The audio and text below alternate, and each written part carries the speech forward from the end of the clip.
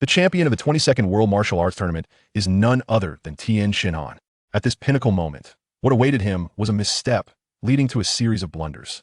From a genius martial artist capable of standing shoulder to shoulder with Son Goku, he was relegated to the role of a peripheral supporting fighter. Yet, one thing remained unchanged: Tien's unwavering pursuit of martial arts excellence. With the merging of Shi Chun and Tien Shinhan, armed with foreknowledge of the plot and an indomitable will and talent for martial arts, this time he would not fade into obscurity. Tien Shinhan, master of the ultimate martial arts, began his ascent to greatness, starting with the defeat of King Piccolo, step by deliberate step, towards the zenith of power. In the year 761 of the age, as Raditz descended upon Earth and activated his power scanner, he prepared to mock the weakling farmer, only for the machine to explode due to an overwhelming power reading. Chapter 1. Set a small goal. Catch up to the Super Saiyan. In the year 753 of the age, the champion of the 22nd World Martial Arts Tournament is Tien Shinhan. At the edge of the arena, reduced to a square pit by a Kamehameha, the excited announcer with blonde hair and sunglasses proclaimed the final results of the tournament. In the preceding battle, both Tien and Son Goku had achieved a power level of 180, resulting in an intense and evenly matched confrontation. Ultimately, it was Tien's slight advantage in landing time that secured him victory in this martial arts tournament. Having briefly lost consciousness after being struck by Goku's headbutt, Tien awoke to the announcement of his triumph. As he surveyed the familiar faces around him, a sense of confusion washed over him. Son Goku, Kairatsu, Master Roshi, Krillin, Bulma, Launch, and even Yamcha, now leaning on a crutch due to an injury inflicted during the tournament. Have I transcended? Have I crossed into the world of Dragon Ball? Shi Chen's memories swiftly intertwined with those of Tien Shinhan. In a moment, the two sets of memories melded completely. Shi Chen was Tien Shinhan, and Tien Shinhan was Shi Chen.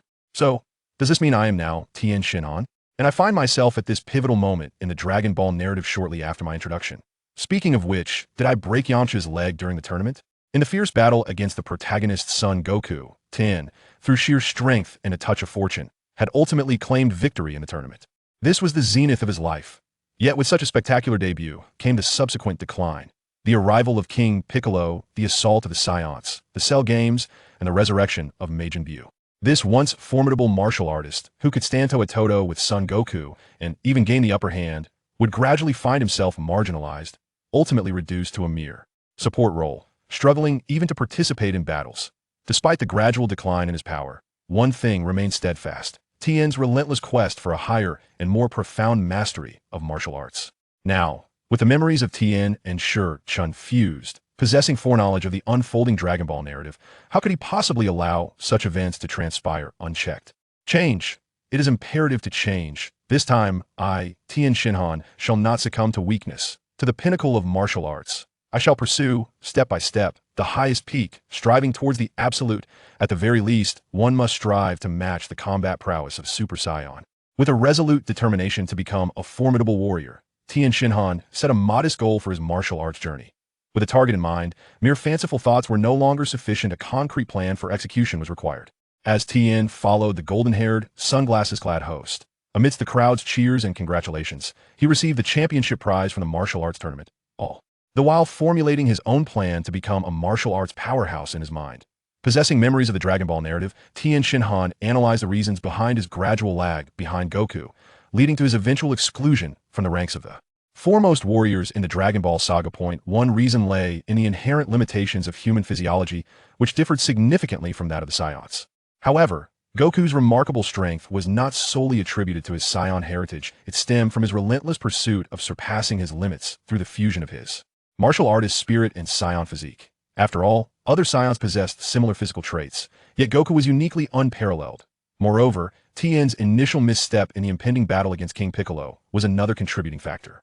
During the preparation phase for the confrontation with the Demon King, he chose to spend time mastering the Mafuba technique, only to ultimately fail at sealing him away. This decision deprived Tien of invaluable combat experience in the first major clash against a Dragon Ball antagonist, setting the stage for his gradual decline in prowess.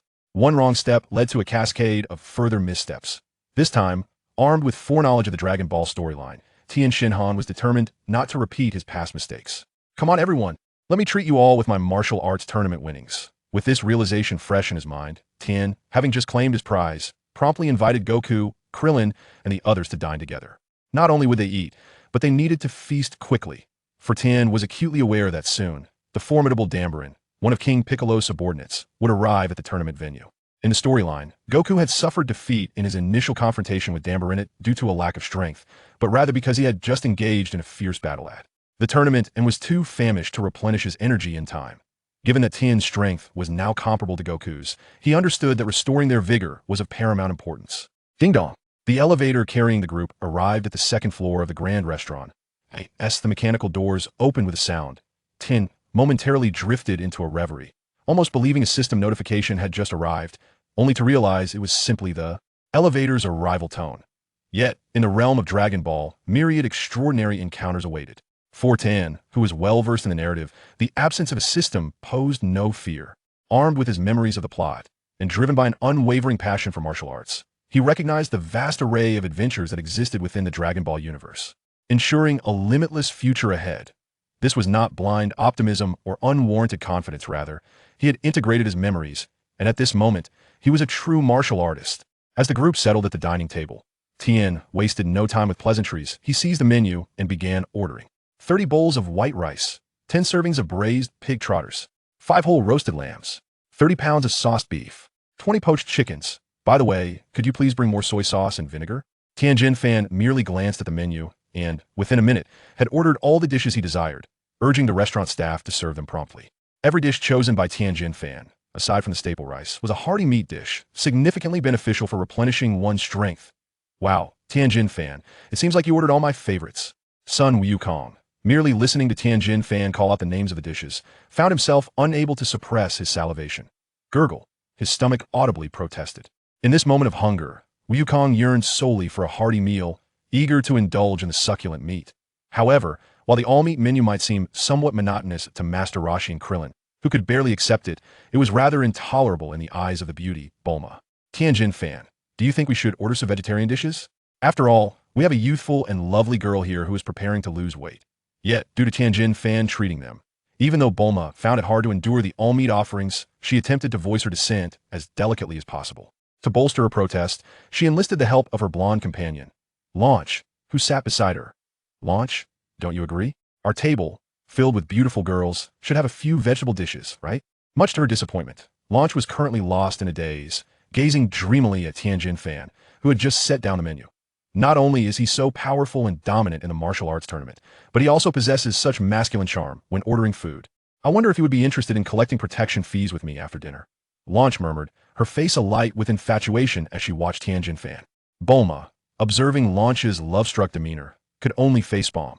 While Tien Shinhan did project a rather manly seriousness, it hardly warranted such obsession, did it? This woman, truly hopeless, Bulma lamented as she watched Launch prioritize love over friendship, but then Wukong suddenly exclaimed as if struck by a revelation. I forgot my Dragon Balls and Rui Bang in the resting area of the martial arts tournament. I'll go fetch them. With that, Wukong stood up, ready to retrieve his belongings. Wukong, you just finished competing, you should rest a bit. I'll go get them for you. Krillin immediately volunteered, rising to take on the task. Wait, Krillin, the food will be here, soon it won't taste good if it gets cold. Let's finish our meal first, and then we can all go back together to retrieve it. After all, the items are just sitting in the resting area, it won't hurt to take a moment for dinner. Seeing Krillin, all smiles and eager to assist, Tien Shinhan promptly interjected. You're not going on that errand. If you go, Krillin, it will mark the beginning of your fate as a sacrificial lamb. Once we've all had our fill, defeating Dambaran will be a mere formality, won't it? Tien Shinhan refused to let the unfolding narrative compel him to watch Krillin march toward his demise. After all, Krillin was right there, alive before him. The sensation was entirely different from when they were separated by screens and dimensions. Regardless of how the narrative shifts, the extraordinary adventures within Dragon Ball remain unaltered. A true martial artist possesses not only formidable strength, but also an understanding of the invaluable essence of protection. The sacrifice of family? The offering of friends? Such tributes are not requisite. A genuine warrior must be powerful enough to leave no regrets. This embodies the martial philosophy of Tien Shinhan. Chapter 2. Disassembling limbs, no problem. Is that so? You make a valid point. Even if the Dragon Balls were taken away, Bulma's Dragon Radar could still locate them. In that case, I shall remain here and partake in the meal first. Upon hearing Tien's suggestion, Krillin, stroking the smooth back of his head, found it quite reasonable and abandoned the notion of running errands alone. Goku, observing Krillin who had just settled back into his seat, felt a sense of relief akin to a stone that had been lifted and then returned to the ground. Here comes the white rice. However, Goku's peculiar feelings were soon overshadowed by the voice of the restaurant staff.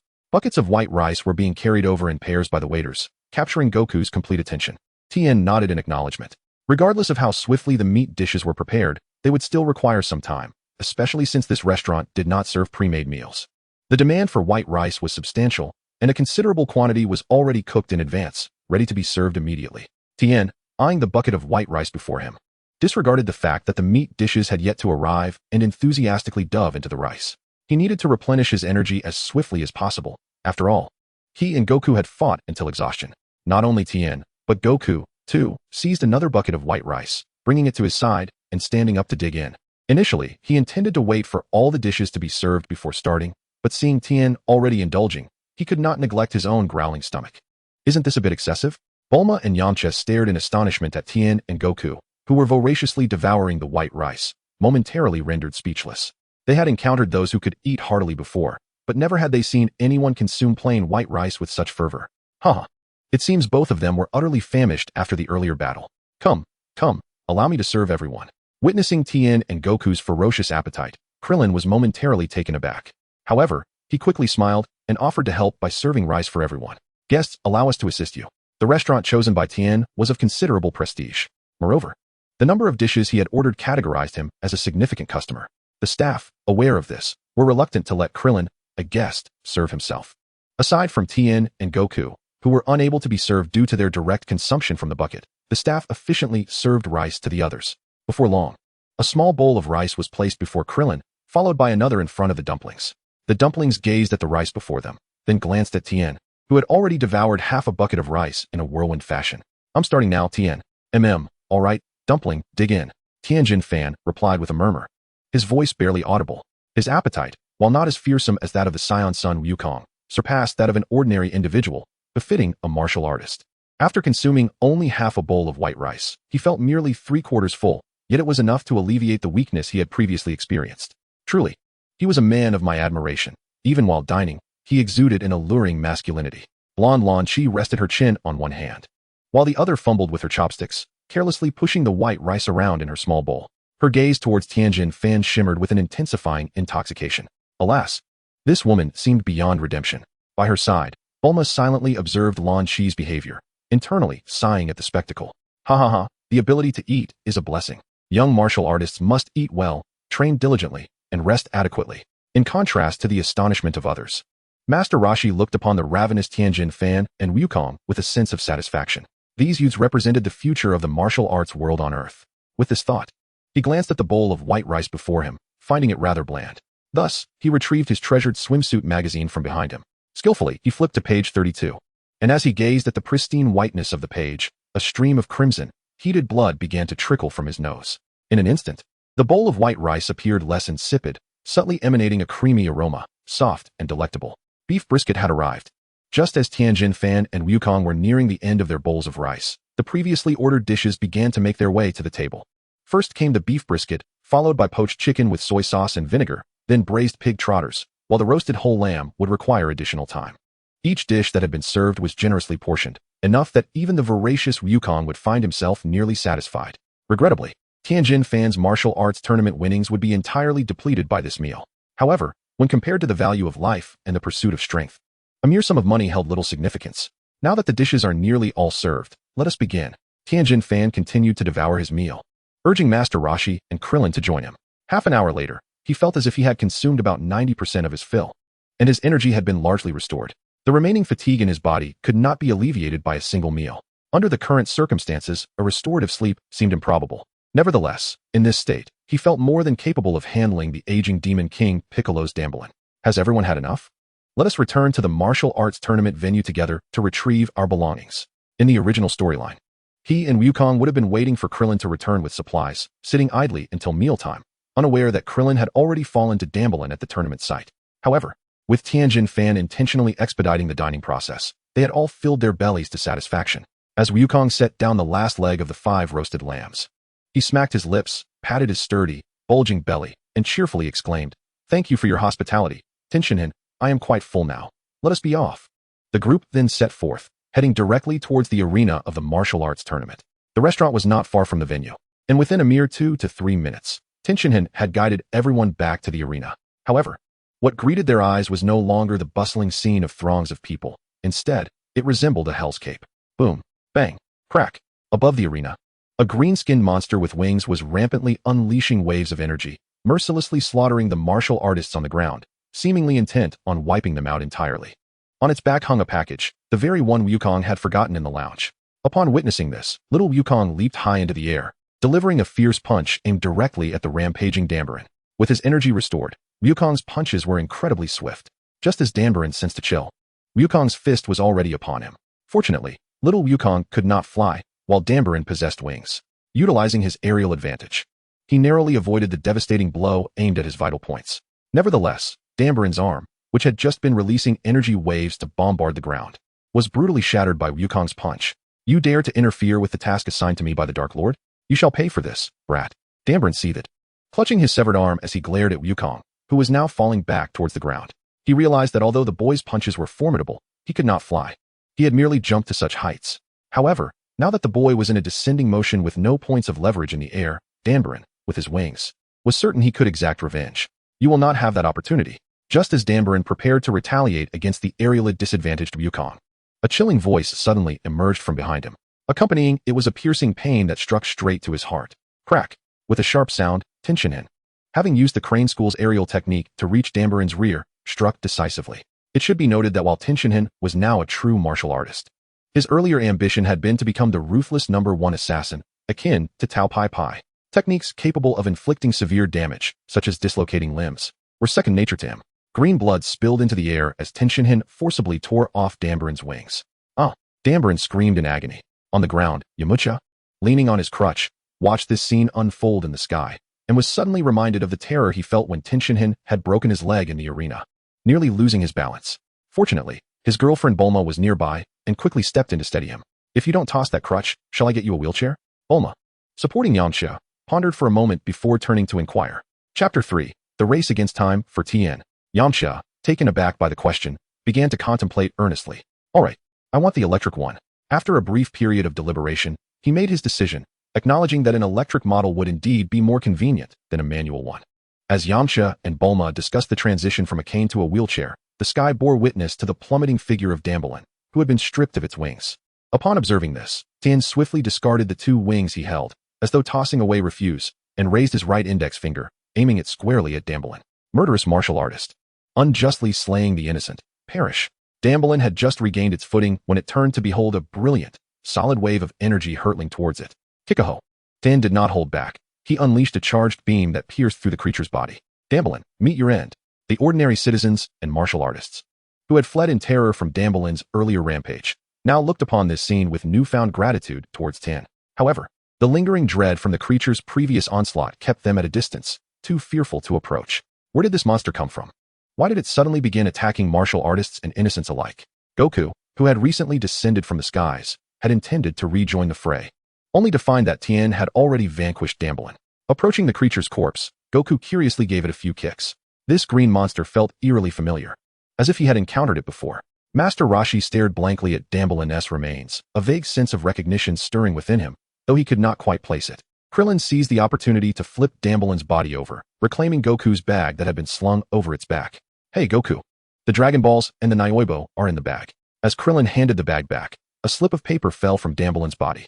Spotting the paper at his feet, Krillin was about to present it to Master Roshi, hoping he might recall some clue. There's no need to ponder. He was a minion of King Piccolo. Tien interjected, eager to avoid wasting time on Master Roshi's memories. What? King Piccolo? Master Roshi was instantly struck with fear. His beard, turning white as beads of sweat the size of soybeans, formed on his shiny forehead, as if he had heard something extraordinarily horrific. Goku, Krillin, and the others regarded Master Roshi with a mix of concern and curiosity, eager to learn more about this formidable King Piccolo. Meanwhile, Tien had already begun to take action. Following his self-imposed regimen for strength enhancement, Tien hoped to strike a blow against King Piccolo before he could successfully wish to regain his youth. Currently, Tien's combat power was measured at 180 points, while the aging King Piccolo's power hovered around 230 points. Coupled with Piccolo's underestimation of these youthful martial artists and certain unique vulnerabilities, Tien believed he still had a chance to accomplish the first step of his ambitious plan. Bulma, could you kindly lend me the Dragon Ball radar? Just as Master Roshi was preparing to regale the audience with tales of yore, Tien had already approached Bulma, requesting the radar. Oh, sure, here you go. Given Bulma's inquisitive nature, she would typically inquire about the reason. However, sensing Tien's earnest demeanor, her curiosity piqued slightly, and she promptly retrieved the radar. Thank you. Tien accepted the radar, exchanged pleasantries with the others, and swiftly soared toward the large restaurant they had just dined in. I've heard from Master Karen that the Demon King Piccolo is up to no good. His target this time should be the Dragon Balls. I'm heading back to the restaurant to gather some supplies, and will return shortly. As Tien's words faded, he had already flown several hundred meters away. Kaiatsu watched Tien disappear into the distance, sensing his urgency, which stirred a twinge of concern within him. However, Tien had instructed him to wait with the others, so he remained behind to listen to Master Roshi recount tales of the Demon King Piccolo. Could it be that Master Karen has shared the story of the Demon King Piccolo with Tien? Master Roshi was taken aback, surprised that the mischievous Master Karen would share his youthful tales with his disciple. Nevertheless, he held no doubt about its authenticity. For aside from what Master Karen had imparted to Tien, he could not fathom how someone of Tien's age could have other means of learning about the legends of the Demon King Piccolo. Long, long ago, a dreadful demon lord emerged on Earth. He was the Demon King Piccolo, a figure of immense ambition, intent on ruling the planet and vanquishing countless humans, until my Master Mateto, and I intervened. Goku and the others listened in awe to the tale of the Demon King Piccolo, while Tien had already returned to the restaurant where they had just feasted. Sir, did you perhaps leave something behind? The staff inquired. Please inform us, and we shall assist you in your search. The waitstaff had a vivid impression of Tien, with his 3 eyes and the substantial business he brought. Upon Tien's return, they recognized him immediately and eagerly offered their help. Shaking his head, Tien made his way straight to the kitchen. I haven't forgotten anything. I wish to purchase something from your kitchen. Oh, what might that be, sir? The staff were perplexed. Purchasing something in the kitchen? A rice cooker.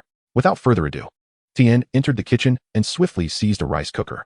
As he passed by the kitchen door, he also grabbed a note affixed to it. Before the kitchen staff could intervene, Tien produced the remaining bills from his pocket and placed them firmly on the counter before the bunny girl at the front desk. No need to search. With that, Tien strode out of the restaurant, soaring into the sky in a matter of moments. Oh, what a tempestuous man he is, quick to arrive and just as swift to depart. The waitstaff gazed in awe at the diminishing figure of Tien Shinhan as he soared into the sky, their eyes wide with astonishment. It was only when a new wave of patrons entered the establishment that they turned back to their duties. So, have you finished your tale? In the midst of his return flight utilizing the instant transmission technique, Tien had already stowed the rice cooker within his multifunctional capsule. It was not that he wished to keep the rice cooker a secret from Goku, Krillin, and the others. Rather, he anticipated that seeing the rice cooker would prompt a barrage of questions, consuming precious time. With the urgency to defeat King Piccolo before he regained his youth, Tien opted to conceal the rice cooker to avoid unnecessary delays. Have you got what you needed, Tien? Goku and Krillin inquired, curiosity evident in their voices. Well, since we've concluded our discussion, let us set forth. We must swiftly vanquish King Piccolo. Tien nodded in agreement, directing his gaze towards Goku. Goku, can your Nimbus Cloud keep pace with my instant transmission? His invitation to embark was primarily aimed at Kaiatsu and Goku. Kaiatsu, like Tien, possessed the instant transmission technique, which would facilitate their journey. Goku, equipped with his Nimbus Cloud and comparable combat prowess, was an invaluable asset in their quest to swiftly defeat King Piccolo. That should be feasible. Nimbus, come forth. Goku nodded, his spirit ignited at the prospect of confronting King Piccolo. After all, he had witnessed the gruesome slaughter of innocents and martial artists by Dubra mere moments ago, coupled with Master Roshi's harrowing tales of King Piccolo's malevolence. Goku recognized the imperative to defeat this formidable foe. All right, Kaiatsu, come here, let us depart. Tien, pleased with Goku's resolute demeanor, beckoned Kaiatsu, and they ascended into the air. Wait, children, we must be cautious. King Piccolo is not easily defeated. It was only after Tien, Kaiatsu, and Goku had soared several hundred meters into the sky that Master Roshi emerged from his moment of dread. Ironically, it was Roshi himself who had been most terrified by the tales of King Piccolo. This was understandable, as he had personally felt the overwhelming power of the villain.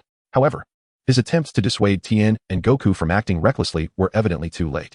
Master Roshi, they've already taken flight, Krillin remarked, gazing at the distant, dwindling figures of Tien and the others, a hint of exasperation in his voice. You should have spoken up sooner. Now it's too late to offer advice. Chapter 4, The Quest for the Dragon Balls. Tien, where should we search for King Piccolo?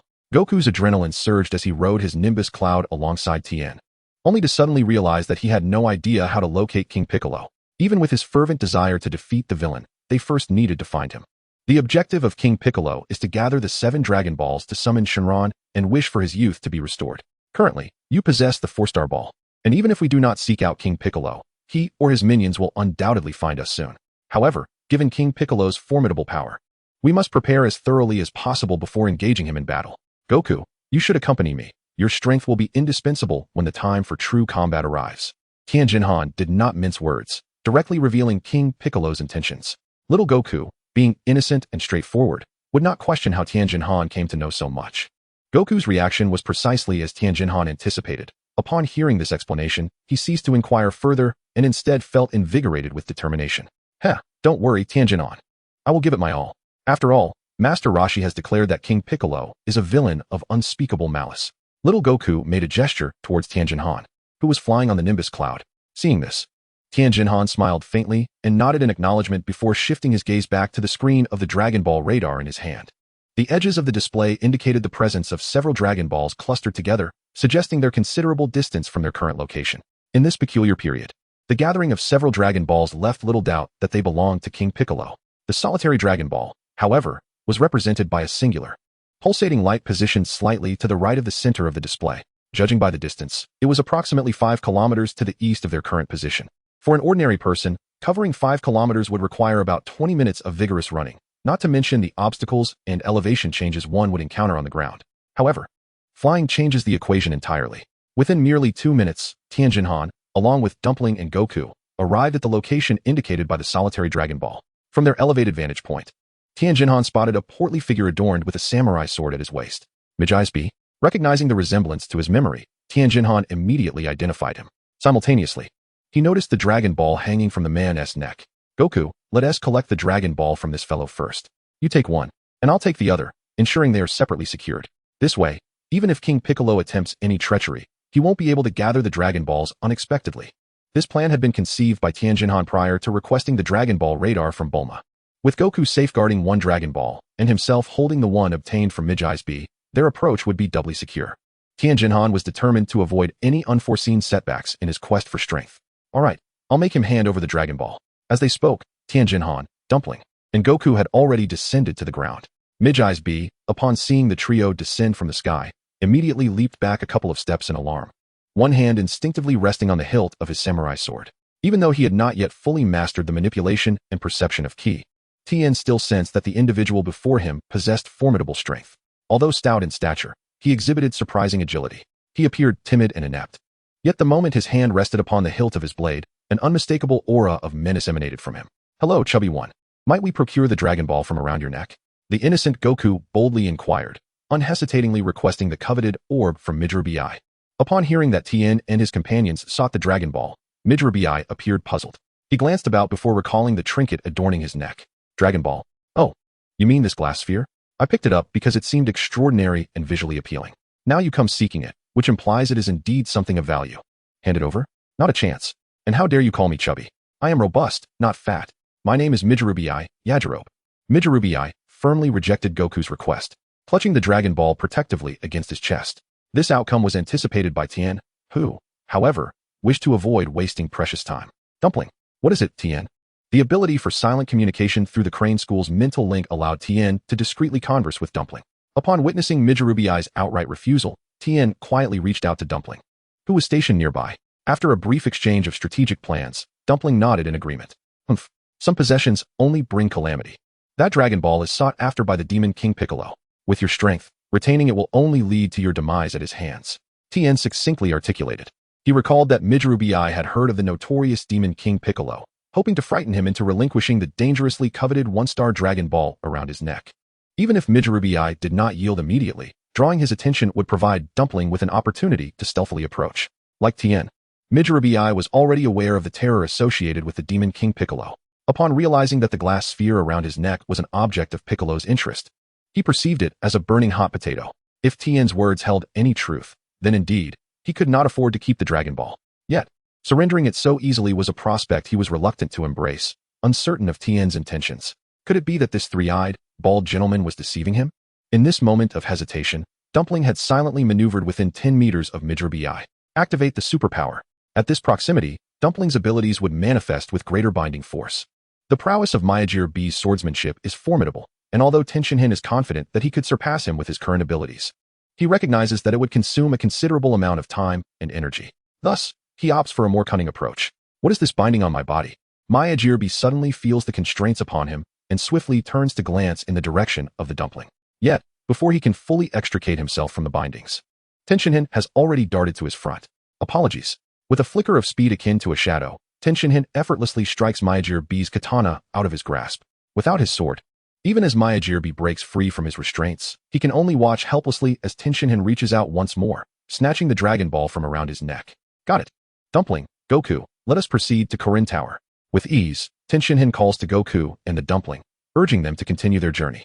However, before soaring away, Tien Shinhan turns back to offer a word of caution. Out of goodwill, I suggest you vacate this area swiftly, otherwise, the minions of King Piccolo may soon arrive. Following the location of the Dragon Ball. Initially, Miyajirbi is incensed by the audacity of Tien Shinhan and his companions. Yet, upon hearing that King Piccolo's lackeys might soon be on their way, the terror associated with King Piccolo swiftly overwhelms him. As he gazes at Goku and the others, now mere specks in the sky, he grapples with his thoughts before ultimately deciding to trust Tien Shinhan this once and hastily retreat from the vicinity. Shortly after Tien Shinhan and his companions depart, a green-skinned monster with wings and a face reminiscent of a dinosaur descends upon the very spot they had just vacated. According to the dragon radar aboard the airship, there should have been a Dragon Ball here. Or has it vanished? The creature, Sinbaru, is perplexed, unable to comprehend how he has come up empty-handed. However, he soon notices a smoking pit of fire nearby. A makeshift grill rests above it, still emanating a hint of warmth. Clearly, this place has been visited not long ago. With this realization, Sinbaru flaps his wings and takes flight, scanning the skies while utilizing the key sensing abilities inherited from King Piccolo to aid in his pursuit.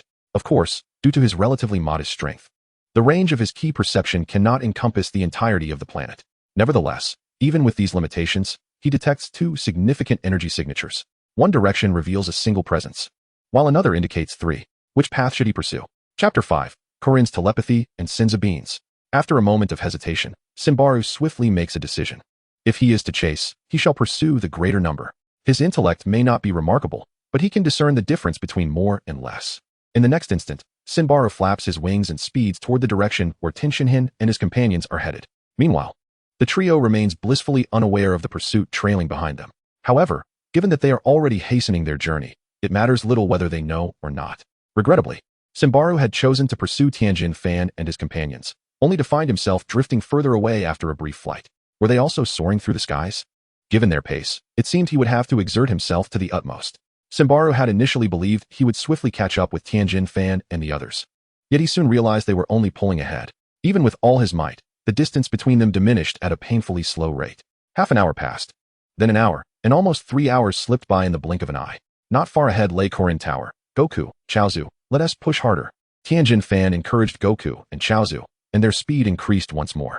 This only infuriated Sinbaru, who was so close to catching up with them. Just moments ago, at their previous speed, he was on the verge of closing the gap, yet Tien Shinhan and his friends had suddenly accelerated again. For a time, the distance between them remained in a stagnant state, neither expanding nor contracting. Finally, the trio reached Korin Tower. According to the usual protocol, one should ascend the tower from the base. However, Tien Shinhan's objective this time was to swiftly obtain the sacred beans from Korin. As one of the unique treasures of Dragon Ball, these beans were nearly extraordinary in their abilities, regardless of the extent of physical exhaustion or the severity of injuries sustained.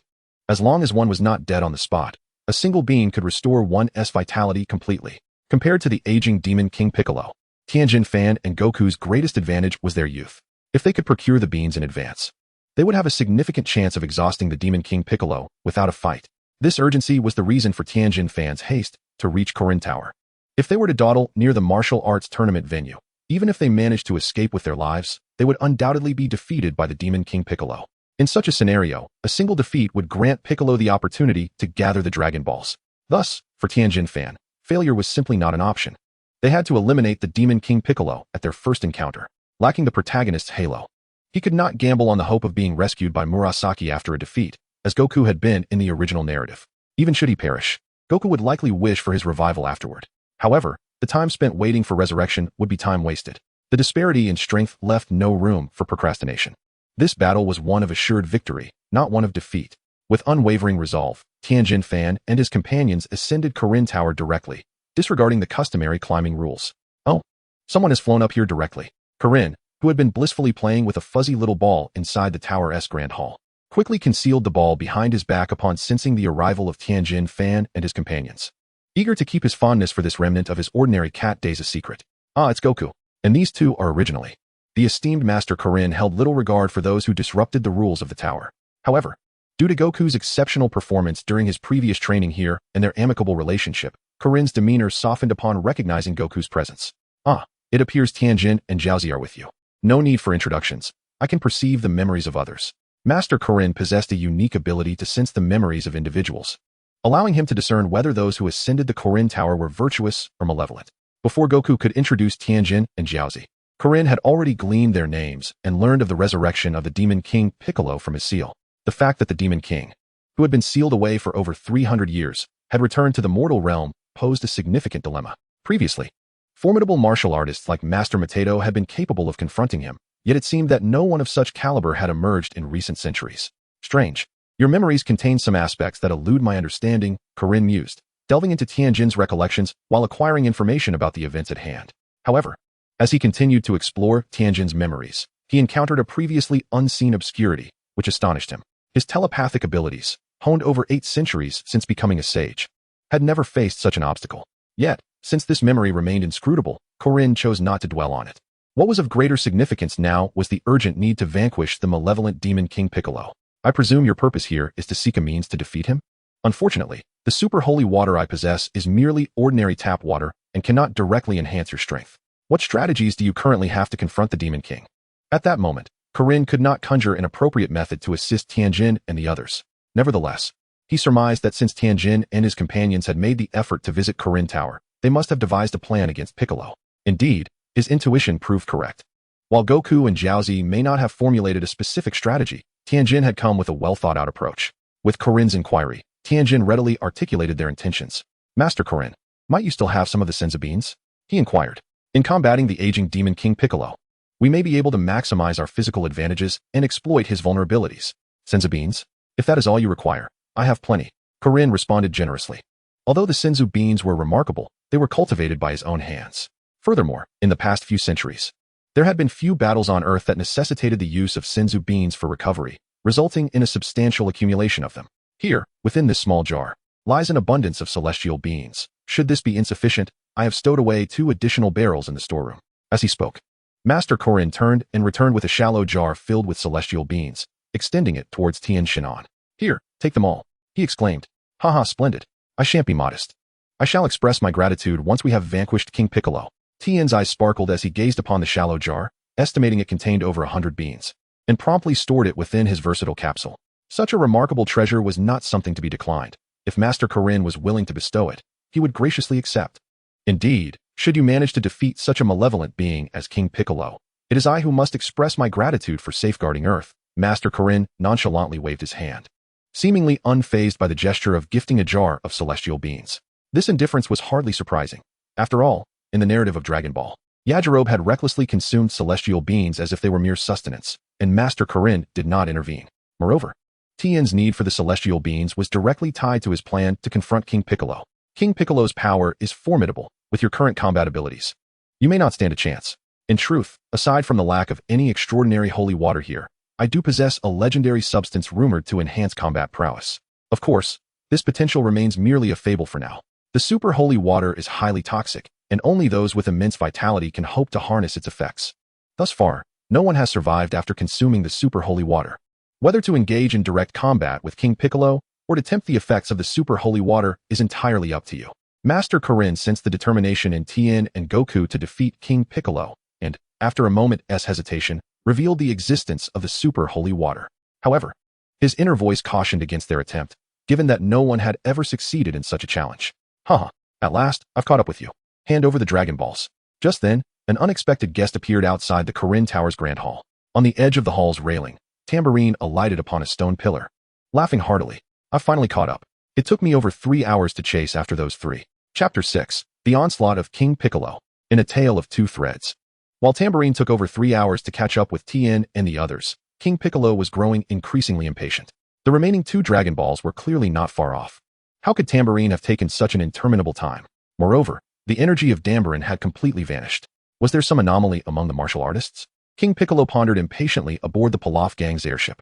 Your Excellency, please calm your temper. Those martial artists are hardly your adversaries. It is likely they have been fleeing with the Dragon Balls, which is why Lord Tambourine has taken so long. Once encountered, there existed a rather troublesome martial artist known as Sun Wukong, who possessed an uncanny ability to elude capture. However, Lord Shinbero has obtained a fragment of the Dark Lord's formidable power, and it is merely a matter of time before he successfully retrieves the Dragon Balls. Pilaf, adorned with a visage of cerulean skin and garbed in attire emblazoned with the words fried rice, once held the esteemed title of King Pilaf among his trio. Yet now, to avoid incurring the wrath of the Dark Lord Piccolo, he finds himself in a position of servile flattery. As Piccolo absorbed Pilaf's compliments, he nodded slightly, a gesture that momentarily relieved Pilaf and his companions, the Shiba Inu Asu and the Petite Xiaowu. However, in the next instant, Piccolo's expression darkened, and a growl of irritation escaped his lips. The trio recoiled, hesitant to utter a word for fear of provoking the Dark Lord's ire and becoming mere fodder for his unleashed wrath. The aura of Shinbero had inexplicably dissipated. Useless wretches. We can no longer afford to wait. Immediately scan for the locations of the remaining 2 Dragon Balls, Piccolo commanded, realizing that he must take matters into his own hands to acquire them. As the trio trembled in trepidation, Piccolo elucidated the source of his sudden fury, instructing them to pilot their airship towards the coordinates of the last 2 Dragon Balls. Indeed, the Dark Lord had aged, although he could exert himself. He preferred to utilize Pilaf's airship instead. With the demise of Dambalin and Shinbero, Piccolo felt an intensified sense of urgency. He resolved to conserve his dwindling strength for battle. Very well, my lord. We shall commence the scan at once, Pilaf replied, promptly activating the radar aboard the airship to locate the Dragon Balls. In due course, 2 glowing points coalesced on the radar, positioned to the east of the craft. Report, my lord. The remaining 2 Dragon Balls are located together, merely 3 kilometers away. Pilaf announced. 3 kilometers? Piccolo mused, surprised at their proximity. The location closely aligned with where he sensed Shinbero's energy had vanished. Such a short distance alleviated his concerns regarding physical exertion. Nodding in agreement, Piccolo acknowledged that the airship's speed could not rival his own flight. Without hesitation, he leaped from the vessel and soared toward Tien Shinhan and his companions. Meanwhile, after Tien Shinhan departed with Wukong, Bulma promptly unleashed a small aircraft from her multifunctional capsule, embarking on a quest with Master Roshi and Krillin to locate Tien Shinhan and Wukong. Had Yamucha's leg not been broken, he might have been a valuable asset. Nonetheless, Bulma now hoped fervently that Master Roshi and Krillin would lend their support to Tien Shinhan and Wukong at this crucial juncture. With the Dragon Radar taken by Tien Shinhan, Bulma and her companions found themselves aimlessly searching. However, after a moment of deep contemplation and analysis, Master Roshi ultimately directed their focus towards Corin Tower. Although their small aircraft was somewhat slower, they managed to avoid any skirmishes along the way and soon found themselves not far from their destination. Meanwhile, Misanrobii, who had previously lost the 1-star Dragon Ball to Tien, initially thought to flee swiftly in the opposite direction, but soon found himself conflicted and turned back. However, while Tien and his group soared through the skies, he could only sprint across the ground in pursuit. Even though he was out of breath and faced with Tien's acquisition of Senzu Beans and the defeat of Shinbero, he had only just crested the last hill before Corin Tower. Standing atop the elevated ridge, he could gaze upon the towering Corin and the immense airship floating nearby, as well as the small aircraft piloted by Bulma and her companions. Unbeknownst to them, Tien, Piccolo, the Pilaf gang, Bulma, and Misanrobii had all converged around Corin Tower through their respective means. For an ordinary elderly person unaccustomed to physical exertion, a distance of 3 kilometers could leave one breathless. However, Piccolo, who was over 300 years old, was no ordinary elder. He was a formidable demon king who had nearly ruled the world centuries ago. Even in his advanced age, he could traverse that distance in mere moments. In less than 2 minutes, Piccolo had arrived at the clearing near the base of Corin Tower, where he encountered Tien and Goku, both poised and ready, as if they had anticipated his arrival. The father-son duo, Bora and Upa, who resided near the base of the tower, had retreated to a safe distance upon Tien's warning, seeking to avoid the impending conflict. So, it is you who killed Shinbero? Piccolo sensed a formidable energy emanating from the two, clearly identifying them as his targets. Huh, you ask knowingly. It is not only Shinbero who is doomed, but you as well, Piccolo. Tien's words were deliberately crafted to incite Piccolo's wrath. Such fury might indeed heighten Piccolo's aggression, but would also lead him to lose control over his stamina and his excitement. Tien's battle strategy was clear. When faced with an opponent of superior strength, the wisest course was to employ a war of attrition, forcing the adversary to expend their energy in a fit of rage, thereby revealing vulnerabilities for counterattack. As expected, upon hearing Tien's scornful words, Piccolo's fury ignited, rendering him nearly uncontrollable. Very well. I had thought you would understand the terror of the great Piccolo upon knowing my name. It appears I have been absent far too long enough for insignificant pests to speak so boldly before me. Enraged, Piccolo abandoned his previously determined strategy of conserving energy and unleashed his full power. With a staggering combat power index of 230 points, it surpasses both Tien and Goku by a remarkable 50 points. This discrepancy in power levels approaches nearly one-third of the respective strengths of Tien and Goku. For Master Roshi, Krillin, and others who have just landed nearby, the overwhelming pressure is so intense that it hampers their very movements. In a scenario where the Dragon Ball warriors possess combat powers below 200 points, the sudden emergence of a formidable villain boasting a power increase of 50 points creates an atmosphere of sheer terror. While King Piccolo is often regarded as the weakest antagonist in the Dragon Ball series, he is also the first to instill a sense of despair among the Dragon Ball fighters. As Tien faces King Piccolo, he finds it increasingly difficult to breathe, shocked by the apparent disparity in strength. Fortunately, he had anticipated the gap to some extent. Although it slightly exceeded his expectations, he quickly regained his composure. Four Will's Fist. Tien immediately divided himself into 3 identical clones. In unison, the 4 figures launched their assault on King Piccolo from 4 distinct directions. To think he could create tangible clones for combat. Interesting. However, they are too weak. The Four Will's Fist is still in its nascent stage of Tien's recent creation. While it allows him to gain a numerical advantage in battle, each clone disperses a portion of his original power, resulting in an overall strength that does not significantly change. And each clone is weaker than the original. This technique is effective against opponents of lesser or equal strength, transforming a one-on-one confrontation into a chaotic onslaught. Yet, against a stronger foe, it becomes akin to offering oneself as a sacrifice. With his wealth of battle experience, King Piccolo immediately discerned the flaw in Tien's choice of technique and ruthlessly retaliated with a barrage of fists and kicks. Your technique is commendable, but the choice of opponent is foolish. In the exchange of 3 punches and 2 kicks, King Piccolo had already repelled Tien's original form, sending the 3 clones flying or obliterating them entirely. Foolish? King Piccolo overlooked a critical detail. Did he truly believe that Tien, the creator of the Four Will's Fist, would be unaware of its shortcomings? King Piccolo derided Tien for his lack of combat experience and poor tactical choices. Yet, he failed to notice that one of the clones, though struck away, had not been destroyed but instead took refuge behind a nearby bush, biding its time. To prevent King Piccolo from sensing the hidden clone, Tien's original form surged forward to attack once more. Meanwhile, Goku, having just encountered King Piccolo, was momentarily paralyzed by the overwhelming pressure but, upon witnessing Tien's courageous assault, broke free from the oppressive aura and prepared to strike. Chapter 7. King Piccolo, what do you think of this? The power pole. Extend. Sun Wukong swung the Rui Bang, which he had just extracted from his package. As he wielded it, the staff elongated rapidly, sweeping towards the formidable Piccolo Daimao. Humph. You overestimate yourself. Halt. Piccolo Daimao retaliated by delivering a powerful kick, sending Tien Shinhan staggering backward, and swiftly extended his right hand.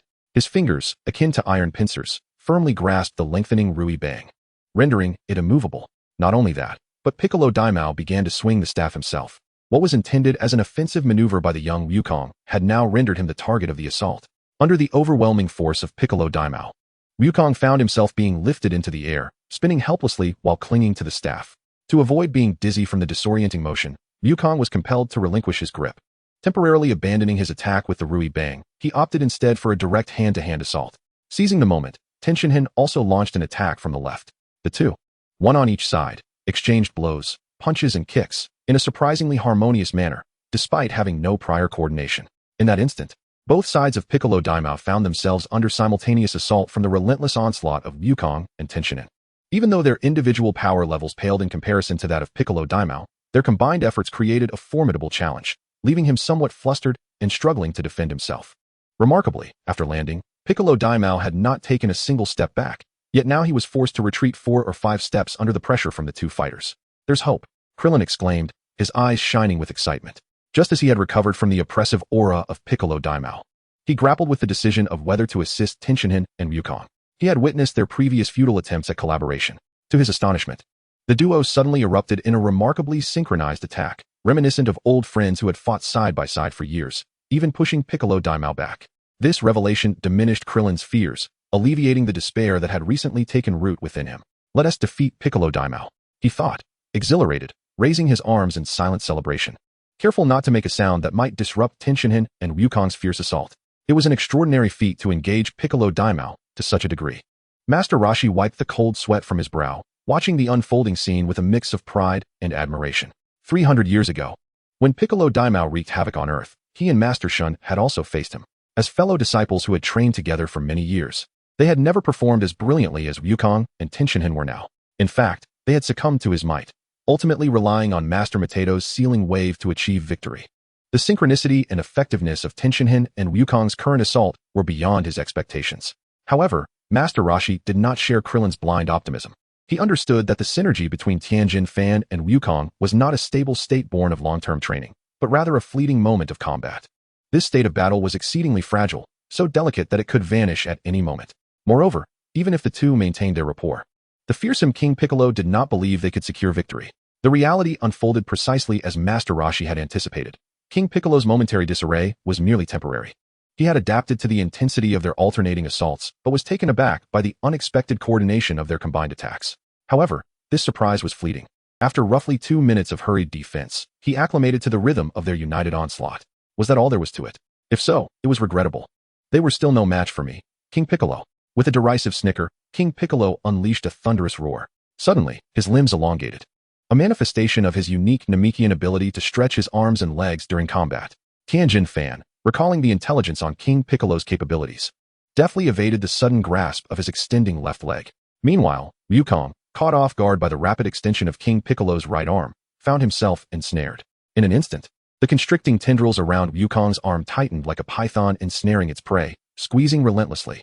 Wukong cried out in agony as his bones compressed under the pressure. Ha ha! Let us eliminate one of them first.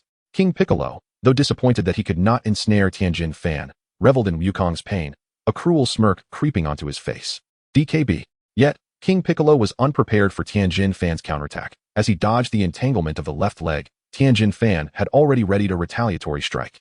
A flash of energy surged through the air, a concentrated wave of power that surpassed Tien Shinhan's usual combat strength, piercing directly through King Piccolo's right arm.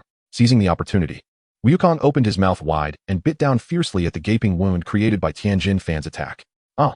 King Piccolo cursed under his breath, wondering if Wukong was akin to a dog, resorting to biting in a martial arts duel. The one who cried out in pain this time was none other than King Piccolo himself, as Wukong's bite, in conjunction with Tien Shinhan's assault, resulted in a significant severing of his right arm. At that moment, a flash of blinding light sliced through the air. The blade was bright, swift, and exceedingly sharp. Unfortunately, it was a moment too late. Miyajiro Heibei, who had been in a state of indecision, sought to exploit the opportunity to sever King Piccolo's arm and rescue Wukong. To his astonishment, Wukong and Tien Shinhan had already executed their self-rescue in advance, leaving him to strike nothing but air. Ah, who are you? The handless King Piccolo was engulfed in rage when he discovered that Midgey's Bei dared to launch a surprise attack from the shadows. Although the ambush was unsuccessful, the mere audacity of his attempt was tantamount to courting death. Haha, do you believe me when I say I was merely passing by? Please, continue. As he narrowly evaded the wrath of the furious King Piccolo, Midgey's Bei inwardly lamented his misfortune. Had he known that Tien Shinhan and Goku could fend for themselves, he would have simply concealed himself in the bushes and refrained from emerging. What folly it was to play the hero. With a feigned smile, he explained to King Piccolo while his feet swiftly propelled him toward the distant thicket. Damn it, once I dispose of these two, you will be the next to perish. You rotund fool. He unleashed a death ray toward the shrubbery where Midgey's Bei had vanished, yet it failed to find its mark. Nevertheless, in light of the tangible threat posed by Tien Shinhan and Goku, who had severed his arm, he resolved to delay the demise of the little fat man. To have broken my arm, it seems I have underestimated you. But if you think this will lead to my defeat, you are woefully mistaken. With a roar that echoed with fury, sweat beads formed on King Piccolo's aged visage as he unleashed an even more formidable aura. In an instant, a new arm, tainted with an unknown substance, sprouted from the severed limb. Self-regeneration. The half-arm he had painstakingly severed had reformed with alarming speed. How could this be? Krillin's excitement dissipated as he witnessed the scene before him. King Piccolo was far more formidable than he had anticipated. I knew it would come to this. It seems I must resort to that technique. Master Roshi sighed, setting aside his cane to prepare his body for action. Yet, amidst the palpable tension, Tien Shinhan keenly observed that King Piccolo's energy was wavering. Although it appeared that King Piccolo had become more powerful amidst his raging and regenerating, the truth was that his strength was nearly exhausted. No matter how boastful his words, or how dismissive he was of himself and Goku, the sweat accumulating on his brow and his labored breaths betrayed the dwindling stamina of his aging body. Now is the time. King Piccolo, behold this. With Tien Shinhan's call, the tyrant instinctively cast a glance toward the bushes. Suddenly, Tien Shinhan's clone, who had been stealthily hidden, leapt forth. More importantly, in front of him stood a rice cooker, adorned with a seal on its side. This familiar sight caused King Piccolo, who merely intended to glance at the situation, to pivot and fixate on Tien Shinhan's clone. In a moment reminiscent of the past, the magical sealing wave that had confined him for over 3 centuries re-emerged, startling the demon King Piccolo to the point where his complexion turned a ghastly green. Chapter 8. A bag of Senza beans and a pack of cigarettes. The demon King Piccolo must call for his father. How could this be? Wasn't Master Roshi already deceased? Having been ensnared by the sealing wave for over 300 years, the demon King Piccolo bore a profound psychological scar from this particular sealing technique. Previously, he had dispatched Damble into the martial arts tournament, not only to collect the Dragon Balls, but also with the ulterior motive of eliminating all martial artists on Earth. This was to prevent another practitioner of the sealing wave from emerging and imprisoning him once more. After enduring the torment of the sealing wave for so long, he had finally managed to escape, and he had no desire to be sealed away again. Should he find himself trapped in the sealing wave for another 300 years, he feared he would perish within that electric rice cooker. Thus, the mere appearance of the rice cooker sent a tremor of fear through the once mighty demon King Piccolo, causing his hands to quiver involuntarily. Not only was Piccolo taken aback, but the turtle hermit, who was also aware of the sealing wave technique, could not help but rub his eyes in disbelief. Originally, upon witnessing the demon King Piccolo repel the combined efforts of Tien Shinhan and Goku, he had been prepared to risk his life to use the technique in a desperate attempt to take Piccolo down with him. However, to his astonishment, Tien had already preempted him, presenting the rice cooker. Had the crane hermit imparted this technique to Tien? But could the crane hermit even perform such a sacrificial sealing maneuver? The turtle hermit pondered how Tien had come to learn this technique, as he believed he was the only one on Earth, aside from Master Roshi, capable of wielding the sealing wave. However, he soon discerned a clue on the rice cooker that dispelled his doubts. The issue did not lie with the rice cooker itself, but rather with the peculiar seal affixed to its side. The seal bore no intricate runes indicative of the sealing wave's practical application. Instead, it displayed the words, "Restricted area, unauthorized personnel keep out."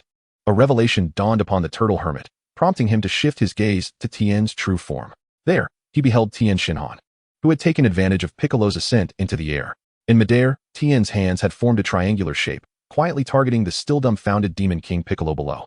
It was the Kamehameha. At that moment, upon witnessing Tien's actions, the turtle hermit finally comprehended his strategy. The so-called sealing wave was merely a ruse designed to distract the demon King Piccolo, exploiting his shock and psychological trauma, thereby allowing Tien to seize the opportunity to unleash the Kamehameha as a decisive blow. Meanwhile, the demon King Piccolo, drenched in cold sweat from the rice cooker's fright, noticed the anomaly of the seal. "You little brat, dare you deceive me?" Having uncovered the ruse behind the sealing wave, Piccolo immediately sensed a formidable energy coalescing in the air above. Realizing the precariousness of the situation, he instinctively sought to evade. Regrettably, Tien's timing was impeccably precise. He understood that the illusion of the Mafuba would not deceive King Piccolo for long. So he began gathering energy the moment King Piccolo turned his gaze toward his doppelganger. By the time King Piccolo realized what was happening, Tien had completed the energy charge for his Kikaho. He concentrated the majority of his stamina into this powerful attack, while still reserving enough energy to maintain his Buke Jutsu. When battling against Goku in the arena, he might have held back slightly to avoid obliterating him. However, with King Piccolo, he harbored no such reservations. With a triumphant shout, Tien's triangular space between his hands, enhanced as if equipped with an 8-fold magnification, locked onto King Piccolo entirely. The tremendous energy of the Kikaho erupted explosively. Boom. With no time to evade, King Piccolo could only brace himself against the onslaught. Although their power levels differed by 50 points, a charged Kikaho could amplify its destructive capability to several times, even tens of times, that of its original strength in a brief moment. The newly improved Kikaho had previously allowed Tien to control the second form of Cell, who had fallen behind in power, preventing him from escaping the massive crater created by the Kikaho's blast. Though Tien's Kikaho had yet to be upgraded, its potency was still formidable. A mere 50-point disparity in power level was insignificant in the face of a charged Kikaho. Moreover, King Piccolo was still scrambling to respond. On the ground, a perfectly square deep crater manifested as a result of the Kikaho's strike. The overwhelming wave of energy unleashed a fierce gust of wind. While Master Roshi and Krillin managed to withstand it, Bulma, with a power level of less than 5, struggled to remain upright against the fierce wind. Fortunately, she hastily climbed into a nearby small aircraft, avoiding being swept away. Tien gazed down at the billowing smoke surrounding the crater, his brow furrowed. Without waiting to assess the situation, he promptly retrieved a Senza bean from his capsule and consumed it. Instantly, his stamina was fully restored, and he began to gather energy once more. As the smoke cleared, King Piccolo appeared, disheveled at the bottom of the crater, covered in purple blood and drenched in sweat. Although he appeared relatively unharmed, it was evident that he had once again utilized his regeneration ability at the cost of considerable stamina. Cursed be it. Just moments ago, King Piccolo had felt fortunate that Tien's Mafuba was a mere ruse, only to be confronted with such a formidable technique. However, he reasoned that an attack capable of allowing a martial artist to momentarily surpass their own limits must come with a significant toll, rendering it impossible to use continuously. Under normal circumstances, should Tien forcefully unleash a second Kikoho, the cost would not merely be stamina, but a direct shortening of his lifespan. Yet, unbeknownst to King Piccolo, Tien had prepared meticulously for this very scenario. With a bag of senzu beans in hand, he was more than equipped to handle the challenge posed by King Piccolo. At the moment when King Piccolo was poised to retaliate, Tien, having consumed a senzu bean to restore his strength, immediately unleashed a second Kikoha. Bang! Just as King Piccolo had leapt from the depths of the pit, he was struck once more by the energy blast. This time, the air above the pit was devoid of any swirling smoke. Tien, still replenished by the senzu bean, began to gather energy for a third Kikoha. However, this time, King Piccolo was left with only half of his body. His features had visibly aged, appearing countless times more decrepit than before. It was evident that he lacked the energy to regenerate his form once again. I thought I could endure 3 Kikoha, yet I find myself extinguished after merely 2. Observing King Piccolo's condition, Tien decided against launching a third Kikoha. It was not out of mercy, but rather, King Piccolo's current state did not warrant such an attack. Filled with indignation, King Piccolo roared in frustration. He believed his defeat was not due to a lack of strength, but rather because this young fighter had acted dishonorably. How dare he employ the mafuba, a deceitful tactic, to ambush a demon lord over 3 centuries old? In a direct confrontation, he was confident that even with Tien's formidable Kikoha, he would never have had the time or opportunity to execute it. Alas, his fate was sealed, and regret was no longer an option. Chapter 9. The Dragon Balls Assembled. Tien's Wish. Ugh. Acknowledging his inability to turn the tide, King Piccolo summoned the last remnants of his life force and infused it into an egg he expelled. However, due to his severely diminished strength, the egg was no larger than that of a common hen. Whoosh! With his final ounce of power, King Piccolo propelled the freshly laid egg, causing it to vanish from sight in an instant. Had Tien wished to pursue, his restored energy would have easily allowed him to catch up to the egg. Yet, he chose to observe quietly, displaying no intention of chasing after it. Instead, young Goku, upon witnessing this, prepared to leap onto his Nimbus to give chase. No need to pursue. That egg will be your family's future caretaker. Tien chuckled, intercepting Goku. Caretaker? Goku scratched his head in confusion. Tien offered no explanation, instead redirecting his gaze toward the remnants of King Piccolo in the pit. Although only the upper half of King Piccolo remained, and he appeared to have succumbed after expelling the egg, Tien was not inclined to leave matters as they were. Once more, he gathered energy, channeling the majority of his strength to unleash a Kikoha at the corpse of King Piccolo. Boom. Following the explosion of this Kikoha, King Piccolo's remains were utterly obliterated, leaving no trace behind. The battle was concluded. Witnessing the once nightmarish King Piccolo, it was astonishing that he had been so skillfully deceived and annihilated by Tien's famed Mafuba. Master Roshi silently admired the courage and wisdom of Tien Shinhan, acknowledging him as an exceptional martial artist. And Goku, you are quite impressive as well. Both of you have a promising future ahead, as the world-renowned martial arts master. Master Roshi generously praised the two. Haha, what about me, Master Roshi? How do you see me? With the demise of the formidable Piccolo Daimao, Krillin's previously anxious heart finally found peace. At that moment, he felt joy for the compliments bestowed upon Tien and Goku, while eagerly seeking Master Roshi's evaluation of his own abilities.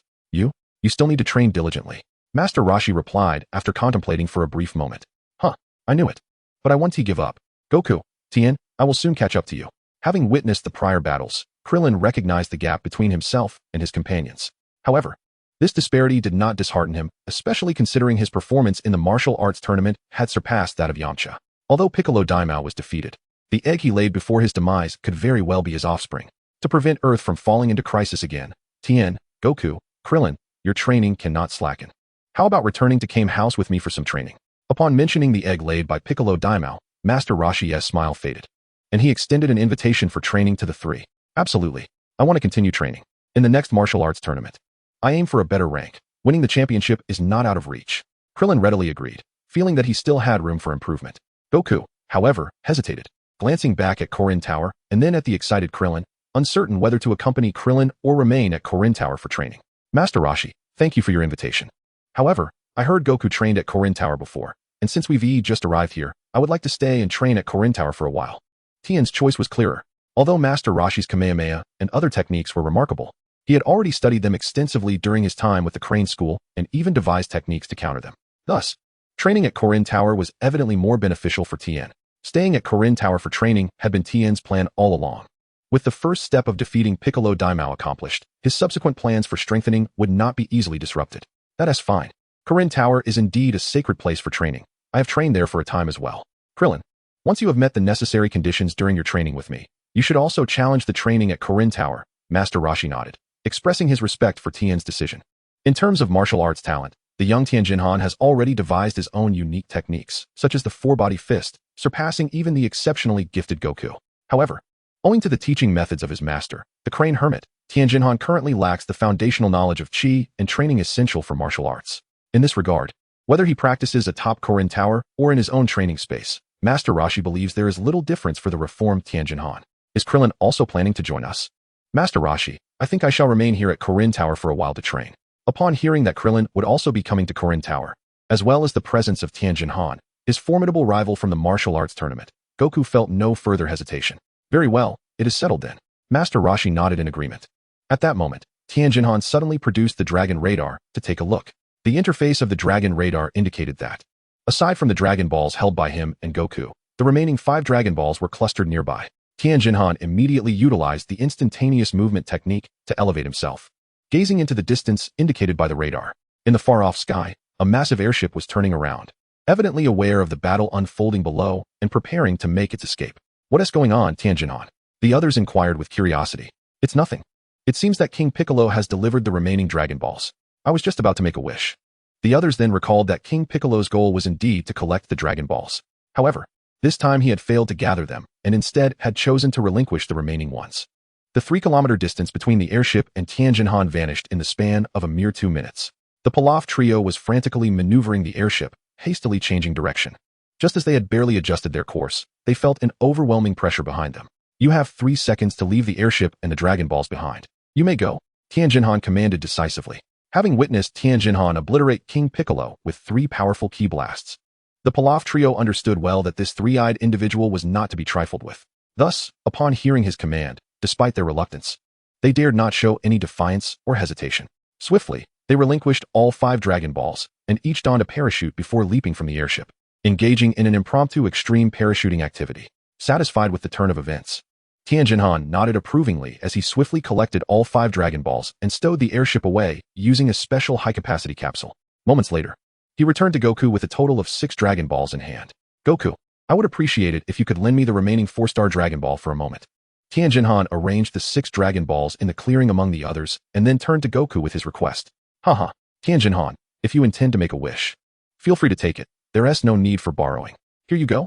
Although the 4-star Dragon Ball is a cherished relic of Goku's grandfather, upon hearing Tien's desire to make a wish, Goku readily offered up the Dragon Ball. With all 7 Dragon Balls assembled, he exclaimed, "Come forth, Shinran." Filled with anticipation, Tien recited the long-cherished phrase from his childhood. As he called upon Shinran, the 7 Dragon Balls radiated a brilliant light, which converged into a beam connecting heaven and earth. Dark clouds rapidly enveloped the sky, accompanied by flashes of lightning and roaring thunder, transforming the entire atmosphere above the earth into a foreboding spectacle.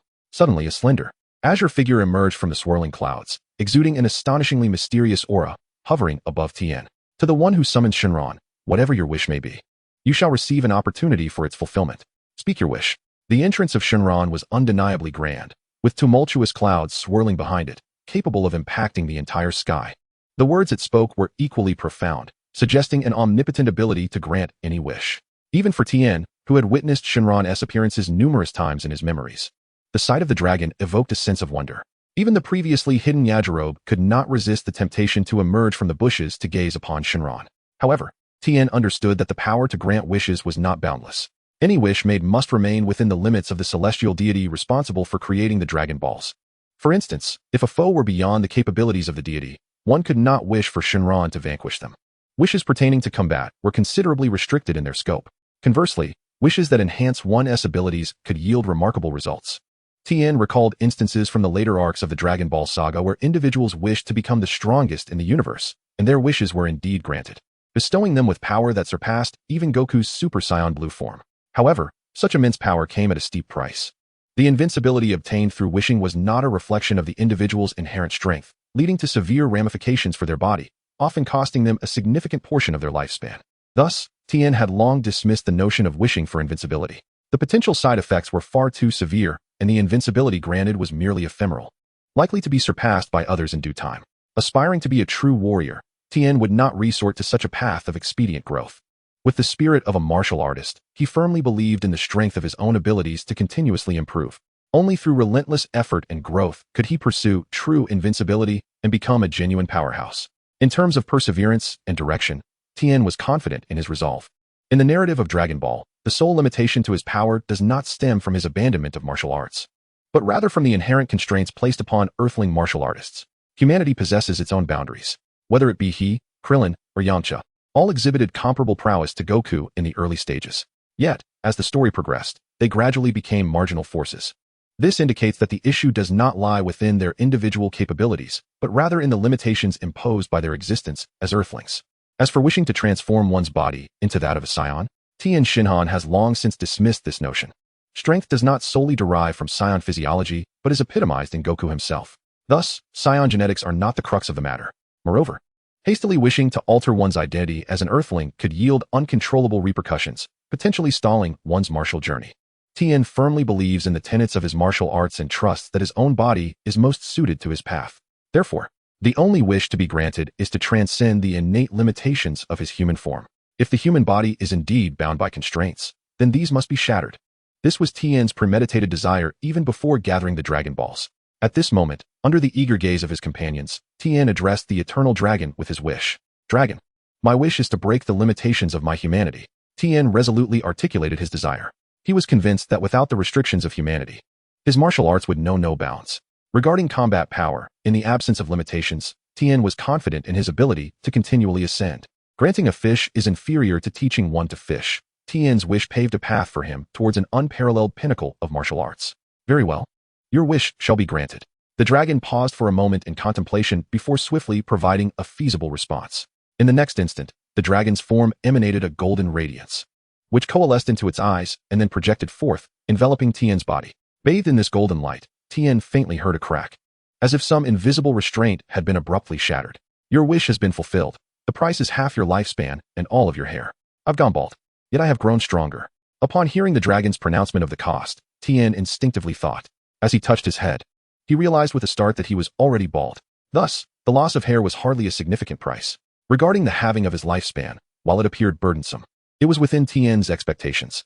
Fortunately, he had not wished for invincibility outright, else he would likely have faced the dire consequence of having but a day left to live. As for the remaining half of his lifespan, Tien had contingencies in place and was not overly concerned. Freed from the shackles of human limitations, Tien sensed, albeit gradually, that his power was incrementally increasing. Though this augmentation was slow, it was a tangible manifestation of the breaking of his own constraints. As for how to enhance the speed of power increase, Tien had a vague premonition in his heart. Adequate training and practice might indeed be an excellent choice. Goku possessed the Saiyan trait of experiencing a significant power surge near death, and now Tien too had the characteristic of his power continuously increasing. Thus, both of them had a promising future ahead. Tien was confident that, having shattered the limitations set upon humanity, he would be no less formidable than Goku. His first modest goal was to catch up to the power of the Super Saiyan. Previously, this goal seemed rather far-fetched for Tien. However, as the plan progressed towards the successful wish upon the Dragon Balls that broke his own limitations, this objective no longer felt unattainable to Tien. Glancing up at the nearby Kirin Tower, Tien found himself eager to begin his training. However, before doing so, he looked towards the sky at the dragon that was beginning to disintegrate after granting wishes and swiftly employed the instant transmission technique to grasp one of the Dragon Balls that had turned to stone. Although it had become solid, he successfully seized it. Here you go, Goku. Moments later, Tien handed the seized 4-star Dragon Ball back to Goku. Since it was only borrowed, it was only right to return it after use. After a year, this stone-turned Dragon Ball would revert to its original form. Haha, thank you, Tien. Even if it's turned to stone, I still wish to keep it by my side. Little Goku expressed his gratitude joyfully upon receiving the 4-star Dragon Ball so swiftly. Not at all. I should be the one thanking you for lending it to me so readily. Tien insisted that the gratitude was his to give. Congratulations, Tien, on fulfilling your wish. But what exactly did you mean by breaking your human limitations? Is it really worth sacrificing all your hair and half your lifespan for such a thing? Dumpling, who had been hiding in the distance according to Tien's advice, flew over, feeling happy for Tien's successful wish. However, he was somewhat puzzled by Tien's desire and found the cost he had to pay to be extraordinarily heavy. Setting aside the lifespan aspect, the sacrifice of hair was something he could not comprehend at all. After all, unlike Tien, who was already bald, Dumpling still had that precious single strand of hair atop his head after removing his hat. He was quite protective of that solitary hair, even if it meant becoming stronger. He was unwilling to part with his only hair. Chapter 11. Tower Climbing Contest. 100-fold Power Enhancement Effect. Breaking limitations allows my martial arts to have no bounds. So, Dumpling, would you like to give it a try? Perhaps when the Dragon Balls restore next time, you could wish for something similar to me. Tien jokingly revealed the truth. If Dumpling could become a bit stronger, Tien would be more than pleased to see it. After all, Dumpling was truly one of his own. However, upon hearing Tien's words, Dumpling immediately became alarmed and covered his hat with both hands. The last strand of hair he possesses is not something he wishes to part with so easily. Oh. The martial arts have no limits, a notion well articulated. It appears that your aspirations, Tien, surpass even my expectations. Therefore, dedicate yourself to training alongside Goku on Korin Tower. I too shall return to Master Roshi's island with Krillin to commence a more rigorous regimen. Master Roshi, filled with admiration, cannot help but feel gratified by Tien's unwavering determination to grow stronger even after vanquishing King Piccolo. In his youth, he too had been inspired to strive diligently after witnessing his teacher, Master Mateto, sacrifice himself to seal King Piccolo. However, once he ascended to the status of Earth's martial arts master, he became somewhat complacent and negligent over the course of nearly 2 centuries. The allure of those glossy magazines rekindled the old habits he had once diligently forsaken. Tien, Goku, I shall soon catch up with you. Krillin, brimming with determination, yearns to match the prowess of his companions on the martial path. Very well, I shall eagerly await that day. Tien nods, while Goku wholeheartedly encourages Krillin to strive forward. Youth truly is a splendid thing. Master Roshi strokes his beard, content as he observes the scene before him. Now, we shall take our leave, Goku, Tien, and Dend. Meanwhile, Bulma has already inspected the aircraft and, finding it in perfect order, bids farewell as she departs with Master Roshi and Krillin. Let us commence our training. What say you, Goku? Shall we compete to see who can ascend Korin Tower first? As Tien watches Bulma's aircraft shrink into a mere dot before vanishing from view, he turns his gaze towards Korin Tower, eager to begin his training. He is curious to discover whether breaking through the limitations of humanity will alter the pace of his enhancement during his cultivation. Indeed, but Tien, this is your first ascent. Is it not? I have climbed it previously. Does this not render our contest somewhat unfair? Young Goku, excited by the prospect of a competition with his equally matched opponent, expresses his thoughts. Yet, recalling his own experience of climbing the tower, he feels compelled to caution Tien. It is of no consequence. The ascent relies on sheer strength. While experience may have a slight impact at first, one will quickly adapt. If such a minor difference cannot be overcome, what right does one have to claim the title of a true martial artist? Tien's spirit swells with confidence. In battle, fairness is of little concern. The same applies to competition. One must exert their full capabilities. As long as no one cheats, even the smallest of disparities are challenges to be surmounted. Then, give it your all. Should you tire, feel free to utilize your psychic abilities or the instant transmission technique to ascend. Your training should primarily focus on honing your psychic powers, while physical conditioning should meet basic standards. Tien does not forget his companion, Dend. After all, he intends to compete with Goku in the tower climb, and he cannot afford to be distracted along the way. Rest assured, Tien, I will manage my limits. Dumpling nodded, indicating his understanding. Thus, a tower climbing competition commenced in earnest. 3, 2, 1. Tien Shinhan and Wukong stood 3 meters behind a line at the base of Korin Tower. With Dumpling's 3-second countdown, both competitors surged forward from the line towards the tower. Upon making contact with the tower, they immediately embraced its exterior and began their ascent. Initially, due to the disparity in climbing experience, Wukong ascended rapidly, resembling a soaring monkey, quickly scaling several dozen meters. In contrast, Tien Shinhan, despite his efforts over the same 10 seconds, managed to climb only 5 meters, even slipping and sliding down 2 meters due to his lack of experience. Within a mere minute, the gap between them had widened by several hundred meters. However, after a moment of reflection, Tien Shinhan grasped the nuances of tower climbing. Remembering how Wukong had utilized his tail as an aid during his ascent, an idea struck Tien Shinhan. 4 demon fists. Unlike the 4 bodies fist which divides into 4, the 4 demon fists is another formidable technique mastered by Tien Shinhan. Upon invoking this technique, he sprouted 2 additional arms from his back, bringing his total to 4, all dedicated to the task of climbing. Coupled with the newfound climbing technique he had just discovered, Tien Shinhan's speed of ascent surged dramatically. Whoosh, whoosh, whoosh. Like a rocket propelled into the sky, after approximately 5 more minutes, Tien Shinhan had completely closed the gap he had previously fallen behind. Ah, Tien Shinhan, you've caught up, exclaimed Wukong. 4 arms? That surpasses my 2 hands and a tail combined. Tien Shinhan's 4 demon fists had been witnessed by Wukong during the martial arts tournament, where he had suffered considerable hardships. He had not anticipated that Tien Shinhan would employ it in the tower climbing challenge. However, this was neither a violation of rules nor a form of cheating, as both Tien Shinhan's 4 demon fists and Wukong's tail were intrinsic aspects of their abilities.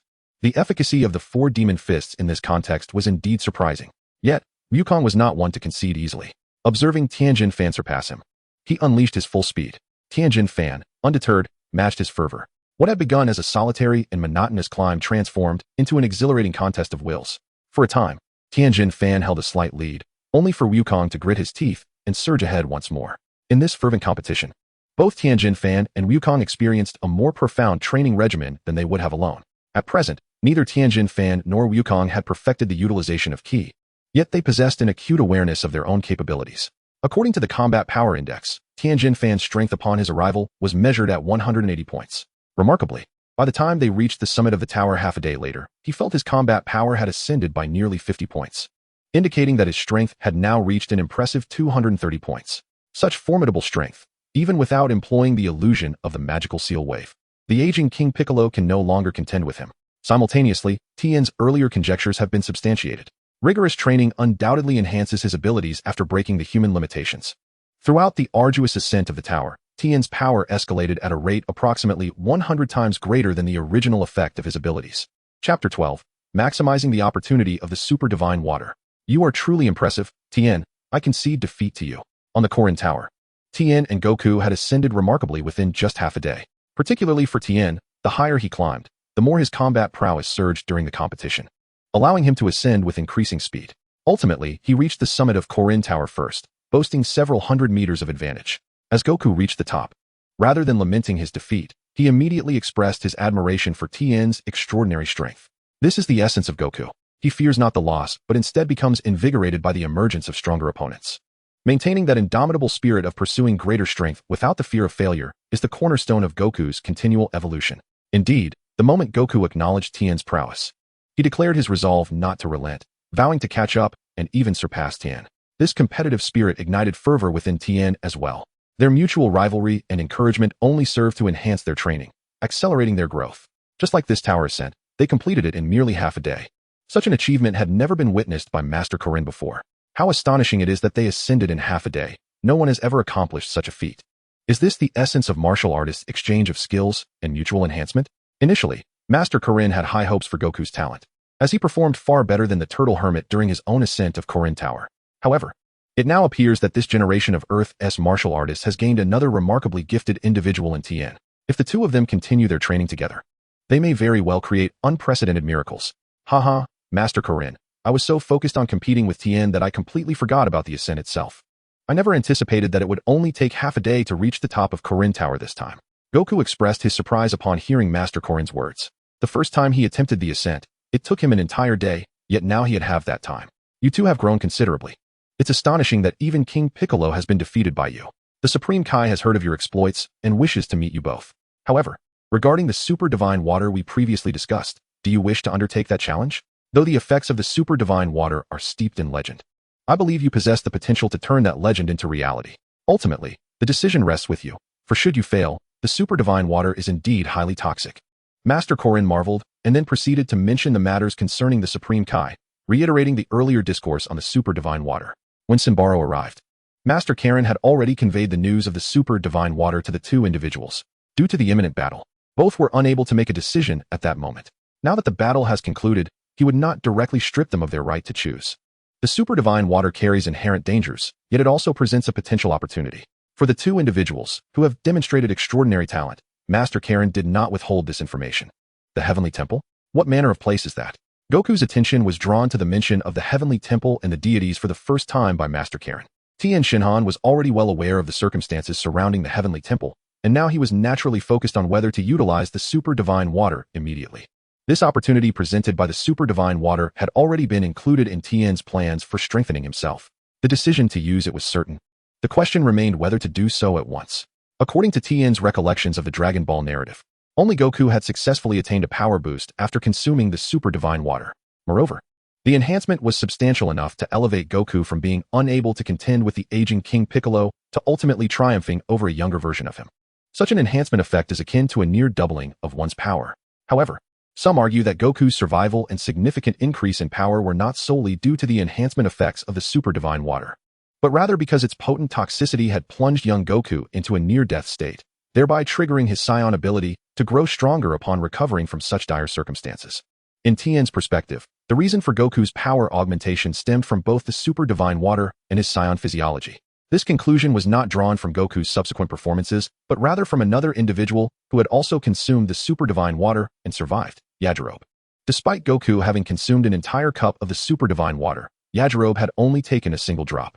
Nevertheless, he too was one of the only two Earth martial artists to have survived after partaking of the super divine water.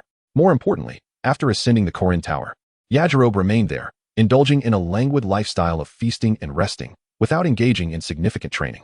Yet, even in such a relaxed state, 9 years later, when Vegeta and Nappa arrived, he possessed the strength to sever Vegeta's great ape tail, although it was a surprise attack at that time.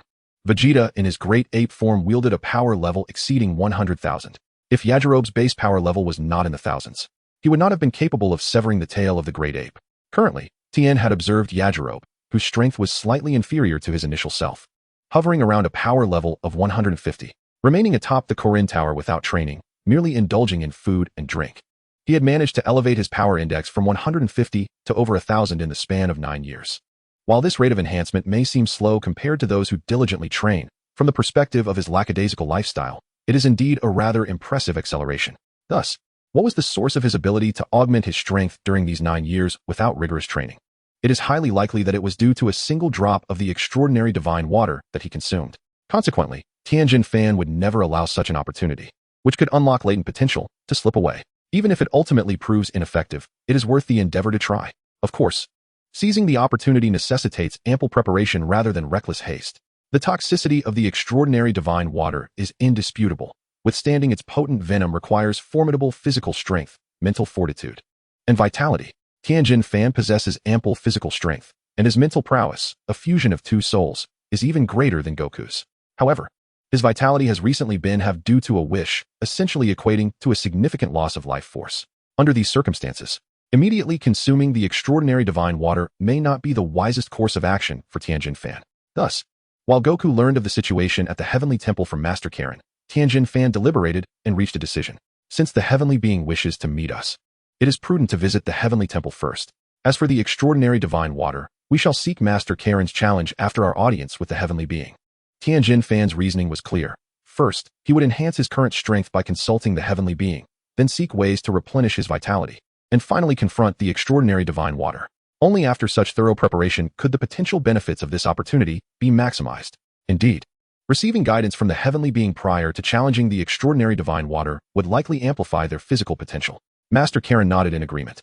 The legendary effects of the extraordinary divine water are said to stimulate the body's latent capabilities. Hence, it would be beneficial for Tien Shinhan and his companion to seek the Heavenly Being's guidance to further enhance their foundational potential. Chapter 13. Is 30 million power level within reach? Since Tien Shinhan has resolved to visit the Heavenly Temple first, I shall likewise wait to challenge the extraordinary divine water upon my return.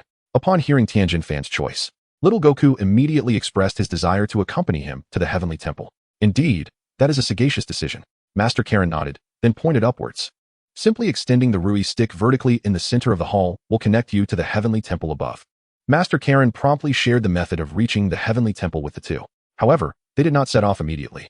Jiaozi, who had been closely following them, was still scaling the tower, and they needed to wait for him. While they awaited Jiaozi's ascent, Tien Shinhan turned to Master Karen.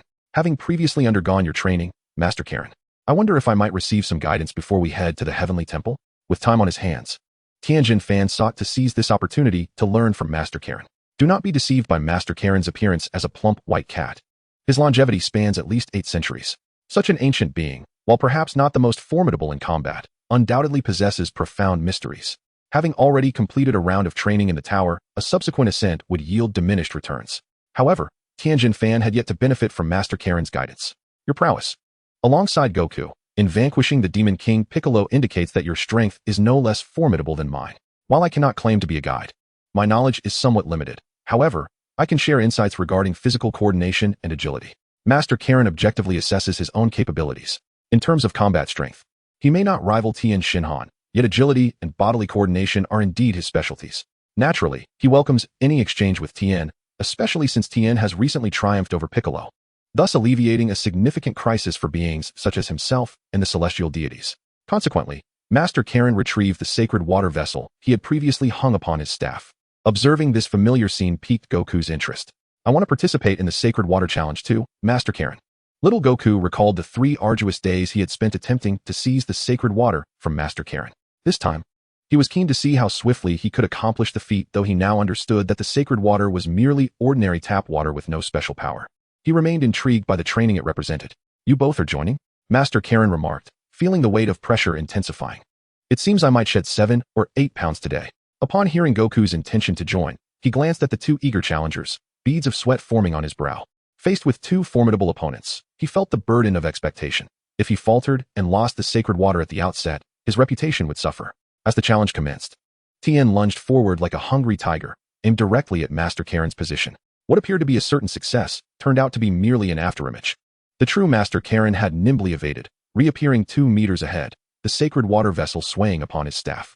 His demeanor was far less composed than when he had tested Goku, yet he had successfully dodged Tien's initial onslaught. However, before he could breathe a sigh of relief, Goku barreled towards him like a human cannonball, exhibiting a wild intensity. Unlike Tien's calculated approach, Goku was intent on ramming the sacred water from the staff with his head. This reckless attempt at acquisition placed immense pressure on Master Karen, who had anticipated a slightly easier encounter with Goku. Fascinating, he mused, despite my superior speed. I can barely evade him as he nears the sacred water vessel. Is this the synergy of key perception and physical agility? Tien, having missed his first strike, quickly recognized the profound intricacies at play. The mastery of key perception and its application is indeed the cornerstone of ascending to a higher realm of martial artistry on Earth. Evidently, the challenge presented by Master Karen involves a wondrous perception of energy, which serves as the foundation for a more specific application of energy within the Heavenly Temple. Upon grasping this concept, Tien Shinhan grew increasingly intrigued by the ongoing training challenge. Immersed in this physical and mental endeavor, Tien Shinhan shattered the limitations of humanity, thereby enhancing his unique abilities once more. After half a day, Tien Shinhan and Son Goku successfully acquired the super holy water flask. Meanwhile, Master Karen sat exhausted on the ground, gasping for breath, his white fur soaked with perspiration. Resembling nothing more than an ordinary cat that accidentally fell into water and was subsequently rescued. His previously ample physique appeared noticeably diminished after this rigorous exchange, transforming him from a corpulent figure into one more agile. Oh, I truly hope such challenges do not recur. I am utterly exhausted by the 2 of you. Master Karen exclaimed, waving his hands in protest. Goku lay sprawled on the ground, his body in a relaxed posture, reveling in the exhilarating aftermath of their exertion. Tien Shinhan, equally drenched in sweat from his training, felt a profound sense of satisfaction. However, more than the immediate exhilaration, he was astonished by the significant enhancement in his power resulting from this training session. Upon concluding the challenge for the super holy water, Tien Shinhan realized that his combat prowess had surged beyond what he had achieved during his previous ascent of the tower. If measured by power index, he estimated that his strength had now escalated to an impressive 300 points. With such power, he could contend not only with the aging King Piccolo, but even with a rejuvenated Piccolo, should he wish to use the Dragon Balls for such a transformation. In his recollection, the original narrative had required him 3 years to attain such a level of strength, coinciding with the commencement of the next martial arts tournament. Indeed, divergent choices yield entirely different trajectories. Reaching 300 points of power ahead of schedule by more than 3 years indicated that Tien Shinhan had successfully altered his fate, drawing ever closer to his initial goal.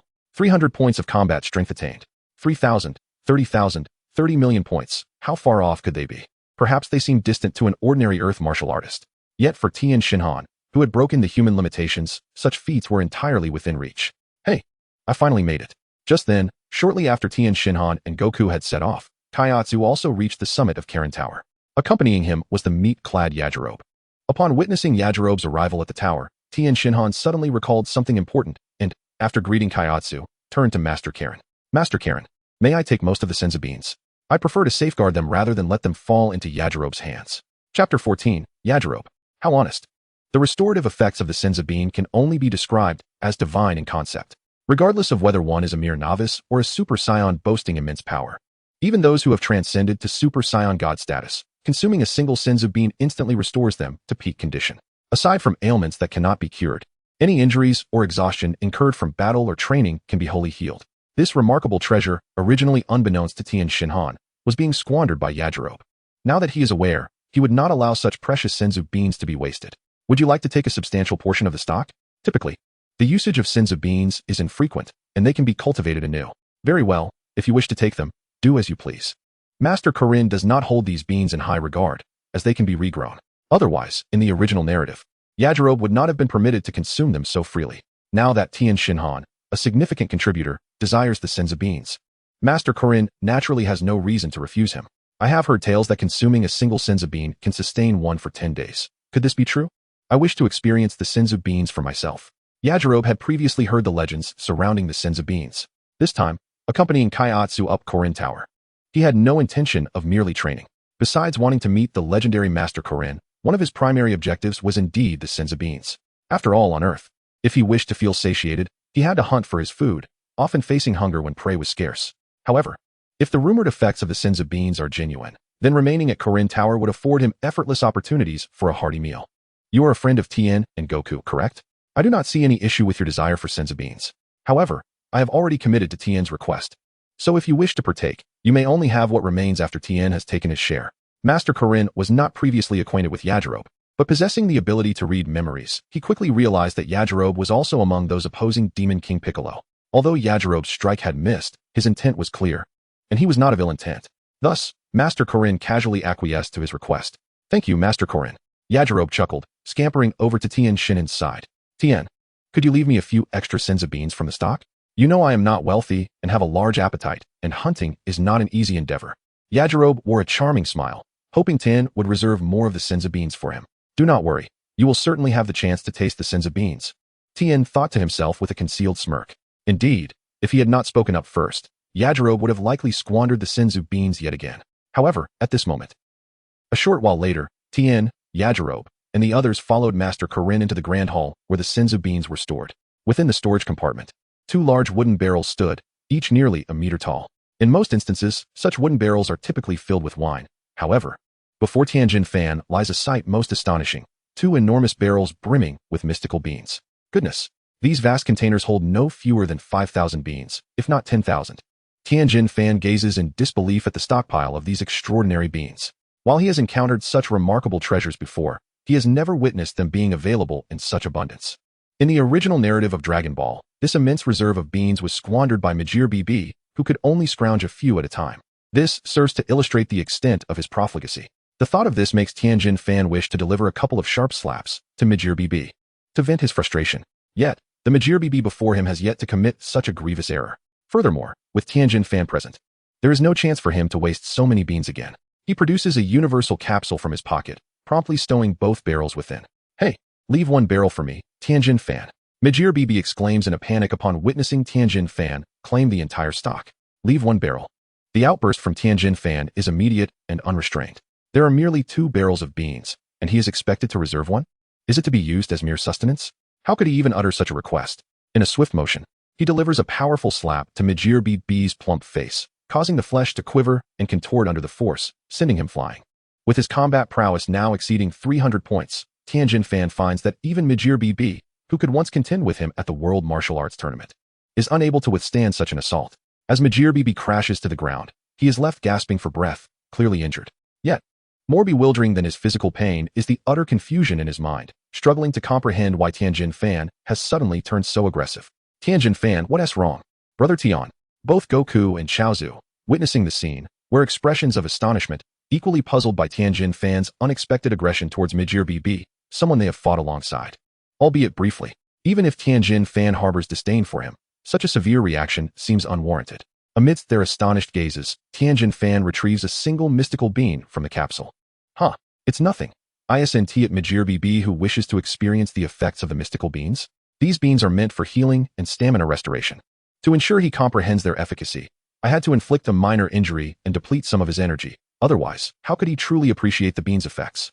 With a cheerful demeanor, Tien Shinhan explains his rationale while tossing the bean to Majir BB, who is propped up with one hand against the ground, the other shielding his face from the imprint left by the slap. Majir BB's expression is one of sheer grievance. He expressed a desire to taste the celestial bean, referring to it as a meal rather than a remedy for injuries. However, having already endured a slap, he found himself unable to retaliate against Tien Shinhan, thus resorting to consuming the celestial bean for healing. At the very least, this would alleviate the stinging sensation left by the unexpected blow. Under the watchful gaze of Tien Shinhan and his companions, Mijai's Bihei consumed the celestial bean offered to him. Soon, the imprint of the slap vanished, and the intense pain from the strike dissipated. Yet, while the celestial bean could mend physical wounds and restore stamina, it could not mend the psychological scars left behind. No one, aside from Midgey's Bihei himself, was aware of the profound mental anguish inflicted by Tien Shinhan's sudden display of strength. Having learned a valuable lesson from this encounter, Midgey's Bihei promptly dismissed the notion of treating celestial beings as mere sustenance. Celestial beings were meant exclusively for instantaneous healing and stamina restoration, not to be squandered as food. Chapter 15. Let us go. The time for training is when combat power soars. The healing properties of the celestial being were indeed remarkable, as the vivid mark from the slap swiftly faded. Little Goku, believing Tien Shinhan's explanation, continued to prod at Midgey's Bihei's heart with his remarks. How could that mark not be read? It sent me flying. The more Midgey's Bihei pondered, the more aggrieved he felt, even beginning to doubt whether climbing Korin Tower had been a wise decision. So that was it. He realized Tien Shinhan had acted to help him experience the effects of the celestial being. Kaiatsu, equally innocent as Goku, did not question Tien Shinhan's explanation and was suddenly enlightened by the revelation. Only the wise Korin, with narrowed eyes, seemed to grasp the entire situation. Although he was indifferent to the consumption of the celestial being for healing, witnessing Midgey's Bihei's flustered demeanor brought a smile to his face. What an amusing group of martial artists they were. What say you, Midgey's Bihei? Would you care to try the celestial being again? If necessary. I wouldn't mind assisting you once more. No. The healing effects of the celestial being are excellent. I have experienced them firsthand. Upon hearing Tien Shinhan offer to assist him again, Midgey's Bihei instinctively covered his face with his palm. He had no desire to endure that sensation of being struck again. While hunting on the ground might be troublesome, it was certainly preferable to receiving a slap from Tien Shinhan. The celestial being he had just consumed not only healed his injuries, but also provided him with a sense of satiety. However, the satisfaction of fullness achieved at the cost of his pride was a bitter pill to swallow. Thus, he resolved to return to the ground to hunt and fend for himself instead. Master Karen, I apologize, but I have changed my mind. I believe it is best for me to keep all the sins of beings in my possession, Tien Shinhan explained, turning away from the now docile Yajirobe to address Master Karen.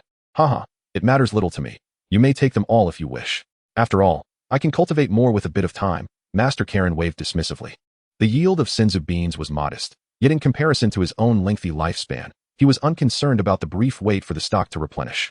The last martial artist to ascend Korin Tower before Tien Shinhan and Goku was the Turtle Hermit, over 300 years ago. With this batch of Senzu beings entrusted to Tien, it would likely be several centuries before another martial artist could climb Korin Tower again. In Master Karen's mind, there was ample time to replenish the Senzu bean stock. Grateful for the words of Master Karen, Tien Shinhan then lifted his gaze towards the upper reaches of Korin Tower. Now that Din has ascended, it is about time we made our way to the sacred temple.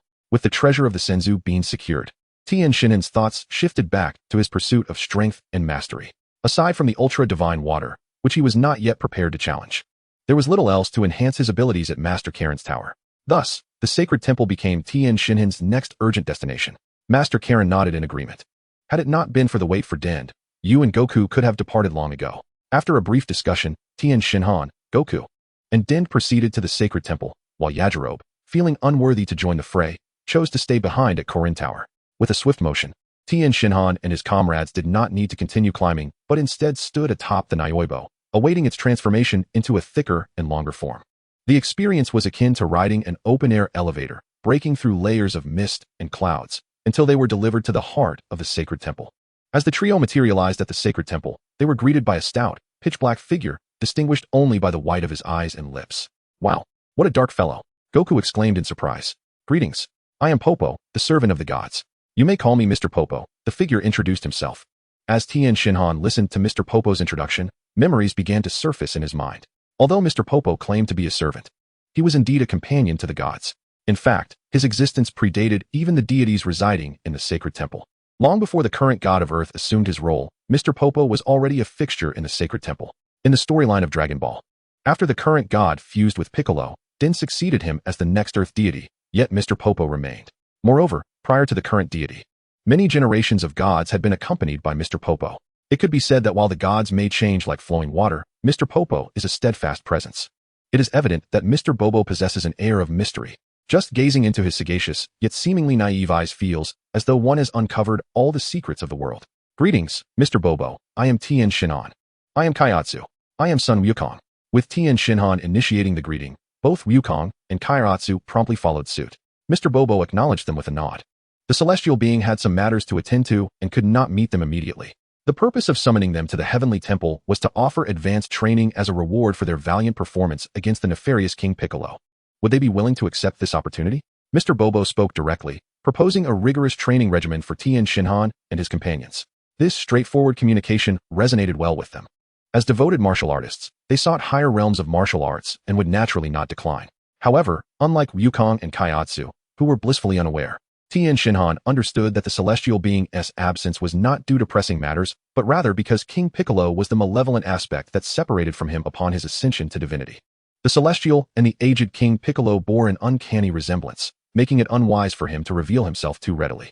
The celestial was currently deliberating whether to make an appearance while also wanting Mr. Bobo to assess the trio's potential. Should they excel in Mr. Bobo's evaluations, the celestial would then resolve to present himself before them.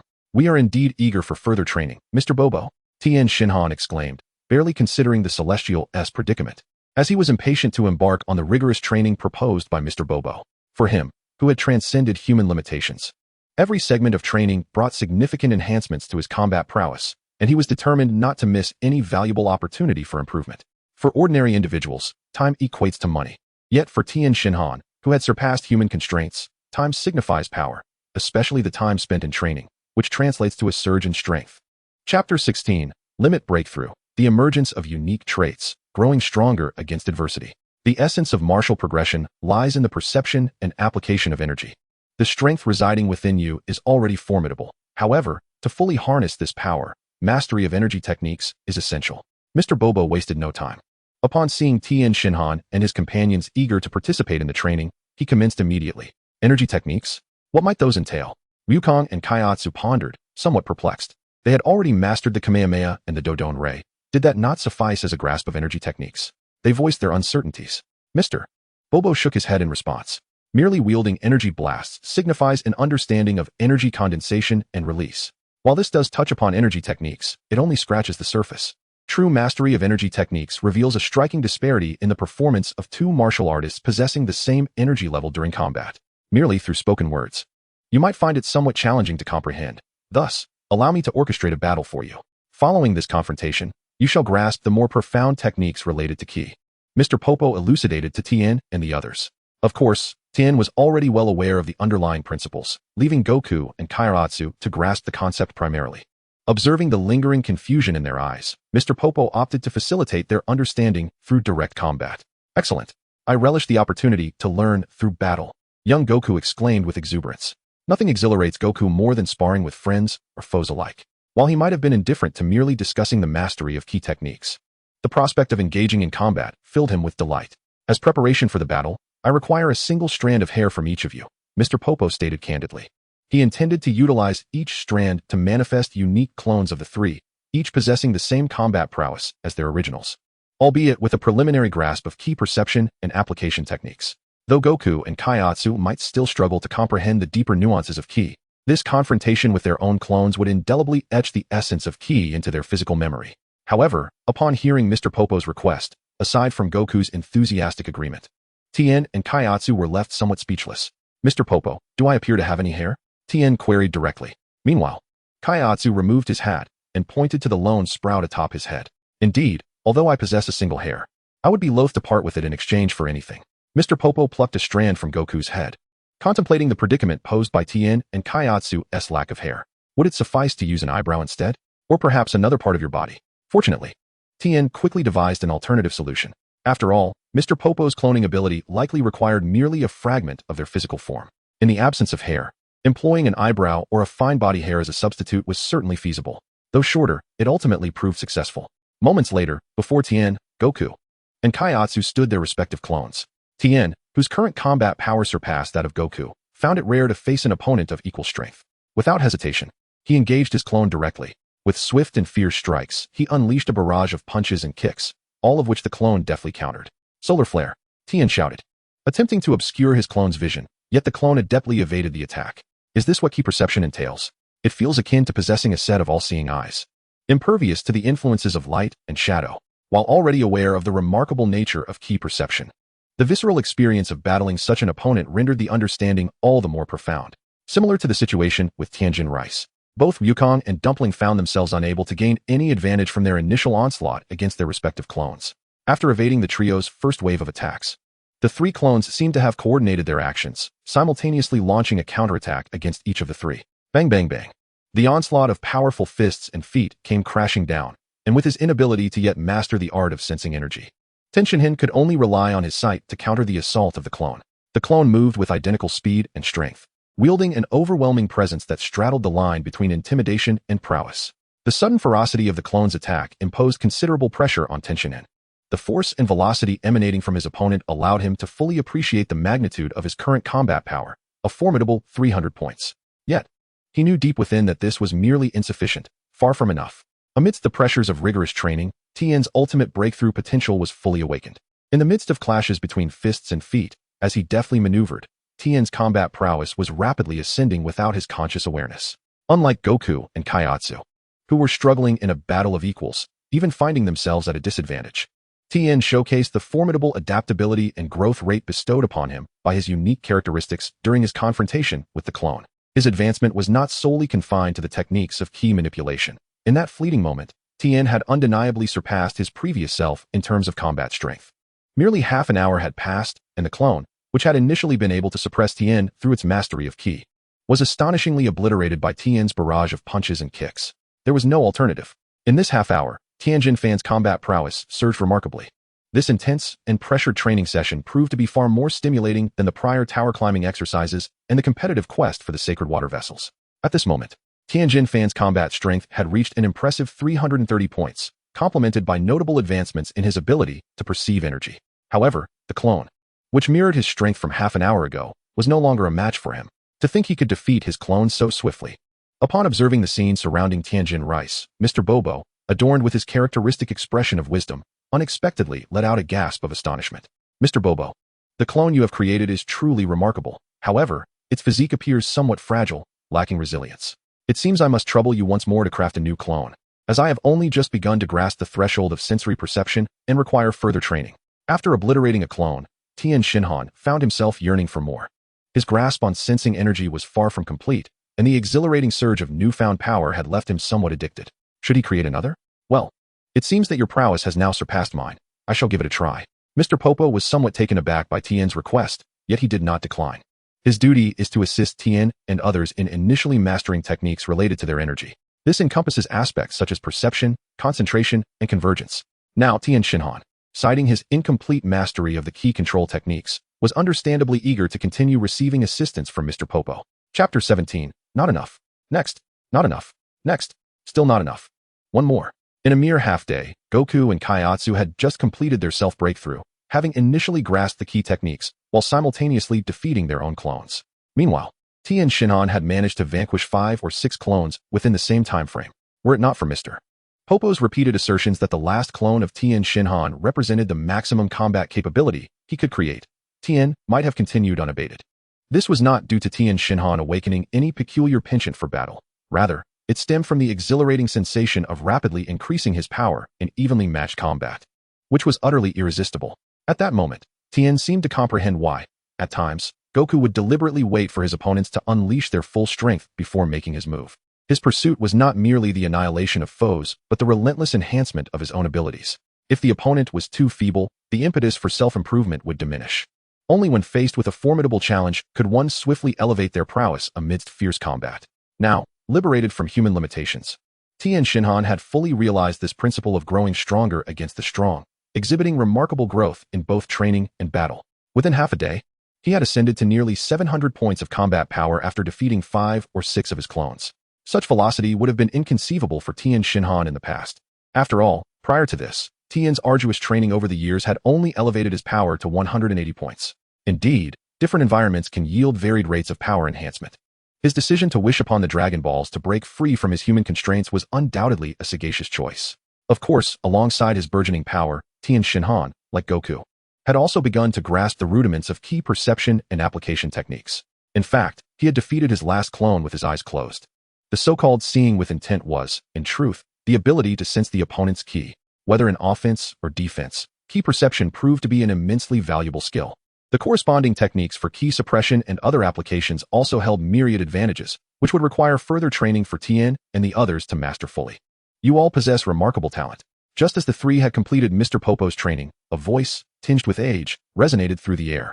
Accompanying it was a figure clad in divine attire. Goku and Kaiatsu turned to behold the source of the voice, and they were instantly taken aback.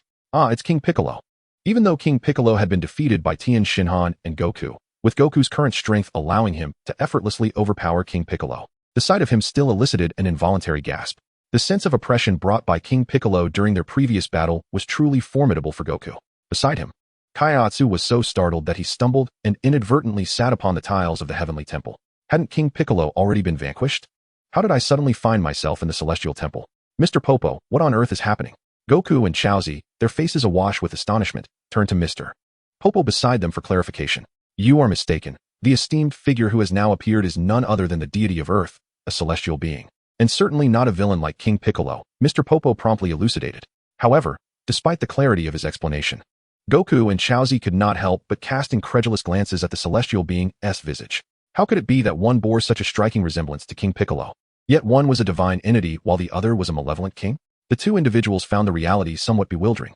Upon witnessing the incredulous expressions of Goku and Chaozi, Mr. Popo turned to the deity. After all, the intricacies of the situation pertain to the origins of the deity and demon King Piccolo. Whether to disclose this information to Tien and the others was a decision Mr. Popo could not make alone. Sensing Mr. Popo's gaze, the deity smiled and nodded reassuringly. There is no cause for concern, they are not malevolent beings. However, I shall narrate the events leading to this point myself. Before I unveil the truth, there is one matter that piques my curiosity. As he spoke, the deity turned his attention to the composed Tien. While Goku and Chaozi were astounded by the resemblance between Tien and Demon King Piccolo, Tien exhibited no trace of surprise, as if he had been privy to the entire truth all along. Why do you show no signs of astonishment?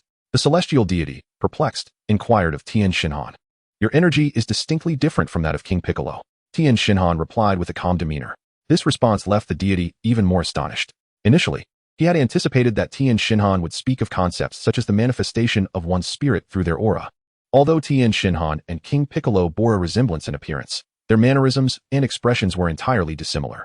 Instead, Tien Shinhan directly utilized the nascent ability of ki perception he had recently begun to master in his reply. One could only conclude that his profound passion for martial arts was truly unparalleled. Upon this realization, a faint smile of satisfaction graced the countenance of the celestial deity. Throughout the preceding half-day, he had been quietly observing the training battles of the three individuals from within the sanctum of the heavenly palace. Their performances were remarkable, surpassing his initial expectations, which compelled him to reveal himself at this moment. Among the trio, Tien Shinhan's prowess shone the brightest. He could distinctly sense that Tien Shinhan's energy had doubled in strength compared to half a day prior. The swiftness of this enhancement in strength is something the god of earth has never witnessed since ascending to his divine status. Reflecting upon his own aging form and then casting his gaze upon the youthful Tien Shinhan, a fleeting thought of entrusting the mantle of divinity began to stir within his heart. However, the feasibility of this notion remains uncertain until he personally engages with Tien Shinhan. Thus, he resolved to apply his newfound ability to sense energy, and to his astonishment, he has already put it to use so swiftly. In most circumstances, discerning an opponent through one's breath is indeed more reliable than mere visual observation. However, this world is filled with wonders. Breath perception serves as an auxiliary means of combat. And once mastered, one must remember not to become overly reliant on it. The deity praised the three with satisfaction, while also imparting the caution that breath perception is not infallible. Both Goku and Chaos were perplexed by this, as the ability to perceive breath seemed so advantageous, further reaching and more comprehensive than sight. How could it not be deemed omnipotent? This, of course, stemmed from their lack of experience. In contrast, Tien, with memories of unique entities like androids and the nuances of breath suppression, immediately grasped the weight of the deity's words, whether through sight or breath perception. Both serve the purpose of enhancing combat and fortifying martial prowess. Mastery is essential, yet one must not fall into the trap of excessive dependence. Chapter 18, Preparation for the Super Divine Water Challenge, in search of the Fountain of Youth. After the deity's elucidation, Goku and Chaos finally comprehended the intricate relationship between him and the demon King Piccolo. It turned out that the demon king was the malevolent aspect that the deity had intentionally severed during his ascendance to becoming a celestial being on Earth. In other words, the deity and the demon king were originally one entity, forcibly divided into benevolent and malevolent halves. Should one side perish completely, the other would inevitably follow suit. Fortunately, they had refrained from destroying the egg that the demon king had expelled. Had they done so, the deity might have faced immediate demise. Realizing this connection, Goku reflected on the previous magical egg and, with a hand upon his chest, expressed his relief. The deity remained silent. He had been acutely aware of that battle, fully prepared for the eventuality of dying alongside the demon king. What surprised him was that, after defeating the demon king, Tien, who undoubtedly had the energy to destroy the magical egg, chose not to do so. Did Tien possess foreknowledge of some kind? The deity found Tien somewhat inscrutable. Nevertheless, one certainty remained. Tien was not an evil being. For the deity, confirming this was sufficient. With the deity's involvement, the training regimen for Tien, Goku, and Chaos ascended to a new level of difficulty. Their mastery of breath perception and its application became increasingly structured and comprehensive. 3 months swiftly passed in devoted training. Throughout this period, Goku, Chaos, and Tien had thoroughly grasped the essence of breath perception within Earth's martial arts. Both Goku and Chaos experienced enhancements in their fighting capabilities. Goku's strength surged to approximately 400 points, while Chaos elevated from under 100 to around 150 points.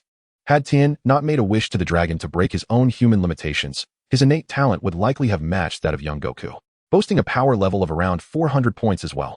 After all, the Saiyan transformation of little Goku, which enhances one's physical prowess at the brink of death, had not been triggered during these 3 months. Based solely on innate martial arts talent, Tien Shinhan and Goku were not vastly different. However, this time, before Goku could activate his Saiyan abilities, Tien had already taken the initiative to enhance himself, breaking through human limitations. Tien not only gained strength daily, but also maximized his potential through rigorous training and battle. The threshold of 1,000 battle power was effortlessly surpassed by Tien after 3 months of intensive training. Due to the absence of a power detector, Tien could not ascertain his exact battle index. Nevertheless, using his initial power level of 180 as a benchmark, Tien estimated that his current strength had at least sextupled, reaching nearly 1,100 points. With such power, even though his earthly physique was not as innately suited for combat as Goku's Saiyan form, he should possess ample stamina and mental fortitude to challenge the super divine water. However, to be prudent, he decided to first seek the Fountain of Youth to replenish any vitality lost in the process. Mastering the essence of ki manipulation had elevated Tien to a master level among Earth's martial artists. Yet, he remained devoid of arrogance. Aware of the Dragon Ball narrative, he recognized that his so-called mastery was merely the beginning. The teacher opens the door, but the cultivation relies on the individual. The training at Korin Tower and the Heavenly Temple formed the very foundation of Tien's aspirations for strength. With this foundation firmly established, it was time to progress to the next phase. Opportunities like the super divine water must not be missed. To mitigate the associated risks, Tien had already devised a strategy, which involved the Fountain of Youth. According to Tien, the Turtle Hermit and Crane Hermit had survived for such a long time due to their consumption of this elixir. This indicated that the Fountain of Youth undoubtedly contained potent life force, capable of extending one's lifespan significantly. Tien was astonished that their training had progressed so swiftly. Indeed, training in a group proved to be more effective than solitary efforts. Goku mused to Tien, initially believing that he might need to train for 3 years before mastering ki perception in time for the next martial arts tournament. Unexpectedly, it had only taken 3 months. Tien, upon hearing this, was momentarily pulled from his thoughts, surprised by Goku's reflection. According to the original tale, Goku had indeed trained at Korin Tower for 3 years before returning to reunite with everyone for the next tournament. He and T anticipated that training alongside Tien and Chaos could accelerate their progress so significantly. Indeed, the presence of competition can unleash greater potential. Shall we proceed directly to challenge the super divine water? After all, the celestial god and Mr. Popo also suggested that we might temporarily pause our training. Goku, filled with curiosity, inquired. Indeed, prior to their arrival at the celestial temple, they had agreed to challenge the super divine water only after their visit. He had initially thought this would only take a few days. However, it unexpectedly extended to 3 months. Upon hearing this, Tien glanced at little Goku. The current state of little Goku was significantly stronger than during the original storyline, when he consumed the super divine water. The diminutive Goku had endured the challenge without peril, and similarly, the present Goku would face no life-threatening danger from it. Nevertheless, Tien believed it prudent to prepare thoroughly, aware that he lacked the protagonist's halo. Tien pondered for a moment before responding earnestly. Master Karen had mentioned that to challenge the super divine water, one must possess not only stamina and mental fortitude, but also robust vitality. Having lost nearly half of his lifespan, he contemplated seeking the Fountain of Youth to replenish his life force before undertaking the challenge. What do you say, Goku? Would you accompany me in search of the Fountain of Youth? Tien was indifferent to having another person partake in the elixir. However, upon hearing this, Goku shook his head. I haven't lost any lifespan, so I don't need to drink from the Fountain of Youth. Besides, I heard that Master Roshi once drank from it. Yet he still ended up looking so old. Goku continued, since you plan to spend some time searching for the Fountain of Youth, I might as well take this opportunity to visit Kame House. Krillin is training there alone, and I want to see how much he has progressed. It must be said that Goku's best friend remained Krillin. Acknowledging the significant gains from his training at the Celestial Temple, Goku couldn't help but think of Krillin, who was diligently catching up at Kame House. If he could lend Krillin a helping hand, Goku would certainly not hesitate. The days spent training together on Kame Island would forever be cherished moments in little Goku's life. Well, considering the Fountain of Youth. You truly do not require it at this moment, Goku. Let us proceed with our own plans, Tien agreed, not insisting that Goku seek the fountain. If Goku had felt the need, he would have sought it out during their extensive adventures in the Dragon Ball saga. Since he believed he did not need it, Tien would not press the matter further. On the contrary, Tien himself felt a pressing necessity for the Fountain of Youth in his current state. With their respective plans in mind, the two bid farewell to the Celestial God and Mr. Popo, exchanged greetings with Master Karen at the Karen Tower, and then made their way back to the surface. Hey, where shall we search for the Fountain of Youth? Tien asked. The Celestial God and Mr. Popo were uncertain. As the previous Master Roshi had also mentioned, he could not recall its location. Should we ask our master? Upon returning to the surface, Kaiatsu spoke up, a hint of confusion in his voice. The master he referred to was, of course, their original mentor, Master Crane. Like Master Roshi, Master Crane had also consumed the Fountain of Youth. However, inquiring about it might yield little, as he likely would not remember its location either, given that it may not even be on Earth.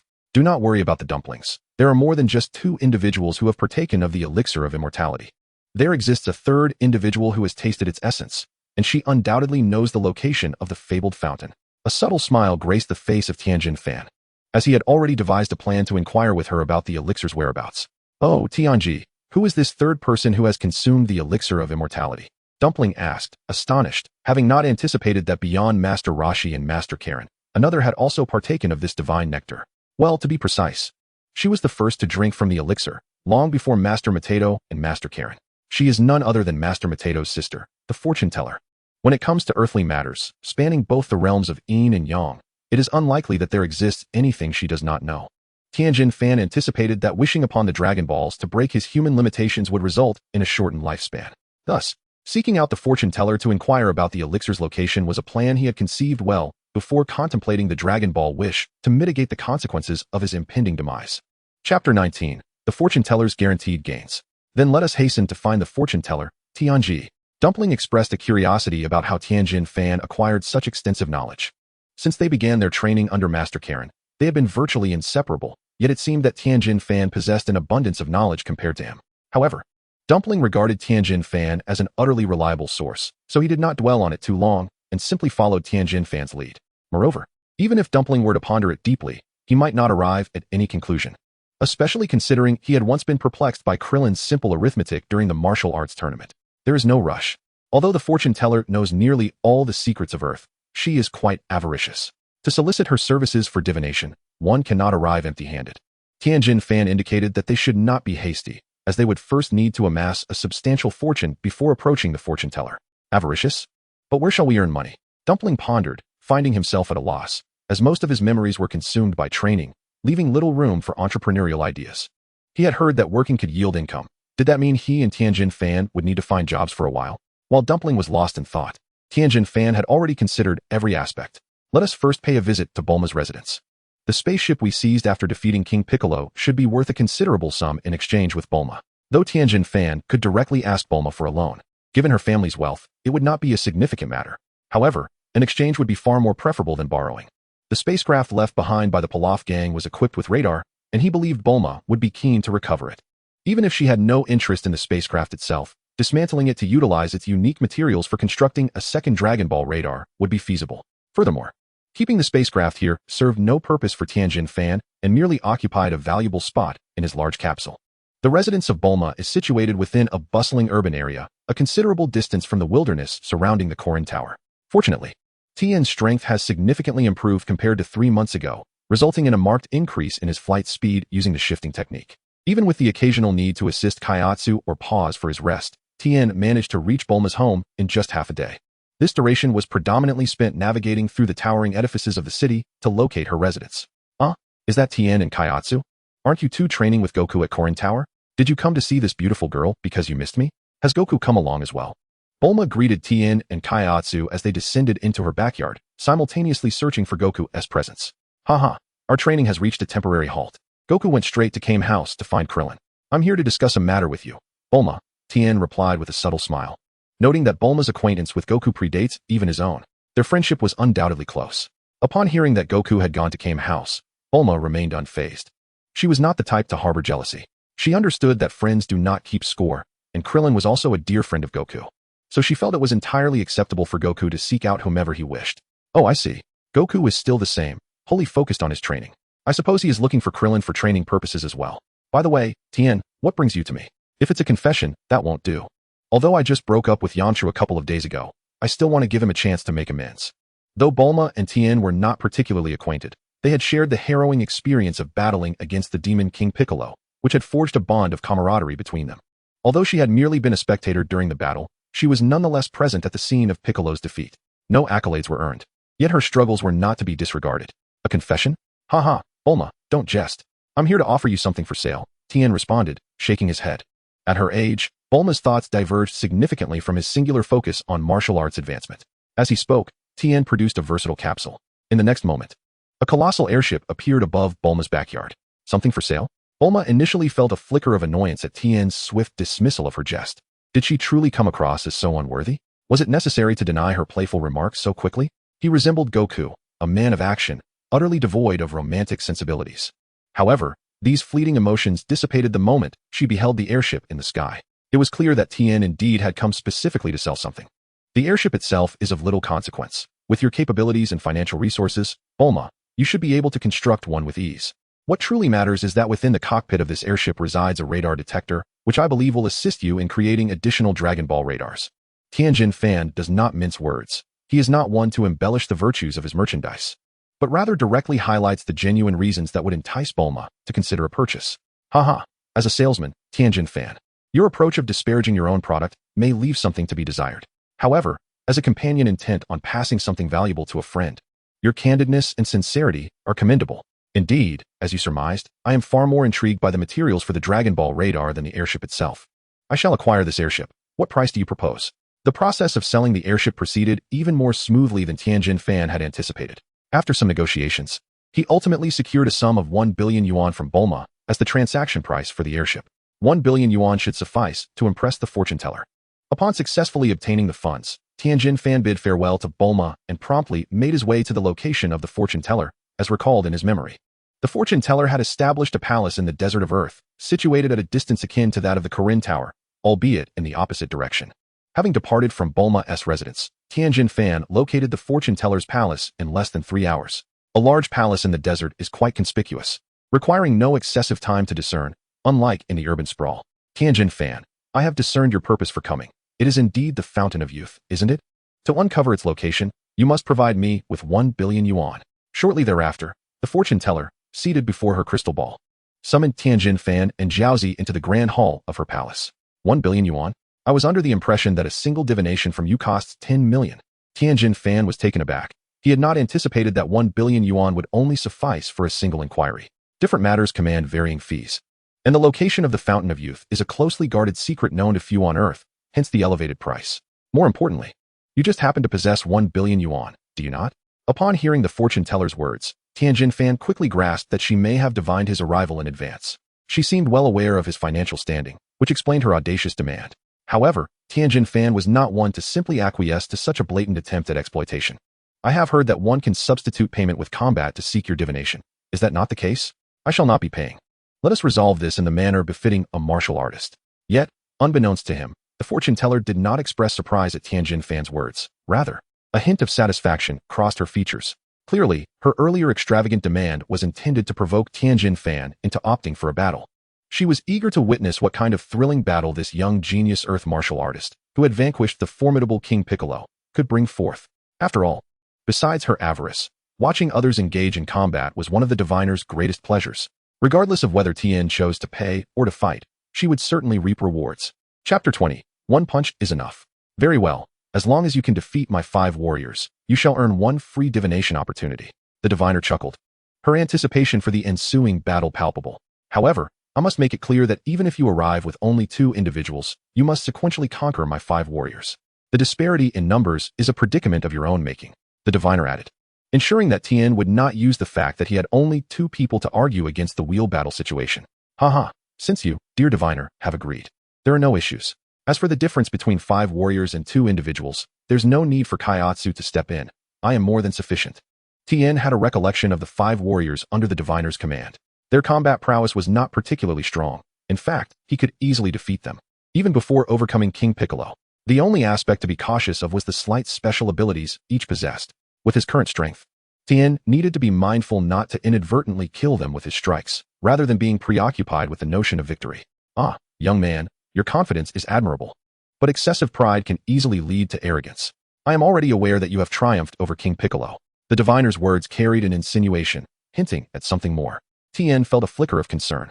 Could it be that besides the 5 warriors who battled Goku in the storyline, the diviner had other, more formidable beings at her disposal? Her emphasis on knowing that he had defeated King Piccolo, did that imply that the adversaries she would send forth would at least be comparable to him? With this thought, Tien's caution intensified. Yet, his confidence remained steadfast. After all, even if the next 5 opponents possessed power on par with King Piccolo, he believed he could still prevail consecutively. The difference between a combat power exceeding 1,000 and one below 500 was indeed substantial. Is that so? Then I shall eagerly anticipate the warriors under your command. Dear diviner, Tien smiled faintly, urging the battle to commence swiftly. All right then, you too, follow me. The diviner, observing Tien's unwavering confidence, refrained from further comment and turned to lead the way. Shortly thereafter, Tien and Kairatsu followed her to a martial arts arena within the Grand Hall. This is the place.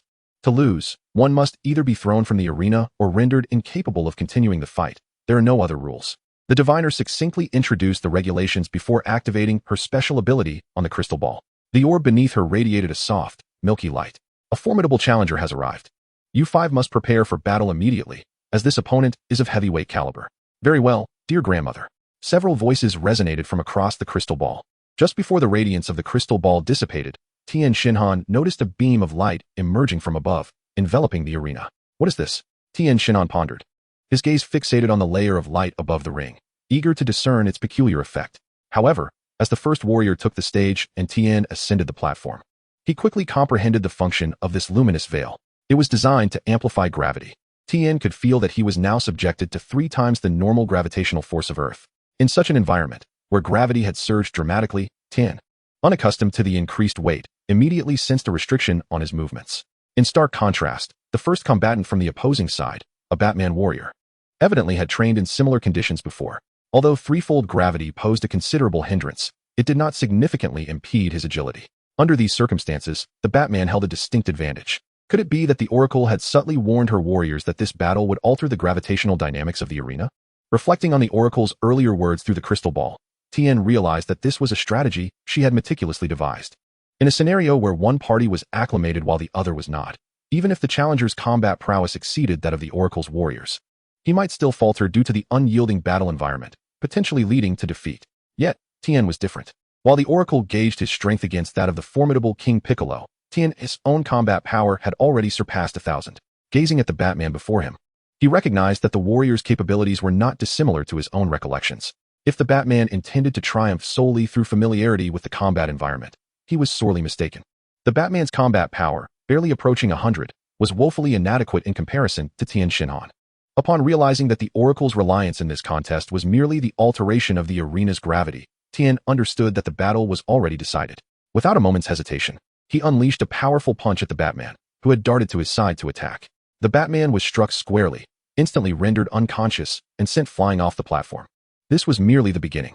The results of Tien's 3 months of training at Korin Tower and the Heavenly Temple began to manifest. Subsequent opponents, the Invisible Man, the Mummy, the Demon Man, and even Goku's grandfather, Son Gohan, were all vanquished by Tien with a single blow. The Invisible Man, in particular, met his defeat the quickest. Relying on his invisibility, he attempted a surprise assault as soon as he entered the arena. However, for Tien, who had mastered the art of sensing energy, the Invisible Man's inability to conceal his presence was utterly ineffectual. Within merely 3 seconds of combat, he too was sent flying from the ring by Tien Shinhan's formidable strike. In that fleeting span of 3 seconds, 2.5 seconds were consumed as he dashed before Tien Shinhan. While the remaining half second accounted for the time, he was propelled away by Tien's powerful punch, soaring through the air until he collided with the arena's boundary wall. Behold, dear fortune teller, he proclaimed, I had assured you that my solitary efforts would suffice. Tien Shinhan effortlessly dispatched all 5 opponents, dusted off his fists, which bore a hint of grime, and approached the fortune teller with a serene smile. Alas, I never anticipated your strength to reach such heights.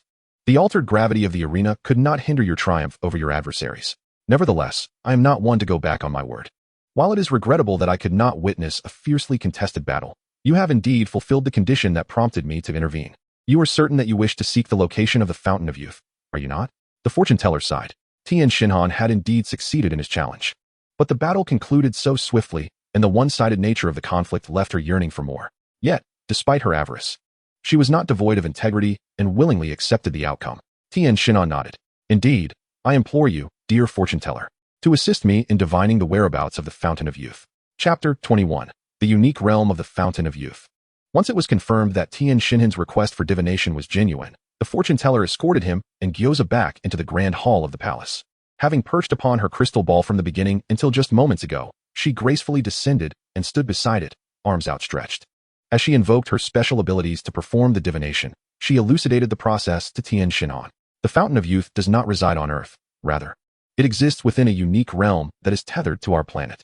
Before seeking my divination, you must have consulted my brother, Master Rashi, regarding its location. It is entirely normal for him to be unclear about it. This is due to the fact that the special realm housing the fountain undergoes periodic shifts. Consequently, the entrance to the pathway connecting it to Earth also alters in accordance with the realm's movement. What I am about to divine for you is the current location of the entrance to this special realm. Upon hearing this, Tien Shinhan experienced a moment of enlightenment.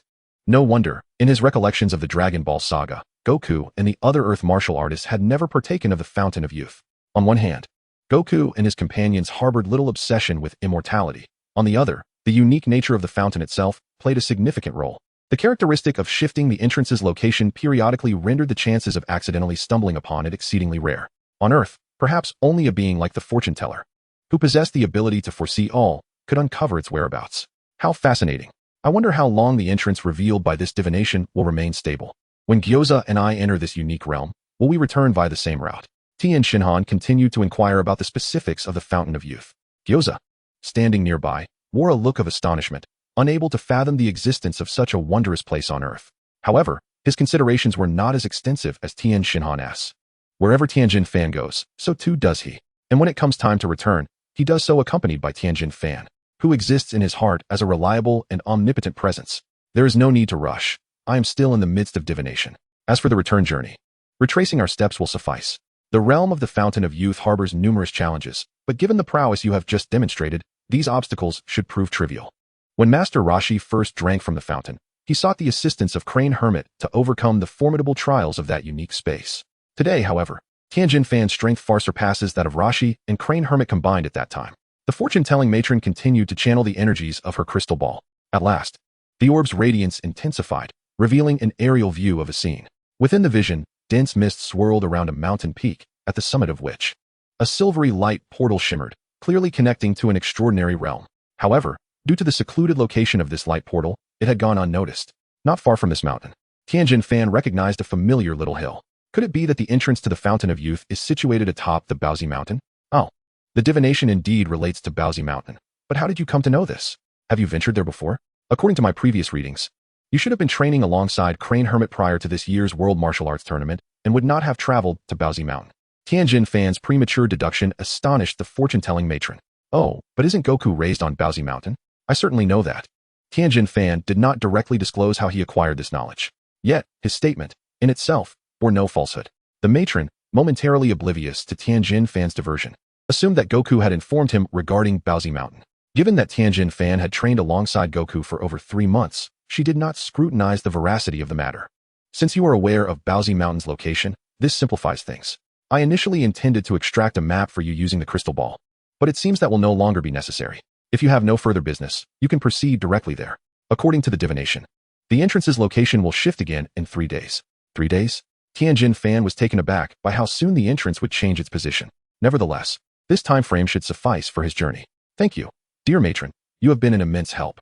With only 3 days remaining, I shall set off immediately and will not trouble you again for a while. After pondering for a moment, Tien Shinhan resolved to embark on his journey with the dumpling in tow. Such flattering words. Yet you still need to visit the temple only when you have a request? However, I can hardly be bothered to engage in idle chatter with you. A return visit is certainly permissible, but a divination fee must be paid. The fortune-telling matron felt a sense of satisfaction at Tien Shinhan's gratitude. Yet her lips were habitually curled in a slight expression of discontent as she watched Tien and Kaiatsu ascend and soar into the distance. Oh, the youth of today, truly remarkable individuals. It was only after Tien and Kaiatsu had vanished from sight that she turned and made her way back to her palace in the desert. The art of flight. known as the sky dance technique, was undeniably a most convenient martial skill. Even without Goku's Nimbus Cloud, Tien and Kaiatsu were capable of traversing the skies through this technique. Moreover, the speed afforded by the sky dance technique did not adhere to a fixed limit as the Nimbus did. Rather, it could be enhanced in accordance with the practitioner's strength. While an ordinary person might take 10 days to traverse the desert in an all-terrain vehicle, provided they did not lose their way, Tien and Kaiatsu had managed to fly out in merely half an hour. After departing the desert, they traveled for another 2 hours before catching sight of Baozi Mountain and the luminous portal foretold by the crystal ball. The entrance to the Fountain of Youth was surprisingly close to Baozi Mountain, suggesting that Goku had a chance of inadvertently stumbling upon it and partaking of its waters. It is no wonder that Goku is the protagonist of Dragon Ball. Countless adventures within the Dragon Ball universe are intertwined with his fate.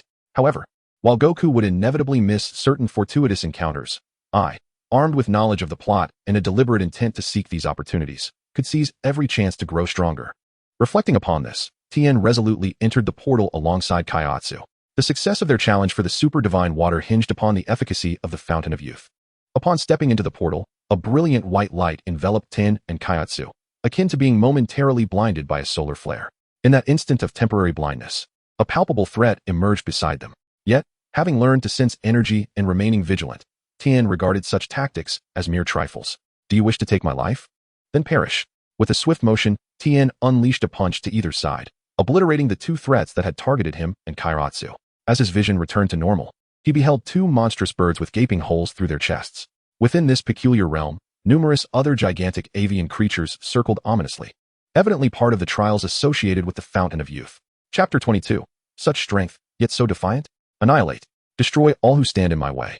Within this extraordinary space, Tien and Kaiatsu traversed with unrestrained confidence. The monstrous birds and the various fiends that subsequently appeared in this realm might have posed a challenge to the likes of Master Roshi and Master Shun. However, before Tien, whose power exceeded 1,000, they were, but as feeble as dust, easily dispatched. When iron fists strike, who can rival? With a sweeping motion of his iron palm, who dares obstruct? Be they monstrous birds or fiends, even the phantasmal mists that sought to impede Tien's progress were effortlessly dispelled as he broke free from their illusions. After effortlessly overcoming all trials and obstacles, the enigmatic fountain of immortality finally appeared before Tien Shinhan, like a lamb awaiting slaughter, devoid of any concealment. Gazing upon the crystalline waters that starkly contrasted with the murky, chaotic space surrounding it, Tien Shinhan recognized that this was the elusive fountain he had sought. Even at a distance, the powerful vitality emanating from the spring was palpable, invigorating his spirit. It was no wonder that Master Roshi and the others had lived far longer than the average person after partaking of its waters. While the Fountain of Immortality may not grant eternal life, its effects on longevity were undoubtedly remarkable. The vitality contained within the spring was something that could never be replicated. Regrettably, by the time Master Roshi and Crane Hermit had consumed the water, they were already well into their old age. Otherwise, they might have retained a youthful appearance for much longer. With the miraculous fountain now before him, Tien Shinhan felt no hesitation. He called to Gyoza and focused solely on one task, to drink. Gulp, gulp, gulp. Ah, what a delight. After indulging in the refreshing nectar, Tien Shinhan discovered that the Fountain of Immortality not only brimmed with robust life force, but also offered a crisp, invigorating taste. However, after consuming 2 substantial bowls, he realized a critical fact. Under normal circumstances, a single person would reach their limit after just 1 bowl. Any further drinking would merely be wasteful. Moreover, the accumulation of the spring's waters was quite slow. The basin was not large, and after he and Gyoza had their fill, it had already diminished significantly. Rather than a basin, it resembled a small puddle formed atop a stone platform. Fortunately, the spring's source was not depleted, and they could still allow it to replenish after their consumption. Thus, he decided to cease his drinking. Any additional sips would serve no purpose. The remaining water could be reserved for future fortunate souls. After ensuring Gyoza had also had enough, Tien Shinhan attempted to fill a cup to see if he could carry some of the fountain's waters away. However, he soon discovered that once the water left the small pool on the stone platform, it swiftly lost its remarkable vitality, leading him to abandon the endeavor.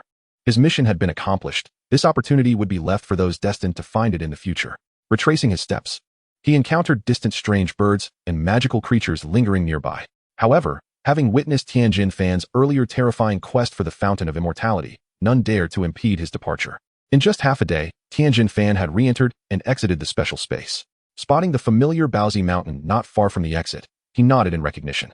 The return to Corinne Tower from this position was relatively close. After drinking from the Fountain of Immortality, Tien Shinhan felt a surge of life force within him. Even stronger than before he had wished upon the Dragon Balls, sacrificing half of his lifespan.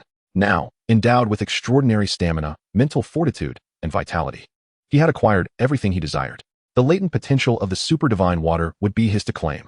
With newfound confidence, Tianjin swiftly returned to Kirin Tower alongside Gyoza. Upon his return to Kirin Tower, Goku coincidentally met with the arrival of another who had also departed a day prior. Yet, while he had left alone, he returned accompanied by two others.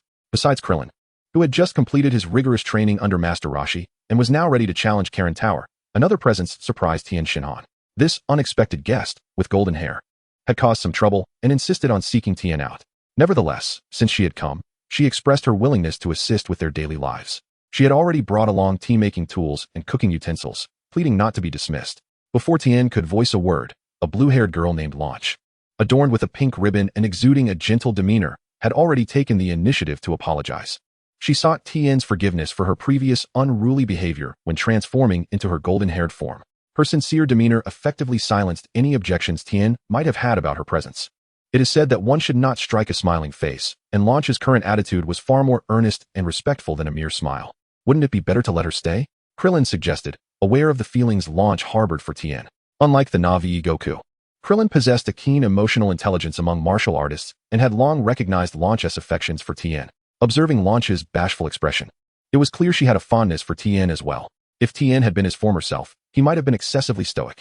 However, the fusion with the time traveler had imbued him with a blend of unwavering dedication to martial arts and a touch of modern romanticism. The pursuit of martial prowess in matters of the heart need not be at odds. Moreover, Krillin's reasoning held merit. Master Roshi's long-standing habits were indeed a cause for concern. Very well, then. I appreciate your assistance, Launch, Tien conceded, signifying her permission to remain. Tien, however, did not forget to glance at Master Kirin, seeking his approval. Master Kirin, Launch should be alright here at Kirin Tower or the Heavenly Palace, correct? After all, this is your domain. Indeed, I have no objections, Master Kirin replied, showing no reluctance. In fact, if she wishes to learn martial arts, I would be willing to teach her in your honor. However, you will need to inquire with the Heavenly Palace regarding their stance, though I believe they will not object given their regard for you and Goku. Master Kirin nodded, displaying no signs of refusal. If he could tolerate the likes of Yajirobe, who loitered at Kirin Tower, he would certainly have no issue with Launch. However, due to Tien's intervention, the supply of Senza beans had been depleted, and Yajirobe had already descended from Kirin Tower to wander and train on the surface, missing the opportunity to indulge at Kirin's abode. Excellent. Thank you, Tien Shinhan, for allowing me to stay, and my gratitude also extends to Master Kirin. Allow me to brew you a cup of tea. By the way, I have brought some dried fish. I heard from Goku that Master Kirin, your appearance surpasses that of an ordinary person, and I believe this should be to your liking. Upon receiving such a delightful outcome, the blue-haired Ranchi immediately expressed her gratitude to Tien Shinhan and Master Kirin. With that, she retrieved a packet of dried fish from her belongings and presented it to Master Kirin. His expression brightened at the gesture, and he even felt nostalgic about the dried fish on the ground. Meanwhile, Goku, overhearing Ranchi's words, scratched his head in confusion. Did he truly say that Master Kirin's appearance exceeds that of an ordinary person? He distinctly recalled describing Master Kirin as resembling a plump white cat and shorter than himself. At this moment, Krillin also felt somewhat disheartened. Shouldn't I be acknowledged as well? After all, I also persuaded Tien Shinhan to let you stay. Fortunately, although Ranchi did not verbally thank him, she did not forget to pour him a cup of tea shortly thereafter. Chapter 23. The Opportunity to Grow Stronger. The official challenge of the Super Divine Water. With a sip of the fragrant tea, the group's spirits were considerably calmed. Tien Shinhan, have you located the Fountain of Youth? Are we now ready to challenge the Super Divine Water? Goku had long been salivating at the prospect of the Super Divine Water, which promised to enhance his strength. However, Tien Shinhan had not been prepared earlier, so Goku decided to wait for him to join the challenge. The Super Divine Water. Is it the one you mentioned yesterday on Kame House, the kind that can unlock one's latent potential? Krillin's eyes sparkled at the mention. He certainly would not want to miss out on something that could amplify his strength. Otherwise, he would inevitably fall further behind Tien Shinhan and Goku. Indeed, Tien Shinhan and I had agreed to challenge the Super Divine Water upon my return. Goku nodded, revealing no reservations. I too wish to partake and see for myself, for it is a treasure capable of enhancing one's abilities, Krillin remarked with a hint of envy, akin to a child wishing to join in the fun. Well, both Dend and I have already tasted the Fountain of Youth, so we are now prepared to challenge the Super Divine Water. Tien Shinhan replied to Goku, and then turned to Krillin. Master Kirin previously mentioned that the potential enhancement effect of the Super Divine Water is only effective the first time it is consumed, and that it is highly toxic.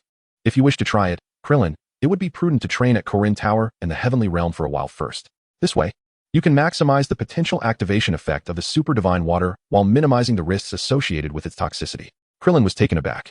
Goku had only informed him that the super divine water could unlock latent potential, but he had not mentioned its toxicity. Is that so? If it is toxic, I indeed need to bolster my strength to withstand it. Tien Shinhan, you prepared for 3 months to drink the super divine water. I suppose I shall also prepare adequately. Krillin was not stubborn. He understood the risks and was not reckless in his pursuit. Moreover, with the examples of Tien and Goku preceding him, there was no necessity for him to immediately challenge the ultra-divine water. It would be prudent to afford himself some time to prepare adequately before undertaking such a venture, lest he squander this rare treasure. Thus, it has been decided that today, it shall be Tien, Goku, and Chaozu who will confront the ultra-divine water. Master Roshi, please present the ultra-divine water. Goku did not intentionally withhold the information regarding the toxicity of the ultra-divine water from Krillin. Rather, he had simply forgotten the inherent risks involved. Upon hearing Tien's suggestion to Krillin, he suddenly realized the wisdom in Tien's proposal.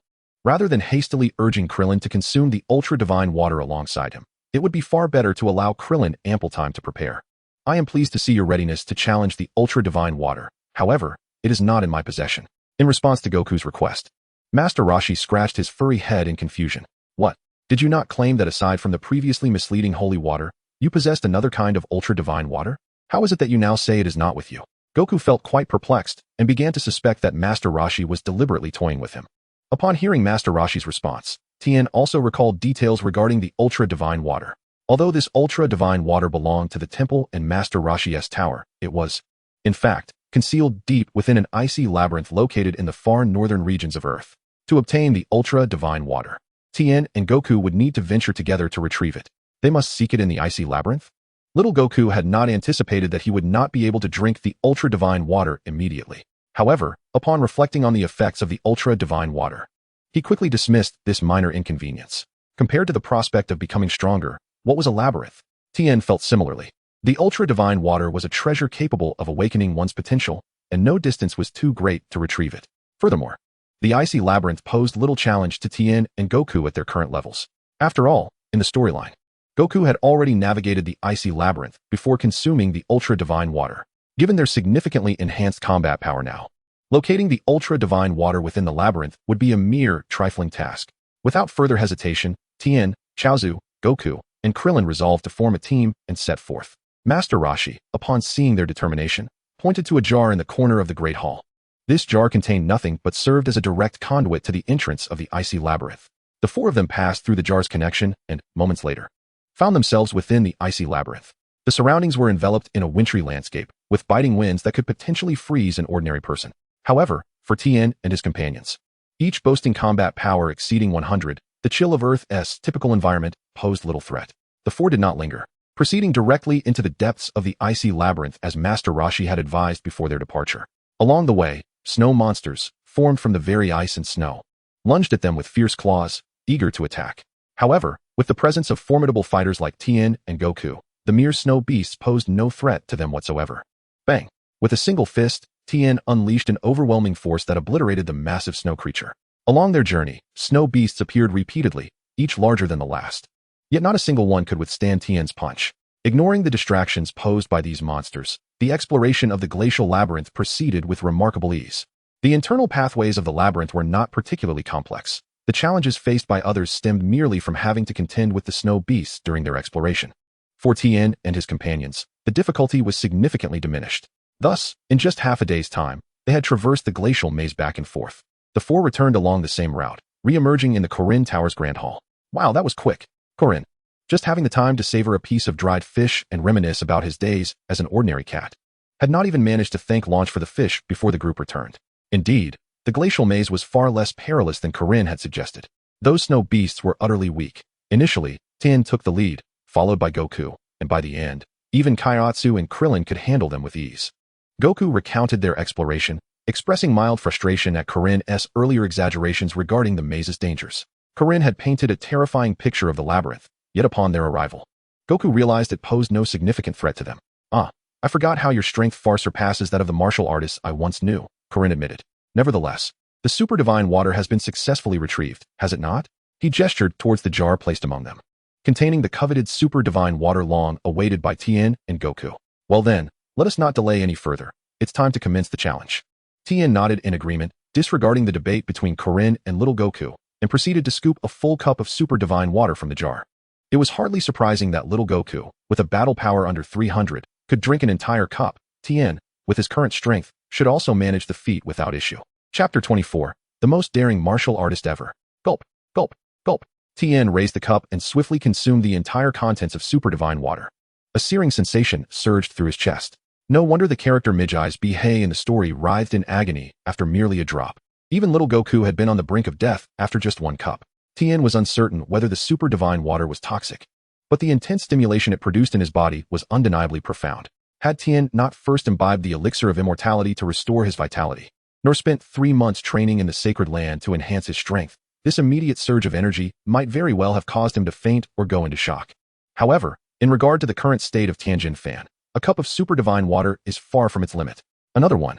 Upon downing a cup of super divine water, Tien Shinhan promptly seized the large ceramic jug to refill his glass. I want in.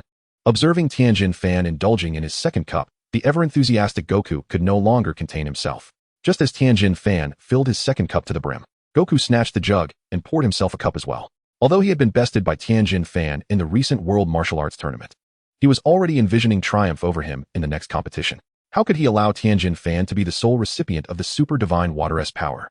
Gulp, gulp. Without hesitation, Goku swiftly downed an entire cup of super divine water. Wow, that is spicy. The moment the liquid hit his stomach, Goku was immediately overwhelmed, exclaiming in shock as beads of sweat began to form on his forehead. Fortunately, his combat strength had significantly improved over the past 3 months. Otherwise, a single cup could have left him writhing on the ground, teetering on the brink of death. Witnessing Tien Shinhan's composed demeanor after his own cup, Goku had assumed the super divine water posed no real threat. However, after his own daring challenge, he discovered the terrifying intensity of the searing sensation coursing through his body. At that moment, having just finished his second cup, Tien Shinhan finally succumbed to the raging stimulation within him. The fearsome burning sensation brought on by double the super divine water, even for a man as resolute as Tien Shinhan, was too much to bear. And he let out a pained cry. Humph, since Tien Shinhan has had a second cup, so shall I. Gritting his teeth, Goku, despite enduring excruciating pain, resolutely poured himself a second cup of super divine water. Under the onslaught of intense agony, his arm trembled slightly, yet he persevered, managing to spill very little of the precious liquid. Gulp, gulp. Watching Goku's struggle and Tien Shinhan's determined effort, Master Karen felt as though his worldview had been utterly upended. Over the centuries since becoming the guardian of Karen Tower, he had witnessed countless martial artists endowed with extraordinary talent, as well as those possessing remarkable perseverance. Either exceptional talent or remarkable tenacity was sufficient for an individual to become a top martial artist in any era. Yet now, both Tien Shinhan and Goku surpassed all martial artists Master Karen had previously encountered, exhibiting not only unparalleled talent, but also an unprecedented level of perseverance. Madness, sheer madness. These geniuses, willing to risk their very lives in pursuit of higher martial realms, transcended the conventional notion of talent. They were not merely geniuses. They were the epitome of brilliance among the brilliant. Haha, Tien Shinhan, you've had 2 cups, and so have I. I will not be left behind. After downing his second cup of super divine water, Goku displayed a fleeting smile of relief before succumbing to the ultimate pain and losing consciousness. As the dumpling observed, Tien Shinhan remained unfazed as he downed a cup of super divine water, initially prepared to challenge himself to consume another. However, upon witnessing the anguish etched across Goku's face after he downed his first cup, the dumpling reconsidered. The challenge of super divine water was fraught with peril, not to be undertaken lightly. Goku, determined not to be outdone, was poised to drink a second cup, his formidable physique granting him combat prowess second only to Tien's. While the dumpling had trained alongside Tien for 3 months, his fighting capability barely exceeded that of Krillin, who had yet to receive guidance from the KO. His strength paled in comparison to Goku's, let alone Tien's. Even having partaken of the Fountain of Youth, the prospect of challenging an entire cup of super divine water seemed overly ambitious. After careful consideration, the dumpling ultimately filled his cup with 3/4 of the super divine water, the maximum he felt capable of confronting. Moments later, he consumed the liquid, writhing in agony as his body reacted violently. In that moment, among the 3 who had dared to challenge the super divine water, only Tien managed to remain standing, intermittently shouting to alleviate the intense burning sensation coursing through him. Krillin, witnessing the chaos of Tien and the others, screaming, rolling, and succumbing to unconsciousness, became increasingly convinced of the wisdom in Tien's prior counsel. Should he attempt the challenge now? Managing to consume even half a cup without perishing would be a stroke of luck. He resolved to wait until he had strengthened himself through training in the KO's realm before daring such a challenge. As Krillin pondered this, Master Karin observed the trio's condition with quiet vigilance. Though he held faith in Tien and the others, he remained prepared to intervene should the need arise. The toxicity of the super divine water was indeed formidable, and even a martial artist like himself might be unable to save them. Nonetheless, he remained poised to act, hoping to avert any unforeseen misfortunes. Tien, you must persevere. Not far away, the blue-haired launch silently cheered for Tien, careful not to disrupt his focus with her voice. Meanwhile, the remaining three endured the onslaught of sensations inflicted by the super divine water. Tien, however, broke from his earlier statue-like stillness, extending his hands once more. With a jug in one hand and a cup in the other, it appeared he was preparing to challenge a third cup of super divine water. Young man, have you lost your mind? No one has ever successfully consumed a cup of super divine water before. You and Goku are fortunate to have survived 2 cups. A third could very well be fatal. Master Karin, who had maintained an air of calm throughout the challenges, could no longer contain his alarm at Tien's reckless determination. This was a true gamble with life itself. The fervent desire to grow stronger in martial arts is commendable. Yet succumbing to excessive greed can lead to detrimental consequences. Master Karin believed that Tien Shinhan was overwhelmed by the allure of the super divine water's effects, prompting him to uncharacteristically admonish him loudly. However, to his surprise, Tien's response, though laced with a strained intensity, was remarkably composed. Rest assured, Master Karin, I know my limits. With that, Tien once again tilted the flask and poured the super divine water into his cup. This time, however, he exhibited a clear restraint, filling only half of the cup, 2.5 cups.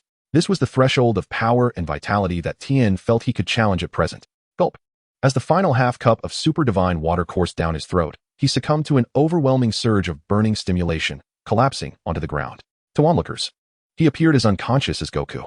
Yet, perhaps due to Tien's spirit being a fusion of both, his consciousness remained alert even while his body lay in a state of unconsciousness. With this clarity of awareness, Tien discerned the latent potential within him, gradually being awakened by the 2.5 cups of super divine water he had ingested.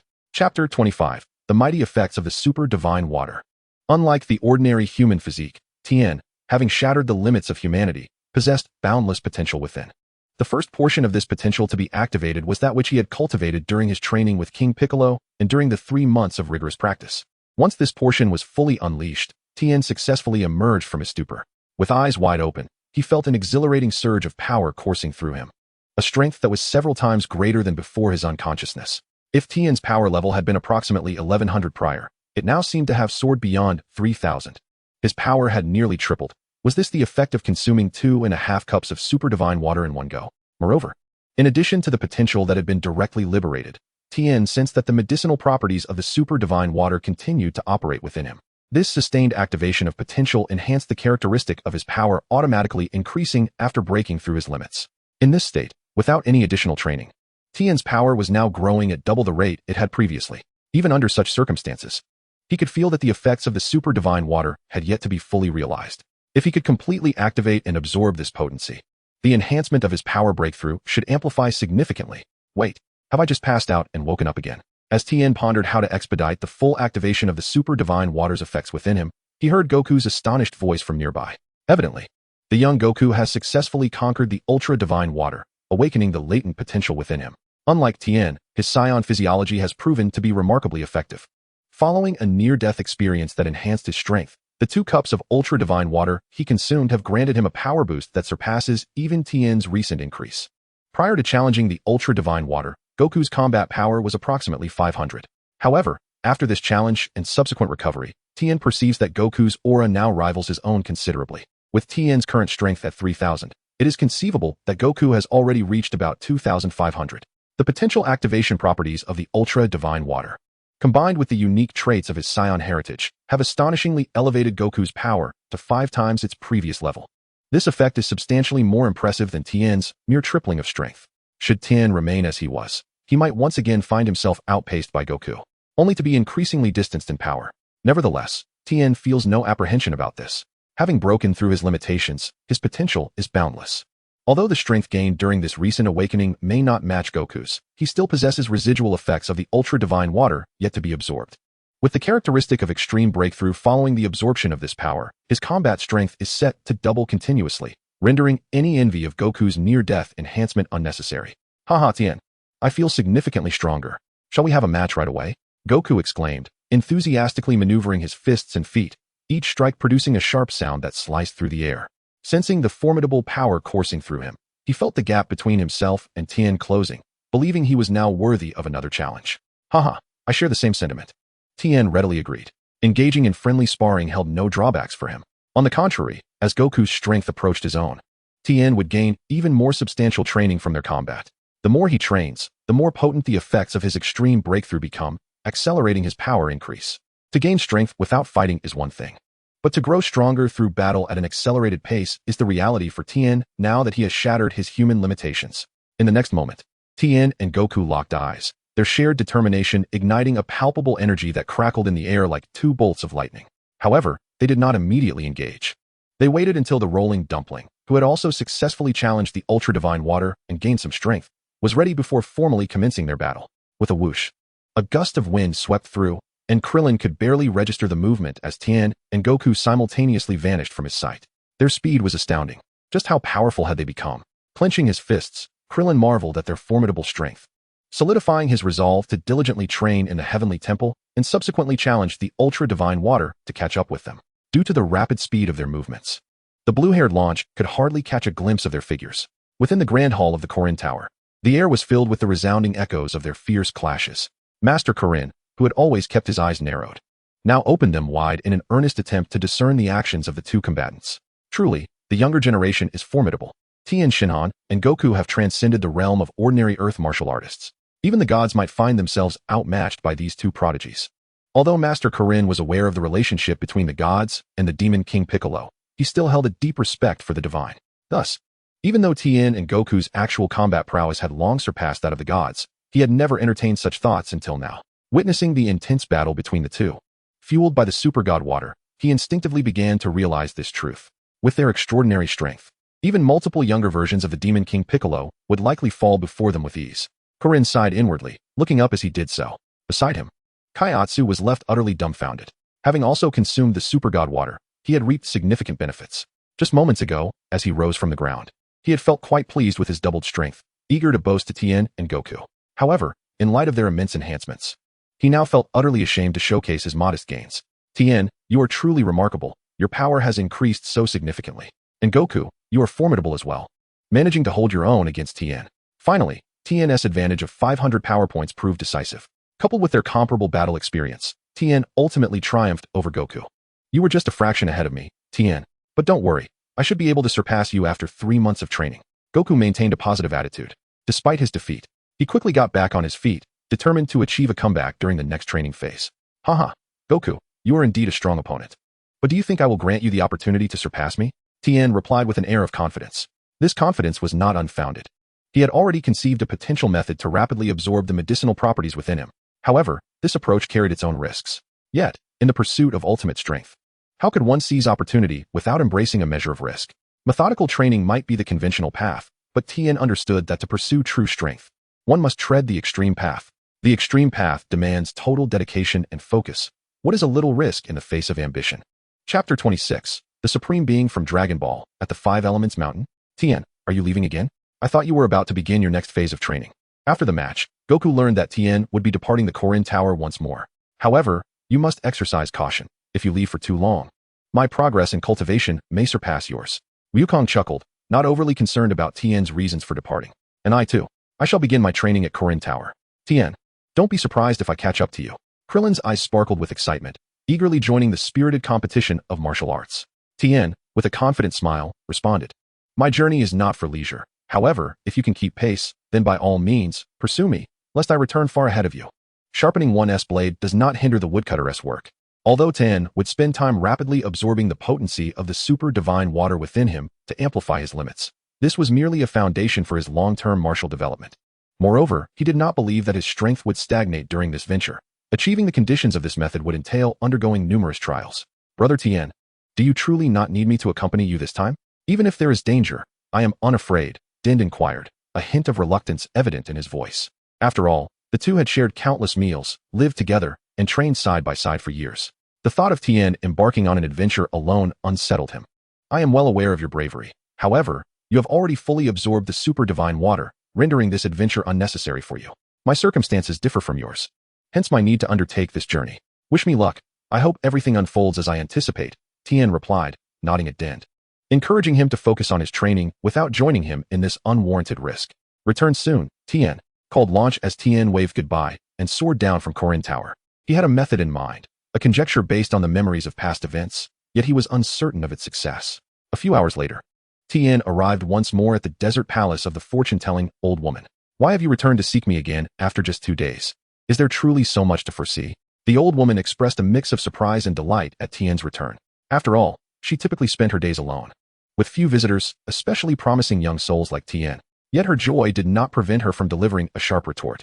To grow stronger, one must ponder even more deeply. This is only your second visit. It merely coincides with our last encounter that you returned so swiftly. Tien understood that the old woman's sharp tongue belied a kind heart, free of true malice. After briefly explaining his purpose, he presented her with the 10 billion zen obtained from selling a flying vehicle to Bulma. Here, please accept this as payment for your divination services. A mountain of banknotes cascaded from the universal capsule, causing the fortune teller to nearly drool in astonishment. In that moment, her avaricious nature was utterly unleashed. She leaped from her crystal ball, embracing the mound of currency with an unrestrained affection, only to realize that Tien Shinhan was watching nearby. Clearing her throat, she said, "What would you like to inquire about this time? Given your generous display, I shall not limit your questions to just one. Feel free to ask all related inquiries concerning the same matter." With a slight cough, the fortune teller reined in her enthusiasm and resumed her poised position atop the floating crystal orb. "Can you ask your related questions clearly?" Tien Shinhan's eyes sparkled with unexpected delight at her invitation.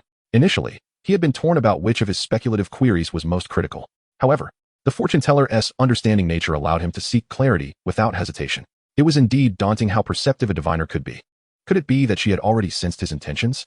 The 10 billion he had spent was indeed worth it. With the fortune teller's assurance, Tien Shinhan boldly began to inquire.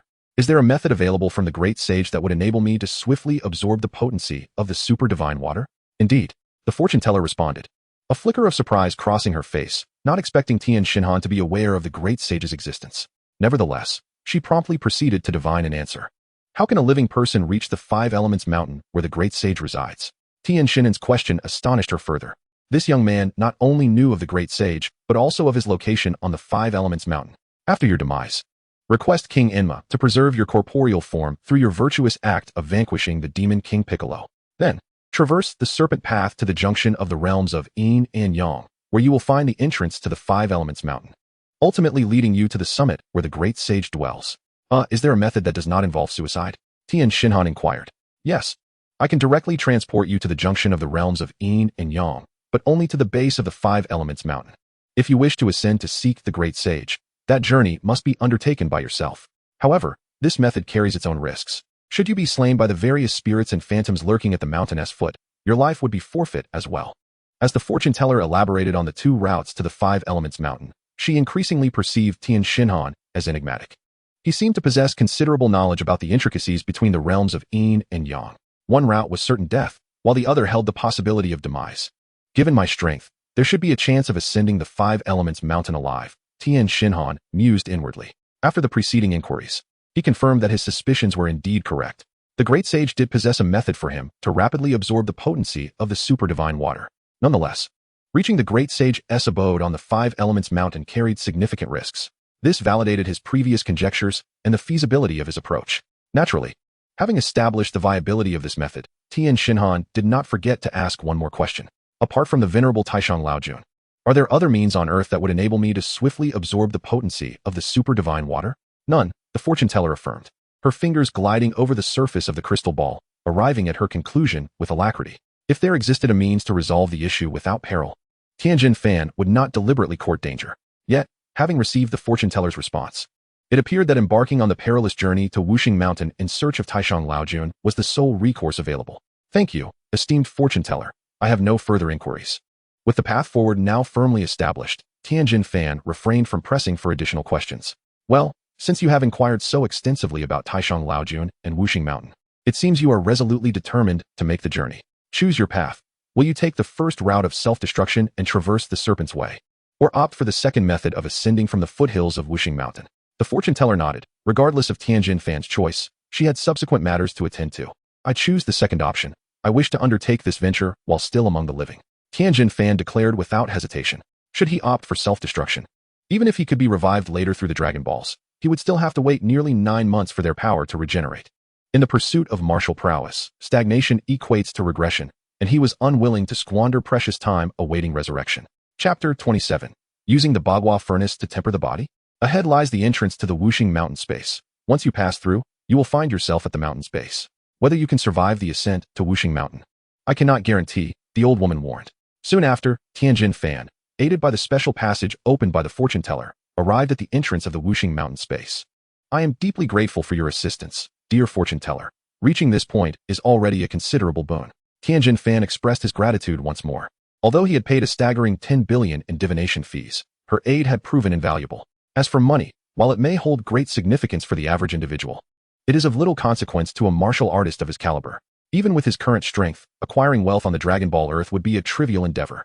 Rather than resorting to criminal acts such as bank robbery, he could easily target a criminal syndicate akin to the Red Ribbon Army to secure 10 billion with relative ease. In the narrative, Goku was summoned by Chi-Chi to cultivate crops merely because he had not considered the prospect of earning money. Otherwise, amassing wealth would have been a matter of little difficulty, whether as the world's richest individual or as a mere affluent figure. I merely acted upon your payment. There is no need for gratitude. After all, you chose to court danger, and I could not impede your path for the sake of money. However, should fortune smile upon you and you succeed against the odds, the prospect of returning alive need not be a concern. You may either retrace your steps or find an exit upon descending Wuxing Mountain, allowing you to return to Earth, albeit uncertain of your precise destination. If the Supreme Lord Lao Jun finds you agreeable, she would undoubtedly devise a means to assist you in returning. Without waiting for Tien Shinhan to inquire, the divination grandmother elaborated on the method to traverse from the Five Elements mountain back to Earth. While she feigned indifference, it was evident that she harbored hopes for Tien Shinhan's success in this perilous venture. All right, I understand, Grandma. Tien Shinhan nodded in acknowledgement, resolutely turning to step into the entrance of the Five Elements mountain. The divination grandmother watched as Tien Shinhan's silhouette vanished into the entrance, murmuring softly, "A fascinating lad. Do take care. I hope you return alive from this journey." Unbeknownst to Tien Shinhan, the grandmother's reaction lingered outside the entrance. At that moment, an immense, azure mountain, its peak obscured from view, loomed before him. Is this the Five Elements mountain? The legendary barrier that separates the realms of Yin and Yang within the Dragon Ball universe. The souls residing in this realm could originate from various planets, universes, and even differing timelines. Yet, upon death, every soul from the Dragon Ball world shares a singular destination, the realm of Yin. The Five Elements mountain's capacity to segregate these two realms underscores its uniqueness. As for the phantasms he would encounter while scaling this mountain, he needed no external reminder. He was already witnessing them firsthand. At the mountain's base, the dense, almost opaque spiritual entities manifested as phantoms. The arrival of Tien Shinhan, a living being, was akin to a drop of cold water inadvertently splashed into a sizzling pot of oil. In an instant, the multitude of phantasms surged towards him like a boiling tide. Among these phantoms, many were formed from the souls of ordinary individuals. While these phantoms possessed slightly greater strength than in their living forms, their power rarely exceeded 10 points. Such entities were numerous and posed little threat to the current Tien Shinhan. A smaller fraction of the phantoms, however, comprised the souls of martial artists. The strength of this subset exhibited considerable variability. Some might surpass 100 points, while others remained weak, with power levels in the teens or 20s. Faced with the overwhelming tide of phantoms akin to crashing waves, Tien Shinhan remained unfazed as he charged towards the summit of the Five Elements mountain. Dozens of meters, hundreds of meters, thousands of meters. Before long, Tien Shinhan had broken through the encirclement of phantoms, surging with determination to reach the mountain's midpoint. As he ascended, the density of phantoms diminished significantly, yet those that remained at higher altitudes generally possessed greater strength than those at the base. Nevertheless, even the most formidable phantoms did not exceed 200 points in power, rendering them vastly inferior to Tien Shinhan. With his power level already at 3,000 points, no entity could impede his ascent at the mountain's base. They were nothing more than inconsequential obstacles. At the summit of the towering Five Elements mountain, Tien Shinhan ascended successfully in less than a day. What was a perilous expedition fraught with peril for other martial artists was for him merely a leisurely mountain climbing endeavor devoid of any danger. Not only did Tien Shinhan emerge unscathed from this journey, but his combat prowess also saw a significant enhancement through the ascent and the slaying of monsters. As he neared the pinnacle, he was struck by an intense heat that was distinctly different from before. In the distance, a colossal furnace blazed. Unmistakably the Bagua furnace that he recalled from the narrative. In the tale, a leak from the furnace led to the engulfing of the castle of Goku's father-in-law, the Bull Demon King, in flames. However, it was still early, and perhaps the furnace had yet to encounter any issues. Is it you who just climbed up from the foot of the mountain? Just as Tien Shinhan was scrutinizing the Bagua furnace, the overseer, Taishang Laojun, emerged from a large house to the side. Trailing behind was Sun Gohan, who had previously been bested by Tien Shinhan at the Fortune Teller's. Unlike the serious portrayal of Taishang Laojun in the Dragon Ball universe, he appeared as a strikingly beautiful woman adorned in a splendid cloak and robe, crowned with a conical headdress, exuding a remarkable grace. Yes, I am Tien Shinhan. May I inquire if you are Taishang Laojun? To avoid unnecessary explanations, Tien Shinhan feigned ignorance. He also greeted Son Gohan, as it was not their first encounter, especially with the connection through Son Goku. Very well, in all these years, you are the first living soul I have seen ascend the 5 Elements mountain directly. Indeed, I am Taishang Laojun. Your determination to climb this mountain to seek me is commendable. Pray, share your purpose. Taishang Laojun placed one hand on her hip and gestured with the other, expressing her admiration for Tien Shinhan's resolve. Upon hearing this, Tien Shinhan's expression grew somewhat peculiar. While he indeed possessed great perseverance in martial arts, the climb had been effortless for him, requiring little willpower. Nevertheless, he would not foolishly reject her praise and seize the opportunity to articulate his intentions. So, you have even dared to challenge the legendary poisonous super divine water? It seems your unwavering dedication to martial arts surpasses my expectations. Regarding your inquiry, I might indeed have a solution. The flames within the Bagua furnace not only refine the soul and sever the connection between yin and yang, but also have a fortifying effect on the physical body. Of course, this is contingent upon the body's ability to withstand the flames. While there are no prior examples, if you wish to expedite the absorption of the super divine water's potency, the flames of the Bagua furnace should prove beneficial. After contemplating Tien Shinhan's aims, Taishang Laojun furrowed her brow for a moment before offering her response. Using furnace flames to strengthen the body? Tien Shinhan expressed surprise, yet found it to hold a semblance of logic. Chapter 28. The 5 Elements Elixir? The precious treasure missed by Goku. Alright, I shall proceed. Do I simply leap into this Bagua furnace? Tien Shinhan pondered for a brief moment before decisively preparing to jump into the furnace. Wait, the Supreme Laozi, upon hearing Tien Shinhan's intent, did not hesitate even for a heartbeat. He was increasingly convinced that Tien Shinhan's fervor for martial arts had reached an extraordinary level beyond the comprehension of ordinary mortals. With such unwavering dedication to the path of martial arts, who else could ascend to the status of a martial arts master if not him? Contemplating this, the Supreme Laozi felt even more assured of Tien Shinhan's potential and immediately halted him, adding, "You are indeed a madman willing to sacrifice everything for the pursuit of martial excellence. Nevertheless, it is precisely such madness that I admire. Since I have already resolved to assist you, I shall see it through to the end." The Supreme Laozi regarded Tien Shinhan with a sense of profound sentiment, as if he had made a monumental decision. See it through to the end? Tien Shinhan wondered if there were benefits to the Bagua furnace beyond merely assisting him in rapidly absorbing the divine essence of the water elixir. His eyes subtly shifted, hinting at a glimmer of realization. In the next moment, the Supreme Laozi continued, confirming Tien Shinhan's suspicions. I have overseen this Bagua furnace for tens of thousands of years. As long as the flames within continue to burn, the barrier between the realms of yin and yang remains impenetrable. Any soul attempting to traverse from the yin realm to the yang realm, or wandering in the yang realm for special reasons, will be incinerated into ashes by the flames of the Bagua furnace. Although the ashes produced by each soul's burning are minuscule, over time, they accumulate and coalesce at the bottom of the furnace. Thus, a 5 elements pill has formed there. This pill is composed of the essence left behind by the burned souls, and consuming it can significantly enhance one's mental capacity and understanding. This understanding naturally extends to the comprehension of martial arts. If you possess the capability to descend to the bottom of the Bagua furnace and retrieve that 5 elements pill, it would undoubtedly aid you greatly in mastering various martial arts. A 5 elements pill? Such a treasure exists? Tien Shinhan recalled the event when Wukong had come to the Bagua furnace to assist in repairing the furnace's base. However, he had no recollection of the 5 elements pill. Perhaps it was because Wukong's visit occurred nearly 3 years later in his memories, causing him to miss the existence of the 5 elements pill. Reflecting on this, it made sense, as the furnace's base had been severely damaged by then, and the pill could have been destroyed or lost during that process. Now, having arrived almost 3 years earlier and earned the Supreme Laozi's favor, the discovery of the 5 elements pill was indeed a delightful surprise. As for whether he could withstand the flames of the furnace, Tien Shinhan felt no trepidation. After all, his current strength surpassed that of Wukong's in his memories from 3 years hence. If Wukong, with a battle power of less than 1,000, could achieve it, then with his own battle power exceeding 3,000, he was confident that he could manage it with due caution. Thank you, revered Laozi, for granting me this treasure. I shall certainly obtain the 5 elements pill. Tien Shinhan expressed his gratitude respectfully to the ancient figure who had lived for tens of thousands of years. Upon hearing these words, the Supreme Laojun furrowed her brow. She detested being referred to as an old maid or an elderly woman. Although Tien Shinhan had not directly touched upon this sensitive topic, the term old in Lao Jun still resonated with her. Thus, she promptly interjected, "What do you mean, Lao Jun? I am An Ning, and you may address me as Lady An Ning." "Very well, Lady An Ning," Tien Shinhan replied, and without further ado, leaped directly into the Bagua furnace. The Supreme Lao Jun nodded in satisfaction at Tien Shinhan's swift correction of the address.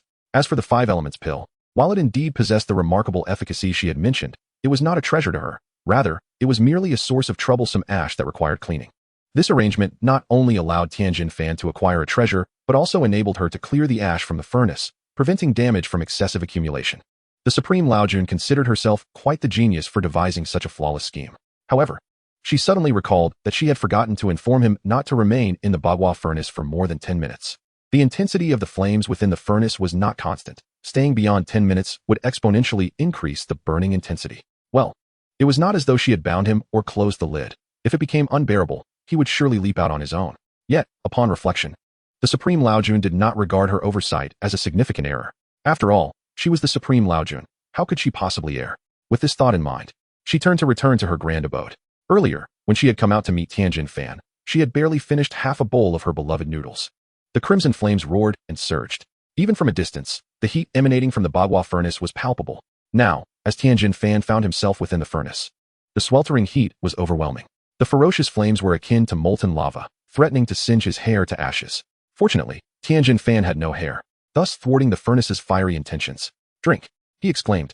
Feeling the terrifying heat, Tien Shinhan concentrated the energy within his body to enhance his physical resilience.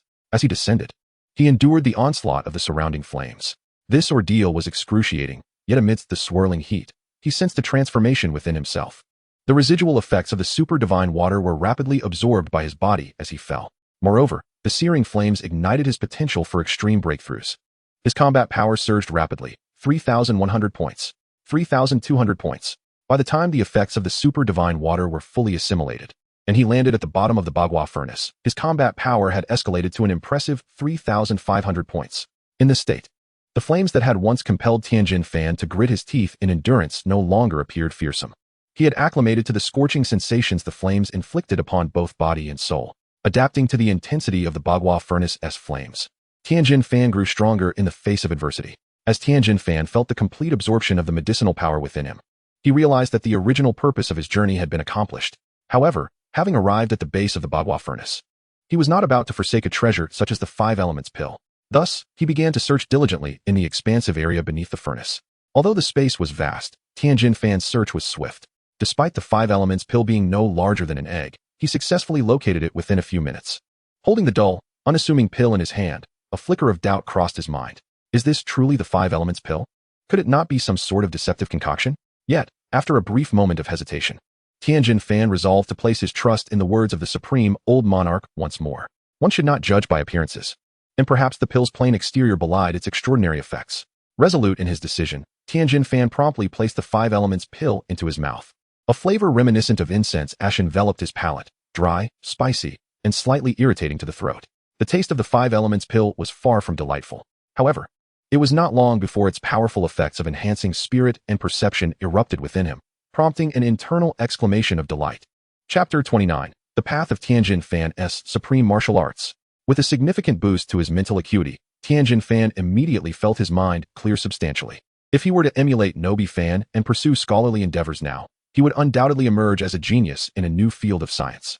Yet, Tien Shinhan remained focused on martial arts, and the most immediate impact of his enhanced mental faculties was a dramatic increase in his understanding of martial techniques. What once required considerable time and physical exertion to charge, such as the Kiko cannon, suddenly manifested in his mind with improved and refined concepts. The prototype of the new Kiko cannon and its foundational ideas materialized seamlessly in his thoughts. Not only this, but all the martial techniques he had previously mastered also presented opportunities for further refinement. The four-body fist, four-demonic fist, solar fist, Dodon wave, and Kamehameha, these techniques, imparted to him by Master Rashi, had already been perfected to a high degree. Now, after consuming the Five Elements pill, Tien Shinhan found himself inspired with personalized enhancements for each of these techniques. Increasing their power, shortening charge times, and reducing physical consumption, he could improve each technique in some aspect. Was this the effect of the Five Elements pill? It felt tailor-made for a martial artist like him. In this moment, Tien Shinhan was filled with exhilaration. He was absolutely certain that this journey was indeed the right choice. Both he and Goku were pure martial artists, fervently devoted to their craft. However, the nature of Goku's strength differed from his own path. Goku's might lay in the continual enhancement of his combat power, while he did not place particular emphasis on technique. Techniques like the Kamehameha and Spirit Bomb served him well in the early stages and remained in his arsenal even as he ascended to the ranks of universe-level warriors. Yet, Tien Shinhan was different. Compared to a mere enhancement of combat prowess, my innate talent for mastering various techniques and creating my own surpasses that of Goku. Presently, this gift for self-developed martial arts pales in comparison to the sheer disparity in raw power. After all, sheer strength can often overshadow skill. A being of pure numerical might can be formidable indeed. However, after consuming the 5 elements pill, Tien Shinhan felt that his inherent advantage had been magnified. Is it not more formidable for a martial artist to possess not only immense strength, but also the ability to innovate and enhance their power further? In terms of strength, I exhibit a fearless audacity, achieving a remarkable elevation, while in the realm of martial arts, my comprehension has reached unfathomable depths. This is the essence of my ultimate martial arts. Reflecting on his circumstances, Tien Shinhan realized that after a series of adventures and plans, he had finally completed the puzzle of ultimate martial arts capable of competing with Super Saiyans. Without any external systems or aids, he had relied solely on his memory to acquire the extraordinary experiences depicted in the narrative. From this moment onward, Tien Shinhan possessed the confidence to stand equal to Super Saiyans. The pinnacle of martial arts across the universe may seem distant, yet for the first time, Tien Shinhan glimpsed the path ahead. The 5 elements pill, composed of soul ash accumulated over millennia in the Bagua furnace, held immense and tumultuous medicinal power. Tien Shinhan sensed that after ingesting the 5 elements pill, he had barely begun to absorb its effects within mere minutes. Seizing the moment, he resolved to harness the furnace's flames to expedite the absorption of the pill's potency, just as he had previously accelerated the absorption of the super divine water. He could surely do the same for the 5 elements pill. Thus, he chose not to depart from the furnace's base immediately. 5 minutes passed, then 10, and then 15. When Laozi returned to the vicinity of the Bagua furnace after finishing his noodles, he was puzzled by Tien Shinhan's absence. What could have happened? Had Tien Shinhan left without a word? Surely, he must not know how to return to the mortal realm directly. That impolite lad. I had intended to escort him myself. Now he would have to make the arduous descent alone. Laozi assumed that Tien Shinhan had exited the Bagua furnace and left, grumbling about his lack of decorum. However, Son Gohan, who had not entered the house, soon revealed the truth. Lord Anning, Tien Shinhan. He is yet to emerge. In fact, nearly 10 minutes after Tien Shinhan entered the Bagua furnace, Son Gohan had already been calling out to remind him to hurry up. Unfortunately, the immense size of the furnace and the roaring flames muffled his voice, preventing it from reaching Tien Shinhan. In a state of urgency, Son Gohan became distressed. Tien Shinhan was a companion of Goku, and he could not bear to witness his demise inside. Consequently, he called out desperately from outside, urging Laozi to come quickly. Regrettably, Laozi had closed the door to focus on his meal, oblivious to Gohan's pleas. When Taishang Laojun emerged after finishing his noodles, a full 15 minutes had already elapsed since Tien Shinhan entered the Bagua furnace. What? He is yet to exit. Upon hearing this news, Taishang Laojun's eyes widened in astonishment. What a pity. A martial artist with such promising prospects, and I had anticipated engaging in a friendly spar with him upon his emergence. Alas, it appears that opportunity has evaporated. Taishang Laojun let out a sigh. If Tien Shinhan had remained inside for 15 minutes, the intensity of the flames must have escalated to double that of the original. Taishang Laojun believed he could withstand flames at a single intensity, but at double. And having already endured 5 minutes, it seemed likely that Tien Shinhan had been reduced to ashes. If only I had advised him that he could only endure 10 minutes at most. This reckless lad. One would expect him to feel the unbearable heat and leap out after 10 minutes, yet he remains oblivious. Is he truly willing to forsake his life for the sake of martial advancement? The line between genius and madness is indeed perilously thin. Yet now, it is all too late. Only ashes remain. Alas, Taishang Laojun continued to lament. It was not often that he encountered a young man who was not only a martial artist, but also a living being who had ascended directly from the 5 Elements mountain, only to be extinguished in such a manner. What a loss, what a loss.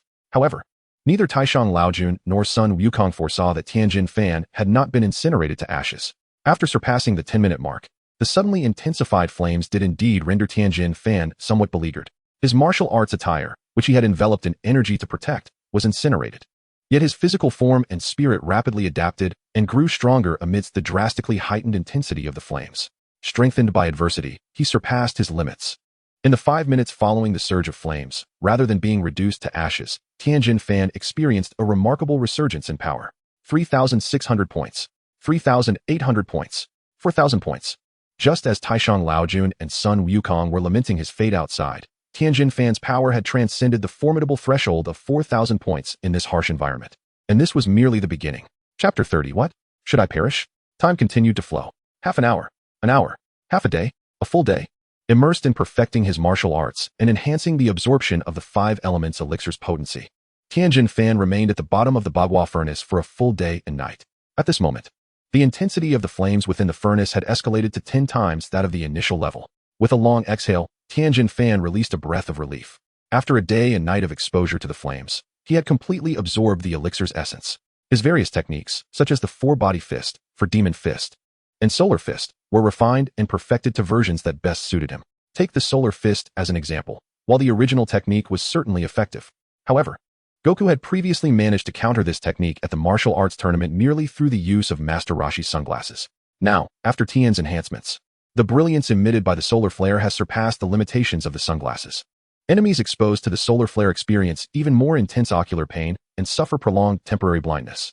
Moreover, during his 3-month training at the Sacred Temple, Tien observed that this technique was ineffective against opponents capable of sensing energy. Therefore, in this latest refinement of his ultimate move, Tien incorporated the manipulation of energy. When the solar flare is unleashed, it emits not only blinding light, but also energy waves that disrupt with a significant tremor. Under this dual assault, even foes adept at sensing energy cannot pinpoint Tien's location. Tien has named his improved solar flare the New Solar Flare. Additionally, he has completed enhancements to techniques such as the new 4-body fist, new 4-demon fist, and new tunnel wave. It is not that Tien was lazy in naming. Rather, the presence of the name New Energy Cannon, which has appeared in his memories of the story, spared him the effort of devising a new name. Each of these techniques, now bearing the new label, possesses enhancements in both effect and power akin to the new solar flare, rendering them incomparable to their original forms. These new techniques are merely the fruits of Tien's endeavors in martial arts during this day and night. Beyond this domain, Tien has also experienced a significant surge in combat power, estimated at 8,000 points. At this moment, Tien feels confident that he could effortlessly confront the Saiyan Raditz, or Nappa, who are destined to arrive on Earth in about 8 or 9 years. Although there remains a gap between his power level and that of the Saiyan Prince Vegeta, Tien believes that with his array of improved techniques, he is not without the means to engage in battle. The full absorption of the super divine water and the 5 elements elixir has significantly enhanced his breakthrough characteristics and martial comprehension. This journey through the space of the 5 elements mountain has yielded abundant rewards. After spending a day and night in the Bagua furnace, Tien feels it is time to emerge. After all, the Supreme Old Man opened the furnace top for his sake. He cannot let it remain uncovered indefinitely, can he? With this thought, Tien resolved to leave the depths of the Bagua furnace. He leaped, soaring through the roaring flames to a height of 10,000 meters. This might seem extravagant for an ordinary person or a typical Earth martial artist, but with 8,000 points of power, obliterating a planet is no challenge, let alone reaching a mere 10,000 meters. There was no need to employ the sky dance technique. With a gentle leap, Tien arrived at the furnace's exit. Why is the furnace top closed? Tien had assumed the Supreme Old Man was still waiting with the furnace open, but to his surprise, it was now shut. Under normal circumstances, such an occurrence should not transpire. Tien Shinhan, upon observing the situation, felt a twinge of confusion. However, he resolved to inquire further after exiting. The colossal lid of the Bagua furnace, which was originally intended to be lifted and opened using a specialized, labor-saving pulley system, posed a significant challenge. Not only would it be impossible for those trapped within the confines of the furnace to exert any force, but even those outside attempting to scale the furnace's exterior would require an immense battle power to succeed. Yet, for Tien Shinhan, this was hardly an obstacle. He simply utilized his air-walking technique to soar to the furnace's exit and, with a mere flick of his finger directed at the massive lid, propelled it skyward with surprising force. Had he exerted too much strength? It appeared that his newly augmented power required some adjustment before it could be harnessed to a level befitting an ordinary individual. Despite his efforts to temper the force of his action, he was taken aback to find the lid launched into the air. Nearby, Sun Wukong caught sight of the suddenly airborne lid and swiftly alerted Taishang Laojun. My lord, it seems the Bagua furnace is about to explode. The lid has been sent flying. What? Taishang Laojun, who had not closed the door, immediately heard Sun Wukong's exclamation and rushed out in astonishment. In truth, there was no need for Sun Wukong's warning. The thunderous crash of the lid ascending had already reached her ears. What is happening? She gazed up at the enormous lid soaring thousands of meters into the sky, her expression one of bewilderment. Having overseen the Bagua furnace for millennia, she had never encountered such a phenomenon. Could it truly be, as Sun Wukong had asserted, that the furnace was on the verge of explosion? A sense of concern began to wash over her. If the Bagua furnace were to explode, the barrier between the realms of yin and yang would disintegrate, plunging the world into chaos. Fortunately, in the next moment, they realized it was merely a false alarm. Yet, what they witnessed instead left them even more astonished. It was not the Bagua furnace that had exploded, but rather the figure of Tien Shinhan, whom they had assumed had been reduced to ashes. Tien Shinhan appeared, seamlessly catching the soaring lid and returning it to its rightful place atop the Bagua furnace with grace and poise. After securing the lid, he meticulously circled the furnace's top, ensuring everything was in order. Phew, thankfully it didn't shatter. The lid remains intact, otherwise I wouldn't know where to procure such a large cover, he murmured, relieved, as he brushed the dust from his hands and settled between Taishang Laojun and Sun Wukong. The two were momentarily struck dumb by the sight of Tien Shinhan, now unscathed before them, rendered speechless for quite some time. What is it with you two? Why do you look at me so strangely? Suddenly, Tien Shinhan realized something significant. His martial arts uniform had been inadvertently incinerated within the furnace. Blushing at the thought, he promptly retrieved a spare set of martial attire from his universal capsule and donned it. Apologies. It seems the flames within the Bagua furnace have suddenly intensified. Initially inexperienced, I inadvertently scorched my clothing. Tien Shinhan believed the astonishment of the two was due to the charred state of my attire. However, the very next moment, Gohan's first utterance, after regaining his composure, left Tien Shinhan perplexed. You're not dead? Huh, should I be dead? Am I to perish before you both? Tien Shinhan responded instinctively, his face a canvas of confusion. Chapter 31. The transformation into a giant? I have seen it. I have learned it. Ha, what an amusing lad. It's a relief you are unharmed. Tien Shinhan's retort momentarily stunned Gohan, while the Grand Supreme Elder burst into hearty laughter. After a brief interval, Gohan elucidated the misunderstanding that had led them to believe he had been reduced to ashes by the furnace's flames. Ah, so that is the case, Tien Shinhan exclaimed, enlightenment dawning upon him as he recounted his own experiences within the Bagua furnace. It was only then that he realized the flames within the furnace possessed a naturally escalating ferocity. Previously, he had sensed the flames growing stronger at intervals, mistakenly perceiving it as an anomaly. Fortunately, he had prepared well for this venture, entering the furnace with a combat power of 3,000. Otherwise, he might have lacked the requisite time to acclimatize to the furnace's fiery fluctuations, remaining within the furnace with only a few hundred units of combat power, unaware that the flames would become even more ferocious after 10 minutes, could indeed have posed a significant danger. Fortunately, he had navigated these perils unscathed, and rather than encountering danger, he had maximized his gains from this unexpected encounter. The efficacy of the 5 elements pill is remarkable. I must express my gratitude to Lord Anning for bestowing such a precious treasure upon me. Only those martial artists who have consumed the 5 elements pill can truly comprehend the terrifying impact it has on enhancing martial prowess.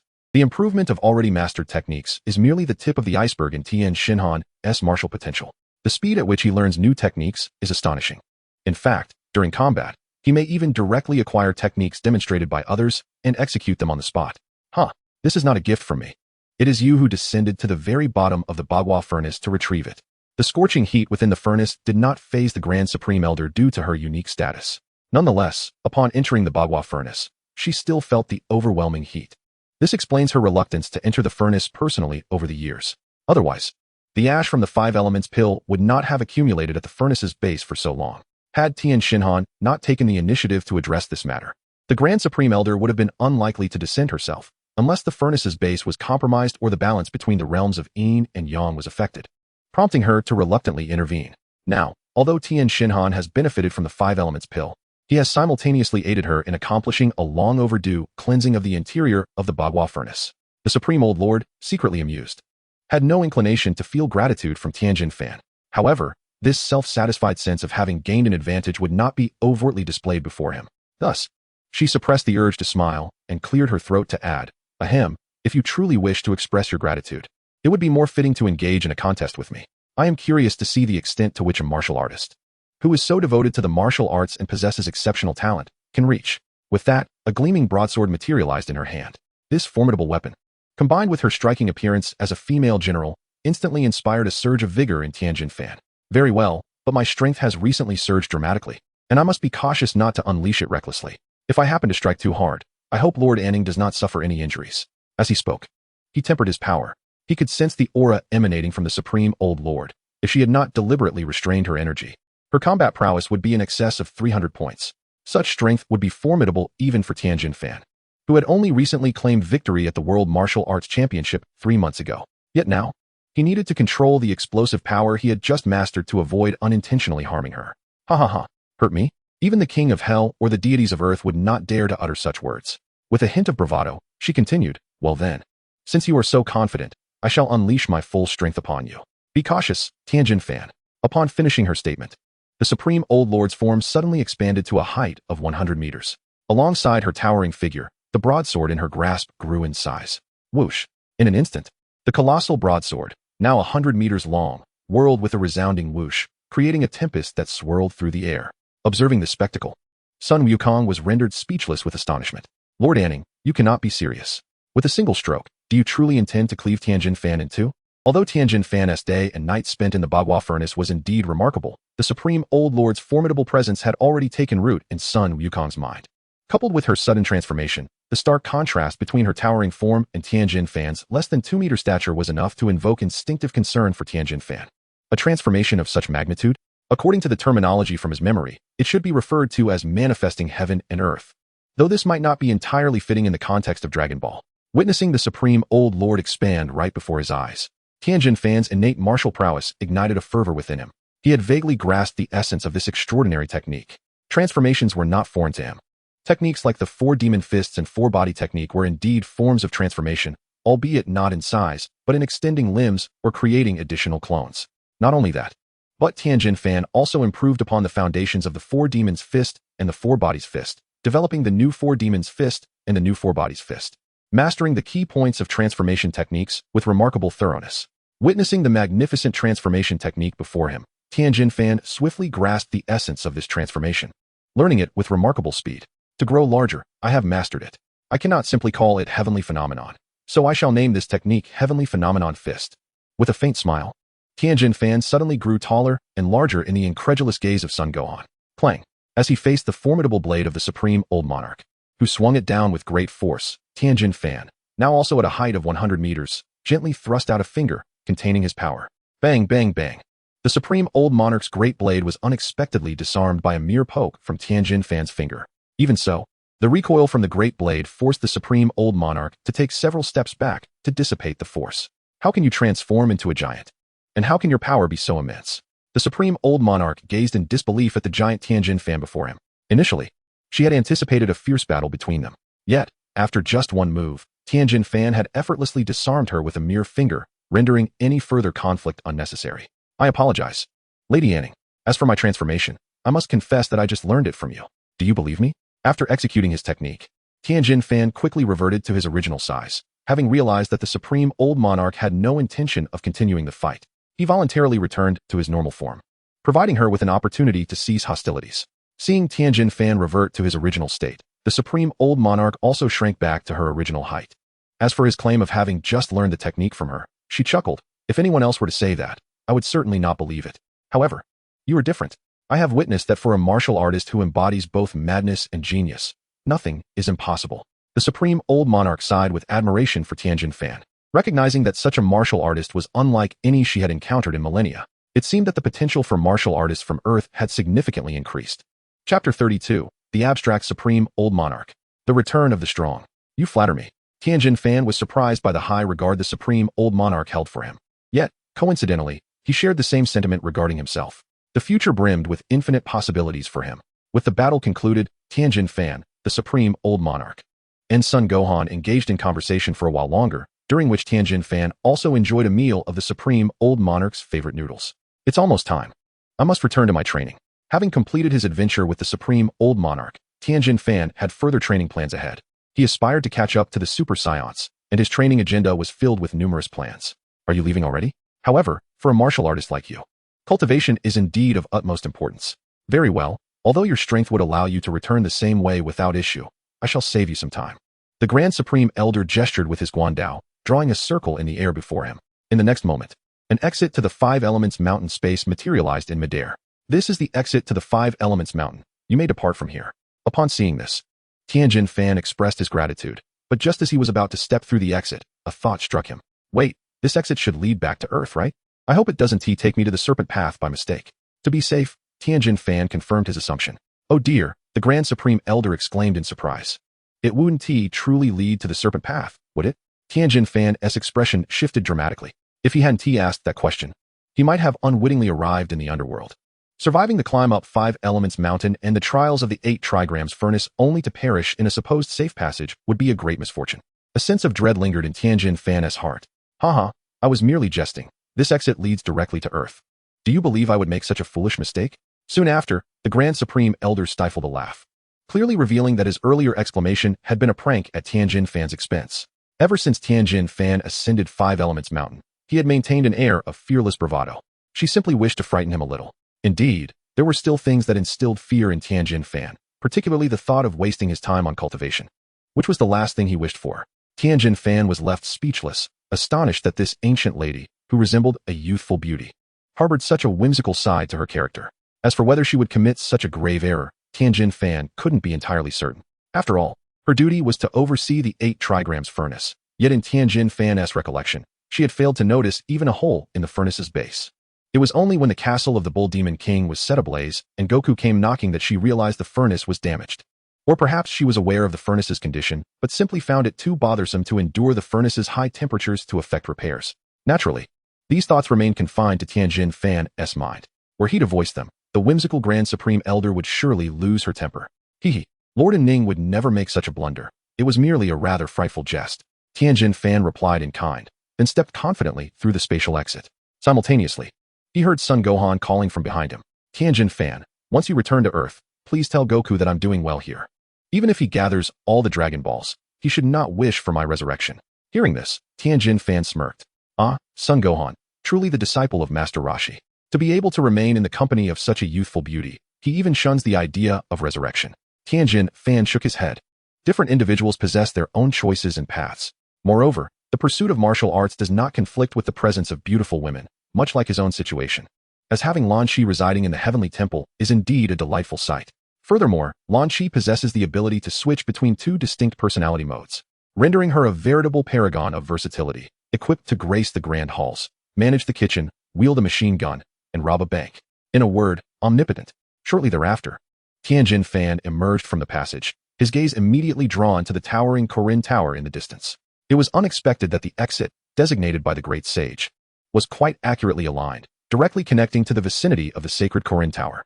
This not only saved him the time of descending from the 5 Elements Mountain, but also spared him the duration of flight on Earth. Tien Shinhan mused silently. Despite the abstract antics of the great sage earlier, the current exit of the passage proved to be remarkably reliable.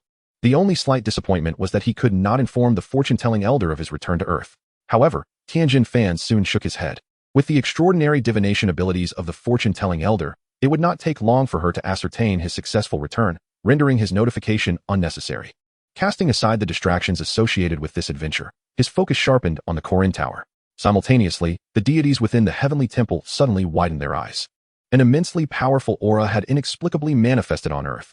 If it were malevolent, it would be troubling. Wait, this aura belongs to Tien Shinhan. In merely a few days, he has become so formidable. What trials and training has he undergone? The deities sensed the overwhelming presence suddenly appearing on Earth, and their hearts were filled with unease. The intensity of this aura far exceeded their own, even surpassing that of the now ascended Sun Wukong. Should such a formidable aura stem from an evil entity, Earth would likely face a grim fate. However, upon further scrutiny, the deities quickly confirmed that this potent aura emanated from Tien Shinhan himself. Although Tien Shinhan's combat prowess had been considerable before, at this moment, his aura was nearly twice as powerful as it had been just days prior. This revelation instantly transformed the deity's trepidation into elation. With such a mighty warrior on Earth, not even the resurgence of the demon King Piccolo would pose a threat. Even if he were tenfold stronger, the fate of Earth would remain unscathed. This realization intensified the deities' earlier thoughts of relinquishing their positions. Observing the formidable young martial artist Tien Shinhan, and then glancing at his own aging form, he found himself eagerly anticipating the moment he could bestow the title of Earth's deity upon Tien Shinhan. Not only the deities, but also Krillin and Goku, who had begun their training in the Heavenly Temple over the past few days, sensed Tien Shinhan's overwhelming presence. Tien Shinhan, you have returned. Moments later, after greeting Korin in the Korin Tower, Tien Shinhan ascended to the Heavenly Temple with Lan Shi and Dumpling, who had been waiting for his return. Tien Shinhan, you are back. As soon as he entered the Heavenly Temple, before the deities could broach the subject of transferring the deity position, Goku and Krillin had already gathered excitedly around Tien Shinhan. On the faces of Goku and Krillin, a palpable eagerness was evident, clearly indicating their desire to engage in a sparring match with Tien. Although young Goku had previously mentioned catching up to Tien in 3 months, it did not imply that he would refrain from seeking a challenge in the interim, particularly upon sensing that Tien's energy had significantly intensified in comparison to a few days prior. Both Goku and Krillin found it increasingly difficult to suppress their combative spirit. Let us observe the unfolding of their encounter. The Supreme Kai, witnessing this scene, could only defer his intended remarks for the moment. Moreover, it provided both him and Bubbles an excellent opportunity to scrutinize Tien's current prowess. Chapter 33. A spar? I want to fight 5. If you wish to battle, then battle you shall. Your intentions are plainly etched upon your faces.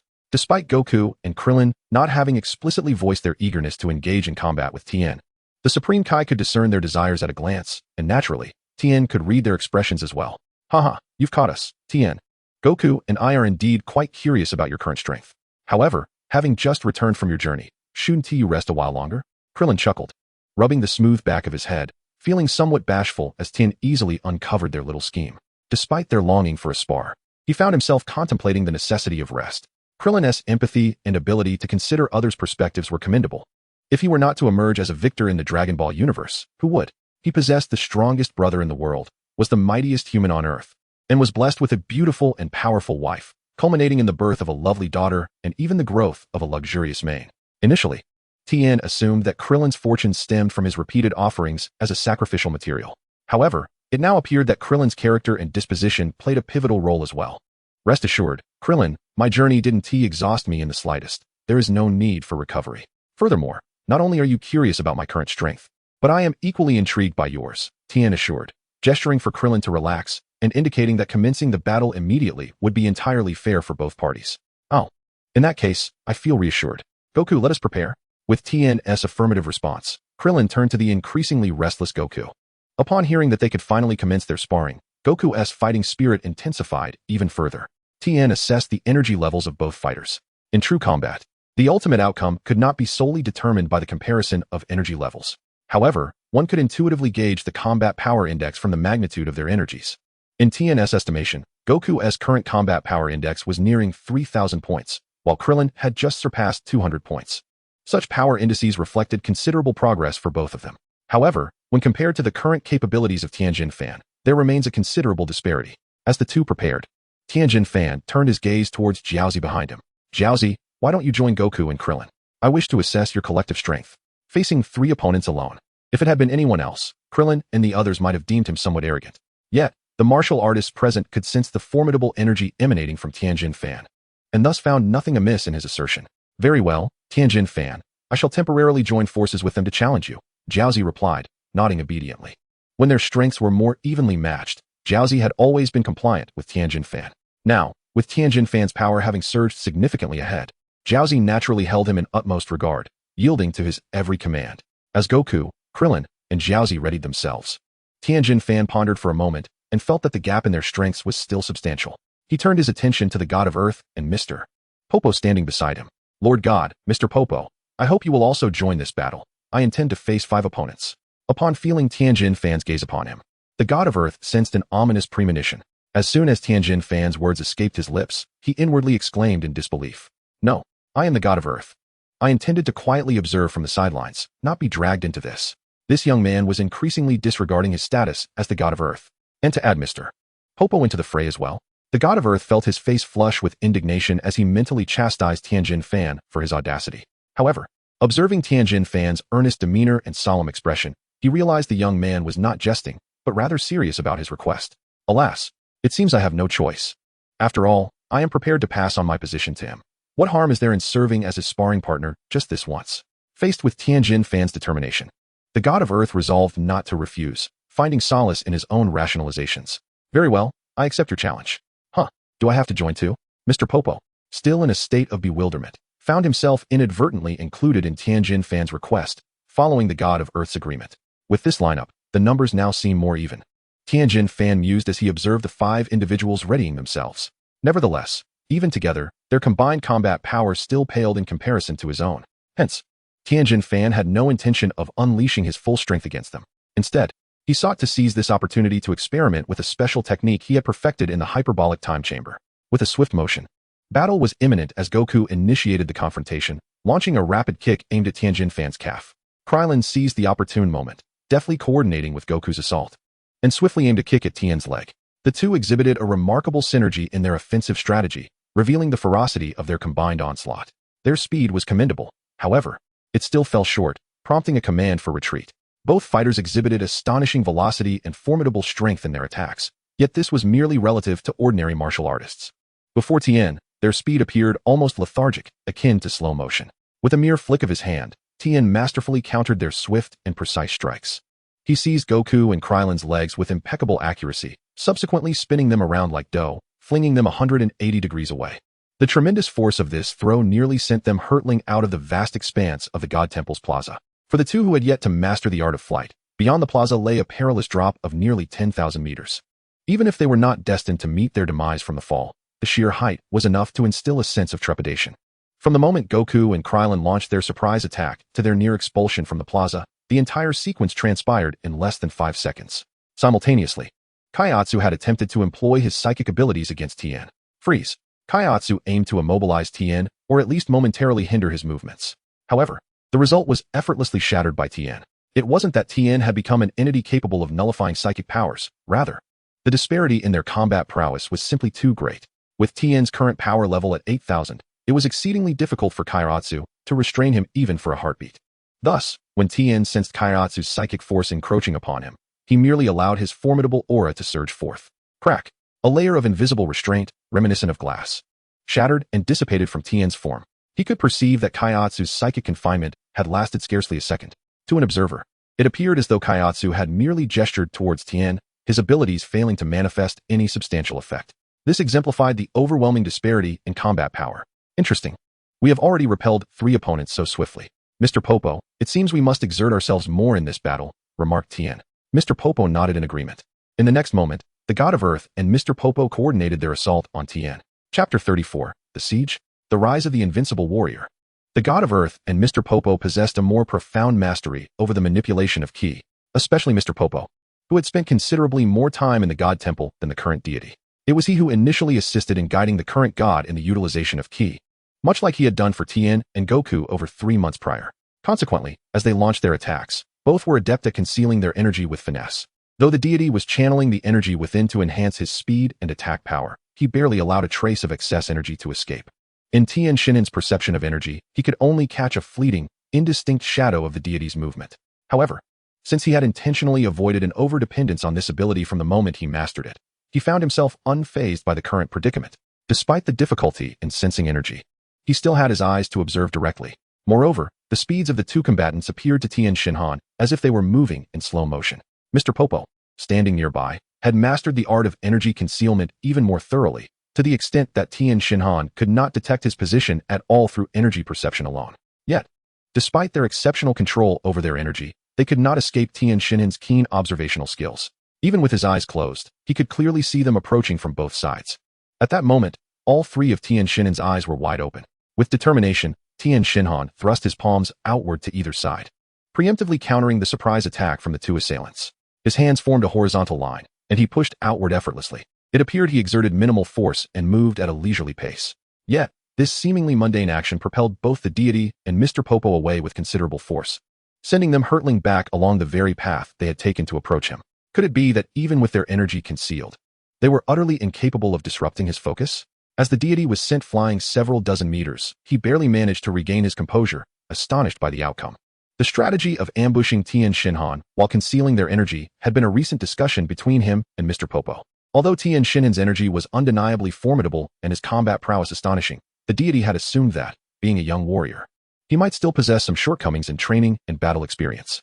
These shortcomings often lead martial artists, when first mastering energy perception, to develop a habitual over-reliance on it. Even if Tien Shinhan's martial artistry was near flawless, he would likely exhibit such a minor flaw. Yet, judging by the current results, Tien Shinhan had indeed achieved a level of perfection, seamlessly avoiding even the slightest dependence on energy perception. Not only did he possess overwhelming strength, but he also managed to sidestep common pitfalls. His greatness transcended mere energy power. It resided in his relentless pursuit of perfection. Despite being thrust away by Tien Shinhan's palm, the deity no longer harbored thoughts of embarrassment. Instead, his astonishment blossomed into a profound sense of pride and fervor. A martial artist possessing such formidable strength and an indomitable spirit was undoubtedly the ideal successor to the deity's position. Furthermore, Unlike the time he had to separate his malevolent side to fulfill the role of the deity, Tien Shinhan bore no such flaws. Impressive indeed, Tien. It seems that over the past few days, you have grown significantly stronger. Initially, I intended to seize the opportunity to catch up to you, but it appears that the gap has widened instead.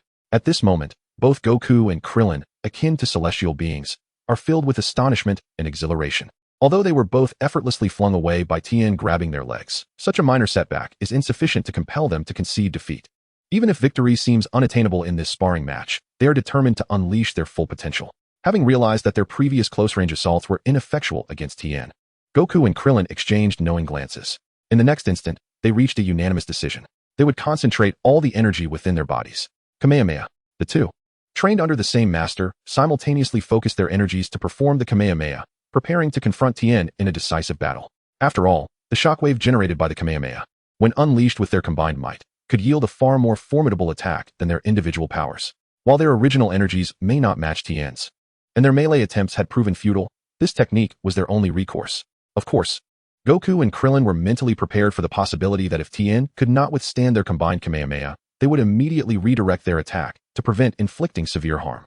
On the other side, the God and Bubbles, having witnessed the unfolding events, shared an understanding. They too were curious to ascertain the extent of Tien's current prowess. In terms of close combat, even if the five of them teamed up, they would still be no match. But what if they faced a highly concentrated and enhanced energy wave? Divine Finger.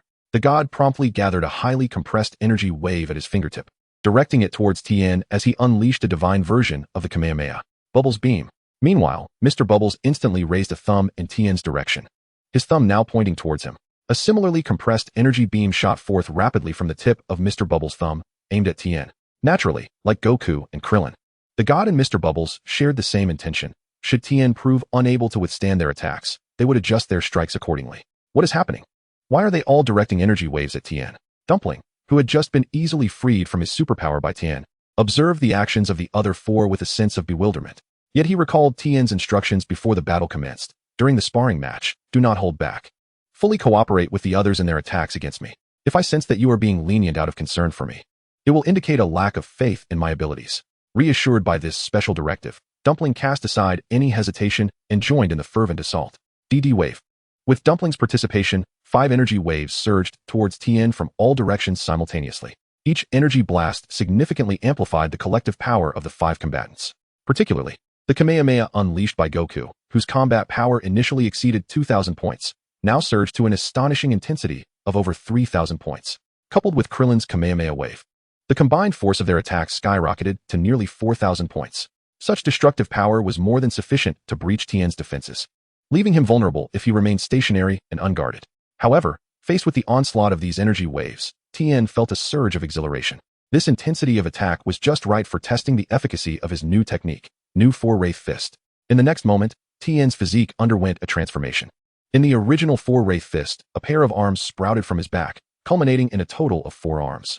Yet, the enhanced version was strikingly different. Not only was the release speed significantly faster, but he also manifested 6 additional arms. With his original 2 arms, he now possessed a total of 8 arms, equivalent to 4 pairs. Once Tien transformed into this formidable 8-armed figure, he adeptly navigated the barrage of energy waves. With each of his arms striking in varied directions, a thunderous sound accompanied the force of his punches, shattering the Kamehameha, the Spirit Finger, the Kamehameha Wave, and the Dodon Ray in a single blow. The simultaneous assault of his 8 arms was akin to an indomitable titan. The 5 energy waves were obliterated before the might of his fists. Dominant, overwhelming, invincible. In that moment, whether it was Goku, Krillin, the God of Heaven, Mr. Popo, or even Kaiatsu, they all perceived Tien, adorned with 8 arms, as a colossal figure resembling an invincible deity. Wow, such masculine prowess. I begin to comprehend why another version of myself was so swiftly captivated by him. In the eyes of the blue-haired launch sparkled with wonder. Though she had previously held a certain fondness for Tien, she could not fathom why her golden-haired counterpart was so relentlessly drawn to him. Yet, witnessing the spectacle before her, she understood. The allure of his earnest combat was irresistible, whether to the blue-haired version of herself or the golden-haired one. Tears of excitement streamed down her cheeks, and Launch felt grateful that her golden-haired self had persistently pursued Tien, for otherwise, she would have missed witnessing the rise of this invincible warrior. Chapter 35, Mr. Popo. I shall call you the strongest support. Remarkable, truly formidable. Goku and Krillin exclaimed in awe as they witnessed their Kamehameha being obliterated in a single punch. Exhausted from the recent surge of energy, they promptly collapsed onto the ground. Meanwhile, the god of heaven and Mr. Popo, though not sitting down, were equally astounded by Tien's prowess. They had anticipated his strength through their sensing abilities, but they had not foreseen him being this formidable. Let us conclude this sparring session here. Tien Shinhan observed that the physical strength of the five had nearly dwindled to exhaustion, realizing that continuing the battle would serve no purpose.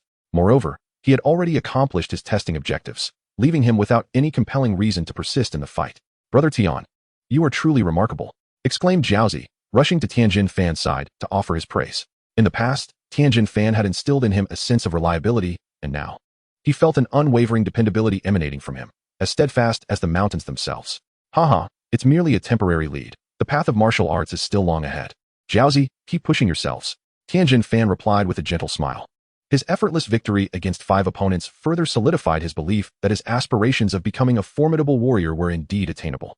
Whether it be a Super Saiyan or a Super Saiyan god, they were not entirely out of reach. One day, he would stand alongside them, if not surpass them.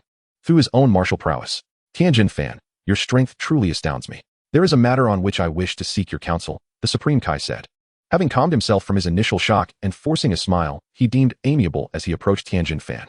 Tien Shinhan, upon witnessing the Supreme Kai's grotesque grin, which was even more off-putting than a grimace, surmised his ulterior motive. As anticipated, in the next moment, the Supreme Kai led Tien Shinhan aside to discuss the matter of passing on the position of Supreme Kai. In the Supreme Kai's view, Tien Shinhan would undoubtedly accept such an offer. After all, it was the position of a deity of Earth, granting him the authority to oversee the entire planet and bestowing upon him a lofty status. I'm sorry, but I must decline.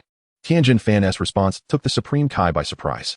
Faced with the Supreme Kai's intention to abdicate in his favor, Tien Shinhan had outright refused. Why? Did you not understand? Becoming the deity of Earth means a high status and corresponding administrative powers. You could control various natural phenomena, such as when it rains or when the sun shines, through the unique privileges of the position. Struggling to comprehend Tien Shinhan's resolute refusal, the Supreme Kai persisted, elaborating on the benefits of the Supreme Kai position. Apologies, Supreme Kai, but I have no interest in summoning winds or calling forth rain. What truly captivates me is martial arts, Tien Shinhan declared, unambiguous and unwavering in his conviction. Furthermore, with his growing strength, the ability to manipulate the weather seemed trivial. He could achieve such feats with a mere gesture, rendering the position's powers unnecessary. Becoming stronger was the undeniable truth.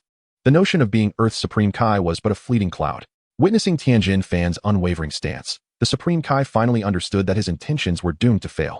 Oh, well, given your talent and resolve, it is not entirely surprising that you choose to focus on martial arts, the Supreme Kai sighed.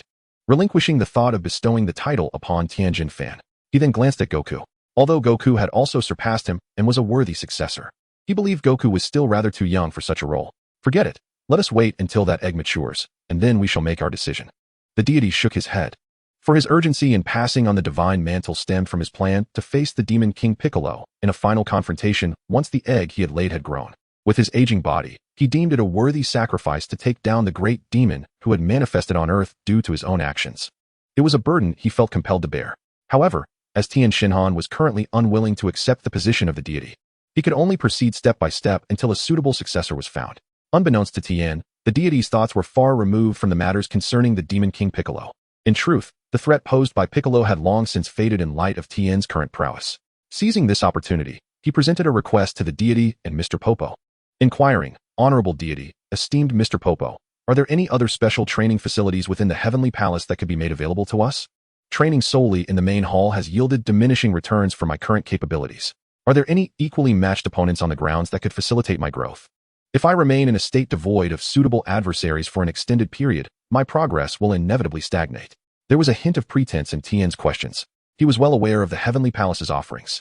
His inquiry was deliberately crafted to veil his prior knowledge of the training facilities, as he sought the opportunity to utilize them without revealing the source of his understanding. The hyperbolic time chamber, or that enigmatic time machine situated within the Heavenly Palace, both were crucial elements in Tien's strategic plan. The hyperbolic time chamber could be reserved for when his strength had increased further, for its usage was limited prior to reaching the 3rd level of Super Saiyan. An individual could only enter for a single day, which would equate to a year within the chamber. Of course, once one attained the power of a Super Saiyan at that level, they could breach the chamber's spatial barriers, thus nullifying the previous restrictions.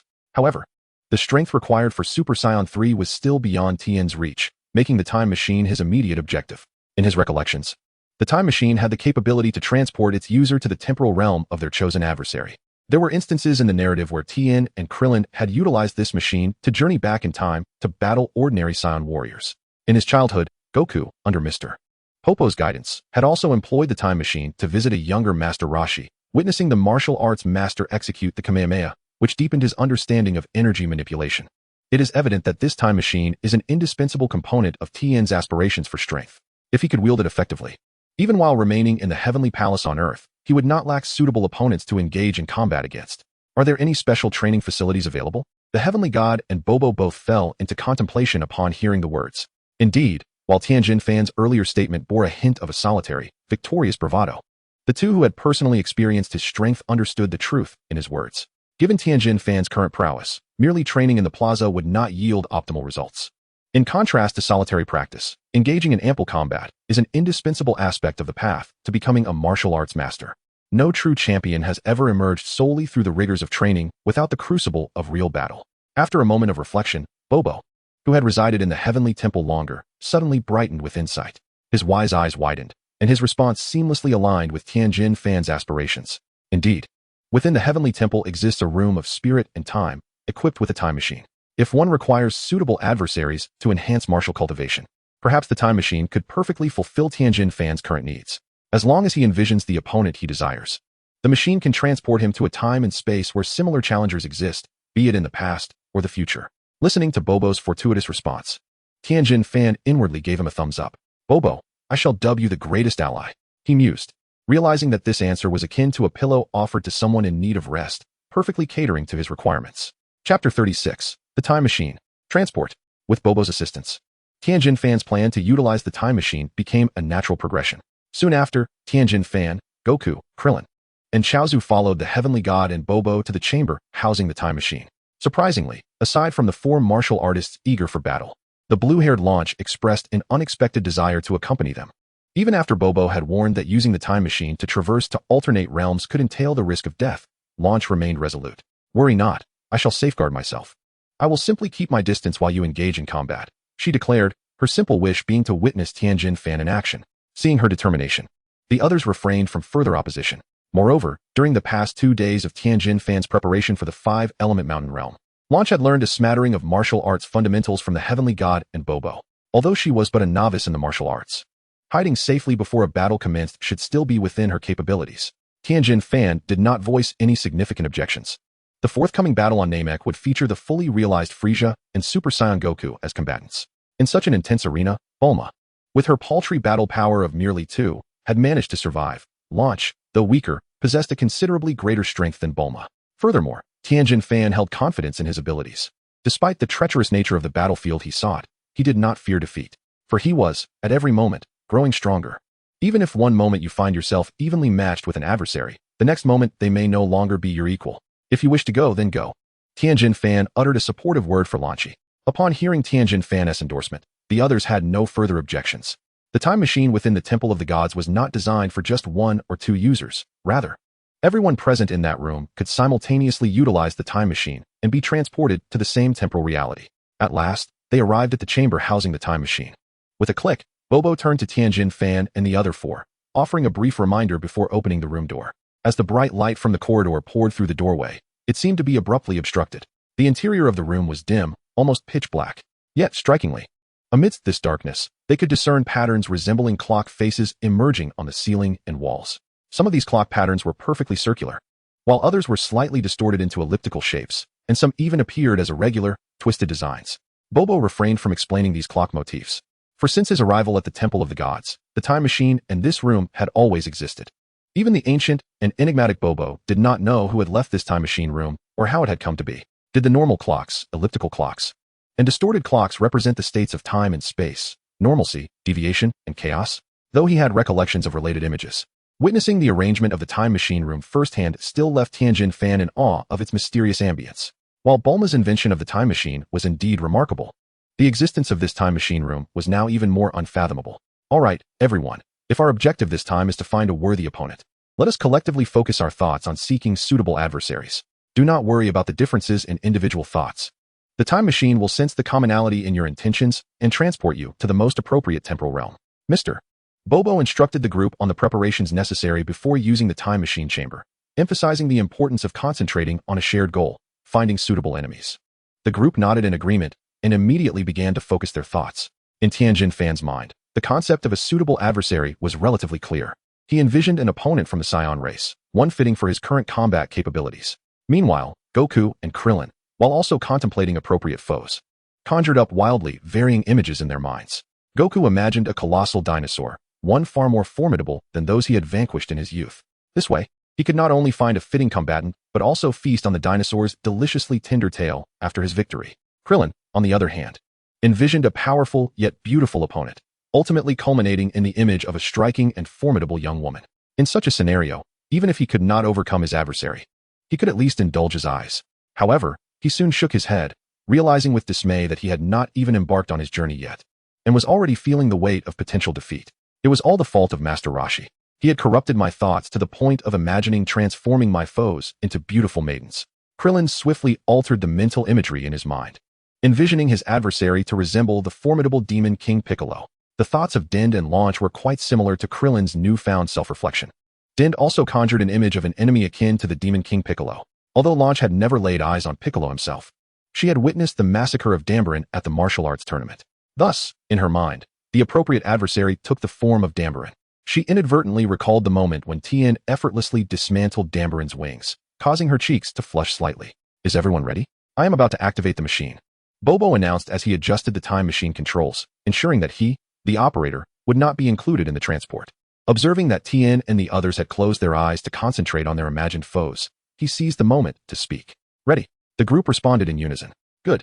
In the pitch-black environment of the room, only Bobo's thick lips and a pair of white eyes were visible. Upon hearing the group's affirmation, he pressed the time machine button as if he were an invisible being. The next instant, a brilliant light erupted from the floor of the time machine booth, enveloping Tien and his companions in an instant. Suddenly, they felt as if the world was spinning wildly around them, as though everything was in a chaotic whirl. Fortunately, this sensation was fleeting, and before they could succumb to nausea, the transportation was complete. As their vision cleared, they found themselves in a modern city. Their abrupt appearance immediately attracted the attention of the passers-by. Wow, these people are so short, even shorter than I am. Before the onlookers could inquire, Goku exclaimed, as if he had discovered a new world. Krillin immediately observed the expressions of the surrounding crowd, which had shifted from surprise to evident anger upon hearing Goku's words. Goku, you shouldn't say that out loud. They must be aliens, and this height is clearly normal for them. Krillin cautioned, attempting to avert the ire of these extraterrestrial beings. What is this? Tien wondered, puzzled as to why the enemies he envisioned were clearly Saiyans, yet he found himself amidst these diminutive aliens. However, upon seeing their stature and their pale blue-tinged skin, coupled with the consideration of their connection to the Saiyan race, a hypothesis began to form in Tien's mind. Could these aliens be? Meanwhile, the surrounding extraterrestrials, or more precisely, the native humans of this planet, began to shout warnings as they fixated on Goku's appearance. Saiyans, the savage monkeys have returned. The Zephyrians shall never be enslaved. The monkeys must vacate Planet Plant. Bang! As a signal flare shot up into the sky, accompanied by the fervent cries of the populace, Tien Shinhan discerned that his suspicions were indeed correct. The peculiar humans surrounding him were, without a doubt, the Zephyrians, a race long since obliterated by the Saiyans, as etched in his memory. The appearance of Goku evidently led them to mistakenly believe that yet another warrior of the Saiyan clan had come to launch an assault. Chapter 37, Composure? A Physical Cooling. Goku's visage bore unmistakable Saiyan traits. His distinctive hairstyle and the tail trailing behind him were instantly recognized by the Zephyrians. Are these fellows truly our adversaries? Krillin mused, casting a curious glance at the Zephyrians, sensing they were not quite the foes he had previously envisioned. Moreover, from the aura emanating from them, these beings did not seem particularly formidable, merely a shade stronger than ordinary earthlings. It was unlikely they were the enemies, yet given the current circumstances, a direct explanation seemed implausible. Perhaps it was best to act swiftly to calm them down. Tien Shinhan shook his head. His intended opponents were the Saiyans. Yet with the Zephyrians raising their weapons towards them, he was not one to remain passive. Whoosh! In an instant, Tien Shinhan vanished from sight. Meanwhile, upon hearing his words, Goku, Krillin, and the others commenced their actions. However, since Tien had merely suggested they calm down, none of them intended to strike with lethal force. New four-way fist. Moments later, Tien reappeared, employing his refined new four-way fist technique. Though the name still bore the four-way fist, it was merely Tien's reluctance to devise an entirely new name for his technique. In the incredulous gazes of the Zephyrians, Tien descended from the heavens. But instead of one Tien, or even four, there were a staggering 10 Tien Shinhan. Evidently, the new four-way fist had been enhanced in terms of the number of clones. The reason for employing this technique at that moment was not due to Tien's lack of combat prowess, but rather to expedite the process of calming the Zephyrians. And how would they achieve this calm? Through the direct application of physical force. Bang, bang, bang. A series of sharp sounds rang out, as all the firearms in the hands of the Zephyrians were sent flying by Tien, Goku, and the others. The Zephyrians stared, dumbfounded, at the destruction of their weapons. Panic etched across their faces. They had not anticipated that this sudden group of individuals would possess such might, particularly the bald one with 3 eyes. Just as they braced themselves for a brutal massacre, Tien and the others halted their advance. Their strength is far too feeble. Such power hardly qualifies them as our enemies, does it? Could it be that the machine malfunctioned? Goku surveyed the defeated Zephyrians with a hint of confusion, suspecting that perhaps the time machine's transportation had gone awry. Now, can we be trusted to harbor no ill intentions? If we were to kill you, you would already be dead. Tien Shinhan, upon seeing the Zephyrians, looked over in astonishment, realizing that this was the moment to clarify the situation. Whether one is from Earth or an extraterrestrial, establishing a dialogue hinges on the foundation of strength. With sufficient might, explanations become significantly more accessible. Initially, the Zephyrians, observing Goku's Saiyan appearance, found it implausible to believe the accounts of Tien and his companions regarding the Zephyrians. However, after witnessing Tien and his allies effortlessly defeat them yet refrain from delivering a fatal blow, their intense animosity began to dissipate. Although they still harbored doubts about Tien and his companions' origins and intentions, they were inclined to trust that there was no malice behind their actions. Had Tien and his comrades possessed ill intentions, they would not have needed to resort to deception. They could have simply attacked. Very well. I shall concede that you bear no ill will, one Zephyrian remarked. Yet he is indeed a Saiyan, is he not? Although still in his formative years. The inherent brutality and combative nature of Saiyans remain unchanged. The Zephyrians, having interacted multiple times with the Saiyan race, had discerned their true nature.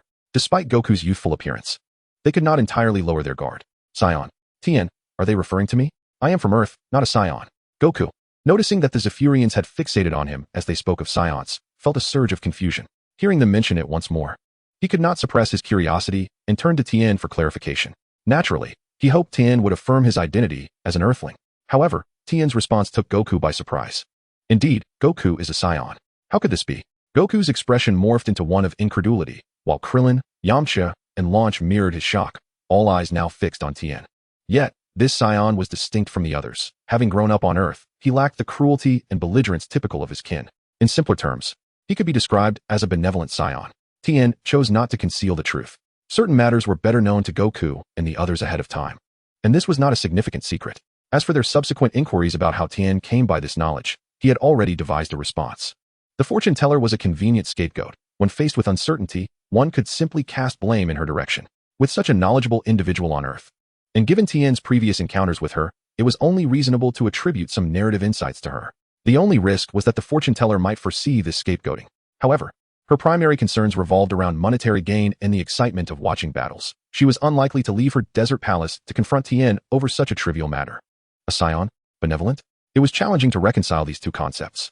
Nevertheless, regarding Earth, they had indeed heard of it, a remote little planet in the cosmos, inhabited by beings that lacked significant aggression. If this Saiyan had truly grown up on Earth, it appeared he might indeed differ from his kin. The Z-fighters furrowed their brows, struggling to comprehend the peculiar combination of descriptors that Tien had used to describe a benevolent Saiyan. However, upon witnessing Goku's wide-eyed, bewildered, and innocuous demeanor, they chose to accept Tien's assertion. Well, it seems we have misjudged you, they conceded.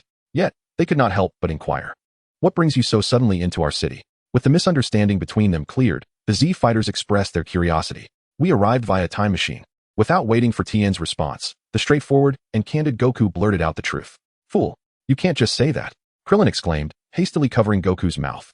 Alas, the words had already slipped out, and it was too late to retract them. Just as Krillin feared a violent reaction from the Z-fighters, they instead nodded in realization, responding rather calmly. Is it true that a time machine can actually be created?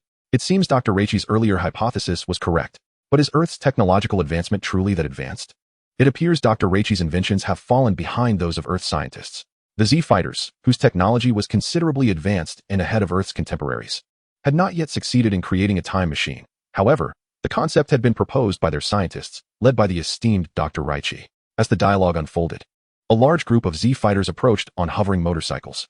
Among them was an elderly man in a white lab coat, with white hair and a beard, wearing a peculiar pair of glasses. Tien recognized these glasses as the same type that would later become widespread in Frieza's army as power-level detectors. It seemed that after the Saiyan race had been decimated, the Z fighters had seized the technology, which Frieza later adopted and popularized. Chapter 38. Power Levels Soar. The Saiyans approach. Beep, beep, beep. As Dr. Raichi made his way towards Tien and the others, he activated the power level detector. His gaze shifted to Krillin, and the numbers on the device began to fluctuate rapidly. From a modest 2-digit figure, it skyrocketed to 3 digits, stabilizing at a remarkable 208 points. 208 power level? What is this little bald fellow's origin? He surpasses many brutish monkeys. Dr. Raichi mused in astonishment. He had not anticipated that the seemingly harmless Krillin possessed such formidable power. His attention then turned to the equally unassuming dumpling nearby. Beep, beep, beep. The power level detector fluctuated once more before settling at an impressive 302 points. 302 power level? The seemingly less intelligent little girl surprisingly possesses an even higher combat power index. Dr. Leakey was astonished, beginning to question whether the battle power detector he had just invented was malfunctioning. This invention was specifically designed to measure the combat prowess of the Saiyan race, and this was its inaugural use, yielding such absurd results. However, upon observing that most of the Cypher people exhibited only double-digit combat powers, Dr. Leakey confirmed that the machine was indeed functioning correctly. Finally, as his gaze fell upon launch among Tien Shinhan and the others, the numbers on the detector plummeted once more. It even dropped from over 300 points to a single-digit figure, further reinforcing Dr. Leakey's confidence in the detector's operation. A combat power of 5 points? That seemed reasonable. It appeared that this woman was still within normal parameters. Just then, Launch inadvertently scratched her nose with her hair. Achoo! After the sneeze, the previously demure Launch with blue hair instantly transformed into an irate version with golden locks. In Dr. Leakey's battle power detector, Launch's index surged from a mere 5 points to 10 points, successfully crossing into double digits, making her no weaker than the average Cypher. How did her combat power suddenly double? Is this a form of transformation ability? Shaking his head, Dr. Leakey noted that while the change from 5 to 10 points was significant for Launch, it merely piqued his curiosity. However, in the next moment, as his expression returned to neutrality, Dr. Leakey's eyes widened in disbelief. This is impossible. Units, tens, hundreds, thousands. 1,203 points. This creature was a still-growing wild monkey, and its combat power had surpassed 1,000. If it were to grow unhindered, it would undoubtedly become a formidable adversary akin to the Saiyan leader.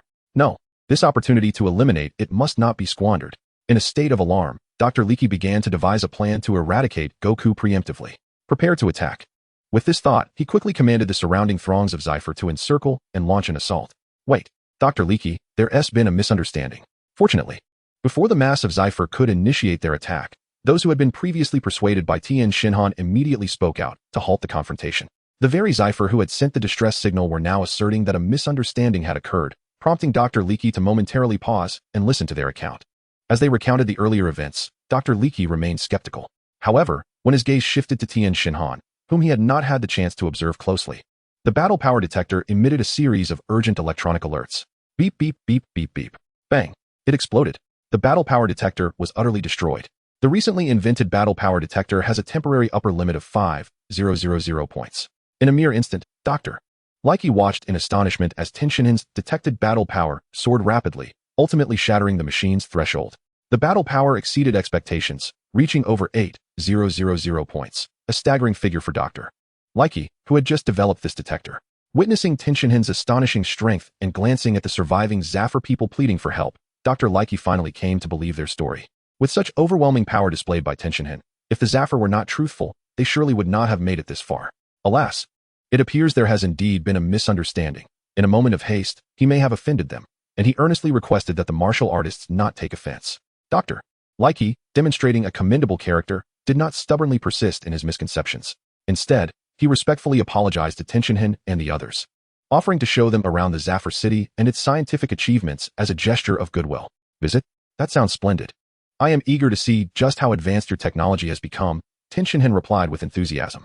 Goku, on the other hand, looked forward to savoring the Cypher cuisine, while Blonde Launch, despite holding a submachine gun, expressed considerable interest in the weapons wielded by the newly arrived Cypher. Her curiosity about the technological advancements of the Cypher was piqued, particularly regarding their weaponry, which evidently surpassed that of Earth. If she could acquire a Cypher weapon, Launch mused, her offensive capabilities would undoubtedly increase significantly. Ha ha ha, Cypher people. Planet Plant is an absolute necessity for our Saiyan King, and it shall be renamed Planet Vegeta.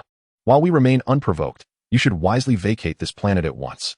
Otherwise, we shall unleash a massacre. Just as Tien Shinhan and his companions prepared to accompany the Zephyr, who had cleared the misunderstanding, a brazen voice rang out. No, the Zephyr will not be driven from our homeworld. It is you Saiyan monkeys, the latecomers, who shamelessly attempt to seize what rightfully belongs to us. It is you who should leave. Planet Plant belongs to the Zephyr. With the youthful King Vegeta leading his Saiyan warriors, Dr. Likey stood his ground, unwilling to concede an inch. The tension between the two factions escalated palpably upon their encounter, signaling an imminent clash. Tien Shinhan, sensing the brewing conflict, quickly alerted Goku and Krillin. These Saiyan warriors appear to be the suitable opponents we were sent to confront. Goku, upon hearing Tien Shinhan's warning, was instantly filled with excitement. At last, a worthy adversary has emerged. They claim to be Saiyans, yet are these individuals truly of the same lineage? Regardless, even among fellow Saiyans, I shall not hold back. With an indomitable spirit, Goku sensed the varying levels of energy radiating from these Saiyan warriors.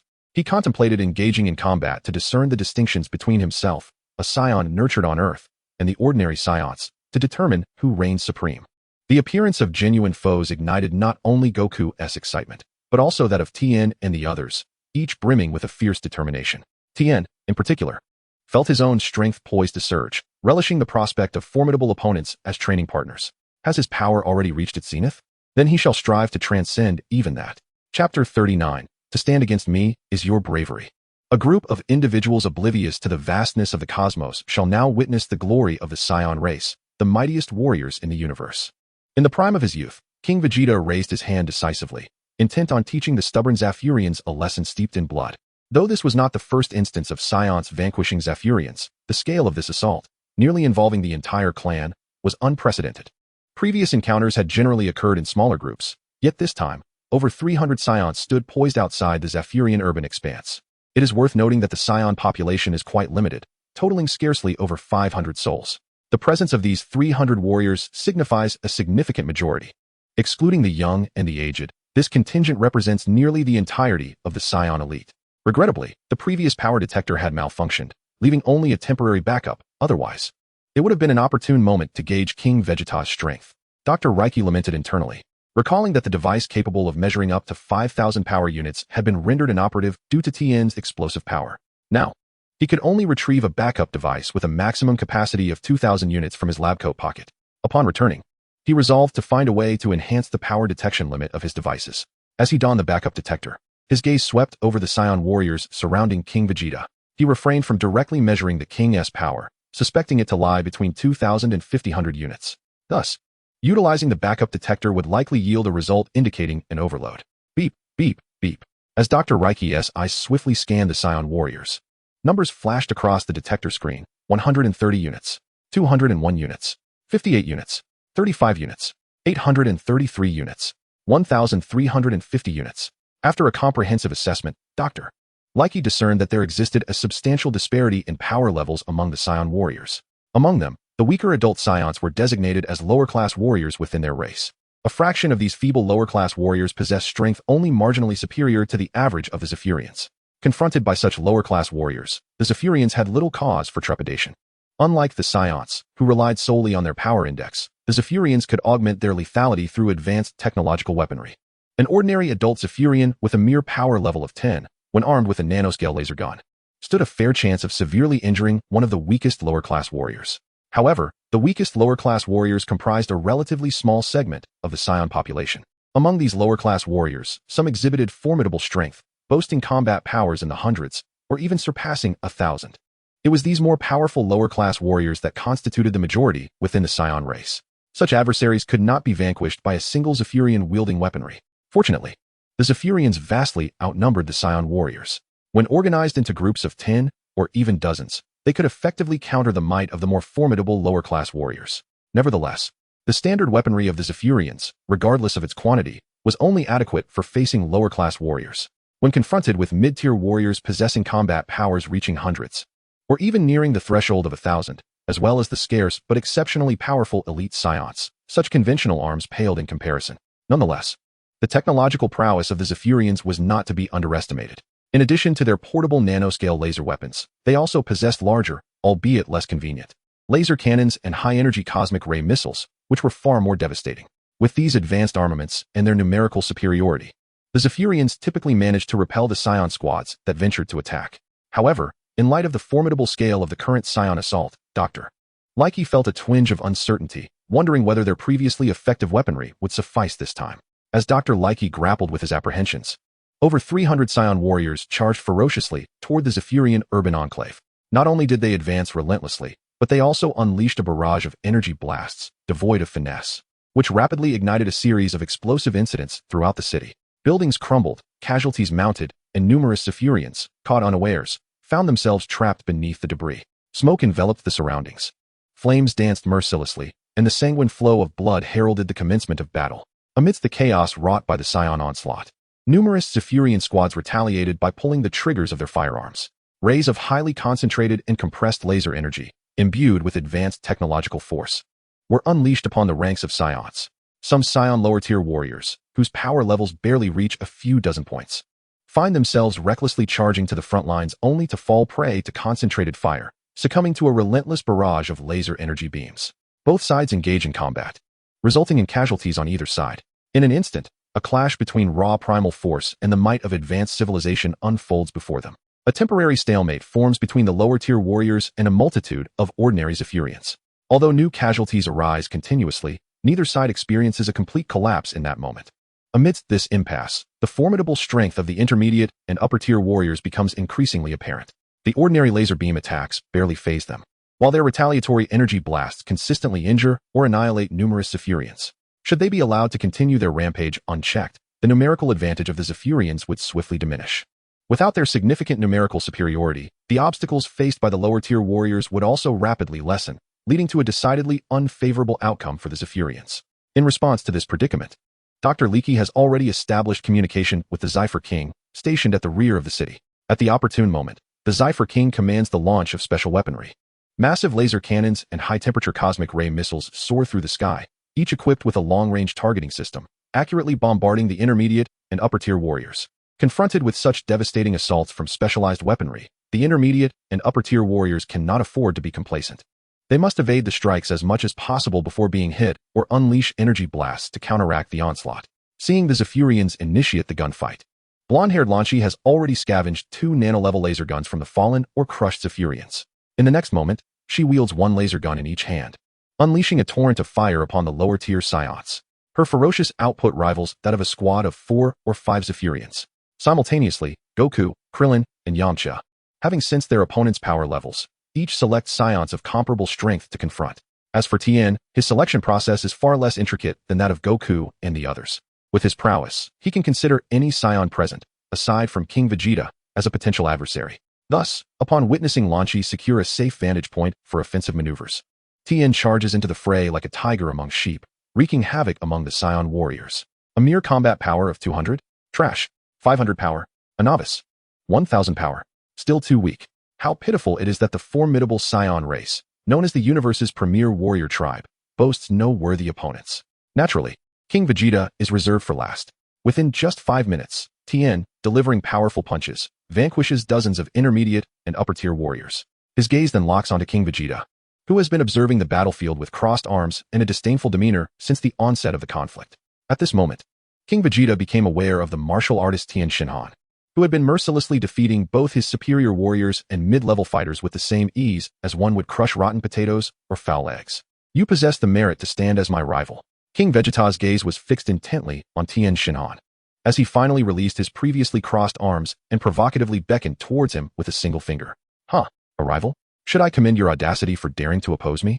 Tien Shinhan disregarded King Vegeta's taunt, a faint smirk playing at the corners of his mouth as he met the king's eyes with unwavering resolve. He was not arrogant. Rather, he was acutely aware that having transcended his limits and consumed the 5 elements elixir, he had become a nightmarish presence for any adversary. Even if King Vegeta's aura was indeed somewhat more formidable than his own at this moment, it was perhaps this slight edge and strength that allowed King Vegeta to maintain his confidence in the face of Tien Shinhan. Chapter 40. Goku's Special Encounter. Tien Shinhan faces his challenge alone. Ha ha ha, young one, I admire your arrogance. Alas, you are not one of the Saiyan warriors. Otherwise, I would gladly welcome you as my subordinate. King Vegeta erupted into laughter upon hearing Tien Shinhan's audacious retort. Unburdened by the oppression of Frieza's forces, King Vegeta was brimming with ambition and zeal, determined to elevate the Saiyan race to greatness. Encountering such a formidable opponent as Tien Shinhan did not incite anger within him. Instead, it ignited excitement and a sense of appreciation for talent. The notion that Tien Shinhan could overcome him was utterly unfathomable to King Vegeta. He recognized that Tien Shinhan was not a Zephyrian, but the origin of the warrior mattered little. The Saiyan race was the preeminent warrior lineage in the cosmos, and he, King Vegeta, was a distinguished monarch among them. With an overwhelming sense of advantage, King Vegeta was resolute that victory was assured. As Tien Shinhan and King Vegeta stood poised against one another, Goku and his companions had just triumphed over their chosen opponents. The aura of the Saiyan leader was, astonishingly, even more potent than Tien Shinhan's. Goku Kaiatsu, let us assist Tien Shinhan in battle. Krillin, being the first among Goku's group to find himself unoccupied due to the significant disparity in strength against his opponent, sensed that King Vegeta's power exceeded that of Tien Shinhan. To prevent Tien Shinhan from being overwhelmed by King Vegeta, Krillin promptly proposed that he, along with Goku and Kaiatsu, lend their aid. Under normal circumstances, Goku upheld the principle of one-on-one combat among martial artists. However, given the chaotic nature of the current battle against numerous foes and the undeniable intensity of King Vegeta's aura, he readily agreed to Krillin's suggestion. All right, let us strike together. A glimmer of excitement flickered across Goku's face. Beyond merely aiding Tien in battle, he felt an undeniable urge to test his mettle against a formidable opponent like King Vegeta. Without hesitation, he resolved to take action, believing that Tien could surely benefit from their assistance. Meanwhile, upon hearing that they were to support Tien, Kaiatsu was equally eager, urging them on without a moment's pause. Though neither Goku nor Krillin had previously mastered the technique of flight, their time spent in the Heavenly Temple had enabled them to successfully acquire this invaluable skill. United in purpose, the three swiftly soared toward Tien's location. However, as the two most powerful warriors on either side, the clash between Tien and King Vegeta would not go unnoticed by the Saiyans. Just as the trio reached the halfway point, they were confronted by three Saiyan warriors blocking their path. Huh, that fool dares to challenge King Vegeta. He's practically courting death. In a one-on-one scenario, none could rival King Vegeta's might. As proud Saiyan warriors, they would never allow any interference in this confrontation. Let that impudent fool suffer the consequences of his arrogance at the hands of King Vegeta's overwhelming power. In stark contrast to Goku and his companions' concerns for Tien, the Saiyan faction brimmed with confidence in King Vegeta. They believed that Tien stood no chance against him. If Tien sought out King Vegeta for a fight, he would inevitably pay for his audacity with his life. All that remained for them was to thwart or defeat Goku and his friends, ensuring they witnessed Tien's inevitable downfall at the hands of King Vegeta. Sensing the formidable energy emanating from the three Saiyan warriors before them, Goku and his companions frowned. They were uncertain of the exact power levels of their adversaries, but it was clear that their strength was formidable. Even the weakest among them likely possessed a power index nearing 300, while the strongest might have surpassed 2,000. Clearly, these three were not foes to be trifled with. Faced with such formidable opposition, breaking through to aid Tien would prove a daunting task.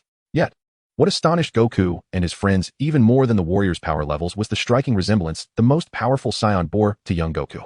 Seeing that familiar visage, Krillin and Kaiatsu felt as though they were gazing upon a grown-up version of Goku. Goku himself felt a peculiar sensation wash over him, staring intently at the Saiyan's features and repeatedly touching his own head in bewilderment. Hey, why do you look so much like me? Goku exclaimed in astonishment, pointing at the Saiyan across from him. For the combative Saiyans, the appearance of their opponents was typically of little concern. However, Goku's loud proclamation finally drew the attention of the Saiyan warrior, who belatedly registered the peculiar connection. Indeed, young one. How is it that you resemble me so closely from my childhood? I am Bardock. What name do you bear? A tail? Are you also a Saiyan? It is perplexing that, despite being a Saiyan, you choose to oppose your kin. Whose child are you, to so disgracefully betray the Saiyan lineage? Bardock was astonished to discover that Goku not only bore an uncanny resemblance to him, but was also a Saiyan. If he were not still unmarried, he might have thought this little Saiyan was his own offspring. More importantly, having witnessed Goku's recent battle, he recognized the impressive strength of this young warrior. Yet, it was infuriating that such a formidable Saiyan would openly impede the actions of his own people. Initially, Goku was still in shock over the likeness he shared with Bardock. However, upon hearing Bardock's reprimand, a rebellious spirit ignited within him. A sudden surge of inexplicable anger, defiance, and rebelliousness flooded his mind. I am Goku.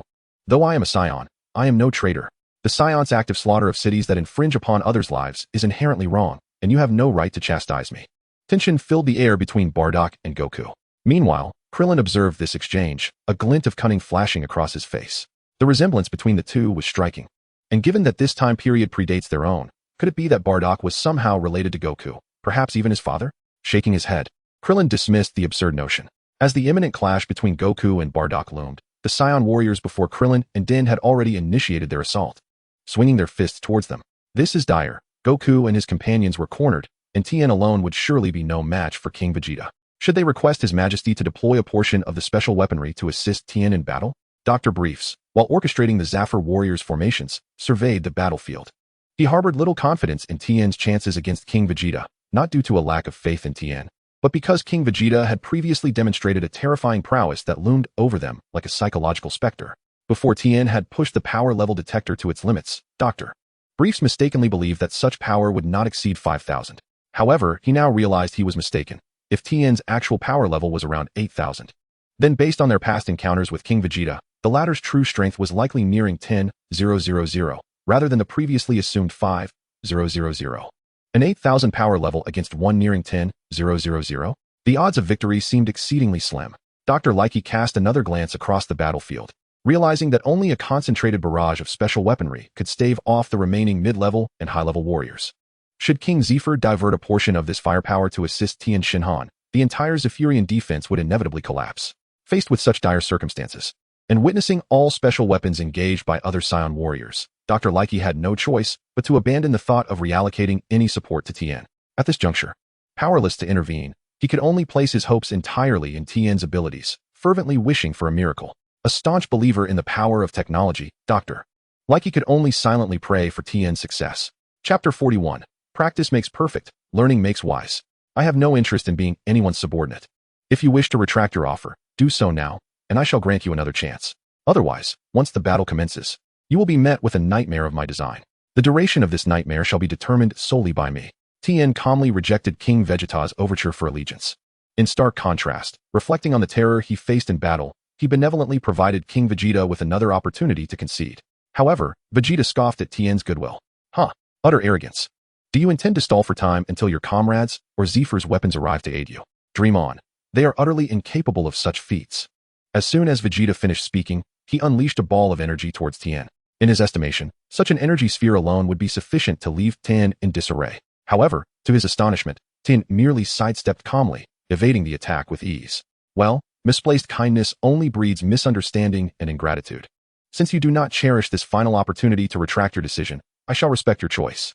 Having evaded the energy sphere, Tien executed a swift movement, positioning himself within 10 meters of King Vegeta's right side. Naturally, given Vegeta's combat prowess, he was aware of Tien's movement. Thus, the moment Tien appeared beside him, Vegeta's gaze shifted accordingly. Yet, he was oblivious to Tien's intent in making that rapid advance. To ensure his attention was captured, New Sun Fist. In an instant, a blinding white light erupted, accompanied by a powerful wave of energy that surged toward King Vegeta. A scream pierced the air, abruptly silenced moments later. The searing pain in his eyes caused tears to stream uncontrollably from the corners. Coupled with the overwhelming energy disturbance, he found himself inadvertently releasing mucus as well. The sudden sensation of stinging eyes and dizziness prompted an involuntary cry of distress. When reason finally regained dominance, he stifled the remnants of his scream, striving to uphold his regal image. In a moment of temporary blindness, he remained oblivious to the fact that his earlier exclamation had drawn the attention of numerous Saiyan warriors, who now beheld his current state. The once exalted and regal Saiyan king now found himself in a pitiable condition, with tears and mucus smeared across his face, utterly devoid of dignity.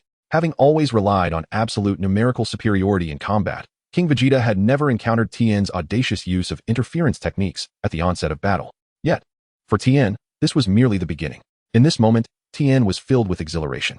Although he had previously offered King Vegeta the opportunity to concede, deep down he did not genuinely wish to see the king surrender outright. Fortunately, King Vegeta did not capitulate. This meant that Tien had the chance to use such a worthy adversary as a valuable resource for his training. Nu 4 Demon Fist. After executing the Nu 4 Body Fist, Tien unleashed yet another of his self-created techniques, transforming to possess 8 arms. He swiftly approached King Vegeta and unleashed a flurry of punches. Aura, aura, aura, aura. Thunderous blows rained down upon King Vegeta with relentless speed. Though King Vegeta lacked the ability to sense ki and had limited exposure to unconventional combat maneuvers, his extensive battle experience remained formidable. Despite the absence of particularly refined techniques, his honed instincts and intuition from years of combat were exceptionally acute. Coupled with auditory cues, he successfully discerned Tien's position. With a resolute spirit, King Vegeta engaged in a fierce exchange of blows, matching Tien's relentless assault. Each strike echoed with a resounding thud. It must be noted that King Vegeta's combat instincts were indeed precise. In the fleeting moments before his vision returned, he threw punches with his eyes closed, landing each blow squarely against Tien's fists. Against an ordinary opponent, such a blind counterattack would have been deemed flawless, as the obstruction of sight would not have led to any harm. Regrettably, he faced Tien. Despite executing an accurate exchange of blows, King Vegeta found himself battered and bruised. This was not due to any failure on his part, but rather because he had only countered 2 of Tien's fists. The other 6 fists, conjured by Tien, landed squarely upon King Vegeta's person while he was caught up in the fervor of their clash. The reality of accurately countering, yet still receiving punishment, was frustratingly simple. Tien simply had more fists. How despicable. Fortunately, after their recent bout, his vision, which had been obscured by Tien's solar flare, was finally restored. Yet, sometimes, the truth does not reflect beauty. In this instance, upon witnessing Tien's unscrupulous tactic of conjuring 6 additional arms in anticipation of their exchange, King Vegeta felt a profound sense of despair. The stark truth was that despite his accurate counters, he was still on the receiving end of a severe beating, simply because Tien's fists outnumbered his own. How disgraceful. Can you not engage me in a proper battle? King Vegeta found himself unnerved by Tien's relentless maneuvers. One moment, he dazzled with blinding techniques, and the next, it was a contest of sheer brute force. After years of combat, he had only ever regarded the might of fists as a measure of worth. Yet Tien had now imparted a profound lesson. The quantity of fists also holds significance. Despicable and shameless?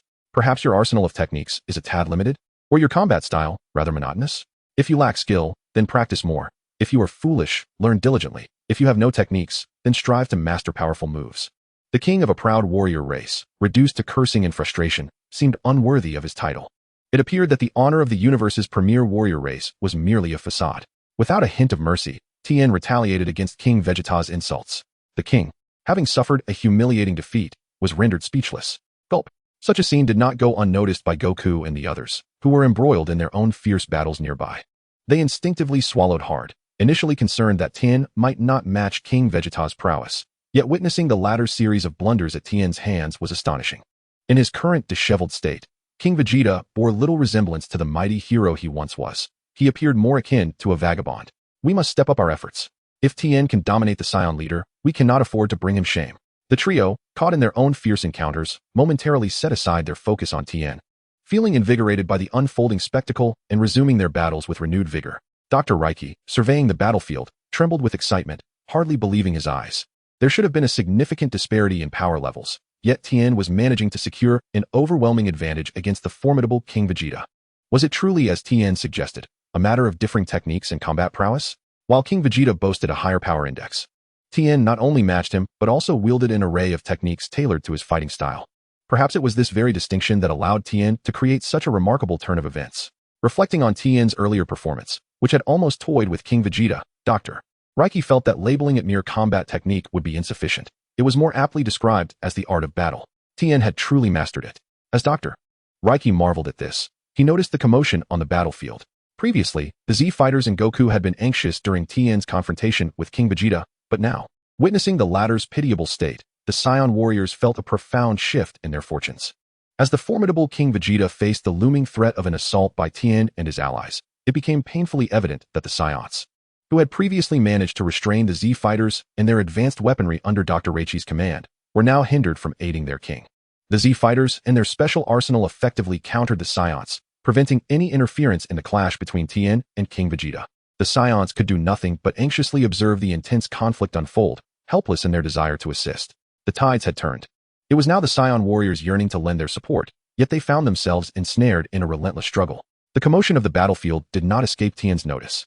However, during their earlier skirmish, he had successfully validated a new technique against King Vegeta, rather than continue employing a myriad of intricate tactics to suppress his opponent. Tien believed that engaging in a straightforward, brute force confrontation would impose greater pressure on himself, ultimately enhancing his battle prowess. Thus, despite King Vegeta's inability to retort, Tien smiled faintly and reverted from his four-ghost transformation.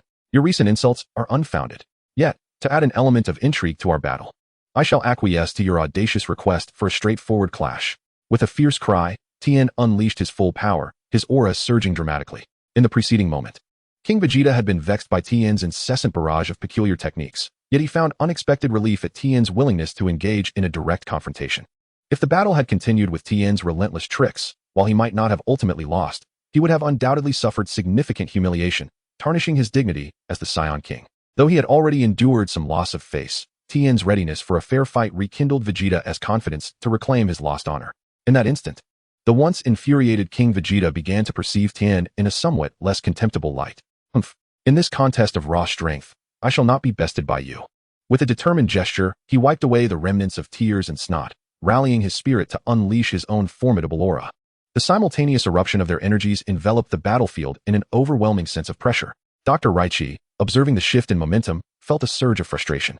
Yet, he refrained from directing his ire towards Tien. Perhaps this was the principle of the martial artist, a concept beyond the grasp of a scientist like him, who could only maintain his respect. Little did he know, Tien's choice to engage in this manner stemmed not solely from the principles of martial arts. If he were to relinquish his advantages for such reasons alone, it would reflect a rather narrow-minded perspective for a martial artist. For Tien Shinhan, the martial artist epitomizes a relentless pursuit and unwavering determination, devoid of any extraneous self-imposed limitations. Within this steadfastness, the singular objective is to grow stronger. This is the paramount reason for Tien Shinhan's proactive transformation of his combat style. With a swift motion, Tien Shinhan soared towards King Vegeta, unleashing a flurry of powerful punches and kicks.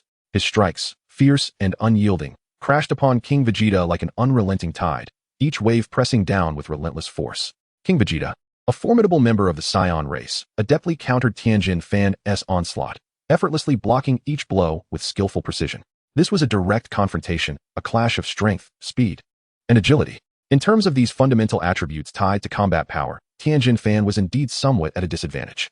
Ha! Have you witnessed the might of a Saiyan king? King Vegeta proclaimed. This is the glory of the universe's premier warrior race. As the battle raged on, King Vegeta not only adeptly withstood Tien Shinhan's initial assault, but also seized the upper hand, leveraging his power advantage to place Tien Shinhan on the defensive. Each collision of their limbs produced a terrifying sonic boom.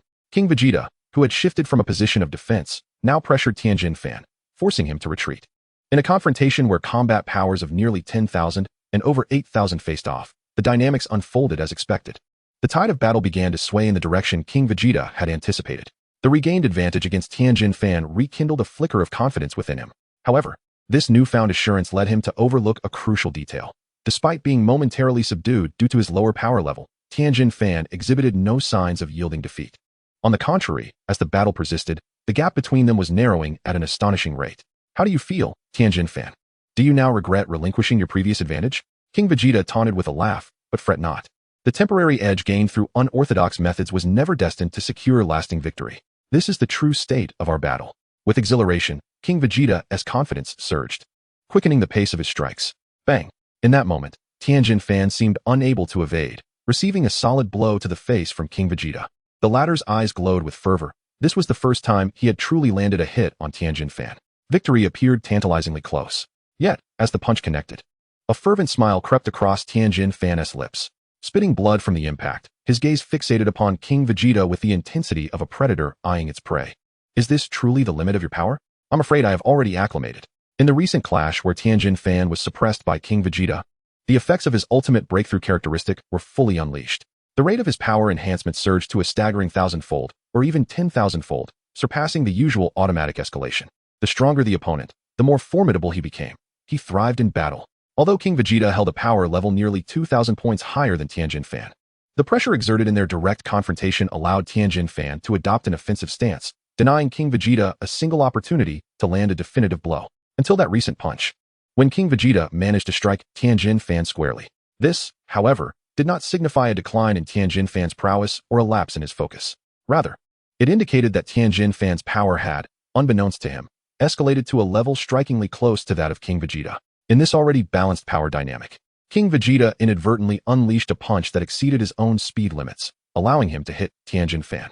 Yet, such a breakthrough was a mere fluke for King Vegeta, while for Tien Shinhan, it was an inevitability. That punch, which King Vegeta struggled to execute consistently, was a testament to the fact that Tien Shinhan's strength had risen to surpass King Vegeta's limits within this pressure-laden environment. 10,000 power points? Once an unattainable milestone for Tien Shinhan, he had successfully transcended it within a mere 10 minutes of their fierce confrontation. Adaptation, do not obfuscate the truth. My power index surpasses yours, and that is the reality. King Vegeta felt a chill as he met Tien Shinhan's predatory gaze, recalling the moments when he had been toyed with before. Was it possible that Tien Shinhan would dominate not only in combat agility, but also in the power index where he once held the advantage? Impossible. Victory belonged to him. His power level was inferior, Had not their recent clash already verified this? King Vegeta desperately consoled himself. Yet the confidence he had just forged crumbled under Tien Shinhan's unwavering stare. A gap of fewer than 2,000 power points is not insurmountable, is it? I have made myself clear. I have adapted to your power limits. Tien Shinhan smiled faintly, and his already formidable aura surged once more. This time, his energy was not only equal to that of King Vegeta, but perhaps even slightly superior. The brief respite concluded, and their clash resumed with renewed fervor. This time, the tides of battle shifted once again. The King Vegeta, who had previously managed to suppress and retreat Tien Shinhan, now found himself at a distinct disadvantage. With a thunderous impact, Tien Shinhan unleashed a punch that exceeded King Vegeta's defensive reflexes. The terrifying force struck King Vegeta's abdomen, causing him to double over like a shrimp. Following this, Tien Shinhan unleashed a relentless barrage of punches and kicks.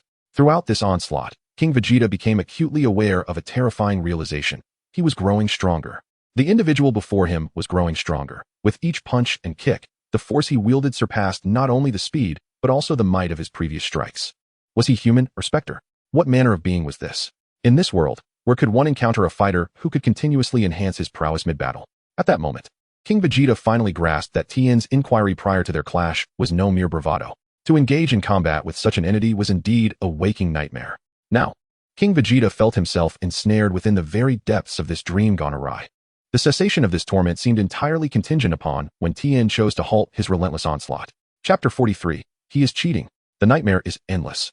Regrettably, he realized this too late. Tien's ongoing ascendance in strength was not a recent development. It had merely been obscured by King Vegeta's earlier sense of superiority, blinding him to the truth. Now, every blow delivered by Tien landed with resounding impact, the palpable increase in force undeniable. The more King Vegeta sensed Tien amplifying his abilities, the deeper his despair grew. Faced with such a formidable adversary, he might have entertained fantasies of overcoming the odds upon achieving his own limits. However, confronting an opponent who not only possessed immense power, but was also in a constant state of surpassing their own limits was nothing short of a cheat. The combination of formidable strength and continuous enhancement rendered any prospect of victory utterly futile. It was one thing to contend with Tien when he was weaker.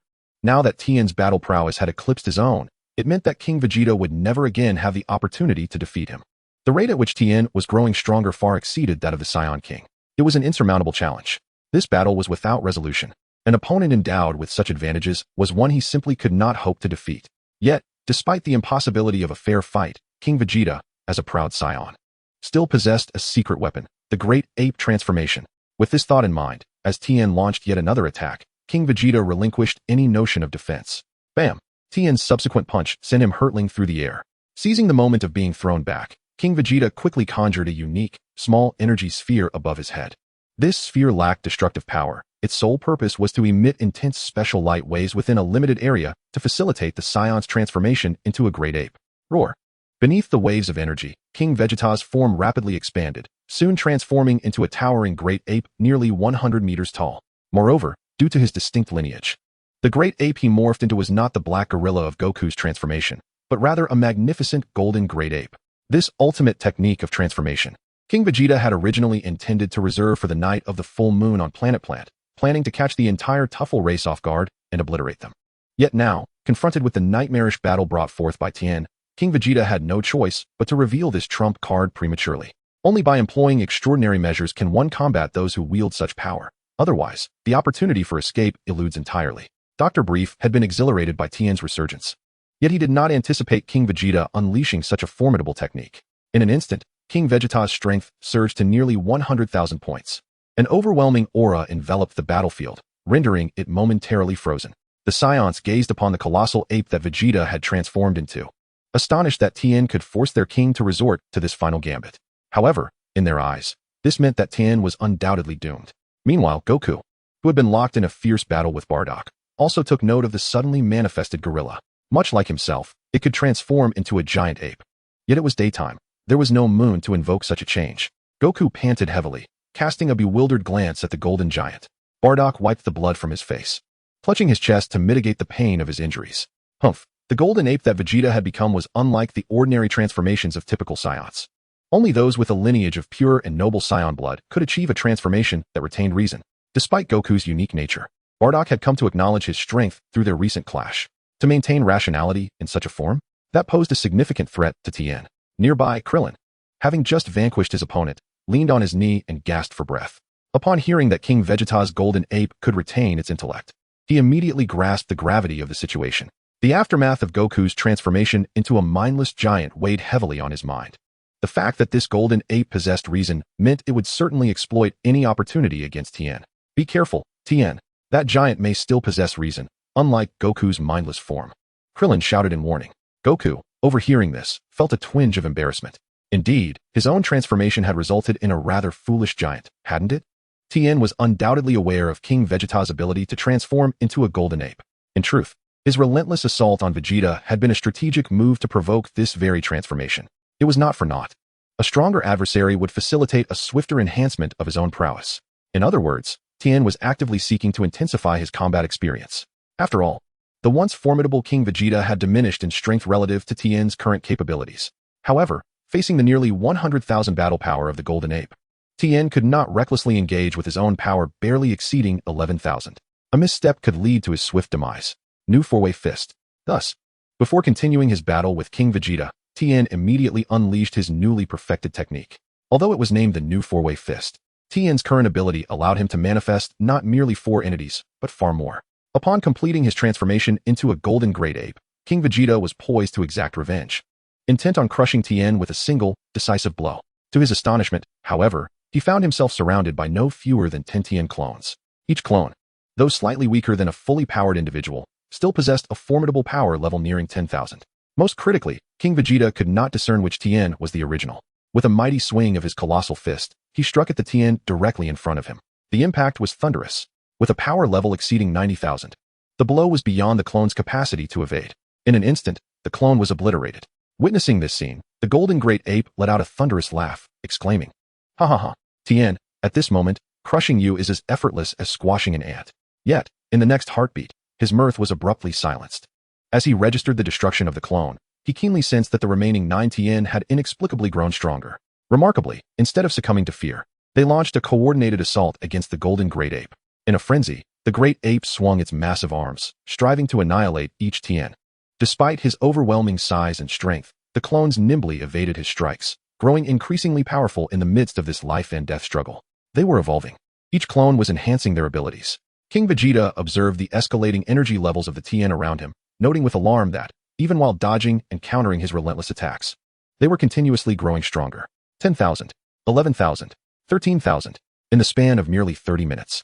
King Vegeta was horrified to discover that each of the 5 remaining Tien had reached approximately 15,000 in power level. No, this cannot continue. Realizing he might become nothing more than a training partner for Tien, a sense of retreat began to stir within King Vegeta's heart. He had anticipated that his transformation into a golden great ape would vanquish the nightmare Tien had brought upon him. Yet he found himself still ensnared in that very nightmare. Chapter 44. A Surge in Power. In the laboratory of the Zafir. Recognizing the gravity of the situation, King Vegeta swung his arms violently, clearing a path through the remaining Tien. His powerful limbs forced the 5 clones to momentarily retreat.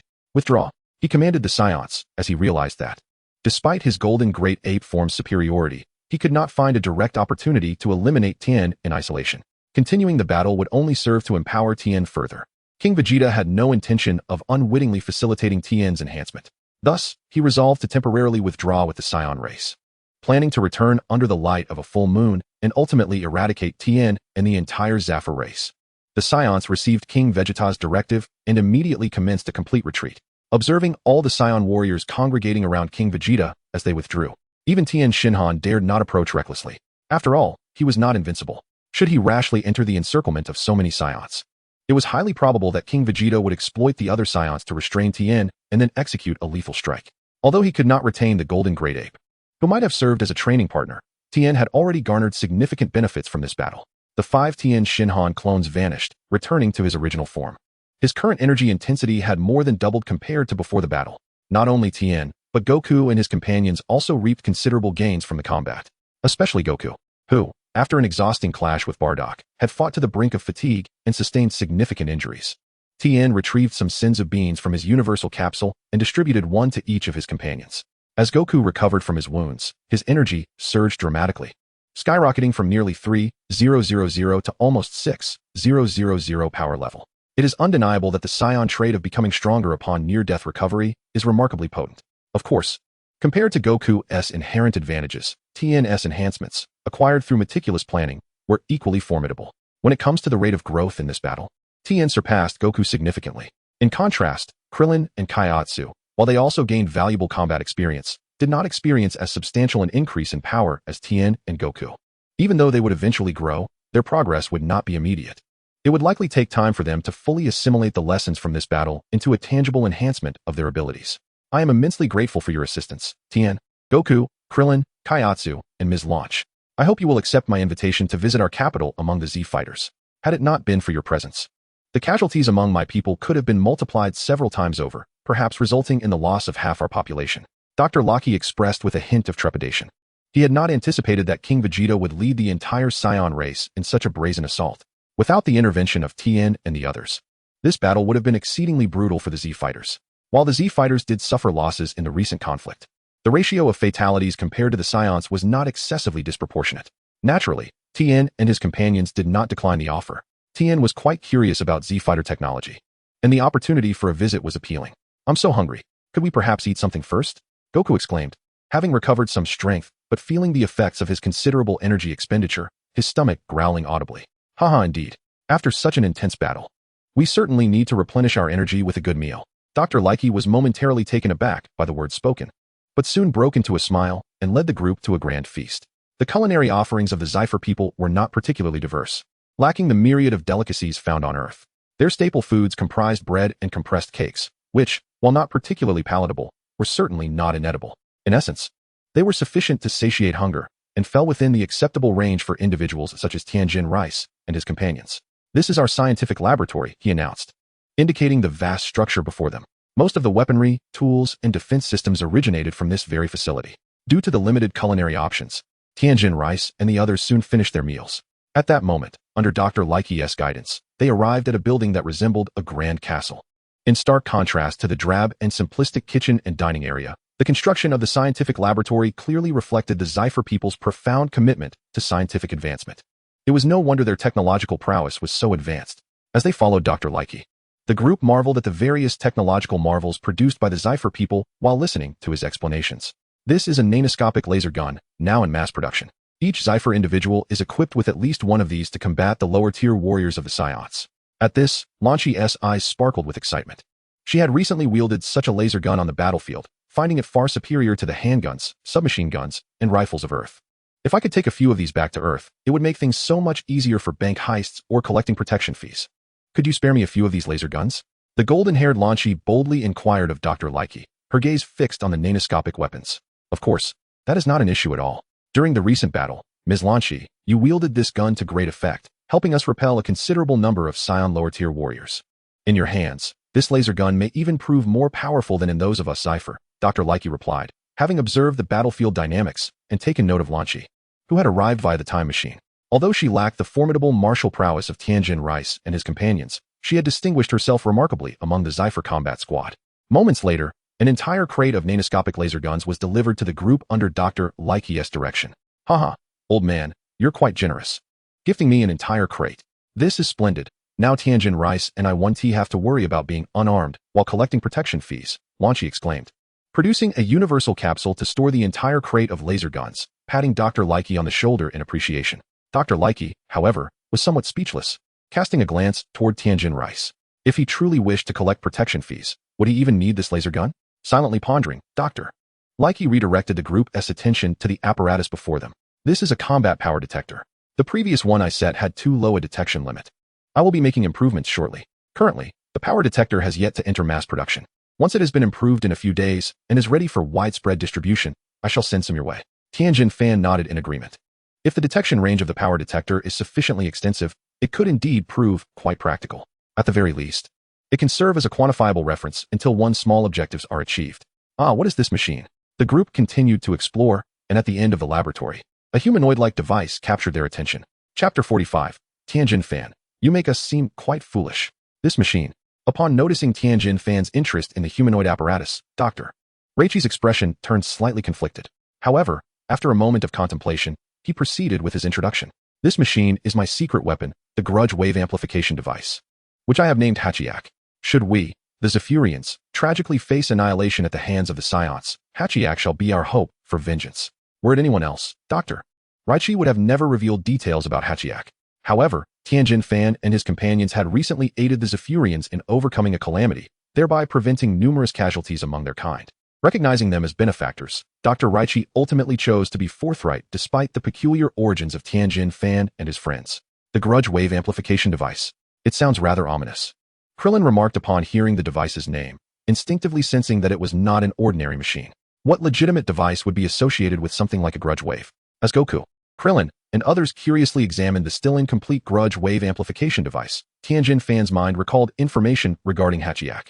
As the name suggests, the device collects the resentment formed after the annihilation of the Zephyrians and amplifies it to create a machine for vengeance. Once fully realized, Hachiyak possesses power exceeding that of a Super Saiyan at its second level. For Tien Shinhan, the completed Hachiyak would represent a formidable force. However, due to the presence of Tien Shinhan and his companions, the casualties inflicted upon the Zephyrians during the Saiyan assault were significantly reduced compared to what might have otherwise occurred. Consequently, the progress of collecting the grudge waves within the amplification device has been considerably slower. There remains a considerable distance to achieve the complete form of Hachiyak as envisioned by Dr. Raichi. As Tien Shinhan recalled the specifics of Hachiyak, Dr. Raichi did not conceal his intentions behind the invention of the grudge wave amplification device. It turned out that this machine was indeed a terrifying instrument of vengeance. The more Zephyrians that perish, the greater the amount of grudge waves collected, thus enhancing the machine's ultimate power. While this notion is somewhat chilling, it follows that such a price is one that the Saiyans ought to pay. After all, as long as they refrain from annihilating your kind, this vengeful machine cannot come to fruition. Once this instrument of retribution is completed, it signifies that the Saiyans have willfully chosen to commit unforgivable atrocities, and their subsequent punishment becomes a foregone conclusion. Krillin could not help but clench his fists. Having listened to Dr. Raki's explanation, he grasped the unwavering resolution of the other party. As for notions of abstaining from vengeance, such sentiments hold no sway among the Dragon Ball warriors. Even Goku himself believed it only natural for the Saiyan race, which wreaks havoc across other planets, to meet their demise. As the creator of Hachiyak, I am eager to witness its formidable power upon completion. Yet, as a member of the Z Fighters, I fervently hope that such a day will never arrive. After all, even if the completed Hachiyak were to eradicate the Saiyan race, it could never restore the lives of all those who have perished. Dr. Raki sighed and shook his head, his feelings towards this prideful machine of vengeance being exceptionally complex. He yearned for its swift completion, yet simultaneously wished it would never truly come to fruition. How does Hachiyak collect the waves of resentment? Once gathered, how does it amplify and transform these into power? In the silence that enveloped Goku, Krillin, Dend, and Launch, who had returned to her blue-haired form after sneezing, a question unexpectedly arose from Tien, probing into the principles behind the amplification machine's creation. No, my friend, you are a martial artist. Suddenly inquiring about the scientific principles behind a machine's invention feels rather out of character. Dr. Raki was clearly taken aback by Tien's curiosity regarding the mechanics of Hachiyak's creation. However, as the chief scientist of the Z Fighters, he found a keen interest in addressing such inquiries. Moreover, considering Hachiyak is undeniably his own masterpiece, yet one that is simultaneously hoped to remain unfinished, Tien's probing questions filled Dr. Raki with a sense of pride, a recognition of his creative endeavors. Previously, Dr. Raki had shared so much information merely out of a desire to avoid concealing anything from his benefactors. In truth, he had always considered himself separate from Tien and the others. He was a scientist, while Tien and his companions, though not necessarily lacking intelligence, were martial artists who clearly did not grasp the complexities of science. Yet now, Tien's inquiry into such profound principles altered Dr. Raki's perception of him. 2 words: knowledgeable. Dr. Raki mentally commended Tien for his discernment, taste, and depth, and began to elucidate the specific principles involved. The essential principles are as follows. You have a machine operating at such high speeds entering planet plant. Remember the principles I have outlined. As a child, I was a developer, and the foundation of this invention lies in the management of the underworld's regime. Do you understand why there is resentment fueling its operation? Certainly. The essence of this narrative revolves around Goku and Krillin, who, upon hearing Dr. Lecky's explanations, found themselves utterly bewildered, as if listening to an ancient tome that made no coherent sense. However, Tien, upon grasping the information, took away a distinctly different interpretation. The true principle introduced by Dr. Lecky involved the utilization of a unique soul material found on the planet Prant, which, after meticulous adjustments, aligned perfectly with the vengeful waves emitted post-mortem by the Zephyrians, thereby facilitating their collection. The amplification effect, on the other hand, was achieved through a specialized rotational compression of these vengeful waves within the machinery, a technique Dr. Lecky aptly named the Armstrong-Leicester spiral. Nodding in acknowledgement, Tien realized that while he lacked the special material, it was unnecessary for his purposes. From Dr. Lecky's detailed exposition, Tien discerned that the truly beneficial aspect was the peculiar rotational compression method.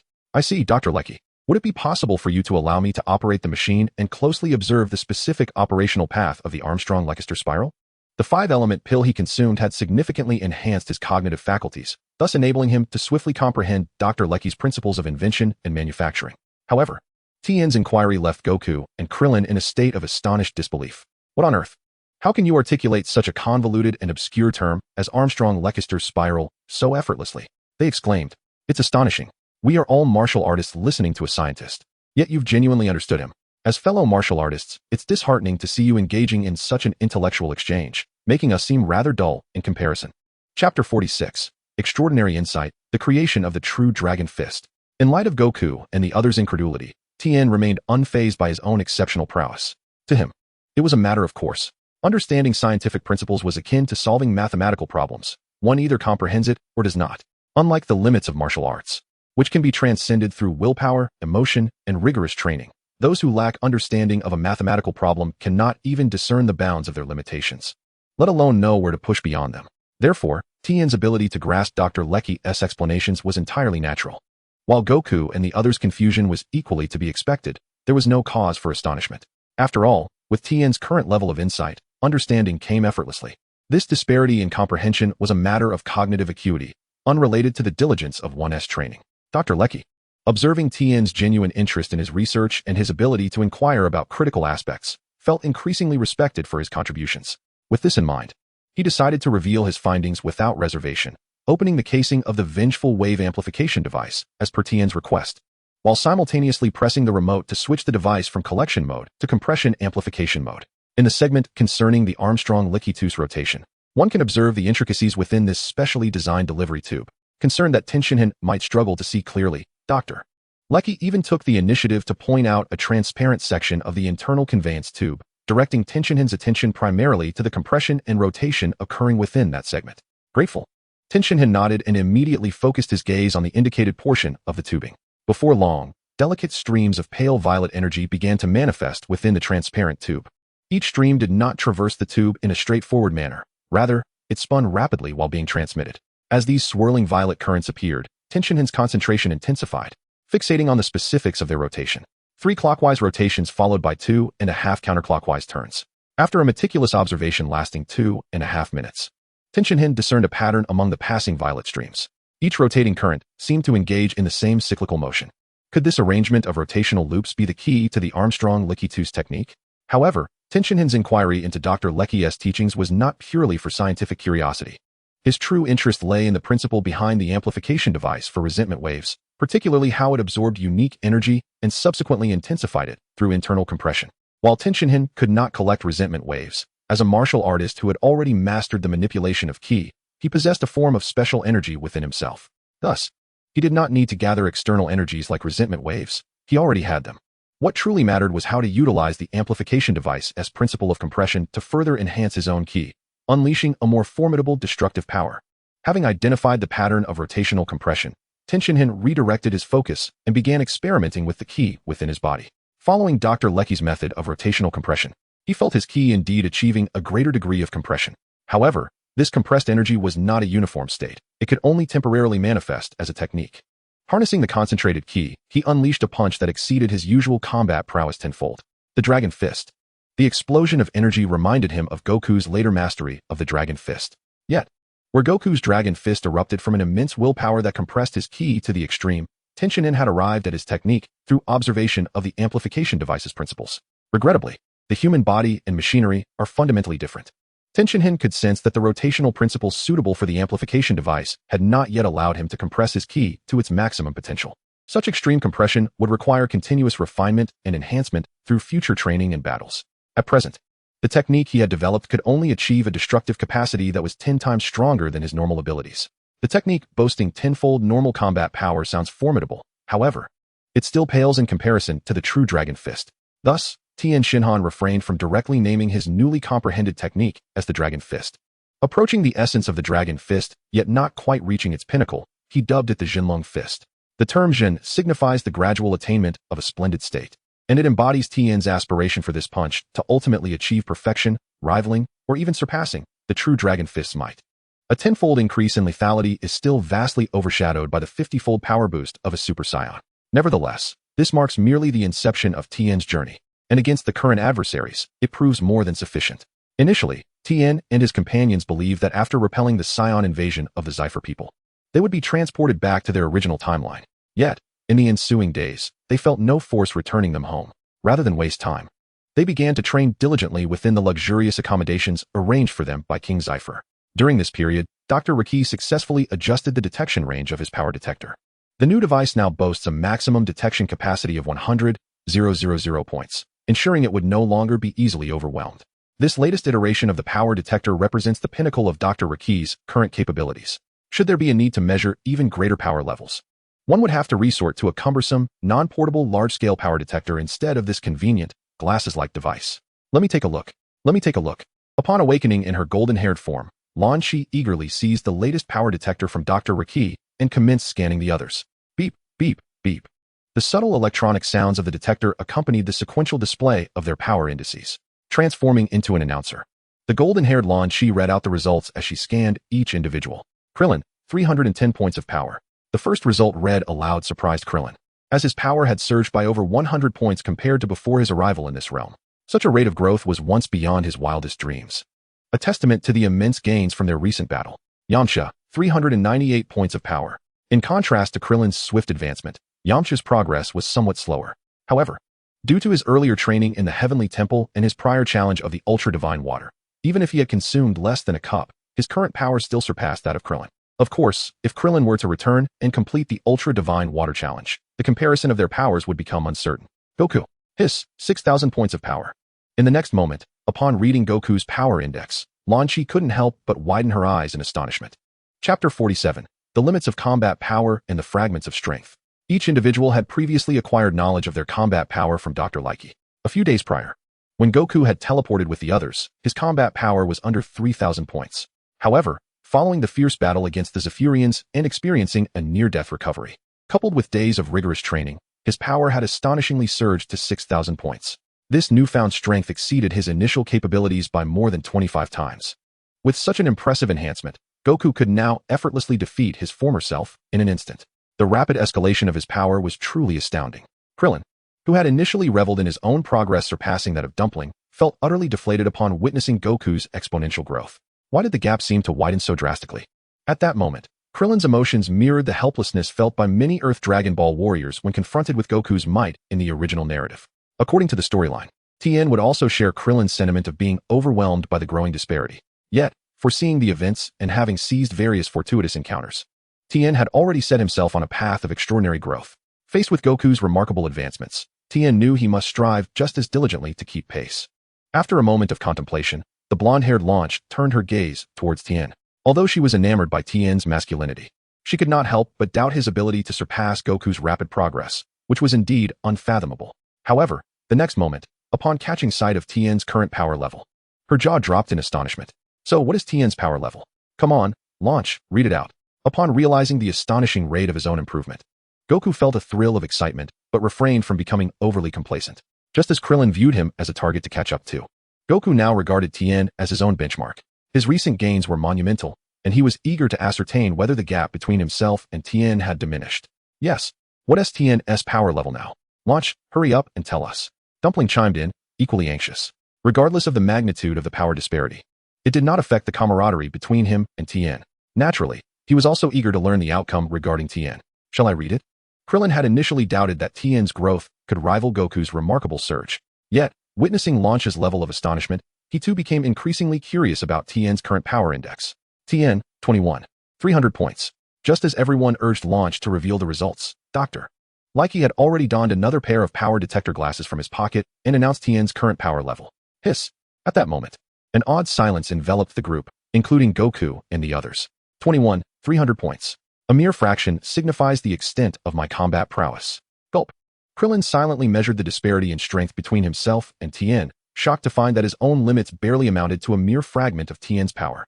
This is astonishing. Tien is truly formidable. At that moment, Kaiatsu widened his already round eyes, stammering in astonishment. Wow. Tien, you have grown so much stronger. The gap between us has widened. Upon realizing this, Goku couldn't help but sincerely marvel at Tien's rapid growth and strength.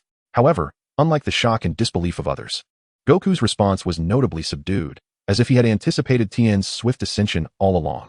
In truth, Goku did not possess any foresight. Rather, he regarded Tien as a true rival, one who could never be easily surpassed. In both absolute strength and growth rate, Tien stood as a formidable competitor in Goku's eyes. It seems I must endeavor even harder. Otherwise, I will be unable to bridge the gap between us. Unlike Krillin, who felt disheartened, Goku, upon recognizing the disparity in their powers, felt invigorated, clearly determined to transform this gap into motivation. 21, 300 points? Compared to the 8,000 plus he had before arriving here, it's not even threefold. This rate of growth is mediocre at best, but it should suffice to confront the enemies ahead. In contrast to the awe expressed by Goku and the others, Tien regarded his own growth as merely average. Nonetheless, following their previous battle, it was evident that the appropriate foes awaiting them in this dimension were the Saiyan race, which had been annihilated by Frieza, with a power level just over 20,000. Coupled with the mastery of the Dragon Fist, he was adequately equipped to face the Saiyans. Even though Tien had learned from Dr. Brief that in 2 days, Planet Plant would experience its once every 8 years full moon, he did not allow himself to feel complacent about his power, for this was far from the end. The battles that were to unfold would serve as yet another stage for his rapid ascension. Preparations were already in place. All the Z-fighters would gather within the protective barrier on the night of the full moon to launch a counteroffensive and minimize casualties. Dr. Brief nodded solemnly, assuring Tien that everything had been arranged. After discussing the defensive measures, Dr. Brief could not help but express his profound gratitude to Tien. We owe it all to you. If you hadn't extracted the secret from King Vegeta about how the Saiyan race could transform into giant apes under a full moon, we might not have been able to mount any effective resistance against the transformed Saiyans on the night of the full moon. The annihilation of our entire race would have been a very real possibility. You have conveyed this significant message to us, Tien Shinhan. For us, the Zypher people, this part-time assistance represents a tremendous blessing for the salvation of our entire race. If we can survive the full moon night in 2 days, we shall forever regard you and your companions as heroes of our Zypher clan. Dr. Likey sincerely expressed his gratitude, so moved that he almost reached out to grasp Tien Shinhan's hand. However, Tien Shinhan, averse to such gestures with men, silently evaded his approach. Ah, Dr. Likey, you are too kind. My companions and I merely cannot stand by while the weak are bullied and the innocent are slaughtered. Besides, battling such a cruel enemy serves as a form of martial arts training for us. Tien Shinhan replied with a gentle smile, neither dismissing the gratitude offered nor boasting of their deeds, but simply speaking the truth. Such words only deepened Dr. Likey's appreciation for Tien Shinhan and his companions.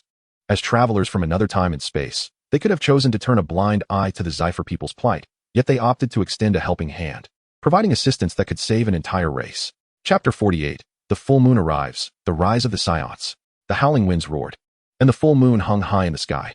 In 2 days, the once in 8 years full moon night of Planet Plant would arrive, bathed in the silvery moonlight. All Saiyans donned their cloaks and emerged en masse. Upon sighting the Zypher urban sphere in the distance, they halted. The warriors of the Saiyan race listened attentively, preparing to transform into great apes. At King Vegeta's command, numerous Saiyan warriors tore off their cloaks as they rushed to the outskirts of the Zypher city. As the cloaks fell away, each Saiyan bathed in the intense, azure light of the full moon. Roars of fury erupted, and towering black gorillas sprang forth. Among these black gorillas, one stood apart. Its fur was a brilliant gold, radiating an unmistakable nobility. This was none other than King Vegeta, the sovereign of the Saiyan race. Once transformed into great apes, the black gorillas experienced a tenfold increase in power, wreaking havoc in every direction. Regrettably, most of these black gorillas, upon their transformation, lost their rationality, acting solely on instinctive destruction. However, it seemed that due to the varying degrees of nobility in their bloodlines, these frenzied black gorillas were instinctively compelled to heed the commands of the golden great ape. Thus, under the leadership of King Vegeta, a terrifying legion of Saiyan great apes surged forth into the depths of the Zypher urban sphere. The Zypher, being smaller in stature than the Saiyans, found their towering skyscrapers rendered insignificant in the presence of these colossal apes. With a mere casual swipe of his hand, he could effortlessly obliterate an entire building. A single stamp of his foot could flatten a villa to the ground. The landscape lay in ruins, a sight of utter devastation. King Vegeta, transformed into a golden giant ape, surveyed the apocalyptic scene before him, a trace of scorn curling at the corners of his massive mouth. This was the price of opposing the Saiyan race. The Saiyans were indeed the supreme warriors of the universe, not some peculiar three-eyed, bald martial artist. Annihilation, complete annihilation. Let it all be destroyed. A frenzied desire for destruction surged through King Vegeta's mind, although he retained a semblance of reason in his giant ape form. The primal instincts and destructive urges that accompanied his transformation rendered him no different from an ordinary Saiyan. Yet, after a period of relentless devastation, King Vegeta stumbled upon an oddity. They had decimated the outskirts of the Zafurian urban area, yet not a single Zafurian had emerged to resist. Were the Zafurians merely sleeping, unable to react in time before being crushed alongside their grand structures? Impossible. King Vegeta shook his head. Even under such circumstances, there would at least be traces of Zafurian blood on the ground, the air thick with the scent of blood. Yet now, apart from the dust rising from the wreckage, there was not a hint of any other odor. Press on. I demand to see rivers of blood. Sensing the anomaly, King Vegeta ordered the other giant Saiyans to cease their destruction in the vicinity. No matter how much damage they inflicted, it would amount to naught. Given the advanced technology of the Zafurians, rebuilding their homes would be a trivial matter. To truly exterminate the Zafurians and seize complete control of this planet, their blood must be the proof. Thud, thud, thud. Towering giant apes continued their advance toward the heart of the Zafurian city. Their frenzied instincts made it impossible for them to move in unison, yet even in their chaotic march, they were generally heading in the same direction. This was the extent of the golden giant apes' command over the black gorillas. More detailed orders could not be executed by the black gorillas, driven solely by their primal instincts. What they desired was destruction, and the golden giant ape could only dictate where they would wreak havoc.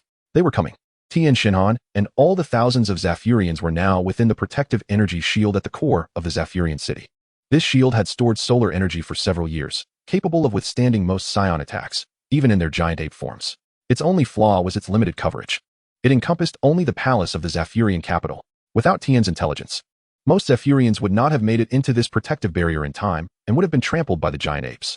Even the members of the Zafur royal family, who are originally situated within the palace, might find themselves ambushed before they can even activate the energy shield. If the palace were to be destroyed in such a surprise attack, the shield would be rendered useless. However, the energy shield has been successfully activated well in advance. Within its protective embrace, an array of specialized weaponry is poised and ready to retaliate as soon as the Saiyan gorillas draw closer.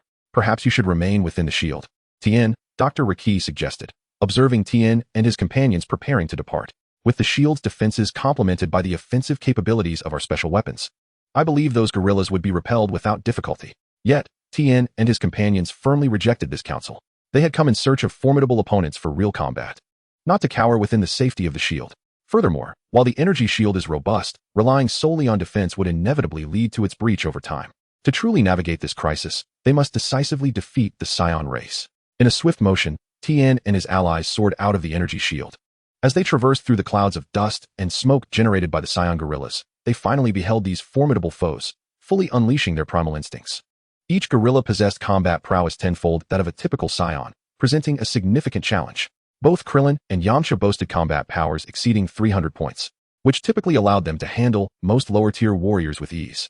Yet now, facing these gorillas, even the weakest among them, with combat powers of merely a few dozen points, proved to be a worthy adversary. Fortunately, their rationality provided an advantage, as the gorillas acted purely on instinct, coupled with the vulnerability of their tails. Thus, in the heat of battle, the two managed to hold their ground. In contrast to Krillin and Yamcha's struggle, Goku found himself effortlessly managing most of the Saiyan gorillas he encountered.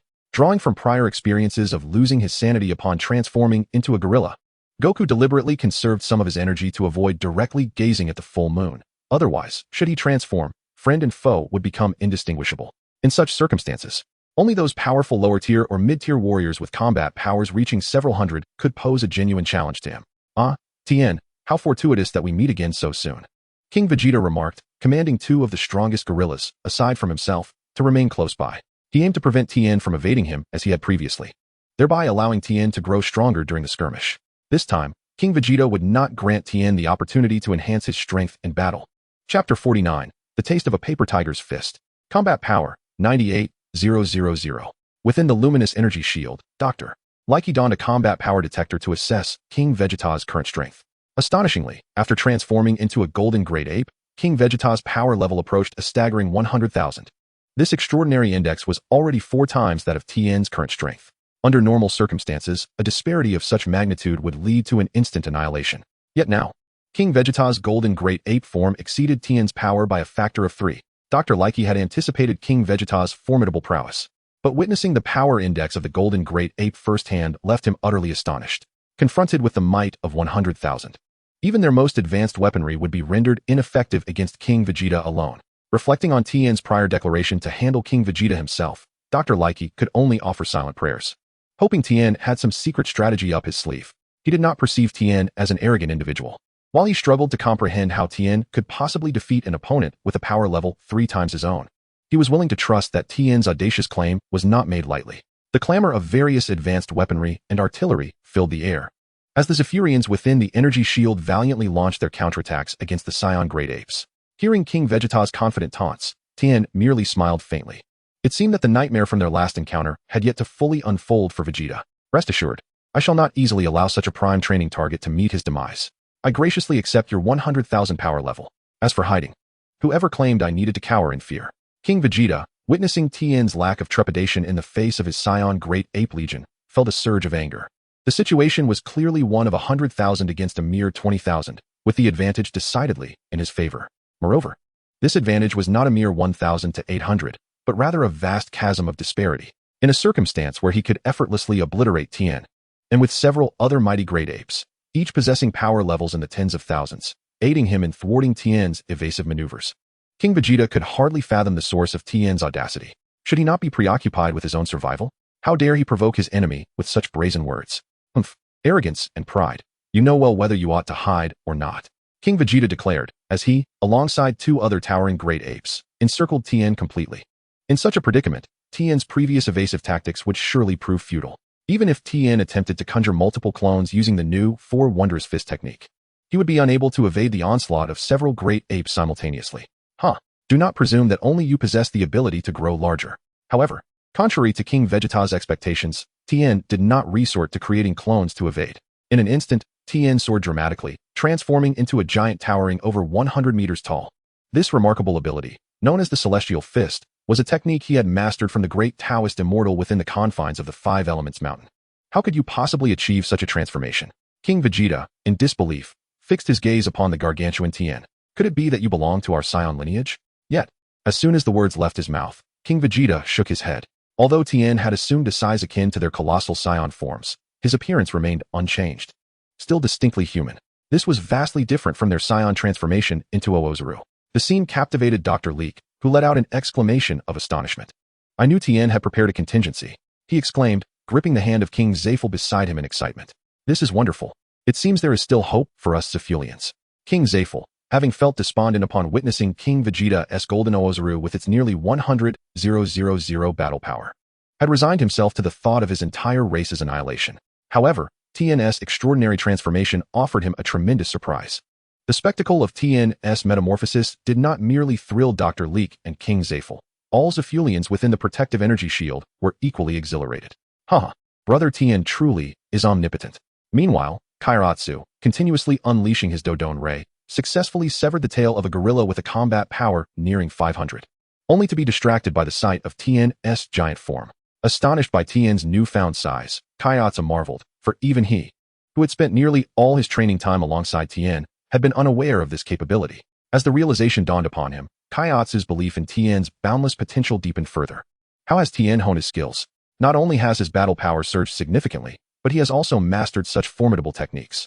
Krillin reflected on the few techniques he had learned from Master Roshi, merely 4 or 5, and felt increasingly awed by Tien's comprehensive prowess. It perplexed him that, in just 20 short years of life, Tien had achieved such remarkable heights. Seeing you grow so large nearly frightened me. Vegeta chuckled, though he soon added, yet, it appears your transformation pales in comparison to our Saiyan racial gifts. What use is a mere increase in size?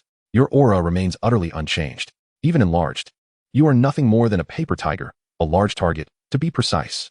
At that moment, King Vegeta, who had just been taken aback by Tien's transformation, sensed something amiss. Though Tien had grown to a size comparable to the Oozuru, the pressure he exerted was no different from when he had been diminutive.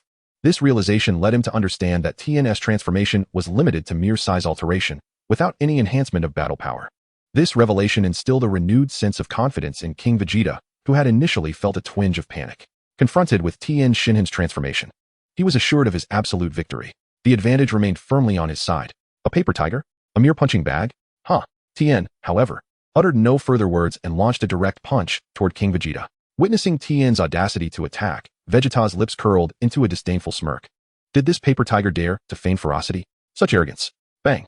The fists of the towering giants, 100-meter-tall King Vegeta and his golden great ape, collided with a resounding force. Just as Vegeta anticipated that Tien's transformation would crumble under the impact, an overwhelming surge of power rebounded from the point of collision. Boom. After the fierce clash, to Vegeta's astonishment, he staggered back 4 or 5 steps. How does it feel to be struck by a paper tiger's fist? Tien, unyielding, had not retreated an inch and had not even unleashed his full strength. The tenfold destructive power of the Zenkai Dragon Fist, when fully unleashed, could potentially deliver a devastating blow of nearly 250,000, enough to obliterate King Vegeta's golden great ape. However, Tien, whose current battle power was still over 20,000, was reluctant to waste such a valuable training opportunity. Chapter 50. What a pity for such excellent training material. At the moment their fists clashed, Tien had employed a technique he learned from the resentment amplification device, the breath compression technique, the Zenkai Dragon Fist. This move could instantaneously whirl and compress his internal energy, elevating his attack's destructive potential to 10 times his battle power. King Vegeta's transformation into the golden great ape merely staggered back a few steps due to Tien's casual punch, which had only slightly exceeded 100,000 in destructive capability. The pressure exerted by King Vegeta's golden great ape indicated that Tien could rapidly enhance his own power under such strain. Although Tien possessed the ability to annihilate him with the Zenkai Dragon Fist, he was unwilling to prematurely exhaust this invaluable training resource. This rare opportunity for training material needed to be thoroughly utilized to extract maximum potential for growth. As for the 2 nearby gorillas, Tien had no intention of holding back. While King Vegeta remained astonished by his own retreat, Tien unleashed 2 more punches. Bang! Bang! Each punch struck a black gorilla, whose battle power approached 20,000, resulting in their bodies being utterly obliterated. Their massive forms were punctured with gaping holes in their chests, blood and flesh shattering into a crimson mist. Oh dear! The 2 black gorillas barely managed to emit 2 cries of despair before they collapsed in a heap. However, as they fell, their enormous bodies instantly reverted to their original forms, leaving behind the lifeless bodies of Saiyans, their chests completely destroyed. This spectacle extinguished any flicker of hope in King Vegeta's heart. He had just been seeking justification for the previous punch, contemplating that Tien must have paid a tremendous price to barely deliver a blow that matched his own strength. Yet now, Tien effortlessly obliterated 2 of the mightiest elite warriors of the Saiyan race, aside from himself. The sheer force of that punch indicated a destructive power exceeding the opponent's strength by at least a factor of 2. Tien's earlier strike that had repelled him was certainly not a mere coincidence. However, given the circumstances, to avenge his kin, to thwart the plans of the Zephyrans, and to ensure his own survival, King Vegeta had no choice but to continue battling Tien. Despite the earlier parity, King Vegeta felt that if he fought with all his might, he still had a chance of victory. As long as he emerged triumphant from their confrontation, the outcomes of all his plans would still culminate in success. With this realization, King Vegeta swiftly withdrew his gaze from the 2 elite Saiyan warriors felled by Tien and launched a direct assault against him. With a thunderous roar, King Vegeta, transformed into a golden great ape, charged toward Tien with formidable ferocity. The clash of their titanic forms reverberated, seeming evenly matched as their colossal fists and legs collided with the force of boulders and iron towers. The encounter remained a fierce stalemate, with neither able to gain the upper hand. In the midst of this evenly matched struggle, King Vegeta glimpsed a flicker of hope for victory. Yet unbeknownst to him, this apparent balance was merely an illusion crafted by Tien's design. Throughout the relentless battle, King Vegeta envisioned his path to triumph, while Tien reveled in the astonishing surge of his own power. The pressure exerted by the golden great ape catalyzed Tien's limit-breaking potential, growing stronger with each confrontation. 25,000 points. 28,000 points. 30,000 points. After a grueling 2 hours of intense combat, the clash of these titans raged on unabated. Aura, aura, aura, aura, aura. Muda, muda, muda, muda, muda. King Vegeta was utterly exhausted, yet for the faint glimmer of victory, he gritted his teeth and pressed on. Tien, on the other hand, was thoroughly delighted to continue augmenting his power against the golden great ape. He had to stifle the urge to laugh aloud and persist in reaping the benefits of their engagement. 40,000 points. 50,000 points. 60,000 points. Ultimately, under Tien's relentless pursuit, King Vegeta found himself compelled to fight throughout the night. It was only when the full moon waned and dawn broke that their battle finally came to a close. Observing King Vegeta revert from his golden great ape form to his ordinary state shortly after the moon's disappearance, Tien felt a lingering sense of unfulfillment. Is that all you've got? Is it over? Transform and fight again. You still have a chance to win. In the span of a single night, Tien had extracted tens of thousands of power points from King Vegeta. As of now, Tien's combat power has indeed reached over 80,000 points. Although this enhancement is significant, It does not ascend to the ideal state of 100,000, which he had hoped to achieve through the sharpening stone that is King Vegeta in his great ape form. Tien feels a twinge of regret. In stark contrast to Tien's lingering desire for more, King Vegeta appears as though he has endured an entire night of nightmares. His reversion to a normal state was not voluntary, nor was it triggered by the full moon. Rather, after an exhaustive night of battle with Tien, he is utterly drained, lacking even the strength to maintain his golden great ape form. King Vegeta is perplexed, unable to comprehend why Tien seems to possess boundless stamina. Surely, even a special technique would require considerable energy. Regrettably, he is oblivious to the efficacy of the Senzu beans, nor does he realize the vast reserves Tien possesses. The Dragon Fist allows Tien to unleash an attack with tenfold destructive power, and while it is indeed taxing, he has more than enough Senzu beans to sustain such exertion. At this moment, King Vegeta recalls Tien's initial inquiry and silently laments not having conceded at that time. If only he had. He might have avoided the series of nightmares that culminated in the same disheartening outcome. Lying supine on the ground, King Vegeta, upon hearing Tien's words, frantically gestures in denial. No more, I truly cannot continue. Even as the foremost warrior race, and its king, the torment inflicted by Tien, compounded by his depleted strength, has extinguished his fighting spirit. At this juncture, the most pressing concern for him is merely to rest. While a warrior's instinct drives one to fight, it pales in comparison to the necessity of recuperation. Whatever will be, he thinks, yearning only for a good night's slumber. Seeing King Vegeta so thoroughly resigned, Tien can only sigh in disappointment. It is regrettable that this training partner's potential remains underutilized. So be it. With that, Tien, no longer inclined to temper his strength, delivers a punch without restraint. The sheer ferocity of his strike obliterates King Vegeta entirely. The demise of King Vegeta signifies a direct defeat for the Saiyan race. Many Saiyans, having also exhausted their stamina and returned to their normal forms with the dawn, upon learning of King Vegeta's demise, promptly abandoned their final resistance. The Saiyans' aggressive campaign has failed, allowing the Zafir people to survive the impending catastrophe. Chapter 51. The Gratitude of the Zafir People. The conflict between the Zafir and Saiyan races draws to a close. The energy shield held steadfast throughout the night, finally enduring until dawn before the accumulated energy was entirely expended. In this battle, although they faced formidable foes, Saiyans transformed into giant apes. The remarkable outcome was a complete absence of casualties on their side. Conversely, the Saiyan gorillas, many of whom possessed combat power below 1,000, fell victim to the relentless bombardment from the Zafir's specialized weaponry. Alongside the formidable Tien Shinhan and Goku, the Saiyan warriors boasting combat power above 1,000 were largely vanquished. Among them, King Vegeta was obliterated by Tien Shinhan's hand. Once the dust settled on the battlefield, a mere 30 to 40 Saiyans remained alive. Among this dwindling number, there were only 2 elite warriors whose power exceeded 1,000, alongside Bardock, a lower-tier warrior who also surpassed this threshold, while the rest of the surviving Saiyans had combat power lingering around 100. The Saiyan clan's ambition to annihilate the Zafir had undeniably failed. As for the fate that awaited these remaining Saiyans, whether they would receive the Zafir's mercy, elect a new leader, and survive in some corner of Planet Plant, or descend into slavery, or even complete extermination, it was no longer a concern for Tien Shinhan and the others. After all, regardless of the outcome, the Saiyan race, as the aggressors in this war, bore the consequences of their actions.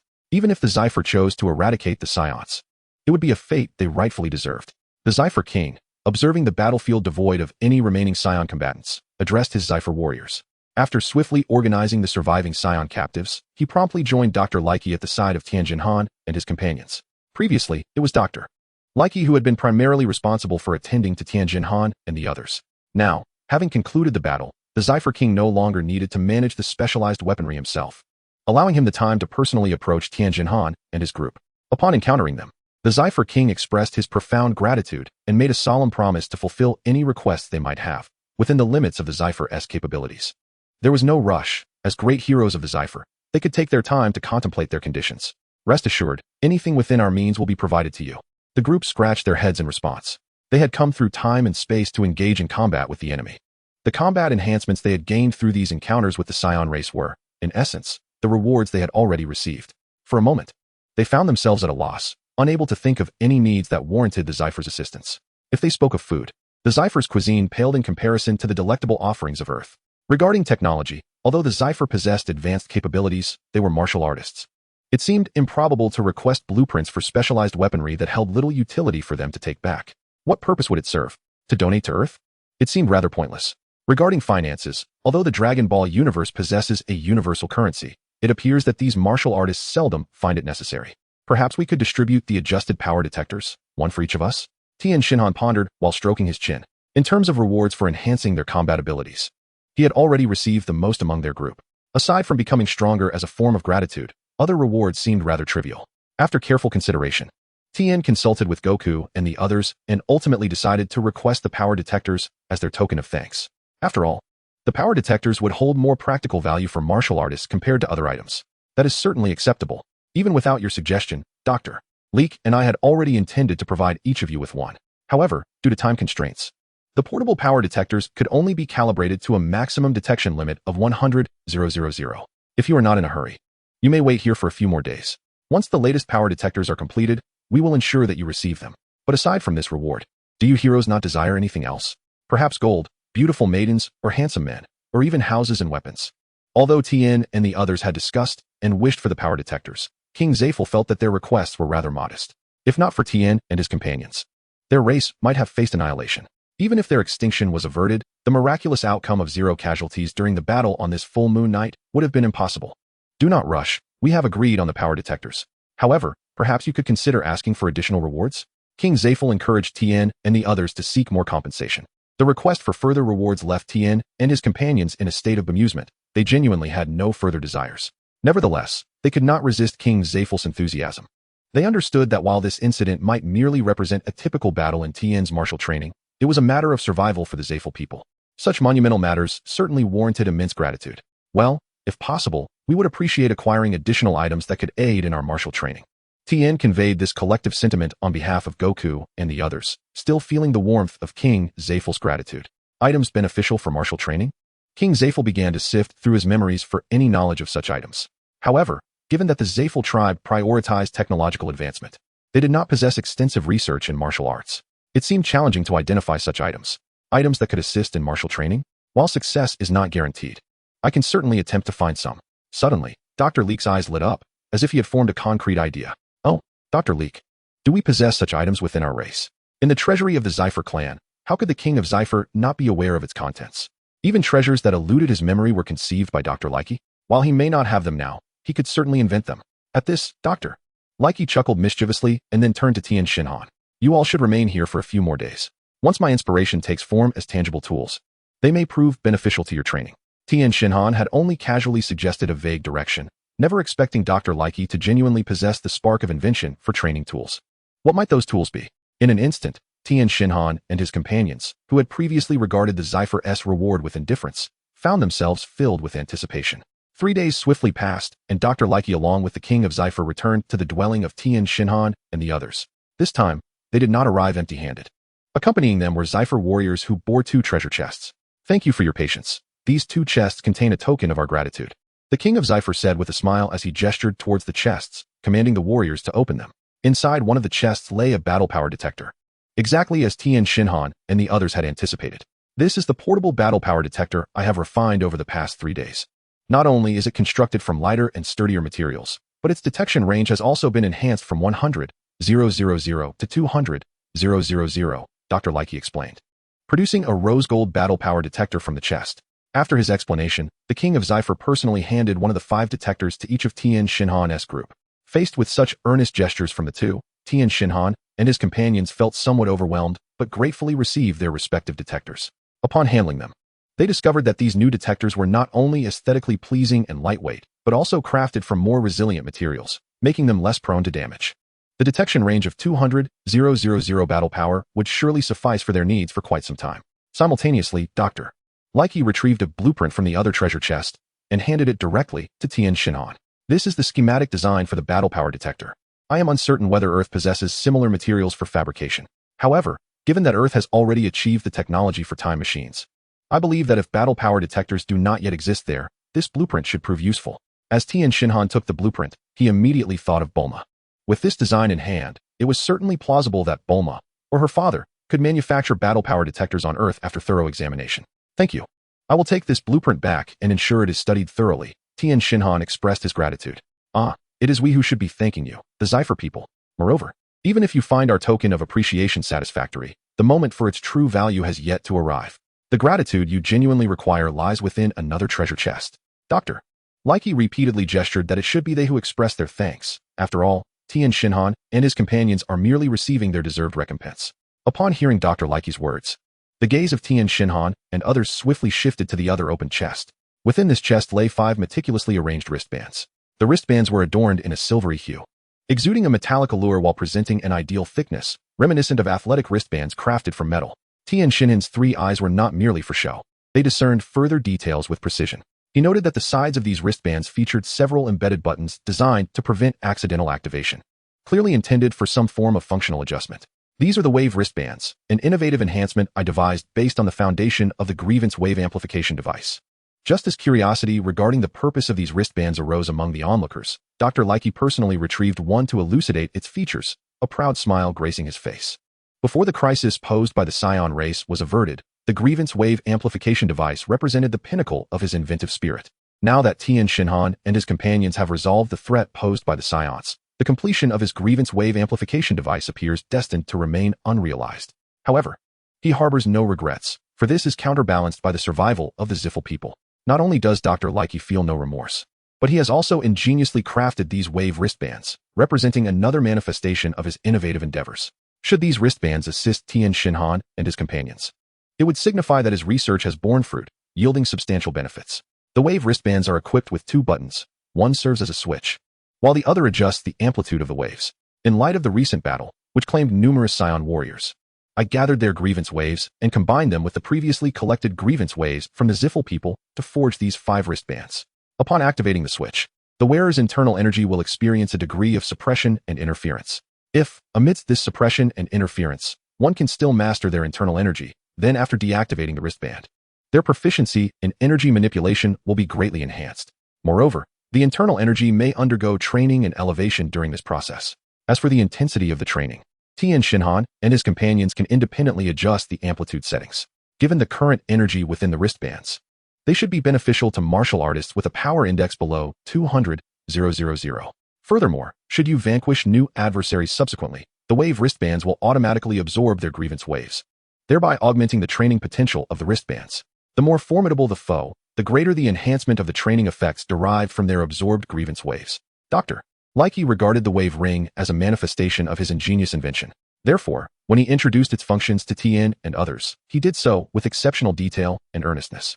After listening to his explanation, Tien sincerely felt that the wave ring indeed warranted such meticulous description. The effectiveness of this device as a training tool was immensely practical for martial artists like them. It could even be said to fill a significant gap in his memory of the original Dragon Ball narrative regarding training methods. In Tien's recollection, the only training tools utilized by the Dragon Ball warriors were the gravity chamber or the cumbersome weighted clothing. All these methods fundamentally relied on increasing the weight borne by the body to restrict its movement, thereby enhancing training efficacy. Aside from the approach of augmenting the physical weight, it appeared that no other training methodologies existed. There was no mention of techniques for harnessing internal energy or direct exercises to amplify one's ki. While weighted training could indeed enhance ki, it was indirect, akin to scratching an itch through a thick boot. Though powerful enough, it paled in comparison to direct stimulation. The wave ring, now presented before them, perfectly addressed the training void in the original storyline. The vengeful energy contained within the ring directly interfered with and suppressed the ki within each individual. This method was akin to imposing weight upon their ki, offering a more immediate effect than physical burdens. Tien, with his exceptional insight, grasped the significance of the wave ring in an instant. While Goku and Krillin were still uncertain about the ring's potential benefits for their training, Tien proactively accepted his own wave ring from Dr. Likey. Upon activation, an invisible energy wave began to disrupt and suppress Tien's ki, currently possessing a battle power corresponding to an energy level of 80,000. Tien felt his ki intensity plummet to around 60,000. As he adjusted the amplitude settings, the sustainable intensity of his ki quickly dwindled to approximately 30,000. After a considerable period of adaptation, he managed to elevate his ki back to around 50,000. Effective. The wave ring truly worked, directly influencing and enhancing his ki. Chapter 53. The Automatic Enhancement of Battle Power. Eager to experience the effects, Goku, Krillin, and the others rushed to obtain their own wave rings from Dr. Likey after witnessing Tien's results. Even Lan Shi, who had just begun her martial arts journey, received one as well. Upon donning the wave rings, they promptly activated the devices to experiment. The moment Goku's wave ring was activated, his battle power was instantly reduced to 500 points. Why have I suddenly become weaker? In the moment the wave ring activated, the naive Goku initially believed he had weakened. However, he soon recalled the ring's effects and realized that it was the wave ring that interfered with and suppressed the energy within him. Indeed, it proved effective. Exercises that previously yielded little benefit now provided remarkable training results under this interference. Though Goku was innocent, he was quite astute regarding martial arts. He quickly discerned the pivotal role the wave ring played in a martial artist's cultivation. On Earth, the environment for daily training was limited, and as warriors' energy grew stronger, previously effective exercises gradually became less effective. However, the introduction of the wave ring changed everything. With this understanding, Goku was eager to further explore the capabilities of the wave ring. Upon pressing the amplitude adjustment button, the interference and suppression effects of the wave ring intensified. To his astonishment, Goku discovered that his energy level had been compressed to a mere 50 points of combat power. Such a powerful effect of interference and suppression. In this altered state, Goku felt somewhat uncomfortable, investing time to acclimate to the wave ring. Meanwhile, Krillin and Yamcha, inspired by Goku, began to explore the effects of their own wave rings. When they activated theirs and mimicked Goku by pressing the amplitude adjustment button, they were immediately thrown into a state of panic. What? Why do I feel like I've become a weakling with a power level of just 5? With their combat power originally hovering around 500 points, after 2 consecutive suppressions, they found themselves reduced to a mere 5 points. This sensation was akin to a deity being reduced to a mortal, a transcendent being reverting to an ordinary person. They nostalgically recalled the time when they were utterly powerless, though they could not remember how long ago that had been. As for Launch, her original combat power was only about 10 points. The moment she activated her wave ring, she stumbled forward, overwhelmed by the immense wave of force that caused her to collapse onto the ground. Her energy was only slightly more potent than that of an ordinary person who had never trained in martial arts, making the wave ring's effects rather overwhelming for her. Consequently, she decided to deactivate the wave ring and, after contemplating for a moment, approached Tien Shinhan. Tien, could you please hold onto my ring for me? Once I become strong enough to utilize it, I'll ask for it back. Launch, under the pretense of asking Tien to safeguard her wave ring, handed it over to him. To make her excuse more convincing, she emphasized several times that he must remember to return it. Tien understood her unspoken meaning. The effects of the wave ring were holistic. Within the 200,000 combat power range, wearing one ring or two made little difference. With a second wave ring at his disposal, Tien could elevate the upper limit of his training potential to within a formidable strength of 400,000 points. Although a power level exceeding 200,000 still seemed a distant goal for him, the wave ring provided by Lan Shi could be considered a prudent measure. Very well. I shall safeguard this for you and perhaps make use of it myself. I hope you reach the requisite strength to wield it soon. Otherwise, by the time you reclaim it, it may very well be worn out, he remarked with a faint smile, fastening the wave ring to his other wrist without activating it. Humph, if it does get worn out, I suppose I can accept it, especially since it was you who used it. Lan Shi muttered softly, unwittingly revealing her true feelings. Goku blinked in surprise, recognizing that despite being a girl, Lan Shi shared his sense of loyalty. Willing to part with such a fine training tool, without concern for its potential degradation at Tien's hands. Krillin wore an odd expression, struggling to contain a smile as he observed the unspoken bond between Lan Shi and Tien, yet he chose to remain silent, quietly enjoying the spectacle. Meanwhile, Kaiatsu, feeling a twinge of rivalry upon seeing Lan Shi lend her wave ring to Tien, approached him with determination. Tien, do you have enough rings? If not, I can lend you mine as well. After all, you are already so powerful, and you will only grow stronger. Even if I do not continue to improve, with you around, I need not fear any danger, he declared, using the pretext of lending his wave ring to voice his own resignation to a more relaxed approach to growth. Kaiatsu's initial desire for strength had never been particularly fervent. He had merely become a martial artist out of habit, having been one since childhood. His previous diligent training was spurred by the looming threat of the demon King Piccolo, and he had endeavored to assist Tien alongside him. However, with Tien's abilities now so formidable that he could obliterate the golden great ape form of King Vegeta with a single punch, Kaiatsu felt that further training might not significantly aid Tien. Moreover, given Tien's ever-growing strength, it was likely that his own capabilities would be of little assistance. Come now, Kaiatsu. That mindset of yours contradicts the very essence of a martial artist, Tien admonished playfully. However, if you find your training burdensome, it is your prerogative to ease your pace. As for the wave ring, you need not offer it to me. I have more than enough, and I may not even utilize both. It would be best for you to keep your wave ring for your own training.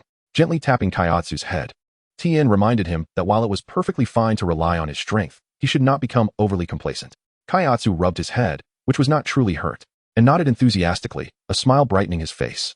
After exploring the functionalities of the wave ring, Tien Shinhan adjusted his device to suppress his energy to a mere 300 points. At this level of combat power, his training upon returning to the earthly divine temple would be optimized. Furthermore, a combat power of 300 was more than sufficient to handle most unexpected situations on Earth. Once he calibrated the wave ring, Tien Shinhan felt his unique ability for automatic enhancement surged several-fold. This indicated that even without actively training, merely wearing the ring and experiencing its interference would result in a gradual increase in his strength. The rate of improvement was several times faster than before he had been transported to this realm. Chapter 54. Tien Shinhan's attempt to exploit the time warp. Dr. Lecky, your invention of the wave ring has proven invaluable to us. We gratefully accept this reward. After thorough exploration, everyone confirmed the efficacy of the wave ring in martial arts training. Tien Shinhan stepped forward to Dr. Lecky, representing the group in acknowledging and accepting this reward. Haha, I was initially concerned that my research and speculations might be erroneous. Now that the wave ring indeed aids you, I am greatly relieved, Dr. Lecky replied, his joy evident. Both he and King Zivil genuinely wished to offer meaningful rewards to express their gratitude towards Tien Shinhan and the others. While the initial combat power detector had provided some assistance to Tien Shinhan and his companions, its utility was rather negligible. In contrast, the wave ring was markedly different. The way Tien Shinhan and his companions eagerly explored its features revealed its significant impact on their training. The acceptance of the wave ring as a reward by Tien Shinhan and his comrades reflected their heartfelt gratitude. Following the presentation of these two rewards, King Zivil and Dr. Lecky guided Tien Shinhan and the others towards the city square. In the square, a multitude of Zivil warriors and citizens eagerly awaited the arrival of Tien Shinhan and his companions. A rapturous welcome erupted as they approached. Even before reaching the designated platform, the Zivil crowd was already exhilarated and animated. Before Tien Shinhan and the others stood not only the throngs of Zivil people, but also a towering statue in the center of the square. This statue depicted Tien Shinhan, Chaos, Goku, Krillin, and even Launch. In honor of your monumental contribution to the Zivil people, this statue was meticulously crafted by the finest sculptors summoned by King Zivil, the announcement proclaimed. Gazing at the nearly 10-meter-tall statue, which was remarkably lifelike, Tien Shinhan and his companions felt a surge of excitement. Haha. We never imagined we would become heroes in the hearts of the Zivil people. With this statue erected, we shall be remembered for decades, if not centuries. Klin, with a sense of delight, addressed the crowd, reveling in the unexpected honor of being commemorated as a great hero with a statue. He was about to ascend the platform to bask in the adoration and admiration of his viewers when he suddenly felt a peculiar force pulling at his entire being. What could this be? This gravitational pull was bewildering. Klin looked in astonishment at Tien Shinhan and Goku. Goku scratched his head, straining against the mysterious force, but equally perplexed by its origin. It seemed that the time for their return had arrived. Unlike the others, who were engulfed in surprise and confusion, Tien Shinhan had discerned the source of this pull. Mr. Bobo had not informed them when they could be transported back. Thus, after defeating the Saiyan race 3 days prior, they had not felt the urgency to leave as they were unaware of how to return. With their current battle concluded and this viewer's reward secured, it was indeed an opportune moment to head back. Tian, do you mean to say that this force is the power transporting us back to the Heavenly Temple? Dumpling grasped Tien Shinhan's intent. The others soon experienced a moment of clarity as well. Consequently, they ceased to resist the sudden gravitational pull enveloping their bodies. In a mere 3 seconds, the surroundings transformed entirely. After a blinding flash of white light, when they reopened their eyes, they found themselves in a room adorned with bizarre clock patterns on the walls and ceiling. In the room, Mr. Bobo stood at the control panel of the time machine. Turning to greet them, "You're back," Mr. Bobo exclaimed politely upon their arrival. "Indeed, Mr. Bobo, thank you for operating the time machine to bring us back." Tien Shinhan expressed his gratitude. Mr. Bobo understood that this acknowledgement was not merely a token of thanks, but also a desire for a deeper understanding of the time machine's transport rules. Your return was indeed facilitated by my manual operation. However, even if I hadn't intervened, you would have automatically been transported back after a maximum of 6 months in another timeline. Moreover, prior to transport, the machine can be set to a specific return time. For instance, if you wish to return 10 days after being sent to another timeline, you can set the machine accordingly. If you prefer to return after 6 months, you can select that as well. It is entirely customizable. Mr. Bobo, aware of Tien Shinhan's intent, did not withhold information, but rather elaborated on the time machine's transport settings and regulations. A maximum stay of 6 months in another timeline? Does that mean we could utilize the time machine to train in another timeline for 6 months, and then return to the exact moment just before our departure? In that case, it would be as if we gained 6 months of training in the blink of an eye. Isn't that even more miraculous than the hyperbolic time chamber, where 1 day outside equates to a year inside? Tien Shinhan instantly identified a potential loophole in time. However, this loophole was swiftly dismissed by Mr. Bobo. No, you have traversed to another dimension for 10 days, and the same amount of time has elapsed on Earth. The scenario you described, where a 6-month journey occurs in an instant here, will not transpire. Otherwise, I would be unable to manually operate the time machine to facilitate your return. Upon hearing this, Tien nodded in agreement. Mr. Popo indeed articulated a valid point. If they had genuinely spent 10 days in the past, as but a fleeting moment, then Mr. Popo would have just transported them and would need to manually send everyone back immediately. Such a situation would indeed be quite absurd. Tien, welcome back. Your journey must have yielded some remarkable results, correct? Has your energy been restrained? Why do I sense that the intensity of your aura is considerably weaker than before your departure? Just then, the Supreme Kai opened the door to the time machine's chamber. Curiously perceiving the energy states of the group, Tien and Goku exchanged knowing smiles and temporarily deactivated their energy fluctuations. In an instant, an overwhelming and powerful aura surged within the Supreme Kai's palace. As the Supreme Kai sensed the current intensity of their auras, he was rendered speechless, his face paling in astonishment. He had anticipated that Tien and the others would experience significant growth, yet he had not foreseen the terrifying speed of their enhancement. Excluding Lan Shi, who had only just stepped into the martial arts realm, even Krillin, the weakest among Tien's group, now exuded an aura far surpassing his own. Their futures are boundless. By the way, Supreme Kai, this is the power detector we acquired from the Zephyrians. When you don this device, you will be able to observe your own and each of our precise power indices. Krillin, who initially felt a tinge of regret at being transported back before he could bask in the admiration of the Zephyrians, found that small disappointment swiftly alleviated upon witnessing the Supreme Kai's astonishment. He then recalled the power detectors they had obtained, eager for the Supreme Kai to see their growth and strength more clearly. Chapter 55. No more pretenses, I am the rare martial arts genius. A power detector? Such a wondrous device exists. The Supreme Kai, intrigued, donned a pair of the power detectors, the green lenses harmonizing well with his skin tone. Were it not for the wrinkles adorning his face, he would indeed appear quite handsome among the Namekians while wearing this device.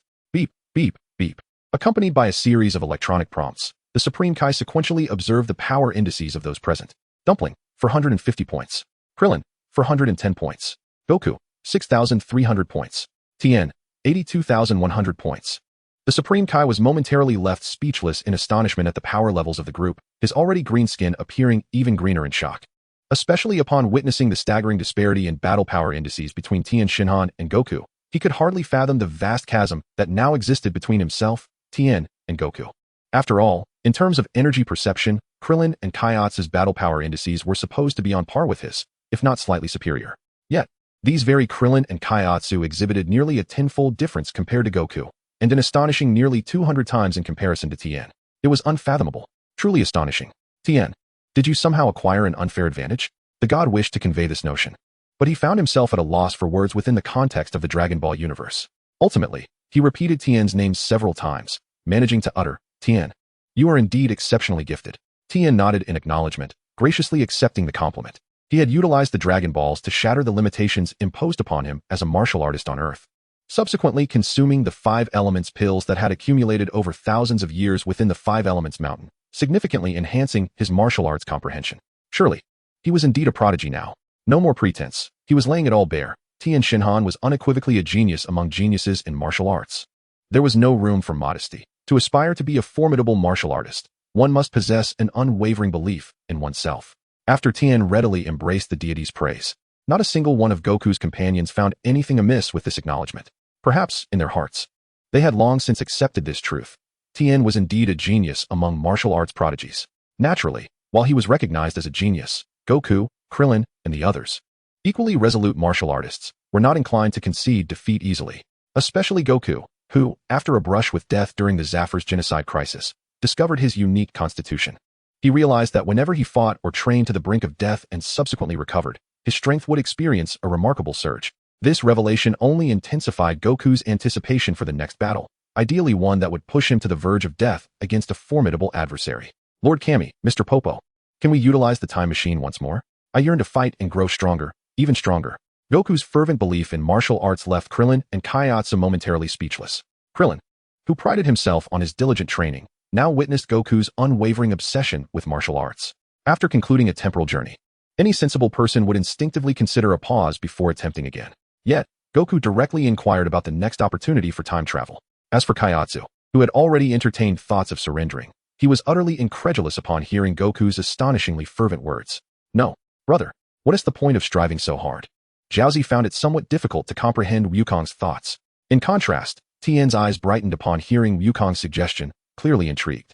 Engaging in practical combat during time travel would enhance their combat prowess far more rapidly than the conventional training in the Heavenly Temple. While real combat carries inherent risks, Tien believed that taking risks to become stronger was entirely justifiable. If possible, he shared Wukong's desire for an immediate second-time jump. The first adversary chosen for their temporal journey was the Saiyan race from the past. The question now loomed. Who should be their next foe? Perhaps the Frieza Force? That seemed a rather ambitious choice. Wukong's suggestion had already sparked Tien's imagination as he began to contemplate potential enemies for their second time travel. Although the enemies encountered during time travel were not solely dictated by their own designs, the time machine would select from timelines that bore some relevance. Regrettably, Bobo quickly shook his head. The time machine could not be used consecutively. Each activation would deplete its stored energy entirely. To utilize the time machine again, they must wait until it automatically replenishes its energy supply. Tien was drawn back from his reverie of selecting enemies by Bobo's voice. How long would it take for the time machine to recharge fully? Bobo did not respond immediately. Instead, he extended his fingers, counting through his memories to gauge the duration. The time machine absorbs solar energy to store power, and it would likely take about 3 months to recharge completely. After several minutes of contemplation, Mr. Bobo finally arrived at this conclusion. What? 3 months? That's far too long. Wukong exclaimed, visibly dissatisfied. He had been eager to partake in more exhilarating battles to quickly catch up to Tien. After all, the World Martial Arts Tournament occurred once every 3 years. He and Tien had already trained for 3 months in the Heavenly Temple, and this latest time jump had consumed another 10 days. If they could only time travel once every 3 months thereafter, he would have limited opportunities before the next tournament. How many times can we actually travel? Wukong scratched his head, perplexed by the arithmetic, unable to compute the answer. Nonetheless, he felt that waiting 3 months for another time jump was excessively prolonged. Tien also found the time frame rather lengthy. However, considering the time machine's capabilities, which could transport them to other timelines with such astonishing efficiency and recharge every 3 months without requiring special energy fuels, they should count themselves fortunate. Despite Tien's yearning for another immediate jump, he fully understood the practical circumstances. While real combat significantly accelerates strength enhancement, the daily refinement of martial arts fundamentals remained indispensable. Given that the time machine requires 3 months to recharge, let us utilize this interim period for our daily training, Tien Shinhan suggested. While practical combat is undoubtedly crucial, consistent martial arts practice is equally indispensable. Moreover, with the aid of the fluctuation wristbands, their training progress will not languish. Tien Shinhan's assertion rings true. Both combat and routine training are vital components of the martial arts journey. Solely pursuing an increase in combat power while neglecting the foundational aspects of martial arts will inevitably lead to stagnation. Of course, in addition to combat and training, one must not overlook the importance of rest. The god of destruction nodded in agreement with Tien Shinhan's words, emphasizing this often overlooked aspect. A balance between effort and relaxation is the key to long-term advancement in martial arts. Chapter 56. Are they martial artists? All destitute. Eat well, sleep well, and train diligently. This was one of the martial philosophies imparted by Master Roshi to Goku and Krillin during their foundational training on Kame Island.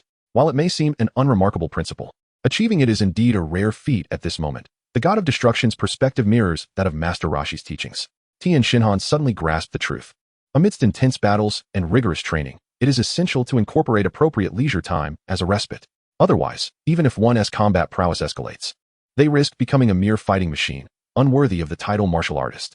Consequently, Tien Shinhan and Goku embraced the god of destruction's suggestion and accepted the reality that the time machine necessitates a 3-month recharge. After a brief discussion, they resolved to dedicate 3 days of this period to rest. Following the respite, they would wholeheartedly return to their daily training. Why don't we take this opportunity to visit Bulma and Yamcha? Krillin proposed. It has been over 100 days since Yamcha's leg was injured during the World Martial Arts Tournament. It seems his leg must have healed by now. They had yet to conceive any particularly special options for rest during these 3 days, so visiting Yamcha appeared to be a fitting choice. If his leg had indeed recovered, they could also celebrate his healing. Krillin's suggestion was well thought out. It not only provided genuine relaxation but also fostered camaraderie among friends. However, he soon realized he had overlooked an important detail. Tien Shinhan. I'm sorry, Krillin said, feeling sheepish as he turned to Tien Shinhan. Having forgotten that Tien was responsible for Yamcha's injury during the tournament. Haha, no need to apologize. If anything, I should be the one apologizing to Yamcha and everyone else for my earlier ruthlessness. After all, back then, my mind was solely fixated on becoming the world's greatest assassin. More than 100 days had passed, and Tien Shinhan no longer concerned himself with his past actions before his arrival in this world. That was the meal prepared by Tien Shinhan before his time travel, not the one he made in the present, and he has since turned over a new leaf. The only thing Tien Shinhan felt somewhat guilty about concerning Yamcha was that after obtaining the Sins of Beans, he completely forgot about him. It wasn't until Krillin mentioned Yamcha's leg injury should have healed by now that this matter crossed his mind. However, this was somewhat understandable, as the arrival of the evil King Piccolo had left them with little time to spare. After defeating King Piccolo, Tien Shinhan devoted himself wholeheartedly to planning and preparing for his path as a martial arts master, thus allowing this incident to slip from his memory. Reflecting on this, Tien Shinhan felt he should at least prepare a lavish fruit basket for Yamcha. My apologies, Yamcha. In my eagerness to expedite my journey towards strength, I inadvertently overlooked your leg injury. Tien Shinhan silently apologized to Yamcha in his heart. Conversely, he considered that perhaps Yamcha was enjoying the situation. After all, during his recovery, Bulma, his girlfriend, frequently tended to him. In contrast, when not injured, Yamcha did not receive such attention from Bulma. With this thought, Tien Shinhan mused that perhaps Yamcha was not overly eager to hasten his recovery after all. Let us follow Krillin's suggestion and visit Yamcha and Bulma. It will allow me to personally express my apologies to Yamcha. Tien Shinhan firmly decided on their plan for the 3 days of rest. Naturally, Kaiatsu had no objections and deferred to Tien Shinhan's leadership. Goku nodded in agreement. For him, any place to rest was fine. And it was a pleasant opportunity to see Bulma and Yamcha. As for Krillin, he had originally proposed the idea, so he would certainly not oppose Tien Shinhan and immediately concurred. Great. Bulma lives in the metropolitan area, right? That's wonderful. Only Launch, with her golden hair, although agreeing, seemed unusually exuberant. Their destination was indeed the metropolitan area, which meant the presence of banks and robbers. She had already devised a plan. Aside from visiting Bulma and Yamcha, she hoped to coax Tien Shinhan into accompanying her to rob a bank or collect protection fees. That was a life she had always anticipated. Tien Shinhan, oblivious to Launch's mischievous intentions, noticed that everyone was in agreement and promptly set off with the group. Except for Launch, who had only recently begun her martial arts training.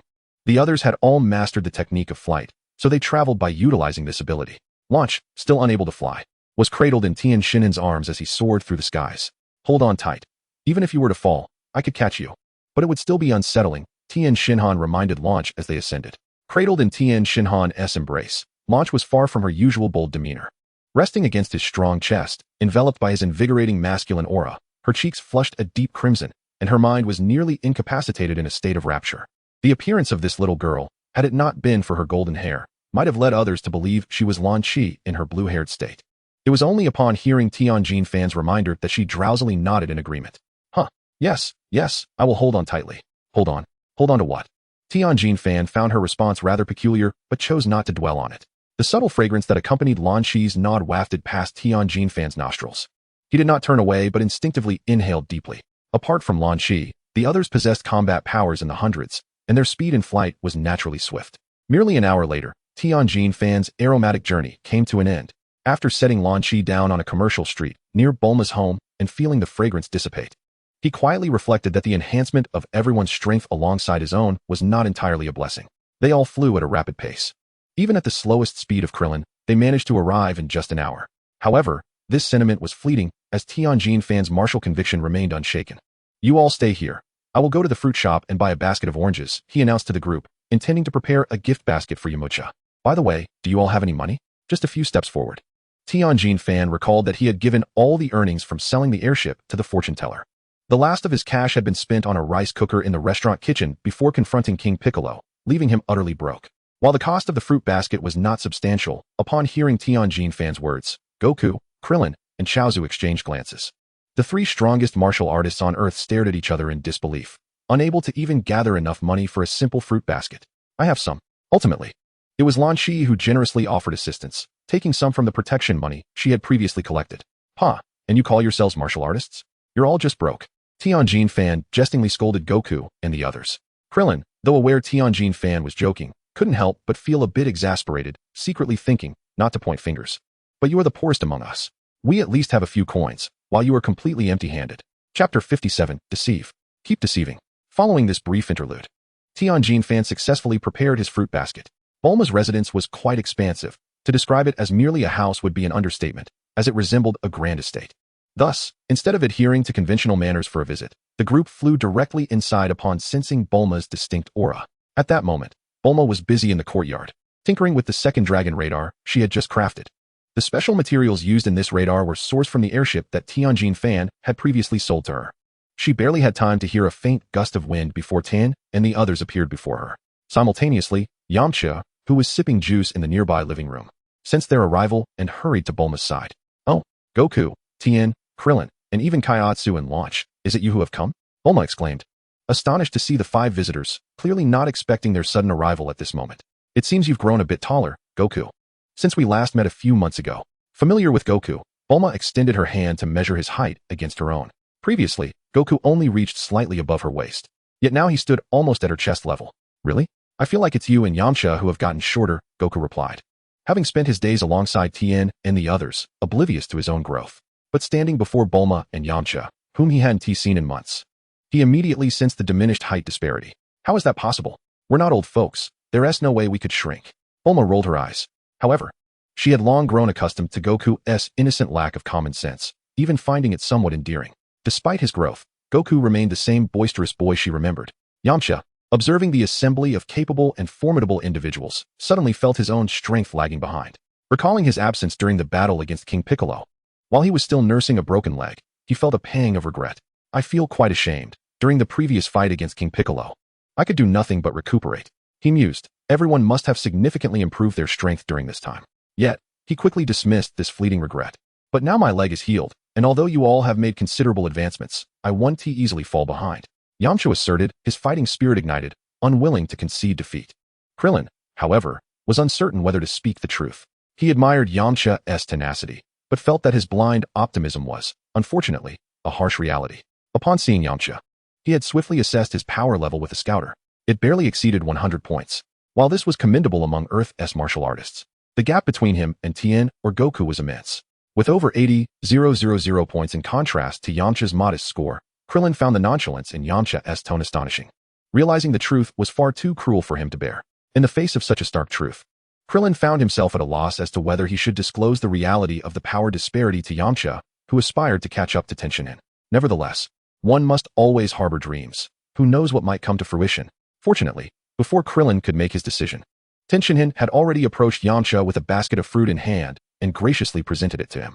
As martial artists, we must embody unwavering determination. I stand behind you. Yamcha, one day you will surely cultivate your skills to match ours. Before Krillin could utter the harsh truth, Tien Shinhan earnestly expressed his support for Yamcha's resolve. However, to Krillin's ears, this encouragement seemed akin to a blatant deception directed at Yamcha. Go for it, Yamcha. I have faith in you. Deception. More deception. Both Krillin and Kairatsu couldn't help but feel a sense of concern for Yamcha, for he was embarking on a path fraught with challenges. Yet, considering that even if Yamcha was misled, it might only propel him to train with greater fervor, Krillin and Kairatsu refrained from voicing further objections. Is that so? Tien Shinhan, you have an eye for talent. Just wait, I will soon catch up to all of you, and then I shall claim victory in the next World Martial Arts Tournament. With Tien Shinhan's support and affirmation, Yamcha's confidence soared. Ha ha ha, Yamcha, you can do it. In truth, had I not acted foolishly back then, causing your leg injury, you wouldn't have had to endure such a lengthy recovery. Even more shameful is the fact that while we were at Korin Tower acquiring the Senzu beans, I completely forgot about your leg injury. If I had brought the beans to you sooner, perhaps your recovery wouldn't have taken so long. After offering a few encouraging words to bolster Yamcha's resolve, Tien Shinhan did not shy away from confronting the mistakes of his past and his oversight regarding Yamcha's injury. For Tien Shinhan, problems must be addressed. One cannot shy away due to embarrassment or difficulty. It is akin to facing an adversary. One must not falter simply because the opponent is formidable. As a true man of Dragon Ball, Tien Shinhan never backs down in the face of adversity, whether confronting foes or acknowledging his own past errors. Oh, that is all in the past. You were misled by the mistakes of Master Roshi, but haven't we already made amends? Yamcha set the fruit basket on a nearby white dining table and waved his hand, indicating that the matter had long been resolved. As for the Senzu beans, I had no idea that Korin Tower possessed such wondrous items until today. However, it is understandable that you have been wholly devoted to training since defeating Demon King Piccolo, allowing this matter to slip your minds. How is the training at Korin Tower? Do you plan to return there for further cultivation? Just don't forget to include me.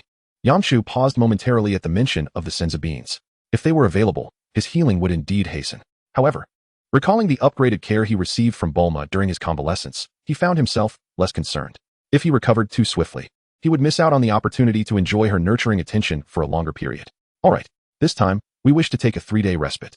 When we return, Yamcha, you should accompany us. Naturally, Tien Shinhan would not refuse Yamcha's participation in the training. His primary objective is to enhance his own strength. Yet he is delighted to witness the Dragon Ball warriors grow stronger together. However, Yamcha himself seemed unconcerned about the Senzu beans, while Bulma, overhearing the mention of them, expressed her dissatisfaction by vociferously confronting Tien Shinhan. What? Such a precious treasure, and you didn't reveal it sooner. I've exerted myself to care for Yamcha for so long. Given Bulma's privileged background, she could have easily assigned several servants to attend to the injured Yamcha. Nonetheless, To demonstrate her affection as his girlfriend, she dedicated most of her time over the past few months to personally care for the immobile Yamcha. The revelation of Tien Shinhan possessing Senzu beans, a miraculous healing item, implied that much of her arduous effort could have been unnecessary. Chapter 58. Why the estrangement among those who share a bond? Just because of a moment of forgetfulness, she had labored to care for Yamcha for so long, and such a matter cannot simply be brushed aside. As Bulma appeared ready to unleash her ire, Tien Shinhan hastily interjected with an explanation. Indeed, my oversight was regrettable. But rest assured, the next time Yamcha finds himself injured, I shall be swift to restore him with a Senzu bean. No, to be prudent, I shall leave this Senzu bean with you, so that should Yamcha sustain injuries, you can administer it directly. As he spoke, Tien Shinhan retrieved a Senzu bean from his capsule and handed it to Bulma. What? There will be a next time? Do you intend to break Yamcha's leg again? Bulma retorted, her tone increasingly displeased. She accepted the Senzu bean from Tien Shinhan but approached him with her hands on her hips, cheeks puffed in indignation. In that moment, Bulma exuded an intimidating presence that rivaled even the formidable Great Ape transformation of King Vegeta. Despite having faced battles against the Saiyan race, Krillin and Goku remained silent, not daring to intervene on Tien Shinhan's behalf. Alas, in critical moments, a true man must rely on himself.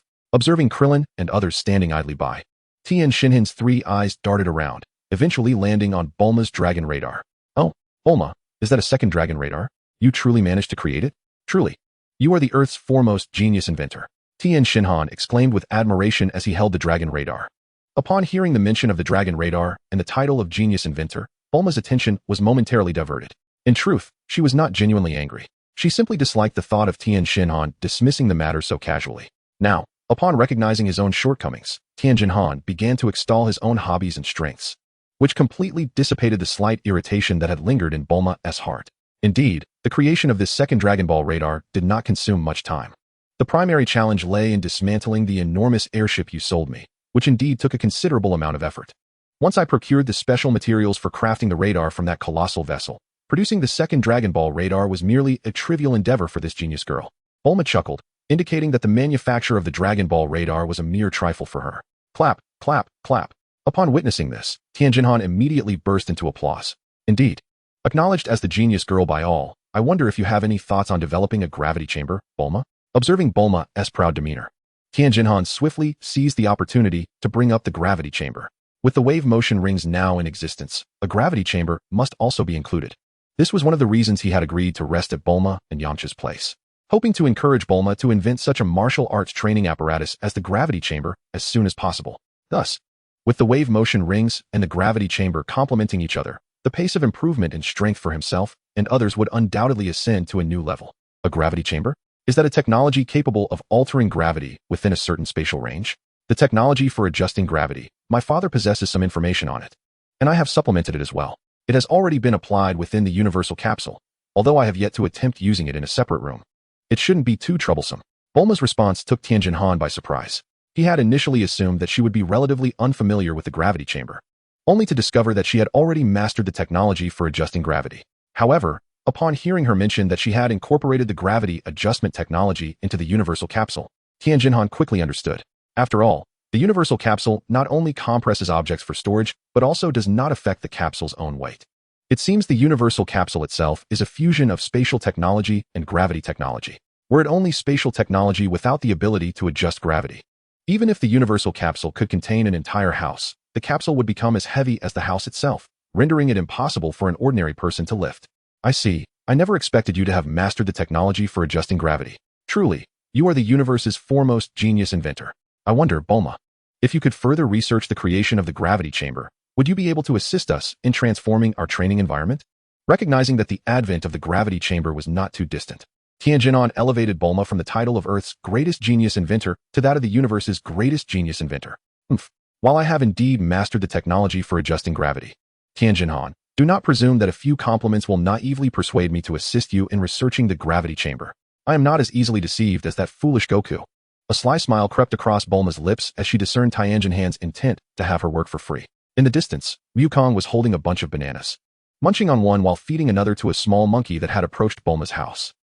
Upon hearing Bulma's sudden call, Wukong tilted his head in confusion, blinking his eyes. He was preoccupied with his bananas. Sigh, we are all friends, so Bulma, do share what is needed to assist in the creation of the gravity chamber. It is important for everyone's training, not just for my personal use. Tien, realizing that Bulma had seen through his attempt to take advantage of the situation, resorted to emotional appeals and the collective benefit of the group. He chuckled, friends are friends, and business is business. Last time, you sold me that broken airship for 10 billion. This time, I shall help you develop a gravity chamber with even greater technological sophistication for the same price.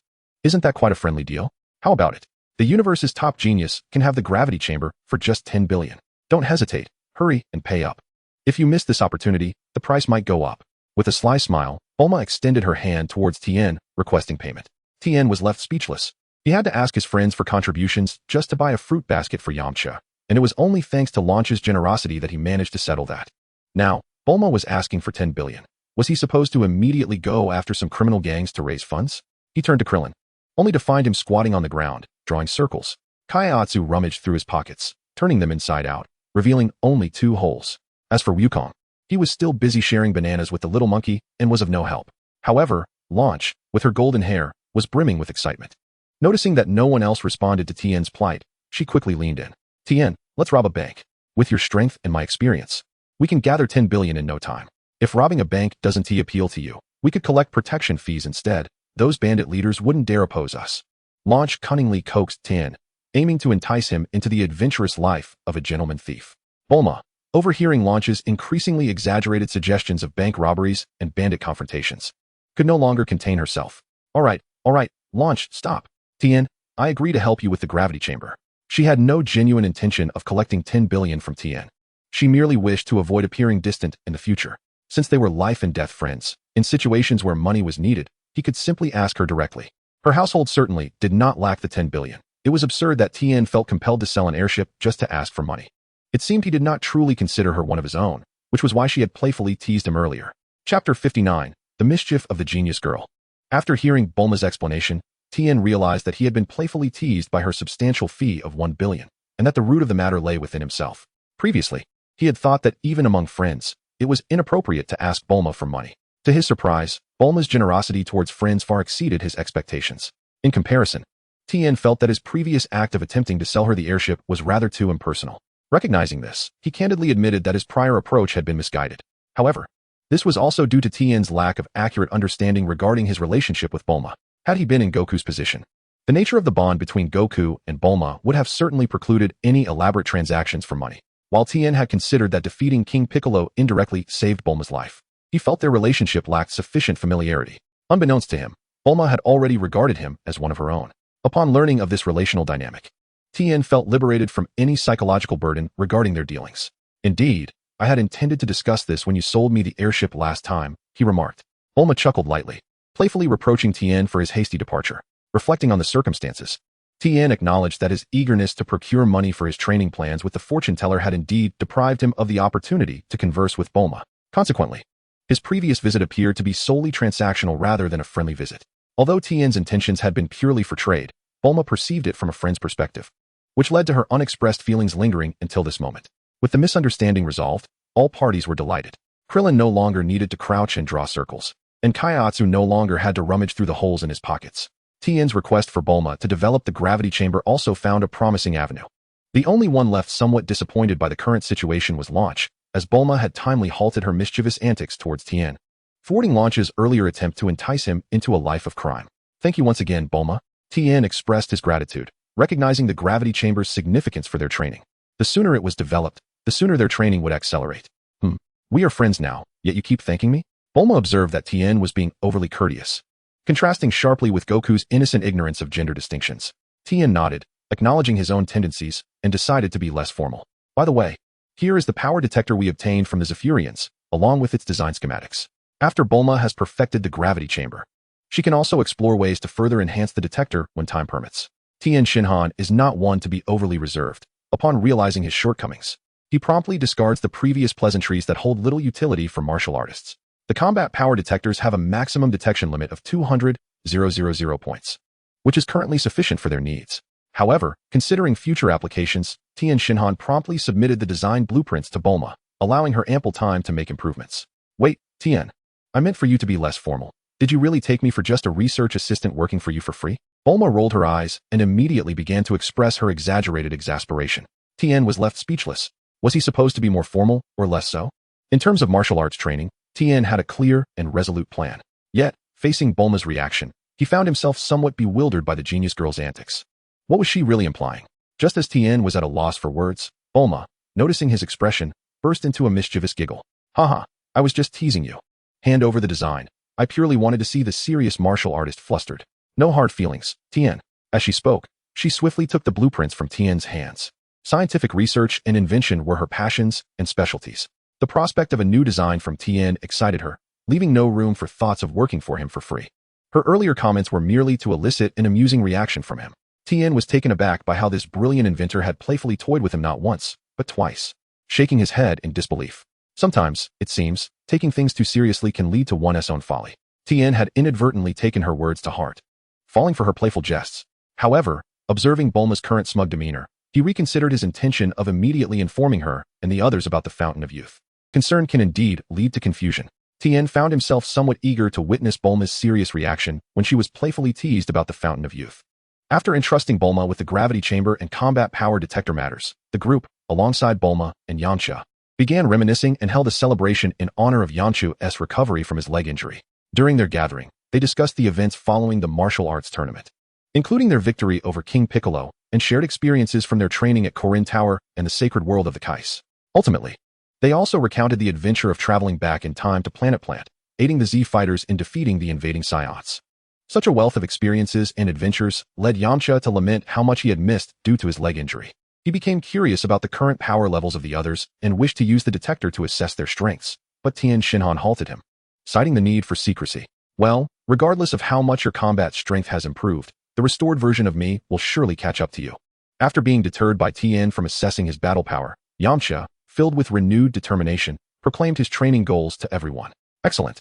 This is the kind of spirit we need. Tien immediately encouraged him. Aware of the actual disparity in strength among them, Krillin could only silently applaud, pondering whether Yamcha would still exude this level of confidence upon learning the truth. Meanwhile, Goku stood out as the sole individual who genuinely believed that Yamcha could catch up, offering his applause and support. Yamcha, you can do it. With Tien and Goku's encouraging words, along with the applause from Krillin and the others, Yamcha's confidence grew even more robust. Indeed, what does a temporary setback matter? I am Yamcha. I will undoubtedly catch up to and surpass Goku and Tien. Clenching his fists, he motivated himself internally. The 3 days of rest passed joyfully. However, joyful moments always seem to fly by in the blink of an eye. Are we really leaving? Aren't we going to rest a bit longer? After all, there are no formidable enemies appearing on Earth. Bulma gazed wistfully at the group preparing to return to their training. If everyone left, she would be left alone at home. Although inventing at home was interesting for her, she would be much happier if she could continue spending time with them. Waiting until an unbeatable foe appears to commence serious training would be too late. Despite the current tranquility on Earth, Bulma's concerns seemed somewhat justified. However, Tien's succinct words, imbued with a quiet yet resolute martial spirit, immediately reminded everyone of the necessity to consistently strive for greater strength. Indeed, it would be far too late to begin training once an insurmountable enemy emerges. Chapter 60. Krillin's Challenge with the Ultra-Divine Water. Initially, Yamcha and Krillin, who also felt a tinge of reluctance, were awakened by Tien's words, and their resolve to return to rigorous training became unwavering. The unexpected emergence of King Piccolo had caught them off guard. Yamcha had refrained from participating due to his previous injuries, while Krillin had merely waited for an opportunity without engaging in direct combat. This was their regret from the last encounter with a formidable foe, and they were determined not to face such a situation again. Should a powerful enemy appear on Earth once more, they aspired to stand their ground just as Tien and Goku had previously. This required them to seize the seemingly tranquil moments to enhance their strength. Tien's reminder was not alarmist, nor was it baseless worry. Each time a new enemy appeared on Earth, their strength had been exponentially formidable.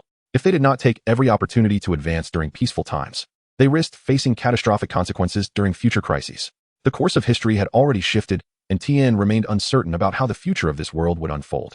The only course of action available to him was to continually strive for greater strength alongside the Z fighters. However, Tianjin's reluctance to part with Bulma revealed a measure of his compassion. While Korin Tower may seem enigmatic to other Earthlings, it is a familiar sight to us. Once Bulma constructs a more advanced aircraft, she might even be able to soar directly to the sacred world of the Kais. Given our rapport with the Kais, gatherings within their realm would resemble those held here. Tianjin spoke the truth. According to his recollection, the sacred world would indeed become accessible to Bulma's aircraft in the future. In light of this, it appears I must not only refine the gravity chamber and power detector, but also enhance our current aircraft, does it not? Tianjin, you certainly have a knack for delegating tasks. Bulma mused, her thoughts igniting with inspiration. As she contemplated remaining here to invent, the prospect of crafting her own aircraft to fly to the sacred world became tantalizing. The group erupted in laughter, amused by Bulma's playful jibe at Tien Shinhan, who resembled a harsh taskmaster in their jest. Tien Shinhan scratched his head, chuckling softly, and then formally led the group back to the sacred world. Yamcha possessed one of the most formidable martial arts talents on Earth. During their 3-day respite, he had swiftly mastered the technique of the flight skill. Although he was not yet entirely adept at flying, he no longer required Tien Shinhan's assistance to lift him into the air, unlike launch. The journey back to the sacred world took longer than their initial trip, extending from 1 hour to over 3 hours due to Yamcha's participation. After all, his current power level was still inferior to Tien Shinhan and Goku's at the conclusion of the martial arts tournament, and his proficiency in the flight skill was still developing. To reach their destination in just over 3 hours, relying solely on his ki, was quite commendable. Let us first visit Karen Tower. Given Yamcha's current condition, it would be prudent to commence training under Master Karen, Tien Shinhan suggested. Moreover, Krillin, your power level is now sufficient to attempt the Ultra Divine Water Challenge. Instead of heading directly to the sacred world, Tien Shinhan chose to pause briefly at Karen Tower. Alright, I had decided to challenge the Ultra Divine Water upon my return through the time-space transfer, Krillin recalled, his ambition reignited. Ultra Divine Water? What is that? Yamcha, visiting Karen Tower for the first time, curiously surveyed his surroundings. His interest piqued upon spotting the large white cat wielding a staff within the hall. Master Karen, this is Yamcha, our martial arts companion. He was injured previously and thus missed the battle against King Piccolo. We would appreciate your guidance regarding the Ultra Divine Water and assistance in his training. Tien Shinhan promptly clarified Yamcha's situation, introducing him to Master Karen without delay. It turns out he is also one of your companions. Hehe. It is undoubtedly beneficial to have more exceptional martial artists like you who are willing to fight for the earth. You should bring your companions. Both Lord Kami and I ought to express our gratitude for your contributions to the planet, rather than considering it a burden.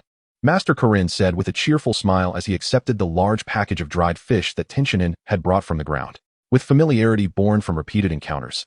And given the contributions made by Tien Shinhan and his companions to Earth, as well as their time spent training here, their relationship with Master Karen had already blossomed. Is this truly Master Karen?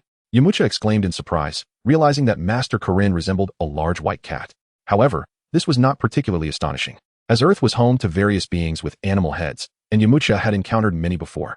Master Karen, I shall rely on you for the time to come. Yamcha respectfully greeted Master Karen, who then proceeded to explain the super divine water that had puzzled him earlier, as well as the training Yamcha would need to undertake here. Meanwhile, Tien Shinhan did not withhold information about the Fountain of Youth from Krillin, recounting his experience seeking the oracle for its location. Although Krillin, with his current strength, could endure the toxicity of the super divine water due to his stamina, vitality, and mental fortitude, having the Fountain of Youth would mitigate the risks involved, allowing him to potentially consume more of the super divine water in one go, thereby unlocking his potential more fully and enduringly. Of course, Tien Shinhan would not force Krillin to pursue the fountain. It was a choice he could make for himself, akin to Goku's indifference towards the fountain earlier. In that case, I will certainly seek it out. Krillin had not anticipated such special preparatory conditions for tackling the super divine water. Considering Tien Shinhan's feat of downing 2.5 cups in one gulp, Krillin resolved to be thoroughly prepared, even if he could not match Tien Shinhan's intake. At the very least, he aimed to challenge himself to drink more than 1 cup of the super divine water in one go. At the same time, he felt immense gratitude for Tien Shinhan's candidness regarding this fortuitous opportunity, realizing that Tien Shinhan truly considered him one of his own, even sharing such secretive conditions for gaining strength. Out of a desire to repay Tien Shinhan's trust, Krillin felt compelled to find the Fountain of Youth. Thus, in the following days, he set out alone. When he returned, he was in a state of having consumed from the Fountain of Youth. How was it? What effects did the Fountain of Youth have? Lan Shi, who had spent the past few days with Tien Shinhan at Kami's palace, returned to Karen Tower and inquired about Krillin's experience after drinking from the fountain. Well, after drinking it, I felt considerably lighter, as if my mind had cleared and my body had become more vigorous. As for other sensations, perhaps because I am not old enough yet, I don't feel much different from my usual state. Krillin candidly shared his experience after consuming the Fountain of Youth. Is that so? It certainly sounds like a marvelous spring. Blue-haired Lan Shi blinked her eyes, and though she did not articulate her thoughts, her face radiated unmistakable anticipation. Tien Shinhan observed this with a subtle smile. He was well aware that the allure of the Fountain of Youth was far more potent for women than for warriors like themselves. However, given their youth, he refrained from divulging this information, choosing instead to wait until such knowledge was essential for Krillin's cultivation. Rest assured, if you wish to partake, you will undoubtedly have your chance in the future. With Tien Shinhan's assurance, Lan Shi felt a sense of security envelop her, and she merely nodded in agreement, choosing not to speak further. At that moment, Master Korin brought forth the remaining super divine water that Tien Shinhan and the others had retrieved from the ice and snow maze. The super divine water has arrived. Krillin's challenge was officially underway, and everyone, including Tien Shinhan, was intrigued to see how much super divine water Krillin could consume in one go. Chapter 61, Accumulation and Eruption, Strength Source. Then I shall begin, Krillin declared, gazing at the vessel of super divine water before him, then glancing at Tien Shinhan and Goku. He steeled himself to embark on the challenge. He had completed all necessary preparations. Now, it was a matter of how far his body could push its limits. He grasped the cup and filled it with the super divine water. With a deep breath, Krillin downed the entire cup in one gulp. A wave of searing pain surged within him, yet simultaneously, he felt an exhilarating awakening of his latent power. The energy within him rapidly intensified amidst the flames of discomfort. This was the potential he had accumulated through years of training and combat, which had been waiting to be fully unleashed. Pain, yet blissful. Krillin gritted his teeth, enduring the intense agony while reveling in the euphoric rise of his strength. Will he be all right? Yamcha, the only one present witnessing another's challenge of the super divine water for the first time, expressed his concerns. It was not mere alarm. At that moment, Krillin appeared to be adorned with a mask of suffering, and Yamcha sensed that Krillin's current strength surpassed his own by a considerable margin. To witness such a formidable warrior don a visage of torment made Yamcha reconsider his own eagerness to challenge the super divine water. Although extraordinary artifacts could indeed amplify strength, they required a solid foundation of ability to be effective. Lacking sufficient strength, even the finest treasures would fail to transform one into a true powerhouse. Ultimately, the essence of growth lay in exploring one's capabilities and accumulating potential through rigorous training and real combat. Otherwise, even when faced with an artifact capable of awakening latent power, a lack of foundational strength would only squander its benefits. Yamcha's previously restless heart settled into a calm resolve. Initially, he had been eager to hasten his training under Master Korin, so he could catch up with Tien Shinhan and the others at the Heavenly Temple. Now, he recognized that each stage of training was a precious experience to be savored and completed thoroughly. He won't come to harm. Before challenging the super divine water, Krillin had adequately prepared himself. He had consumed the elixir of immortality, which enhanced his vitality, and had undergone extensive training and practical combat experience. For him, a single cup of super divine water was not an insurmountable challenge. Tien calmly spoke, noting that Krillin's current strength exceeded 400 points, placing him among the higher ranks among the trio who had faced the super divine water. Furthermore, equipped with his own reminders, he was even better prepared than when the memory of Goku's challenge surfaced. If Goku had managed to complete a cup of super divine water, how much more could Krillin, whose strength was nearly double that of Goku's memory, accomplish? Indeed, shortly after Tien finished speaking, Krillin lifted the super divine water jug once more. With a swift motion, the liquid poured forth, filling his cup halfway. He refrained from greedily attempting to tackle 2 cups at once. A cup and a half of super divine water was the limit he estimated he could bear. In a moment of incredulity from Yamcha, Krillin raised his cup and tilted his head back, downing the remaining half cup. What? After experiencing such agony from just 1 cup, Krillin was daring to challenge yet another half? As he witnessed the pain etched across Krillin's face intensifying, Yamcha could not help but admire the unwavering determination of Krillin's martial spirit. Remembering that Goku had faced 2 cups, and Tien had bravely consumed 2.5. Yamcha's admiration for their rapid ascension in power only deepened. How could they endure such inhuman suffering, each one drinking more than the last? As Yamcha pondered this, Krillin, having finished his cup and now rolling about on the ground, was a sight to behold. Within a mere 3 minutes, he had rolled from the center of the Korin Tower's main hall to the edge, and then from one side to the opposite edge. Truly, he could roll. Tien recalled Goku's rolling episode, which had concluded with him fainting after just a few rolls. But Krillin, it seemed, was relentless in his motion. More astonishingly, despite the length of time he rolled, he had yet to lose consciousness. As the onlookers witnessed this remarkable display, they resumed their training, leaving only Korin to observe and prevent any accidents. It was not until well into the afternoon that Krillin's rolling finally came to a halt. Thankfully, the Korin Tower Hall was devoid of dust. Otherwise, Krillin would have surely emerged covered in grime. I did it. Though his rolling had been chaotic, the rewards were substantial. Rising from the ground, Krillin dusted off his attire, which bore no traces of dirt, and exclaimed with joy, I succeeded. Achieving such a feat was no small task. While Tien and Goku returned to the Heavenly Temple to train, Yamcha chose to remain in the Korin Tower Hall for the better part of the day, continuing his own training. As Krillin rolled through the day, Yamcha observed intently, acutely aware of the formidable challenge Krillin had successfully surmounted. The arduous nature of that success rendered Yamcha's appreciation of Krillin's growth all the more profound. Although Yamcha had yet to master the true art of sensing ki, he could distinctly feel the oppressive aura emanating from other martial artists. Prior to Krillin's challenge of the super divine water, while he could sense a formidable pressure from Krillin. It was not enough to instill fear. However, now, as Krillin unabashedly unleashed his key post-challenge, Yamcha felt a tremor within his very soul. The enhancement was indeed substantial. Experiencing Krillin's newfound strength firsthand intensified Yamcha's resolve to catch up. He recognized his current status as the weakest among them, a position he was unwilling to accept, for he would rather not transform from the esteemed Yamcha into the ineffectual Yamcha. In contrast to Yamcha, who could only grasp Krillin's ascendancy through intuition, Tien and the others employed a combat power detector to gain precise measurements. The results of such scrutiny revealed a remarkable increase in Krillin's combat power index, now at 830 points. Astonishingly, Krillin's triumph over the super divine water had directly catalyzed an enhancement of over 400 points in his combat prowess. This represented an increase of more than double his previous strength, surpassing even the small Goku from Tien's recollections. Compared to the less effective challenge faced by Chaozu, who had not yet adequately prepared for the super divine water, Krillin's results were significantly more pronounced. This clearly illustrated the depth of Krillin's latent strength accumulated through prior training and combat, epitomizing the concept of deep accumulation leading to explosive results. Moreover, aside from Krillin's personal growth, the influence of Tien's guidance regarding the Fountain of Youth played a crucial role. Otherwise, given Krillin's physique, even consuming a single cup of super divine water would have been a considerable challenge. This dramatic surge in strength allowed Krillin to surpass Chaozu, elevating him from the bottom rank among 4 to third among 5. Naturally, the group unanimously agreed to exclude Launch from any comparative assessment of combat power. Even Yamcha could not bear to consider that Launch, a novice, might be beneath him. Chapter 62. The God of Tea sets a humble goal. Congratulations on your successful challenge. Krillin, your current strength instills a sense of fear within me. It seems I must strive even harder to catch up to you, and then to Goku and Tien.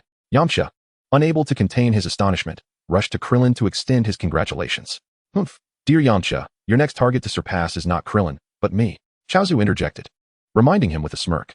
Though Krillin had indeed outstripped Chaozu post-challenge, the 400+ points of combat power still represented a goal for Yamcha to pursue. Yes. You're right, Chaozu. Yamcha, reminded by the dumplings, once again recalled the disheartening reality of his current lack of combat prowess. Yet, he remained undeterred. If this young master could surpass each low point and ultimately ascend to the pinnacle of strength, would that not be even more impressive? At that moment, all would regard him as the god of tea. Yamcha quickly shook off his sense of despair and boldly declared his intention to surpass Tien Shinhan and the others one by one. Go for it.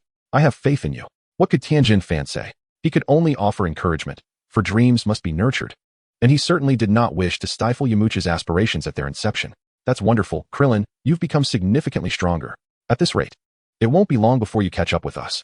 Compared to Tien Shinhan's kind encouragement of Yamcha, Goku's praise for Krillin was laced with ambiguity. Perhaps the most genuine of lies are those that the speaker has come to believe themselves.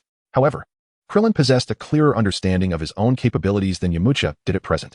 Although his recent growth was indeed substantial, he was aware that if he continued to strengthen at this pace, he might not lag too far behind as Goku suggested. Nevertheless, he recognized that his recent progress was the result of long-term effort and Tien Shinhan's assistance, not something he could sustain indefinitely. Thus, he felt increasingly grateful for Tien Shinhan's revelation regarding the Fountain of Youth. Had he not consumed it in advance, he would not have been able to unlock his latent potential so thoroughly. Haha, Krillin, I know what you're going to say, but even if Bulma scolded me a few days ago, we're all in this together, why bother with constant thanks? Witnessing everyone grow stronger is the best outcome, is it not? Tien Shinhan interrupted Krillin's forthcoming expressions of gratitude. The use of the Fountain of Youth for the Dragon Ball warriors posed no detriment to Tien Shinhan. His martial way pursued self-breakthrough rather than hoarding all benefits for himself. In a scenario where mutual success is possible, why conceal information? Good things are meant to be shared among comrades. Tien Shinhan, you. If previously Krillin had merely admired Tien Shinhan's strength, this incident deepened his appreciation for Tien Shinhan's broader perspective. The spirit of embracing fair competition and willingly sharing resources was something Krillin felt he could not emulate. To that extent, he believed Tien Shinhan to be a true martial artist, surpassing himself.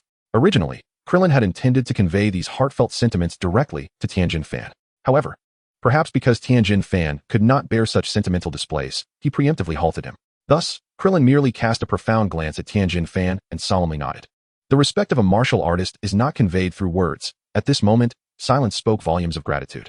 Krillin had resolved that, to honor Tien Shinhan's martial ethos, he must dedicate himself to rigorous training, striving to narrow the gap between himself, Tien Shinhan, and Goku. In a fleeting moment, everyone became engrossed in fervent cultivation. In the blink of an eye, a month had passed.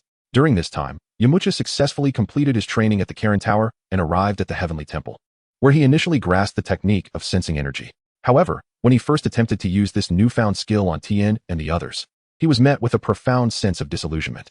Previously, without the ability to sense energy, Yamcha had only perceived the oppressive aura of Tien and his companions, likening it to gazing at the moon from the depths of a well. Now, with the capacity to sense energy, he directly felt the intensity of their life force and realized that the disparity was far greater than he had envisioned, akin to an ant attempting to shake the heavens. At this juncture, it became futile to conceal the truth from Yamcha. Thus, Tien handed him a newly crafted detector made by Bulma. The reading displayed 99,900. Staring at Tien's power level, Yamcha was left speechless. The first piece of information he absorbed was his own power level, which stood at a mere 203. How does one even calculate the difference between 90,000 and 203? Yamcha found himself incapable of grasping the extent of this gap.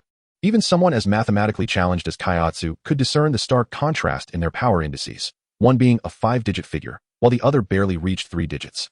Faced with this reality, Yamcha recalled how foolish his earlier bravado had sounded. He remembered the times Krillin had struggled to suppress his laughter, realizing that he had appeared to others as a comical jester, full of grand aspirations yet lacking in actual prowess. Fortunately, his martial arts convictions remained steadfast. Otherwise, the revelation of such a power disparity might have driven him to despair. After a moment of contemplation, Yamcha finally emerged from the shock of Tien's power. He redirected his focus toward Goku. Goku, with a power level of 8,300. Well, that too was an astonishing figure. However, having already been overwhelmed by Tien's prowess, Yamcha found himself more accepting of this revelation. Then came Krillin, with a power level of 950. Remarkably, even Krillin's strength had nearly increased by a whole digit. Yamcha was beginning to feel numb. Next was Kaiatsu, whose power level stood at 501. Indeed, even Kaiatsu surpassed him, and by a significant margin. As for launch, Yamcha felt too embarrassed to look. But it was alright, it was only a temporary setback. With Bulma having swiftly developed a gravity chamber, the pace of their training would undoubtedly accelerate. This could very well be his opportunity to surpass the others. After all, while the current gap appeared vast, it might soon diminish with diligent practice. Tien patted Yamcha on the shoulder in a gesture of consolation, also commending Bulma for her impressive feat of engineering the gravity chamber. A spacious room within the Heavenly Temple had been transformed into a gravity chamber under Bulma's innovative technology. Indeed, with the gravity chamber in place, the pace of training is sure to accelerate. The disparity in battle power in the tens of thousands may be daunting. Yet there lies a possibility of surmounting the gap in power that I have previously defeated. Yamcha's eyes gleamed with excitement at the thought. He was destined to become the god of tea, and he could not allow himself to be daunted by the apparent power difference before him. In contrast to Tien's modest goal of catching up to the strength of the Super Saiyans, Yamcha resolved to set a personal objective. The first step towards becoming the god of tea was to match the prowess of Goku. Chapter 63, Tien's Revenge. The North Kai's shock. What? There exists such a thing as the Fountain of Youth. While Yamcha was astounded by the disparity in strength, Bulma, who had crafted a more advanced aircraft to reach the Heavenly Temple, was far more concerned with the news of the Fountain of Youth. You sly Tien. So your previous inquiry about selling me an airship was merely to gather information about the Fountain of Youth? You could have just told me directly. I would have gladly accompanied you on the quest for the fountain, covering all travel expenses and divination fees. I cannot believe you kept such a crucial secret from me. Clearly, I misjudged you. As anticipated, the allure of the Fountain of Youth was frighteningly potent for women, not to mention Launch, especially Bulma, who was even more enamored with beauty. Upon hearing about the fountain, her eyes sparkled with excitement. The last time I came to see you, I wasn't even certain of the fountain's efficacy. This time, it was only after confirming that the fountain indeed had an effect against the super divine water that I relayed the information to Krillin. Tien explained, seeking to justify his actions. Would he admit that he believed women would only hinder his plans for strength, and thus, he refrained from involving Bulma to avoid wasting time? Little did he know that Yamcha, upon encountering Bulma, had inadvertently let slip the matter of the fountain. However, now that Bulma was aware of the fountain's existence, Tien did not perceive it as a detrimental revelation. I don't care. I wish to drink from the Fountain of Youth myself. How wasteful it would be for that lecherous Master Roshi to consume such a treasure. It would be far better utilized to maintain my youthful and exquisite appearance, which holds far greater value. Bulma exclaimed, clamoring for a sip from the fountain. Upon hearing this, Tien couldn't help but smirk mischievously, then turned to Krillin. Krillin, did you not notice something when you drank from the fountain? What do you mean? Krillin had no intention of getting involved in the debate between Bulma and Tien, but was caught off guard by the sudden inquiry. Oh, did you not realize? The Fountain of Youth is only effective for martial artists. It has no effect on ordinary women. Tien responded with a tone of surprise, as if Krillin had indeed overlooked a significant discovery. The fountain possesses such a characteristic? Krillin pondered, until he heard Tien's voice reach his mind through telepathy. Observing Bulma's face suddenly pale and hearing Tien's urging him to cooperate, Krillin quickly grasped the situation. Ah, Tien, your words have truly jogged my memory. Indeed. There is such a matter as the Fountain of Youth, which is exclusively beneficial to martial artists. Krillin, feeling somewhat sheepish, attempted to smooth over Tien's remarks. You see, Bulma, it is not that I withhold this secret from you, but rather that the Fountain of Youth yields no effect for someone of your delicate constitution, my ordinary, tender-skinned prodigy. Tien said, shrugging his shoulders with an expression of helplessness. The genuine look of despair on his face made Bulma momentarily believe him. What? How can this be? Why does the Fountain of Youth have such restrictions? Bulma exclaimed, her demeanor deflating as if she were a punctured balloon. Not only Bulma, but the blue-haired launch also expressed curiosity, for Tien had previously mentioned that he would have the opportunity to drink from the fountain. If the fountain is ineffective for ordinary women, would it hold any merit for a novice martial artist like her? However, it did not take long for her to realize her worries were unfounded. As Bulma sank into her despondency, Tien quickly interjected, Heh, I was just teasing you. How could the Fountain of Youth have such peculiar limitations? Observing the amused expressions of Tien, Krillin, and Kairatsu, Bulma immediately recognized that the restrictions she had just heard were nothing more than Tien's playful revenge. How infuriating it was that this brilliant young woman had allowed herself to be outwitted by him. Yet, in a way, it balanced the scales between them. More importantly, this was the sacred temple. Tien's request for his gravity training room had already been completed, leaving Bulma with no means to turn the tables on him. Thus, she could only force herself to feel that the score was even. After a round of explanations and discussions, Tien agreed that once Yamcha reached a level capable of challenging the super divine water, he would allow Bulma and Launch to partake in the Fountain of Youth as well, thus bringing the matter to a close. Bulma's arrival was merely a brief interlude in the training lives of Tien and the others within the sacred temple.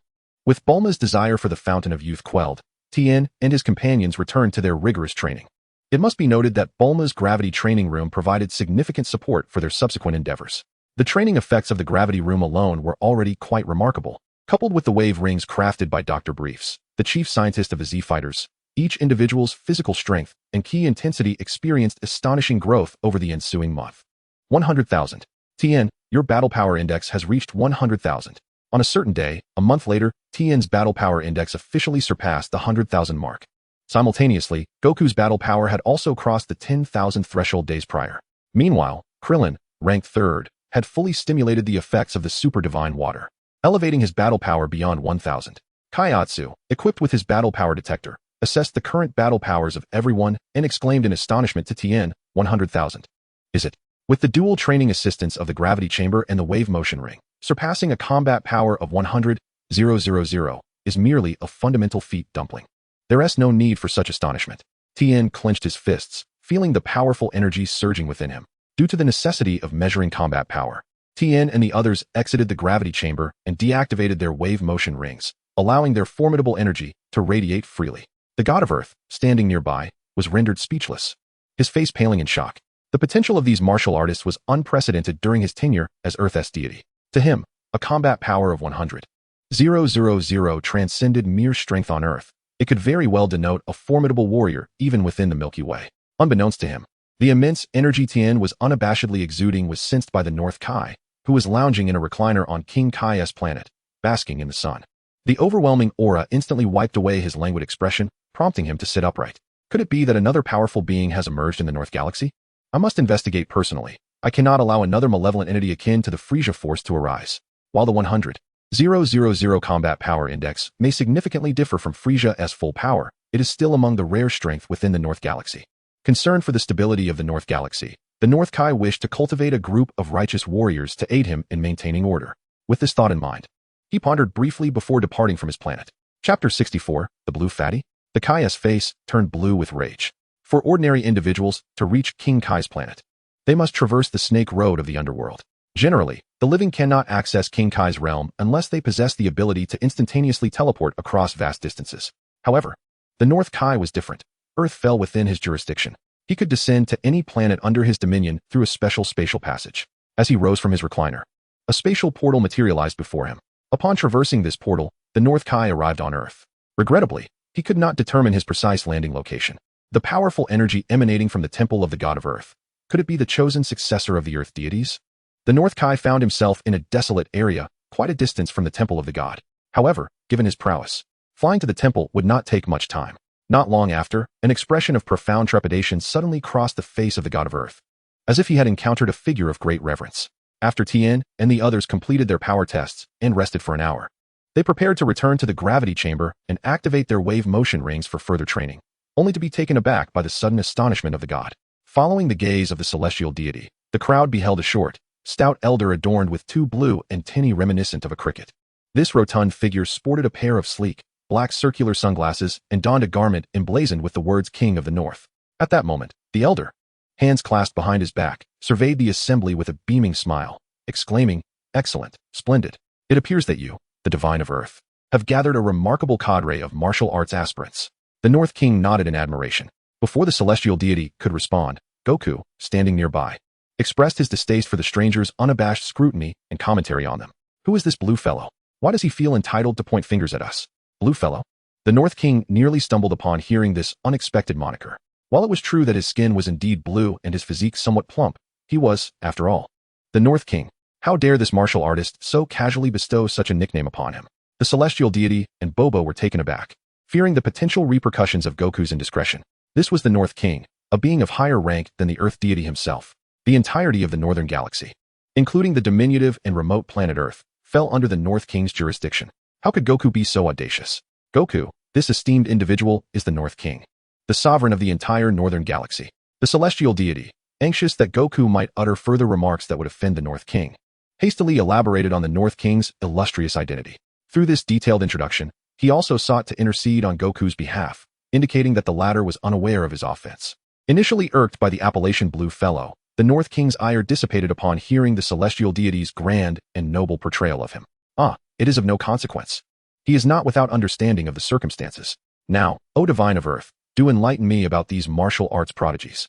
I must admit, my primary purpose for visiting is indeed centered on them. The North King, having calmed his temper, nodded, dismissing the earlier slight. More crucially, he recognized the presence of Tien. Despite his esteemed position, the North King's authority primarily encompassed the creation of planetary resources and the maintenance of order. He sensed the intensity of Tien's energy within, discovering it to be nearly on par with his own. Were he to pursue retribution against Goku, he would likely have to contend with Tien first. Seeing the North King's demeanor soften, the celestial deity felt a weight lift from his chest. Seizing the opportunity to introduce the group, he promptly recounted how Tien and the others had triumphed over the demon King Piccolo in their subsequent training.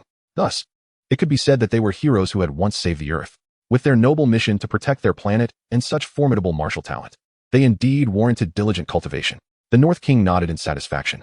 Through the introduction by the Supreme Kai, it has become evident that Tien and his companions are not malevolent entities like those formidable members of Frieza's army. Reflecting on the previous tyranny of the Kurds in the North Galaxy, followed by the further expansion of his son Frieza's army, which recklessly trades planets, the North Kai felt compelled to take action.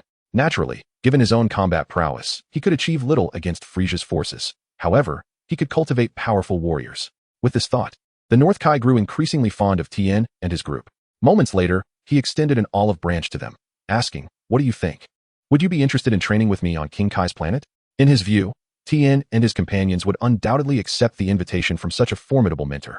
However, to his surprise, Goku immediately questioned, "Lord Supreme Kai, since the North Kai is the overseer of the North Galaxy, is he not the strongest person in the North Galaxy?" This inquiry caught the Supreme Kai off guard, and from his reaction, Goku deduced that the North Kai was not indeed the most powerful being in the region. If he is not the strongest, then why should we train with him? This question left the Supreme Kai and even the North Kai momentarily speechless. How could you question the authority of a Kai who invites you, mere mortal martial artists, to train? After a prolonged silence, the North Kai finally responded to Goku's query. "Although I may not be the strongest in the North Galaxy, I am confident in my ability to cultivate you into the most formidable warriors in the North Galaxy, or even across the entire universe." The North Kai, slightly inflated with pride, spoke with fervor. While uncertain if he could truly transform Tien and Goku into the strongest, he was nonetheless confident in his signature technique, the Kaioken. The more Goku and his friends expressed their reluctance, the more the North Kai anticipated their astonishment upon mastering his Kaioken technique. "Lord Kai, we have arranged a practical training plan involving time-space transmission, which will allow us to resume real combat training in a month. If we were to train on King Kai's planet, could we possibly start after a month?" Tien, seeing that Goku's continued questioning might provoke the North Kai's frustration, proposed a solution that would not disrupt their original plans.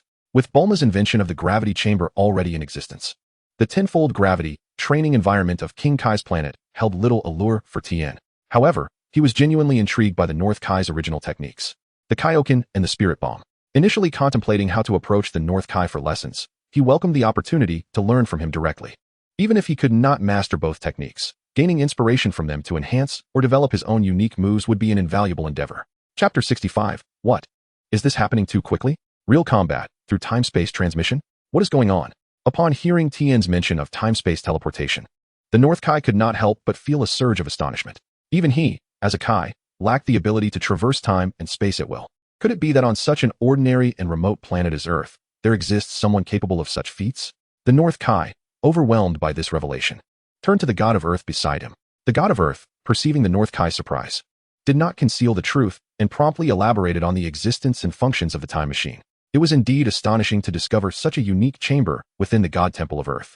After listening to the god of Earth's explanation, the North Kai expressed his amazement. While he held authority over the planets in the North Galaxy, he was not omniscient.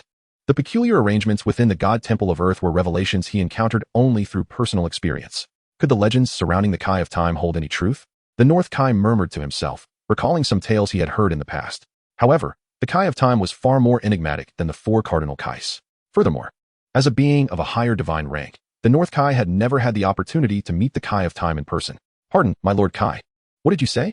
The god of Earth, having not clearly heard the North Kai's murmurs, inquired for clarification, thinking he had been given an instruction. Nothing, merely reminiscing.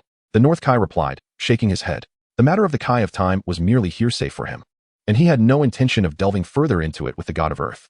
The notion that one could even devise a training method involving time-space teleportation to seek formidable adversaries indicated that your strength was undoubtedly the result of more than mere fortune. Indeed, the opportunity for actual combat through time-space teleportation should not be squandered. Even if one remained on my Kai planet for training, it is unlikely to yield results comparable to engaging in practical combat through such extraordinary means. Very well, let it be a month. Before the time machine is fully charged with energy, you shall accompany me to my Kai planet for training. The North Kai turned to Tien and acquiesced to his proposal. Although he held confidence in his instructional abilities, he recognized the superiority of training through time-space combat, an experience beyond the imagination of ordinary individuals, and thus chose to concede. In his view, a month of training would suffice for him to provide initial guidance to Tien and these promising martial artists. With Tien's suggestion, the consensus to train on the Kai planet was reached. However, the tenfold gravity of the Kai planet posed certain restrictions on the physical endurance of martial artists. Those with insufficient combat power would not be able to withstand the physical demands required for training on the Kai planet. As a result, after filtering through the training requirements, it was ultimately determined that 4 individuals would be able to travel to the Kai planet over the next month: Tien, Goku, Krillin, and Dend. As for Yamcha, his current combat power of just under 300 points did not meet the minimum requirement for training on the Kai planet. Thus, he would remain at the God Temple, continuing his training in the lower gravity environment of the gravity chamber. Once his combat power index surpassed 400 points, he would have barely reached the threshold for training on King Kai's planet. Alas, it seems I will temporarily miss the opportunity to join you on this journey. However, rest assured, I shall soon break through to 400 points and match your pace. Yamcha sighed, yet he remained undeterred. Although he currently ranked lowest among the 5 in terms of combat prowess, his mindset was remarkably steady. He was acutely aware of the considerable gap that had existed from the very beginning. Thus, even though he was now excluded from the threshold for training on King Kai's planet, he felt no urgency. Progress must be made step by step, and strength must be pursued gradually. So let us embark. King Kai of the North showed no intention of lingering, promptly opening a black passageway before them. Tien and the others followed closely behind him, arriving one by one at King Kai's planet. Upon their arrival, they were immediately struck by the immense gravitational disparity. Although they had trained in the gravity chamber over the past month, the limited capacity of having only one chamber meant that the gravity multiplier had not been set too high. At most, they had experienced 5 times Earth's gravity. Now, stepping onto a planet with 10 times Earth's gravity, they found themselves somewhat unaccustomed. Nevertheless, this discomfort posed little challenge to Tien, whose combat power had already reached 100,000 points. It merely enhanced the effects of his unique capabilities. Tien activated his weighted training device, suppressing his energy to approximately 1,000 points of combat power, which allowed the tenfold gravity training environment to impose some pressure on him. Goku performed a similar adjustment, using his device to reduce his energy intensity to a level comparable to Krillin's. As for Krillin and Yamcha, even without the interference of the training devices, they found it increasingly difficult to move under the planet's tenfold gravity. This was particularly true for Yamcha, whose combat power, though sufficient to meet the threshold for training on King Kai's planet, was the lowest among the four, making him the most affected by the gravity. The gravity on this planet felt distinctly different from that of Earth. You weren't deceiving us, Blue Fatty. I wonder what kind of training you will impart to us. Goku exclaimed, exerting himself to leap several meters into the air. Such a height was unattainable for Krillin at that moment. With a combat power exceeding 10,000, Goku not only surpassed Krillin in energy intensity, but also in physical strength. Tien, similarly, had experienced enhancements in both body and energy due to their rigorous training in the gravity chamber and with their devices.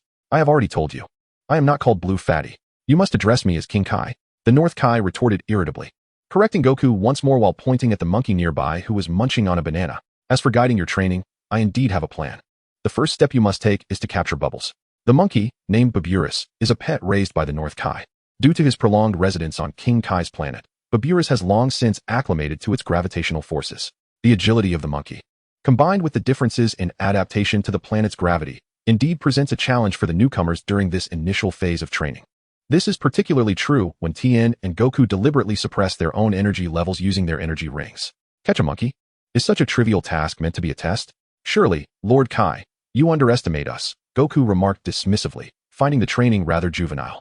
However, recalling his own seemingly simple training on Kame House, he couldn't help but let a smirk escape as his body instinctively began to engage. Suddenly, he lunged towards Baburus, aiming to seize the monkey in one swift motion. To his surprise, Baburus not only evaded him with remarkable agility, but also demonstrated an innate ability to sense energy, deftly avoiding Goku's grasp. This realization dawned on Goku that the training under King Kai might indeed be more formidable than anticipated. King Kai observed Goku's failed attempt with a knowing smile, before retreating to his chair. Little did he expect that among the four martial artists present, one would rapidly enhance his prowess under pressure. Tien, after 2 unsuccessful attempts, finally managed to grasp Baburus by the tail on his third try. Just as King Kai settled into his chair, he was met with Tien's triumphant voice. I have completed the training to catch Baburus, Lord Kai. When may I proceed to the next stage? What? It's already done? The North Kai could hardly believe it. Yet the reality of Baburus firmly in Tien's grasp forced him to accept this astonishing fact. This is astonishingly swift. 1 minute? 30 seconds? No. From the moment I announced the training, merely 10 seconds have elapsed. Despite the evidence before him, North Kai stood in stunned silence, momentarily at a loss for words. Chapter 66. The Use, Comprehension, and Expansion of Techniques. According to North Kai's estimations, even the most promising martial artist, upon first arriving at King Kai's planet, would require at least a day or two to capture Baburus. Although Tien and his companions had previously trained in lower gravity environments, the disparity between 5 times and 10 times the gravity was starkly evident. North Kai believed that, under these conditions, the fastest among Tien and his peers would still take several hours to catch Baburus. Yet now, before he had even fully settled into his chair, Tien had remarkably succeeded. Such an unexpected outcome left North Kai utterly astonished. However, this was not entirely surprising, for Tien possessed the unique ability to grow stronger in increasingly high-pressure environments or battles. The concept of growing stronger in the face of adversity is exemplified to an astonishing degree by Tien Shinhan. It is indeed hard to believe. After a moment of stunned silence, King Kai of the North murmured his astonishment. Well, since you have successfully captured Babidi, I shall immediately begin imparting to you some of my signature techniques. The North Kai, who initially desired to take a leisurely break, found himself bereft of any such luxury. Faced with Tien Shinhan's swift completion of the first stage of training, he had no choice but to personally guide him. Meanwhile, Goku and the others were still engaged in their training sessions under Babidi's tutelage. Observe closely, for this is my original technique, known as the Kaioken. If you can master it, you will possess the potential to turn the tide in critical moments, even defeating foes whose strength far exceeds your own, perhaps by several times, or even tenfold. Furthermore, theoretically speaking, the Kaioken has no upper limit on the multiplicative enhancement it can provide to one's physical prowess. As long as your body's strength is sufficient, you can employ the Kaioken to unleash a greater degree of combat power. However, higher multiplicative forms of the Kaioken do come with their own restrictions. The nuances of these limitations you must discover for yourself. Although the North Kai was taken aback by Tien Shinhan's remarkable adaptability in gaining strength, it only deepened his admiration for him. At that moment, the North Kai shared his treasured technique without reservation, eager to teach Tien Shinhan the Kaioken. This was precisely what Tien Shinhan had hoped for. As Tien began to learn the Kaioken, the others resumed their training in earnest. Days passed in their training. After spending a mere half-day on King Kai's planet, Goku became the second martial artist to successfully capture Babidi. Consequently, he too joined Tien Shinhan in the study of the Kaioken. By then, Tien had already grasped the fundamentals of the Kaioken. The extent to which one could unlock higher levels of the Kaioken depended on both individual physical strength and mastery of the technique. A month flew by swiftly on King Kai's planet. During this time, Tien and the other three successfully captured Babidi one after the other and engaged in learning the Kaioken. However, by the end of the month, only two of them, Tien Shinhan and Goku, had fully mastered the Kaioken. Krillin and Yamcha, it seemed, had not yet reached the necessary physical strength or had insufficient time to perfect their control of the technique. Thus, when the month concluded, they had not acquired the Kaioken. This also included Yamcha, who had successfully elevated his combat power to over 400 points in the Heavenly Temple and joined the training on King Kai's planet midway, yet still had not learned the Kaioken. The time is nearly upon us. The time machine should be fully charged, Tien Shinhan remarked, estimating the moment. So soon? I have yet to master the Kaioken. It seems I will have to wait for another opportunity to continue my training, Krillin replied with some regret. Though he showed no intention of delaying the use of the time machine, as he had yet to find the chance to master the Kaioken. In his contemplation, he mused that perhaps the challenge he faced in mastering the Kaioken technique stemmed from his current physical limitations. Thus, rather than continuing to explore the nuances of the Kaioken on King Kai's planet, Krillin believed that engaging in a practical combat experience would yield more fruitful results. Indeed, a month had elapsed. Consequently, he resolved to return them to Earth. Throughout this month, King Kai had found little respite. Initially, he imparted the Kaioken techniques to Tien, followed by Goku, and then to Krillin and Yamcha, just when he thought he could take a breather after instructing the four. He received word from the Supreme Kai that Yamcha had attained the threshold to train on King Kai's planet. Thus, he busied himself with bringing Yamcha over and providing guidance. After successfully teaching Yamcha the Kaioken, Tien approached him once more, inquiring about any additional techniques. Consequently, King Kai promptly revealed another of his prized techniques, the Spirit Bomb. It must be said, Tien's martial prowess once again astounded him. The Spirit Bomb was a technique that could only be easily learned by those with an exceptionally pure heart. In the realm of Spirit Bomb training, Goku held a significant advantage over Tien, mastering it in just one day. While Tien's heart was not as untainted as Goku's, he nonetheless harnessed his formidable martial talent to grasp the usage of the Spirit Bomb. Although his ability to gather energy was not as effortless or swift as Goku's, Tien demonstrated a deeper comprehension of the technique's application. Thank you, King Kai. Tien expressed his gratitude as he prepared to return to Earth. The dark portal opened, and Tien and the others crossed through, departing King Kai's planet for their home. King Kai, watching their retreating figures, particularly Tien's, couldn't help but marvel. What a remarkable group of martial artists they are, and what a genius, almost monstrous in his prowess. For those like Krillin and Yamcha, who had yet to master the Kaioken, King Kai still had the opportunity to provide further guidance. Even for Goku, who had already grasped both the Kaioken and Spirit Bomb, there remained room for improvement in honing his skills. However, regarding Tien, King Kai felt he had exhausted his teachings. Over the past month, Tien had thoroughly assimilated the techniques and principles of both the Kaioken and Spirit Bomb. In understanding and application, Tien had surpassed even the creator of these techniques. Moreover, regarding the Spirit Bomb, which King Kai struggled to utilize effectively, he observed that Tien had begun experimenting with its principles and techniques to forge his own unique moves. The ability to innovate a new technique based on the principles of an existing one clearly attested to Tien's mastery of the Spirit Bomb. Although Goku is capable of rapidly condensing the Spirit Bomb and unleashing formidable power, he is still unable to create entirely new techniques based on this foundation. In this regard, the North Kai acknowledges Goku as the most proficient user of his two signature techniques, yet Tien Shinhan has transcended this level. He is the finest comprehender and innovator of his own two techniques. Chapter 67, The Arena for Yamcha. In the sacred world of the Kais, within the time machine cabin, Tien Shinhan and his companions returned to Earth and, after a short flight, found themselves back in the sacred world. Yamcha, upon first witnessing the interior of the time machine cabin, was utterly astonished. Unlike some seemingly ordinary places that conceal hidden wonders, the time machine cabin appeared extraordinary on the surface and was indeed teeming with vitality. The pitch-black environment within the cabin, coupled with the distorted clock patterns adorning the walls and ceiling, was sufficient to impart a sense of the extraordinary to Yamcha. Is this the room that can transport us through time and space? It certainly emanates an air of mystery. Yamcha could not help but exclaim in awe. By concentrating your attention and envisioning the formidable opponent you wish to encounter, the time machine will select the appropriate time and space for your transport, Mr. Popo explained. This statement was primarily directed at Yamcha, who was embarking on his first experience with time travel. Tien Shinhan and the others had already acquired a thorough understanding of the necessary precautions during their previous encounter with the time machine. Nodding in response, Yamcha immediately focused his mind, visualizing the adversary he yearned to confront. Well then, let the transport begin. At Mr. Popo's cue, a brilliant white light flooded everyone's vision. A familiar yet slightly disorienting sensation washed over them. as the dazzling light began to dissipate swiftly. Before their eyes unfolded a lush landscape reminiscent of a tropical rainforest, albeit with trees that towered many times higher than those on Earth.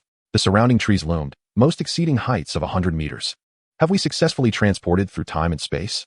Yamcha pondered, surveying the unfamiliar terrain and the exaggeratedly tall trees. Moreover, he sensed that the gravity here differed from that of Earth, akin instead to that of King Kai's planet, in an environment boasting nearly 10 times Earth's gravity. Yamcha felt fortunate to have joined the training on King Kai's planet midway. Otherwise, it would have taken him considerable time to acclimate to the surrounding gravitational force. However, before he could contemplate further, a thunderous roar echoed through the air. Approaching them was a creature towering several dozen meters high, resembling a colossal dinosaur. This monstrous dinosaur had already spotted Tien Shinhan and the others, opening its massive jaws to roar menacingly. Upon seeing the dinosaur, Yamcha was taken aback, realizing that the formidable opponent he had envisioned in his mind had manifested so swiftly. "Allow me to handle this creature," Yamcha volunteered, stepping forward from the group. The fruits of his diligent training were poised to be showcased at this very moment. Confronted by a colossal dinosaur creature, whose size dwarfed him by several multiples, Yamcha exhibited no trepidation and immediately unleashed his signature technique, the Wolf Fang Fist. In an instant, a multitude of spectral fists manifested before him, each akin to a ravenous wolf lunging at the dinosaur beast. Just as a swarm of ants can bring down an elephant, Yamcha's combat prowess had surged beyond 500 points. Each punch, imbued with this formidable strength, rendered the dinosaur's massive bulk incapable of withstanding such force. By the conclusion of his Wolf Fang Fist barrage, the creature had been reduced to a cloud of crimson mist. Observing the dissipating blood mist, Yamcha felt a surge of astonishment. He had not anticipated that his ultimate move could prove so devastating, capable of inflicting such catastrophic damage upon a creature of such size. This realization subtly bolstered his confidence. Surely, he had begun to close the gap on Tien Shinhan, had he not? Yet, before he could truly measure up to Tien, he first aimed to surpass Kaiatsu.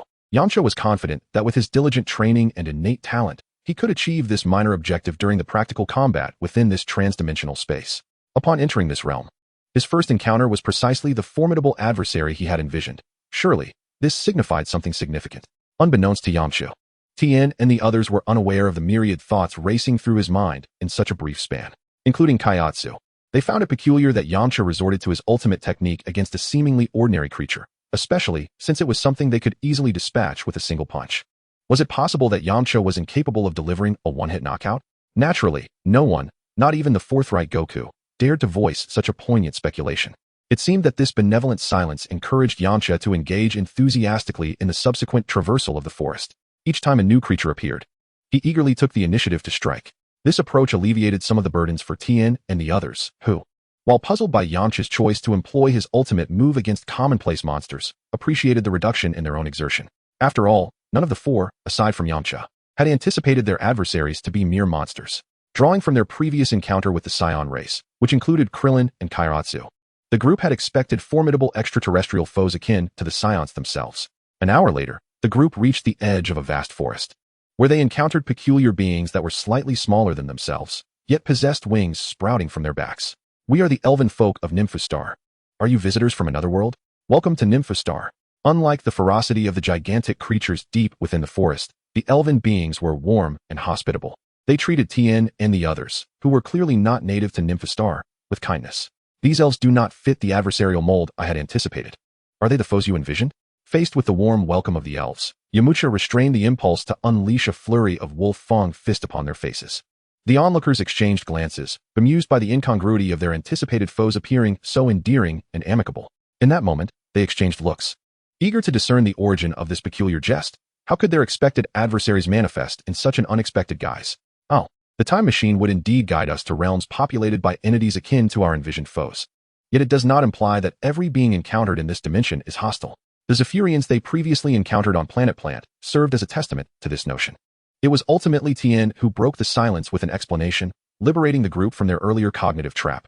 Enlightenment dawned upon them. Indeed, this dimension housed entities resembling their anticipated enemies, but it did not signify that all beings within this realm were adversaries. After all, they traversed through time and space. They now inhabited a tangible world, albeit one with a temporal divergence from their original expectations, rather than a mere fabrication of their imaginations. This is our specially crafted elven spring water, produced from the morning dew of the forest of life. To express our gratitude for your assistance in alleviating the dangers within our woods, we invite you. our esteemed guests from afar, to partake in it, should you be amenable. The forest of life? Is that the vast woodland we just traversed? And the dangers within it, do they pertain to those colossal dinosaur-like creatures?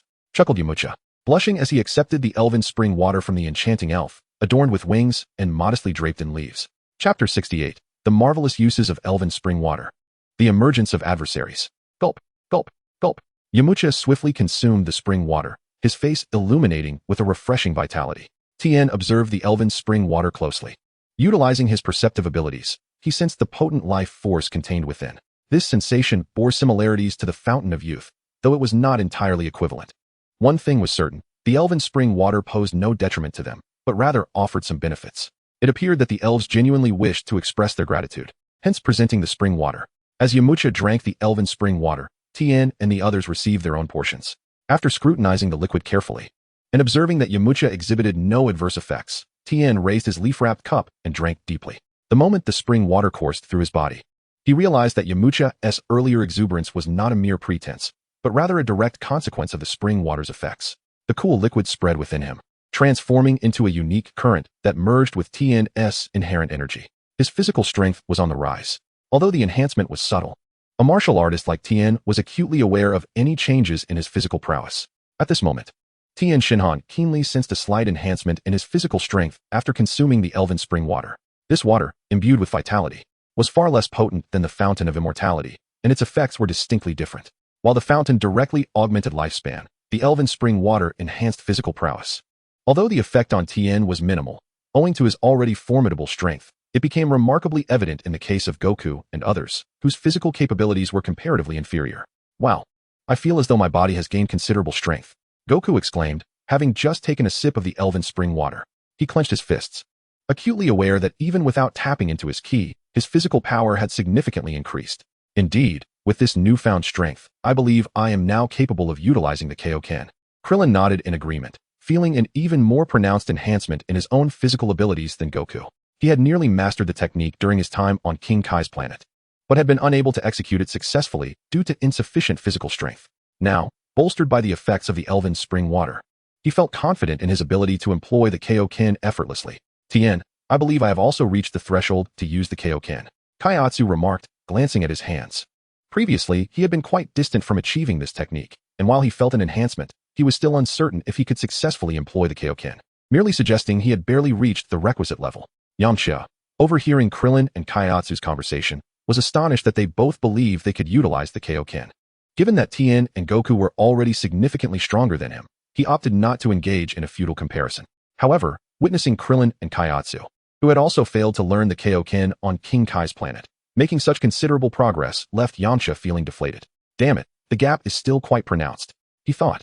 Although he sensed his physical strength had improved, it still fell short of the threshold required to utilize the Kaioken. In contrast, both Krillin and Kaiatsu had already achieved this milestone. The stark comparison only served to reinforce Yamcha's awareness of his own limitations. How ridiculous that I allowed myself to feel pride simply for defeating a few dinosaur monsters, he mused self-deprecatingly. The elven tribe's hospitality did not cease after Tien and the others consumed the elven spring water. They continued to warmly invite them to their sanctuary. Please, esteemed guests, come and rest at our elven stronghold. Our kin will extend a hearty welcome. Having partaken of the elven spring water, Tien and the others accepted the invitation without hesitation, especially since their time machine was set to return them automatically after 6 months. In this temporal realm, they had ample time, half a year, to explore and engage in leisurely activities without significant delay. Upon witnessing the agreement of Tien Shinhan and his companions, the elven beings led them towards an alternate direction at the periphery of the forest of life. As they ventured further, the scenery transformed dramatically, diverging from the previous oppressive humidity of the colossal tropical rainforest. Before them unfolded a picturesque grove filled with melodious birdsong and fragrant blossoms, caressed by a gentle breeze. In contrast to the earlier tropical surroundings, the flora here bore a closer resemblance to Earth's trees, creating an ambience akin to a meticulously curated and tended grand garden. Deep within this verdant paradise resided the kin of the elven tribe. As Tien Shinhan and his companions were ushered inside, they observed that the number of elves was relatively modest, yet each was strikingly handsome or beautiful, exuding considerable charm. In terms of combat prowess, they surpassed the average earthling and even displayed a more formidable aura than the Zypher people encountered during their previous transference. However, when compared to the Saiyan race's average capabilities, they fell short. After all, the elven tribe did not embody the warrior spirit characteristic of the Saiyans. Your Majesty, these guests have aided us in vanquishing numerous monsters within the Forest of Life. Henceforth, our excursions to gather morning dew will be considerably safer, reported one of the elves who had guided Tien Shinhan and his companions. Indeed, I am aware. We must extend our utmost hospitality to these guests and not allow any negligence. The elven queen, adorned with a delicate crown and dressed in a sheer, pale blue gown, received Tien Shinhan and his party with an air of calm surprise, as if she had anticipated their arrival. This suggested that her prior directive to send the elven spring water to find them was likely a premeditated arrangement.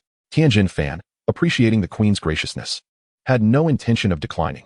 Rather, he seized the opportunity to glean insights about the nymph star, for he had no recollections regarding this planet in his memory.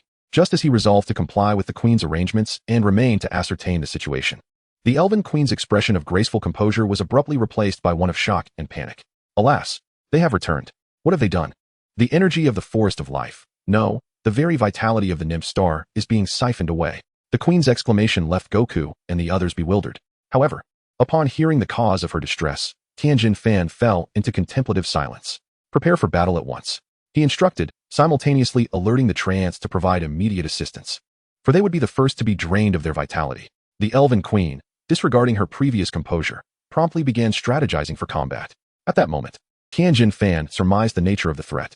Could it be him? He had not anticipated that the adversaries this time would again be Saiyans, whose strength he had envisioned to be slightly superior to that of King Vegeta's transformed state, yet not overwhelmingly so. I had initially expected to encounter the Jinyu force, but to my surprise, it was that individual who roams in search of life-abundant planets to cultivate the spirit tree. Chapter 69, The Forbidden Fruit of the Spirit Tree. Tien Shinhan found himself somewhat taken aback by the presence of Dales, the adversary this time. However, recalling the forests and monsters on the planet Nymph, which could grow to such colossal proportions compared to Earth, he soon found it less astonishing. The existence of even larger forests and creatures, along with treasures like the Elven Spring, clearly indicated the abundant vitality contained within Nymph. Such a vibrant planet perfectly met the conditions required by the wandering Saiyan Dales to cultivate the spirit tree. Dales was one of the surviving Saiyans after Frieza obliterated planet Vegeta and annihilated the Saiyan race. Unlike Vegeta, Nappa, and Raditz, who were absorbed into Frieza's army as subordinates, Dales had been operating as a rogue Saiyan within the Northern Galaxy. He possessed the seeds of the spirit tree, which, once planted on a planet, would swiftly take root and absorb the life force of that world. The life force siphoned from the planet would yield the legendary fruits of the spirit tree, said to be consumable only by deities. Dale sought these fruits to enhance his own power, thus scouring for life-rich planets to plant the spirit tree. Evidently, this time, Nymph had become his target. Tien Shinhan proposed, "Let us assist, for the elves have graciously welcomed us. We cannot turn a blind eye to their plight, can we?" Yamucha, observing the elven queen rallying her kin, felt compelled to voice his suggestion. Indeed, perhaps this calamity is the work of the very foes we are destined to confront during our temporal journey. Krillin, possessing a sharp mind among the Dragon Ball warriors, chimed in. Whether he sought a reason to intervene or had genuinely discerned the identity of their impending adversaries, he too supported the proposal. All right, let us set forth. Tien Shinhan wasted no time, readily acquiescing to their suggestion. After all, even without their input, he had already surmised the enemy's identity and was eager to confront Dales. Curious about his current power level, Goku and Chaos shared no objections and promptly followed suit. In a moment, the five of them joined the ranks of the elven folk. Dear guests, you need not involve yourselves in this conflict. They are solely targeting Nymph. Unlike us, you are not of Nymph and bear no obligation to share in its fate. Perhaps it would be prudent to seize this opportunity and depart from Nymph early. Once we elves and the tree people have quelled this crisis, we shall warmly welcome you back as guests. It must be said, the elves were indeed remarkably kind-hearted. Though their own planet is on the brink of catastrophe, they still take the time to consider the welfare of Tien Shinhan and his companions, advising them to leave Nymph Star at the earliest opportunity. The elven queen chuckles, remarking that they have no intention of sharing the fate of Nymph Star. Rather, they merely wish to confront these adversaries, should they prove worthy of defeat. During their flight, Tien Shinhan responds to the elven queen's caution with a smile, affirming their purpose of seeking combat opportunities. There is no logic in retreating when battle is at hand. Is that so? It seems you guests possess great confidence in your abilities. The elven queen observes. In that case, should our elven and Treant forces find themselves at an impasse against the enemy, we shall rely on you. She did not anticipate Tien Shinhan's audacious confidence, declaring victory before even encountering their foes, and questioning the adversary's worthiness of defeat. This self-assured demeanor is indeed reassuring. Yet one must wonder if such confidence is backed by true capability, for their foes are formidable. Nevertheless, The Elven Queen resolves to rely on her own strength to resolve their troubles before placing faith in her guests. Sensing Tien Shinhan's confidence, she feels a flicker of hope, and her expectations for him and his companions rise slightly. Of course, her battle strategy remains as predetermined, to first unite the strength of the Elven and Treant races against the enemy. The elves' flying speed is impressive, their wings fluttering rapidly, nearly matching Yamucha's current speed of aerial maneuvering. In just 5 minutes, Tien Shinhan and his party, led by the Elven Queen, arrive above the heart of the life forest. There, 5 extraterrestrial beings clad in peculiar battle attire hover in midair, their expressions twisted with mockery and cruelty as they observe the rapid decay of the trees below. As if enjoying a grand spectacle, what should have been the lushest part of the life forest now bears witness to an alarming number of wilting plants, with vast stretches of barren ground emerging and swiftly spreading outward. How infuriating! Such a beautiful life forest, reduced to this wretched state, the Elven Queen exclaims through gritted teeth. While she can maintain composure in many situations, the devastation wrought upon Nymph Star's environment and the palpable loss of vitality is unbearable. Oh, it's you foolish elves again. Did the last ones we crushed not instill enough fear in you?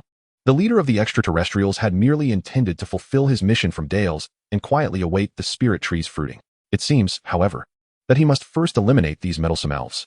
As Tien Shinhan and his companions spot the 5 Dales' subordinates, stationed to cultivate the spirit tree, also become aware of the Elven warriors and Tien Shinhan's group.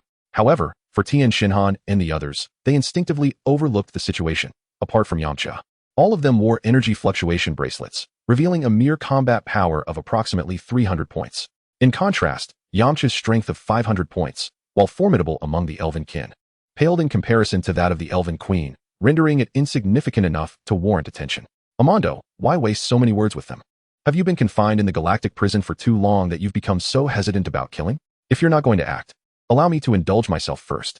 I've been cooped up on the spaceship, searching for suitable life planets, and it has been ages since I last engaged in battle. Days, another subordinate of Darius, voiced his dissatisfaction. He found Amando's excessive dialogue with the Elven kin rather distasteful. For such weak, insignificant creatures, it was only logical to eliminate them swiftly. After all, their combat power exceeded 7,000, while even the Elven Queen possessed only 1,000. Very well, then. This time, I shall leave the task to you, Amando conceded, having already dispatched numerous Elven kin in the past. He was curious to see just how efficient Daze's so-called method of execution truly was. Haha, then I shall not hold back. Daze's eyes gleamed crimson, his lips glistening with anticipation as he prepared for the onslaught. The 5 of them were all ruthless individuals gathered by Darius from various planets in the northern galaxy, naturally harboring a keen interest in combat and slaughter. Let your corpses nourish the spiritual trees of Darius's prison. Daze scanned the area with his power detector, confirming that none present were his match, and then charged toward the Elven Queen with uncontainable excitement. Chapter 70. The naturally clumsy Goku is actually a master of deception? When Amando previously engaged in the massacre of the Elven kin, Daze had taken note. The Elven Queen's 1,000 points of combat power was negligible to them. Yet, she possessed a unique ability to enhance the combat prowess of others, to ensure a swift victory and to wreak havoc upon the Elven kin. Eliminating the Elven Queen was undoubtedly the right course of action. With a whoosh, Daze bolted forward with remarkable speed. However, the Elven Queen, aware of her unique abilities, had anticipated his ambush. The moment he made his move, she immediately began to retreat.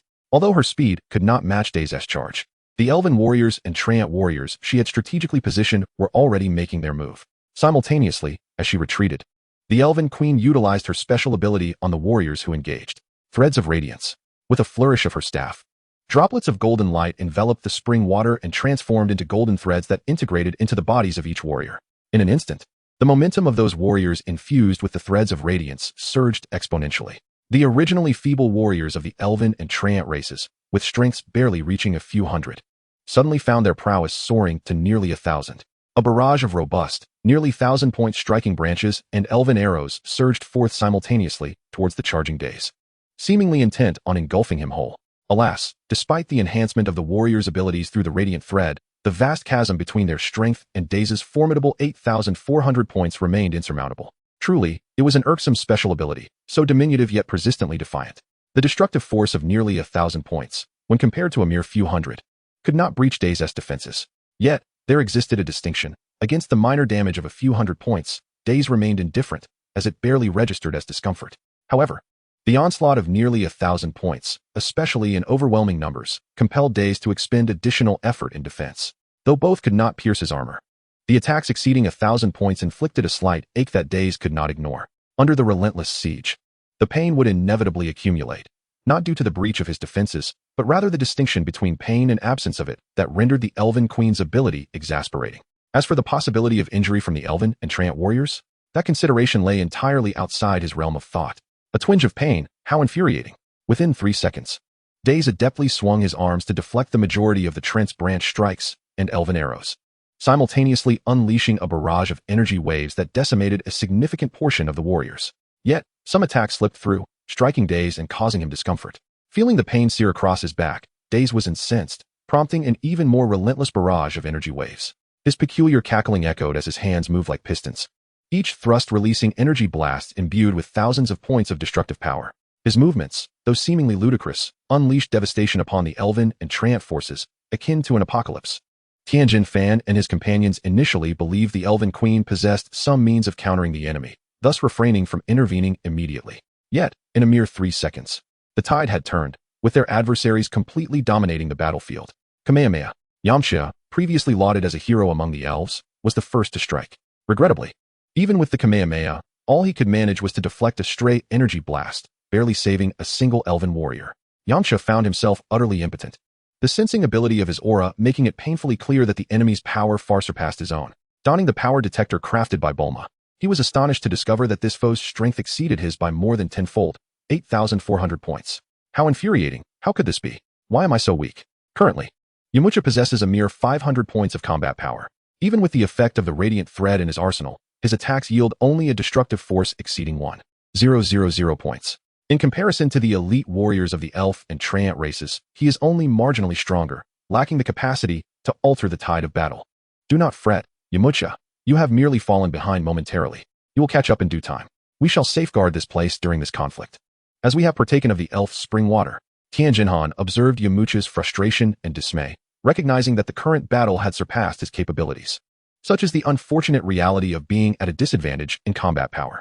Perhaps Yamcha has come to realize that the colossal dinosaur-like beasts encountered in the forest are formidable adversaries he has transported through time and space. The foes he now faces are none other than Tien Shinhan, Goku, Krillin, and even Kaiatsu. Indeed, at the moment when the Elf and Treant races found themselves overwhelmed, Goku and his companions sprang into action. Bang! The speed of Goku, Kaiatsu, and Krillin was astonishing. While Raditz was still reveling in his wanton assault, the trio's fists had already converged upon his abdomen. Simultaneously, the combat power readings on Krillin's and Kaiatsu's scanners surged to over 2,000 and more than 1,000 points, respectively. It turned out that they had deactivated their energy-dampening devices the instant they engaged, revealing their true strength. Coupled with the combat power amplification from the Radiant Thread, this resulted in such impressive figures. Ironically, Goku, in his haste, forgot to disable his energy-dampening device, and thus, the destructive force of his punch only matched Kaiatsu's impressive 1,000 points. Yet, even in Goku's oversight, Raditz found himself doubled over from the impact. Although Krillin's strike of over 2,000 points was insufficient to breach his defenses, it was enough to induce considerable pain, akin to a sudden and acute appendicitis that, while not debilitating, prevented him from standing upright. Ah, I see. You lot are not affiliated with them, are you? Did that woman summon you as reinforcements? You have successfully provoked my ire. Prepare to witness what true power entails. Recovering from the transient agony, Raditz's wrath intensified. Meanwhile, the other four, observing from a distance of 100 meters and initially reluctant to intervene, could not contain their laughter. Hey, Raditz, don't let yourself be embarrassed by these insignificant insects. If you end up in such a sorry state, we would be ashamed to allow you to continue as part of Lord Dales's entourage. Indeed, if you struggle against such feeble adversaries, it would be a disgrace to Lord Dales and to us as your comrades. The brothers Luis and Lacoste, twins awakened from fossilized slumber by Dales, harmonized their taunts, their synergy in battle mirroring their unspoken bond. Hurry, resolve this swiftly. Do not keep Lord Dales waiting. At this moment, the half-mechanical being, Kakao, who had remained silent from the very beginning, let out a cold snort. Despite his taciturn demeanor, he possessed the highest combat power among Dale's 5 subordinates, boasting an impressive 13,000 points. Upon hearing of such formidable strength, even the usually reticent Kakao was compelled to speak, prompting Days to reconsider his initial intention of tormenting Krillin and the others. His foremost desire now was to swiftly eliminate the 3 who had inadvertently caused him trouble. I forgot to turn off my energy ring. Just as Days was about to showcase his true abilities, Goku, standing nearby, suddenly realized something and, with a look of enlightenment. Pressed the button to deactivate the energy ring on his wrist. In an instant, the combat power readings on the detectors of Days, Kakao, and the others began to soar dramatically. Puff. Observing Days and the other's eyes widen in disbelief, Tien glanced at the innocent expression on Goku's face, momentarily unsure whether to label Goku as naturally foolish or as a master of deception. Regardless, Days and his subordinates were utterly astonished by the genuine combat power Goku had unexpectedly revealed. Chapter 71. Taking action to seek answers. Old 6 against Old 6. Over 20,000. Staring at the astonishing figures displayed on the power detector, Days nearly had his eyes blinded by shock. He knew that even when he exerted his utmost strength, he could only reach a level of 8 for 100 points. Now the detector indicated that the seemingly youthful Goku possessed over 20,000 combat power. This was simply absurd. In reality, Goku's actual combat power was not as exaggerated. It was merely due to the influence of the Queen of Spirits' radiant threads that his displayed strength had surged beyond 20,000 points. Wait, that kid's fist clearly struck me earlier, yet I only felt a slight pain. If he truly had over 20,000 combat power, I should have been obliterated by that blow, not merely hurt. Damn it, it seems the power detector is malfunctioning. I almost fell for this foolish boy's bluff. Claiming he forgot to turn off the ring to intimidate me? Then I shall deal with you first. Feeling humiliated and enraged by Goku's empty show of strength, Days was determined to make Goku his first target to vent his frustration. Krillin and Dumpling, who were closer to Days, were left dumbfounded by this turn of events. They were already preparing to activate the Kaioken in anticipation of Days' retaliation, yet Days, instead of attacking them, chose to confront the one he could not possibly defeat, Goku. Isn't it said that one should pick the softest persimmon to squeeze? Krillin and Dumpling had mentally prepared themselves for Days and his companions to retaliate against them while fighting alongside Goku. However, Days seemed to have lost his senses, opting to challenge the strongest among them. Tien observed the scene, utterly speechless. Why provoke anyone else? Why choose to antagonize Goku? Among the three options, 2 were correct answers, which he skillfully evaded, suggesting that this fellow was destined for such a fate. No, Days, stop it. Armando could no longer bear to watch. Among Darius's 5 subordinates, he and Days had developed a certain camaraderie. Otherwise, he would not have entrusted this opportunity to Days from the outset. Unlike Days, who was consumed by rage, Armando, utilizing a power detector, clearly observed Goku's fluctuating energy levels. To ensure that his machine was functioning correctly, he even consulted with brothers Rize and Laques. Thus, he was well aware that Goku's power level was indeed over 20,000, unequivocally not a malfunction of the device. However, Days' actions were swift, leaving Armando only time to shout a warning, yet unable to intervene. You wish to attack me? Then come forth. Goku, feeling his energy returning to normal, was taken aback when Days, in a fit of fury, launched a kick at him. Unperturbed, Goku retaliated with a kick of his own. Though Goku had grown taller over the past few months, he was still merely a young lad. If it were a contest of leg length, he would surely be at a disadvantage against Days. Yet, this confrontation was not merely about leg length. When their flying kicks collided, Days' right leg, encased in battle attire, shattered instantaneously. Following this, his entire body disintegrated into a mist of blood from the impact of the kick. This gruesome scene evoked a vivid memory from Tien's merged consciousness, reminiscent of a classic moment involving a unique species known as Ultraman. One of these beings, a new generation Ultraman named Mebius, had once summoned immense courage to engage in a flying kick duel with his predecessor, Ultraman Leo, who wielded flying kicks as his signature move. In that encounter, Mebius was forcefully ejected from his Ultraman form back into his human state, and this outcome occurred only due to Leo having retracted some of his kick's force in time. At this moment, Goku had no intention of holding back against Days. Thus, after a flying kick confrontation between Days, with a power level of 8 for 100, and Goku, boasting over 20,000, it was only natural that Days would explode into a cloud of blood. How infuriating. This brat was merely feigning innocence to provoke Days into a reckless attack. Armando roared in anger, witnessing Days' transformation into a mist of blood from the collision. To him, Goku's seemingly harmless demeanor was nothing but a facade. He was deliberately pretending to be weak, luring Days into a suicidal assault. What a despicable and vile character this boy was, surpassing even their band of galactic criminals in cunning. Feigning innocence? Why would I do such a thing? Goku, taken aback by Days' sudden demise, was genuinely surprised. He had assumed that an enemy so fierce would possess some skill. Little did he anticipate that this fellow would be dispatched with a single kick. To borrow a phrase from Bulma's Driving Days, this fellow named Days was nothing more than a fraud.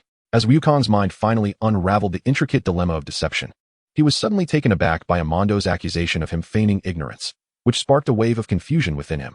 How much longer would this continue? Did Amondo not recall the childhood accident that had left his head injured? Constantly uttering such nonsensical remarks was truly exasperating. Perhaps it would be better to settle the matter with a brawl. Infuriated by the slander, Wukong momentarily cast aside thoughts of deceit and villainy, charging forth with clenched fists towards the taunting Amando. It seemed logical to him. Defeat this loquacious adversary first, and then demand an explanation. Wukong dubbed this approach seeking answers through action. Contemplation was not his forte, but taking decisive action certainly was. With this newfound clarity, Wukong felt a surge of cleverness. Amando, initially emboldened by the distance separating him from Wukong, continued to hurl insults without restraint, surrounded by 3 companions. To his astonishment, Wukong charged forward without hesitation. Was this audacious youth unafraid of facing them all? Moreover, their leader, Dales, lurked in the shadows. Wukong's assertive style of seeking answers startled Amando, causing him to retreat repeatedly. The brothers Riazlaka and Kakao, witnessing this, could no longer remain passive spectators. In an instant, they encircled Wukong, who had now found himself surrounded. Just as Wukong was enveloped by the 4 adversaries, a devastating energy beam, with a force nearing 20,000, launched from the vicinity of the spirit tree's roots in a surprise attack. However, at that critical moment, Tien, who had been observing the unfolding scenario, swiftly extended a finger. A beam of energy instantly shot forth, intercepting the incoming attack, while simultaneously piercing through Kakao, the most formidable of Dale's underlings. Oh, so they indeed lay in wait for a chance to ambush? After such a long wait, they finally could no longer restrain themselves. With that, Tien's form flickered, and he appeared beside Dale's, near the roots of the spirit tree. A combat power of 20,000? You've forgotten to deactivate that ridiculous bracelet. Haven to you? Dales, as if confronted by a specter, hastily retreated hundreds of meters, astonished at the sight of Tien, who had revealed a power of 20,000. Despite previously appearing to possess merely 300, he had not anticipated that, besides the seemingly unassuming Kakarot, there lurked within this group a formidable, 3-eyed warrior. Furthermore, this 3-eyed fighter exhibited greater composure than himself, waiting until Dales attempted a sneak attack to unveil his true strength. Of course, what Dales did not realize was that Tien's displayed combat power of 20,000 was merely the tip of the iceberg. Chapter 72, A Punch That Lifts the Ground. Ascend to the heavens. Splendid.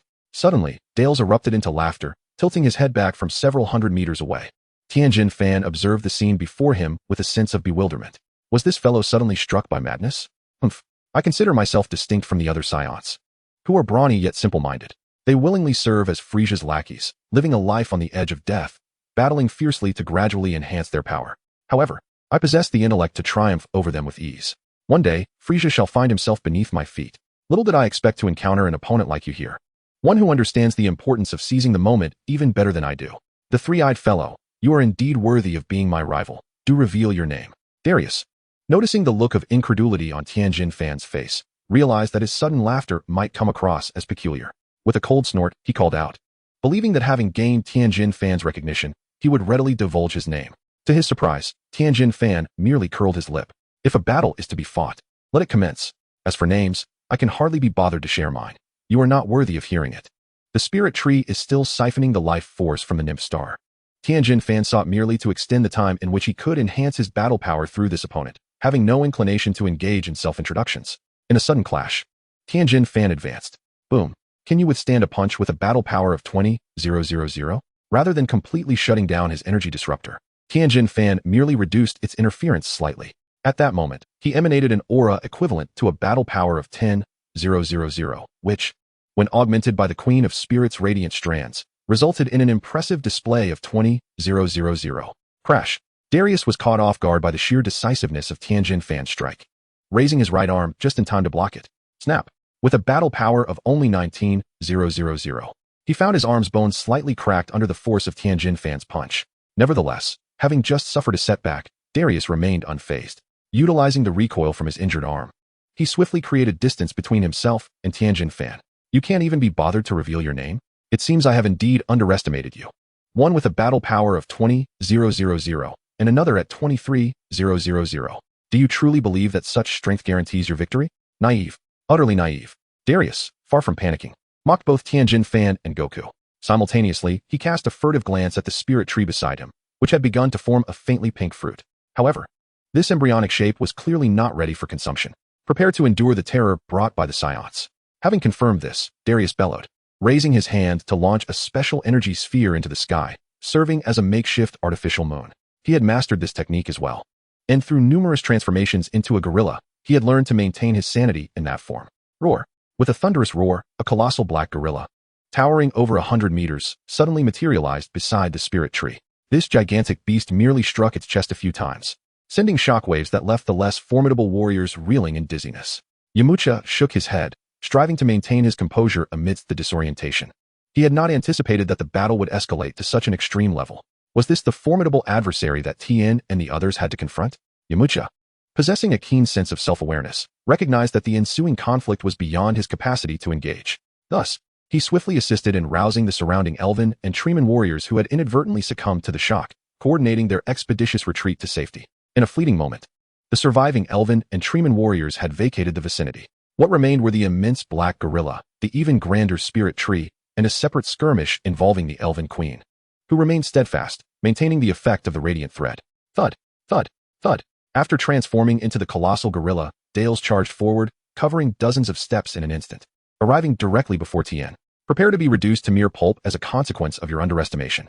Dales raised his massive gorilla foot, envisioning Tien being crushed into a mere paste. Would Tien be alright? Meanwhile, on the other side, Krillin and Dend, having activated their Kaioken, seized the opportunity to deliver the final blow to Kakao, who had been pierced by Tien's piercing wave. Kakao, boasting a power level of 13,000, was the second strongest in Dales' team, after Dales himself. Yet, unexpectedly, he fell victim to Tien's casual gesture, compounded by the timely intervention of Krillin and Dend, leading to his demise. Currently, Krillin and Dend could activate a Kaioken multiplier of up to 3 times. In this threefold Kaioken state, their combined power, enhanced by the radiant thread, amounted to over 6,000 and over 2,000, respectively. Such formidable force was more than sufficient to deliver a finishing blow, especially after Tien had already penetrated Kakao with his piercing wave. As Krillin gazed anxiously at Tien, who was facing the gorilla Dales, he felt a twinge of concern. Rest assured, Tien is reliable, Dend remarked, his expression composed. It was not that he lacked concern for Tien. Rather, he had witnessed Tien emerge unscathed too many times before. At that moment, as Goku pursued the surviving Amando and the Resurrect brothers, Tien, observing the descending foot of the gorilla, smiled faintly. Underestimating you comes at a cost? What price must a martial artist pay? You wish to crush me? Ascend to the heavens, then. Celestial Fist. In the next instant, Tien deactivated the interference of his energy wave ring and unleashed his signature technique, the Celestial Fist, initiating his transformation into a colossal form. In a heartbeat, Tien's power, exceeding 100,000, was fully unleashed and, bolstered by the radiant thread, surged to nearly 250,000. Not only that, but with a towering stature of over 100 meters and a combat prowess even surpassing that of the transformed giant ape, Darius, Tien Shinhan delivered a colossal punch to the descending gorilla's foot during his own enlargement. Boom. The immense Darius was sent soaring thousands of meters into the sky by the forceful blow. Yet, before he could descend, the gigantic Tien Shinhan leapt beside him. Seizing the opportunity while Darius was airborne and unable to evade, Tien Shinhan swung his massive fists relentlessly against the colossal body of the gorilla. Aura, aura, aura, aura, aura. Bang, bang, bang, bang, bang, bang. In midair, a breathtaking scene unfolded before the astonished onlookers. 100-meter-tall giant, Tien Shinhan, was mercilessly pummeling the now vulnerable Darius, who had transformed into a mere punching bag. The visceral impact of each blow resonated with explosive sound. The striking visuals were overwhelming, and the two combatants broke through layer after layer of clouds as they fell. Such a spectacle was undeniably ferocious. The sounds were horrifyingly intense. The sensations were thrillingly exhilarating. However, the Elven Queen found immense satisfaction in witnessing this scene. Yes, just like that. Do not relent, Tien Shinhan. Give him a thorough thrashing. The excited Elven Queen even began to mimic punches and kicks in midair, revealing the martial aspirations harbored by every mage, her composure and elegance forgotten in her fervor. Yet, no one deemed her reaction inappropriate. For a being like Darius, who recklessly invaded another's planet and wreaked havoc, deserved to be beaten to a pulp. As they surveyed the vast expanses of desolation that had emerged in the forest of life, many felt Tien Shinhan's assault was still insufficiently fierce. Each of Tien Shinhan's punches not only landed squarely on Darius, but also struck a chord in the hearts of the nymph warriors, providing them with a much-needed release of pent-up frustration. Chapter 73. Back to his original form. How could this be? This shouldn't be happening. Darius found it hard to believe what was unfolding before him. In his original expectations, he thought Tien Shinhan had concealed his true strength, revealing the 20,000 battle power only after ambushing Goku. Yet, he believed the deepest secrets should lie within himself. When it came to talent, Darius, a lower-class Saiyan warrior, lacked confidence. However, when it came to cunning and strategy, he regarded himself as the most astute among the Saiyans. While Tien Shinhan had concealed 20,000 battle power, he still possessed the trump card of giant ape transformation. His power, after transformation, was nearing 200,000. Why, then, was he being so thoroughly beaten by Tien Shinhan? What of Kakarote's wristband? Shouldn't it have been disabled when Tien Shinhan revealed his 20,000 battle power? Wasn't that supposed to be the true strength of this three-eyed fellow? Why was this happening? Why has this three-eyed creature suddenly unleashed a combat power exceeding 200,000? Why has this three-eyed being grown in size? Has everything I concealed fallen into the foresight of this three-eyed entity? Darius, battered and bruised, found himself questioning his very existence. He felt akin to a turtle unwittingly invited into a boiling pot by Tien Shinhan. It is no wonder that Darius harbored such doubts. After all, he was not contending with an ordinary Tien Shinhan, but one who was thoroughly informed and prepared. Although Darius bore a resemblance to Goku, his character was treacherous and vile. Naturally, Tien Shinhan, having deduced that Darius was among his foes, had already taken precautions. Indeed, Darius, the cunning adversary, had utilized his subordinates to ascertain that Goku was the strongest among Krillin and the others, plotting to ambush and severely injure him to gain the upper hand. Unfortunately for him, Tien Shinhan had not refrained from joining Krillin and the others out of indifference, nor was he as feeble as Yamcha, merely a bystander. Rather, he was biding his time, waiting for Darius to make his move. The moment Darius launched his ambush, every action he took was anticipated by Tien Shinhan. The colossal Tien Shinhan unleashed his fists with exuberance. Darius, the gorilla, found himself significantly outmatched, unable to retaliate while suspended in the air. Yet he proved to be a resilient punching bag. Bang, bang, bang. Tien Shinhan descended from the sky, relentlessly pummeling the gorilla Darius until he was driven into the ground.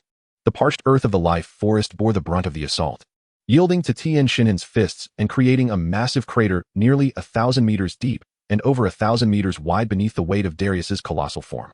Cough, cough. Within a mere minute, Darius lost count of the punches he received from Tien Shinhan, even with his robust gorilla physique. He ultimately found himself spewing blood under the force of those terrifying blows. Moreover, the relentless barrage from Tien Shinhan drained the strength from Darius's gorilla body, forcing him back to his original size. Gulp. Yamcha, having retreated several thousand meters alongside the warriors of the Elf and Treant clans, watched in awe as Tien Shinhan forcibly reduced the gorilla back to human proportions. He couldn't help but swallow hard. This was utterly merciless, shockingly brutal. Yamcha murmured softly, his legs aching at the memory of how Tien Shinhan had once shattered his own during the martial arts tournament. However, the elf warriors nearby dismissed Yamcha's lamentations. What is this? I believe Tien Shinhan's actions are commendable. Such villains deserve a thorough beating. The life forest covers more than 80% of Nymphstar, serving as a sanctuary for the myriad creatures inhabiting the planet.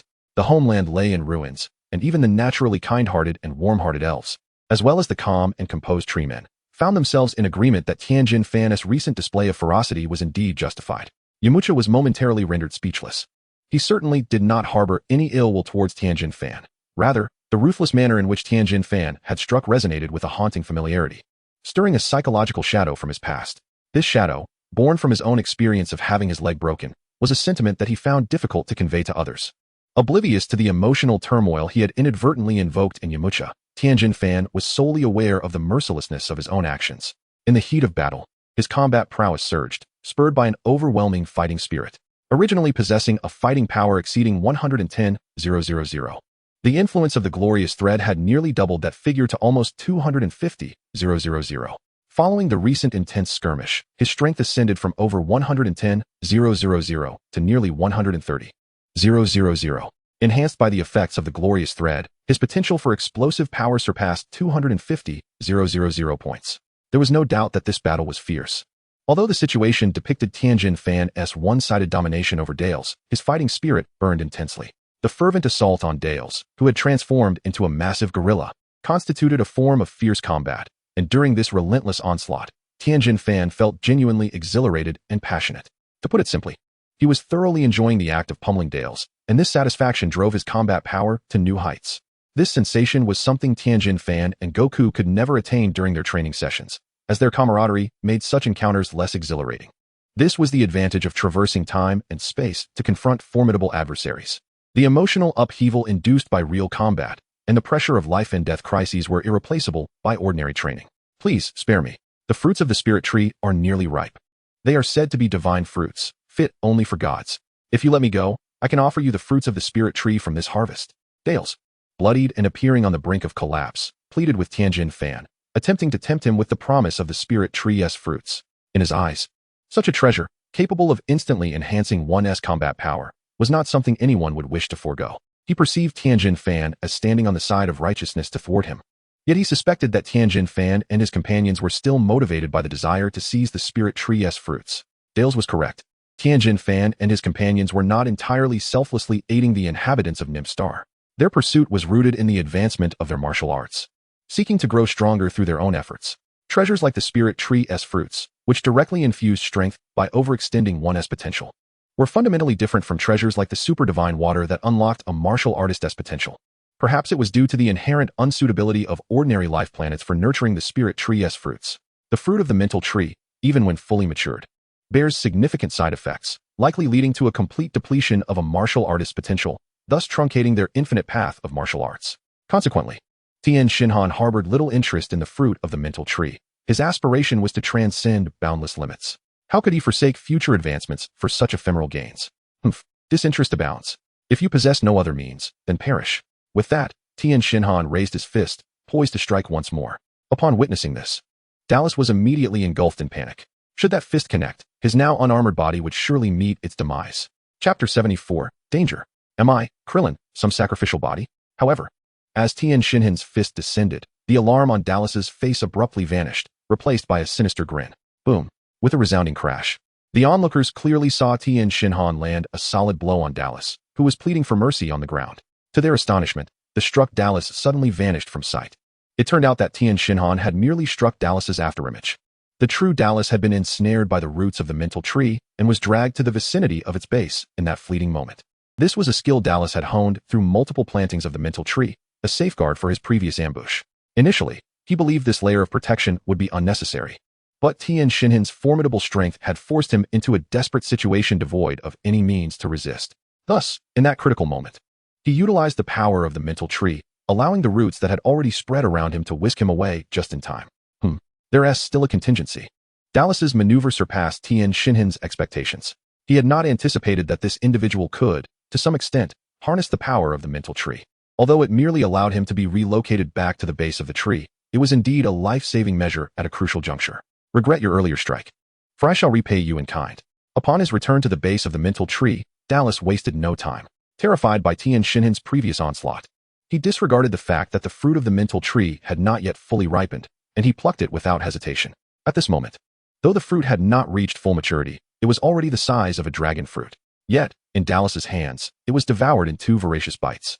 This was not due to the fruit's exquisite flavor, but rather his fear that if he hesitated, he might never have another chance to consume it.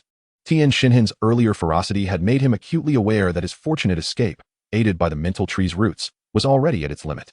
If he did not hastily consume the fruit to bolster his strength, that ruthless three-eyed fiend would undoubtedly afford him no opportunity for survival. As Wukong had just vanquished the last 3 minions of Dales alongside Krillin and the others, he was taken aback by the voracious manner in which Dales consumed his fruit. The speed at which he devoured this delicacy even made the gluttonous Wukong feel a twinge of inadequacy. Simultaneously, Wukong grappled with a troubling realization. During their previous encounter aiding the Zephyr people against the Saiyan clan, he had encountered a figure named Bardock, who bore a striking resemblance to himself. Although Bardock had been an adversary, he had at least fought with honor. Now, as they assisted the warriors of Nymph Star against the nefarious Dales, Wukong was astonished to find that this so-called Dales, referred to as the boss by his subordinates, possessed a face almost identical to his own. It was only because he had yet to reach full maturity that they did not look exactly alike. Moreover, the malevolence exhibited by Dales was far more pronounced than that of Bardock. Could it be that among the Saiyan race, those who bore his visage were more prone to villainy? Wukong pondered this as he touched his own face, and the repeated encounters with nefarious figures, particularly the treacherous Dales, led him to question whether he harbored the potential to become a scoundrel like Rot. Of course, Tien Shinhan was oblivious to the self-doubt brewing within young Wukong. Had he been aware, he would have surely reassured Wukong that such musings were unnecessary. While the possibility of Wukong becoming a rogue like Rot might exist, one crucial factor remained. He had not sustained a head injury upon his arrival on Earth as a child. For Wukong, who had experienced a head trauma in this world during his youth, there was no need to fear the prospect of becoming a villain. As Wukong wrestled with these thoughts, Dale's maniacal laughter reverberated through the skies. After swiftly consuming the spirit tree fruit, the intensity of his aura began to ascend rapidly. From an initial power level of 19,000, it surged to 50,000, then to 100,000, 200,000, and 300,000. Merely one spirit tree fruit had catapulted Dale's combat prowess by approximately 15-fold. And this was merely the beginning. Dale's strength continued to swell amidst his raucous laughter. The spirit tree fruit, indeed, lived up to its legendary status as a delicacy reserved for the divine. The enhancement it provided was nothing short of astounding. Clearly, this vibrant life planet, teeming with lush forests, possessed far greater vitality than the previous semi-deserted worlds. Even the unripe spirit tree fruit could bestow such formidable power. Dales boasted to the onlookers about the wisdom of his choice, reveling as he clenched his fists, savoring the overwhelming sense of strength coursing through him. What do you think? With my current power, can you still withstand me? Fear not, for I shan't end your life just yet. I shall ensure you experience the full extent of your earlier punishment. In due time, you will kneel before me and utter your name. However, I must confess, I have grown disinterested in your name. I am merely eager to witness your pitiful state as you beg for mercy. As for Kakarot, the planet Vegeta has perished, and the glory of the Saiyan race requires a fresh influx of blood. Since all of my former subordinates have been eradicated by you, would you care to become my vassals? I, Dares, shall ascend as the new Saiyan king, nay, the new monarch of the universe. Under the rapid augmentation of my power, Dares' ego swelled immensely, rendering his mind less clear than it was at the outset. At this moment, his combat prowess soared beyond 500,000. Yet, despite wielding such formidable strength, the aura of oppression he exuded was feebler than that of the demon King Piccolo, whose power had merely been a few hundred points. This disparity stemmed from the fact that he was not a true martial artist. He was merely a puppet controlled by overwhelming power, devoid of the authentic presence of a true warrior. Perhaps this is one of the side effects of the spirit tree's fruit, which grants rapid strength, but at a cost. When one's inner realm and combat power are mismatched, they can never truly become a martial master. Has the barking ceased? The new Saiyan king? The monarch of the universe? Do you think you are worthy? Tien has genuinely faced King Vegeta in battle. Although King Vegeta's power may not rival that of Dares at present, he possesses a commanding presence far superior to this inflated fool. Barking, you say? Haha, have you become so fearful that you've forgotten how to beg for mercy? Your current combat power is unlikely to exceed 300,000, while mine has surged to nearly 600,000 and will continue to rise towards 1 million. To crush you now would be simpler than squashing an ant, and you dare to claim I am barking? Very well, I shall first crush one of your companions, so you may witness the extent of my current strength. With this, Dares cast a sweeping glance and fixed his gaze upon Krillin. Danger! Krillin felt a chill run down his spine as Dares' eyes locked onto him, as if his very hair were about to stand on end. What? If you intend to kill Goku to serve as a warning, I can accept that, for Goku and I are good friends. But if you wish to demonstrate something to Tien, you ought to target Yamcha instead. Why have you chosen me? Krillin couldn't help but wonder if he bore a face that screamed sacrifice, perplexed as to why Dares had singled him out rather than Yamcha. Fortunately, Tien's explosive power did not require a sacrifice, and despite Dares' astonishing rise in strength, it remained within Tien's capability to counter. In the next instant, before Dares could use Krillin as an offering, Tien activated the Kaioken. Chapter 75. What of a million points of power? With the activation of the Kaioken, the energy within Tien began to coalesce, concentrate, and compress. His hands silently braced themselves, the definition of his arm muscles becoming increasingly pronounced. The gathering and compression of energy tested the limits of his physical capabilities. However, for Tien, the mere doubling effect of the Kaioken posed little burden on his body. There is no need for a prolonged shout of desperation. With a single powerful cry, Tien Shinhan successfully achieved the breath condensation and compression required for the Kaioken technique with double the effect. His fighting power instantaneously doubled, soaring from a mere 260,000 to an astonishing 520,000. What? Your battle power can actually continue to rise. As he beheld Tien Shinhan's sudden escalation, Dares' facial muscles twitched involuntarily. This scene felt eerily familiar. Just moments ago, he had mocked Tien Shinhan for possessing a mere 20,000 in battle power, only to witness Tien unleash over 200,000 and mercilessly thrash his transformed gorilla form. Now, as his own power rapidly approached the million mark, Tien Shinhan had surged from 260,000 to 520,000. Although a considerable gap still separated their strengths, what if this three-eyed warrior could further enhance his abilities? Impossible. Such a doubling of power is already extraordinary. How could it possibly escalate further? Dares endeavored to reassure himself, suppressing his fears of Tien Shinhan and avoiding self-induced terror. Yet, no amount of self-comfort could mask the fear etched on his face or his unwavering gaze fixated on Tien's display of prowess. This moment, unmistakably revealing Dares' trepidation, did not escape Tien Shinhan's notice. What? Is this simple Kaioken instilling fear? A hint of disdain crept onto Tien's lips as he initiated the standard Kaioken without pausing the compression of his energy. Condense, compress, condense again, and compress once more. Aya! This time, Tien's expression showed a slight strain. However, given his physical resilience, he had yet to reach his limit. Mere seconds passed before he activated the next level of Kaioken, the five-fold Kaioken.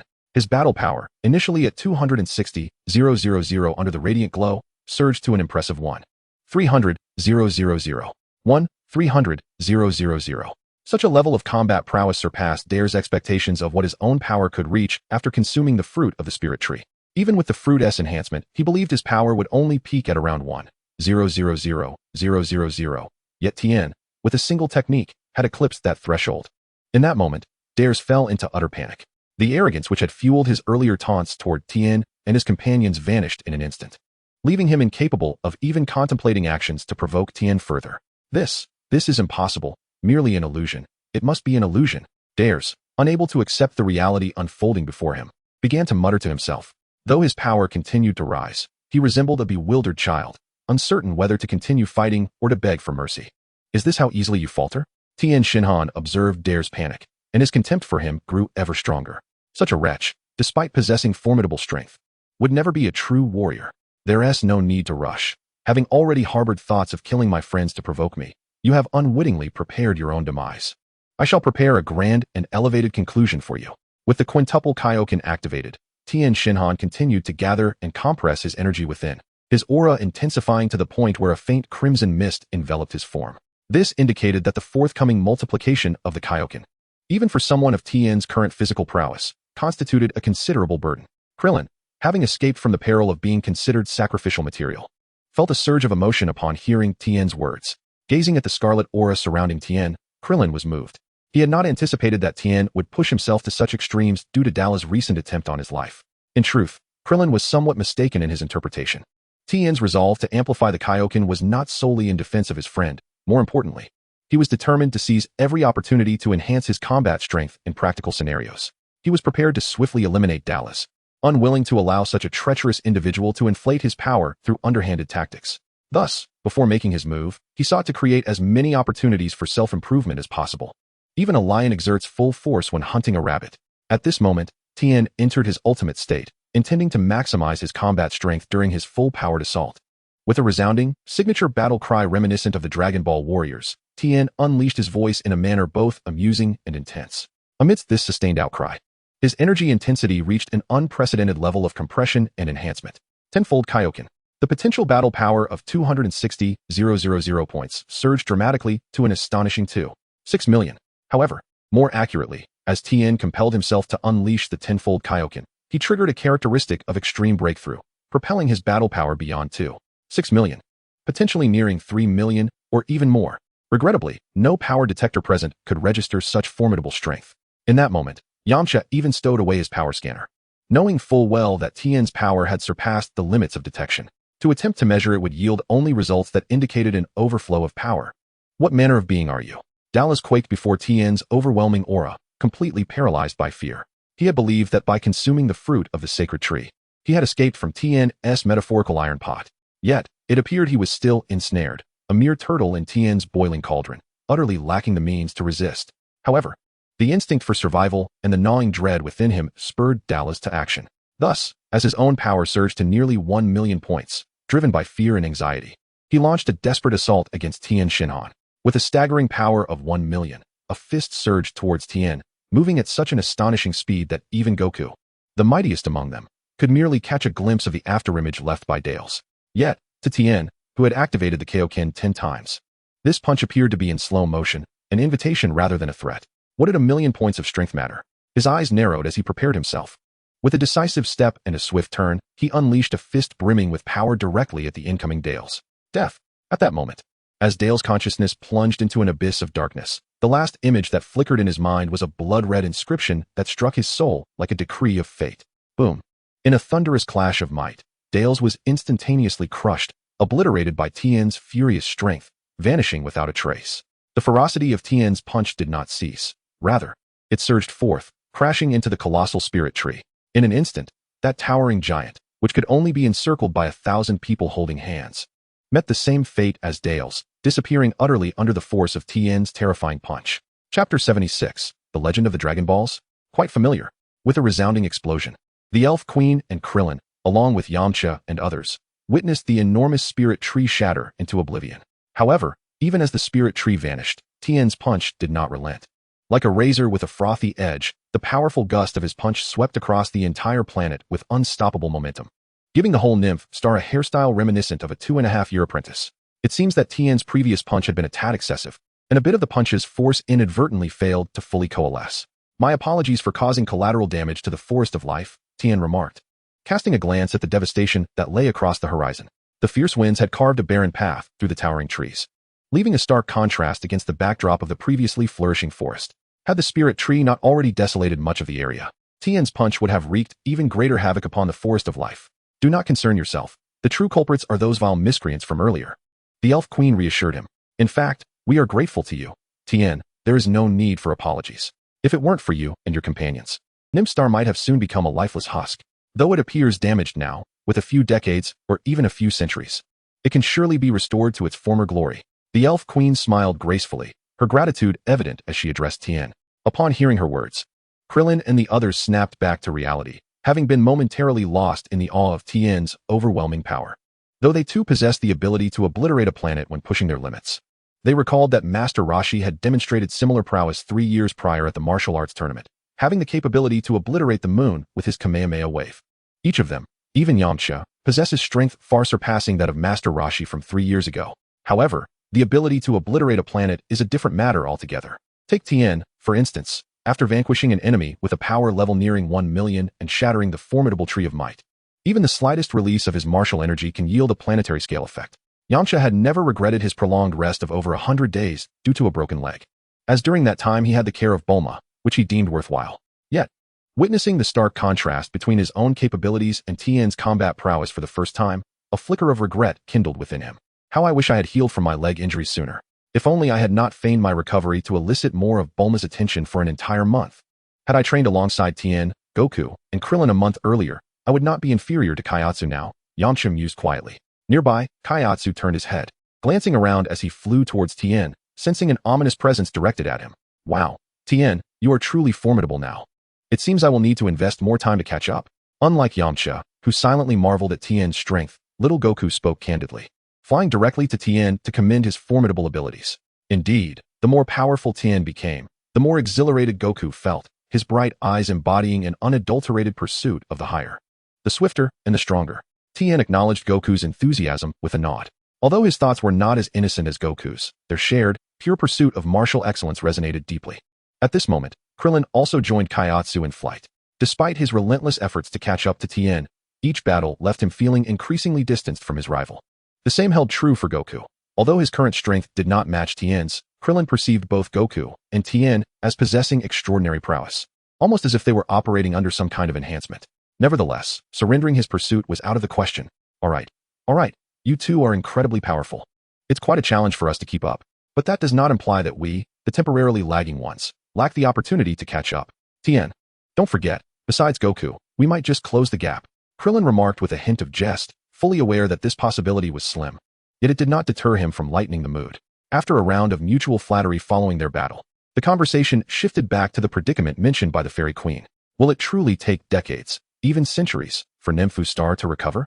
If only the Dragon Balls existed here, we could summon them and wish for the restoration of the damaged Nymphstar immediately.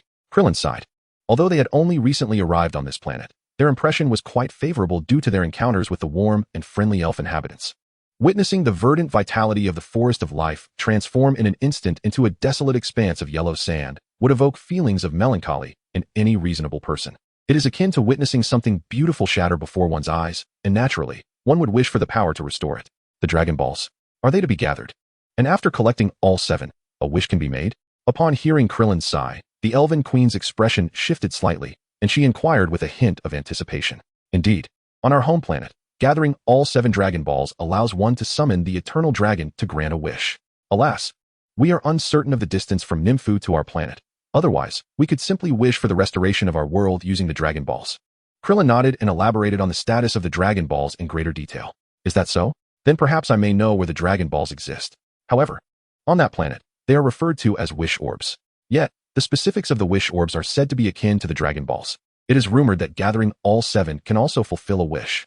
At this revelation, the Elven Queen's eyes sparkled with excitement, and she turned to address the surviving members of her kin.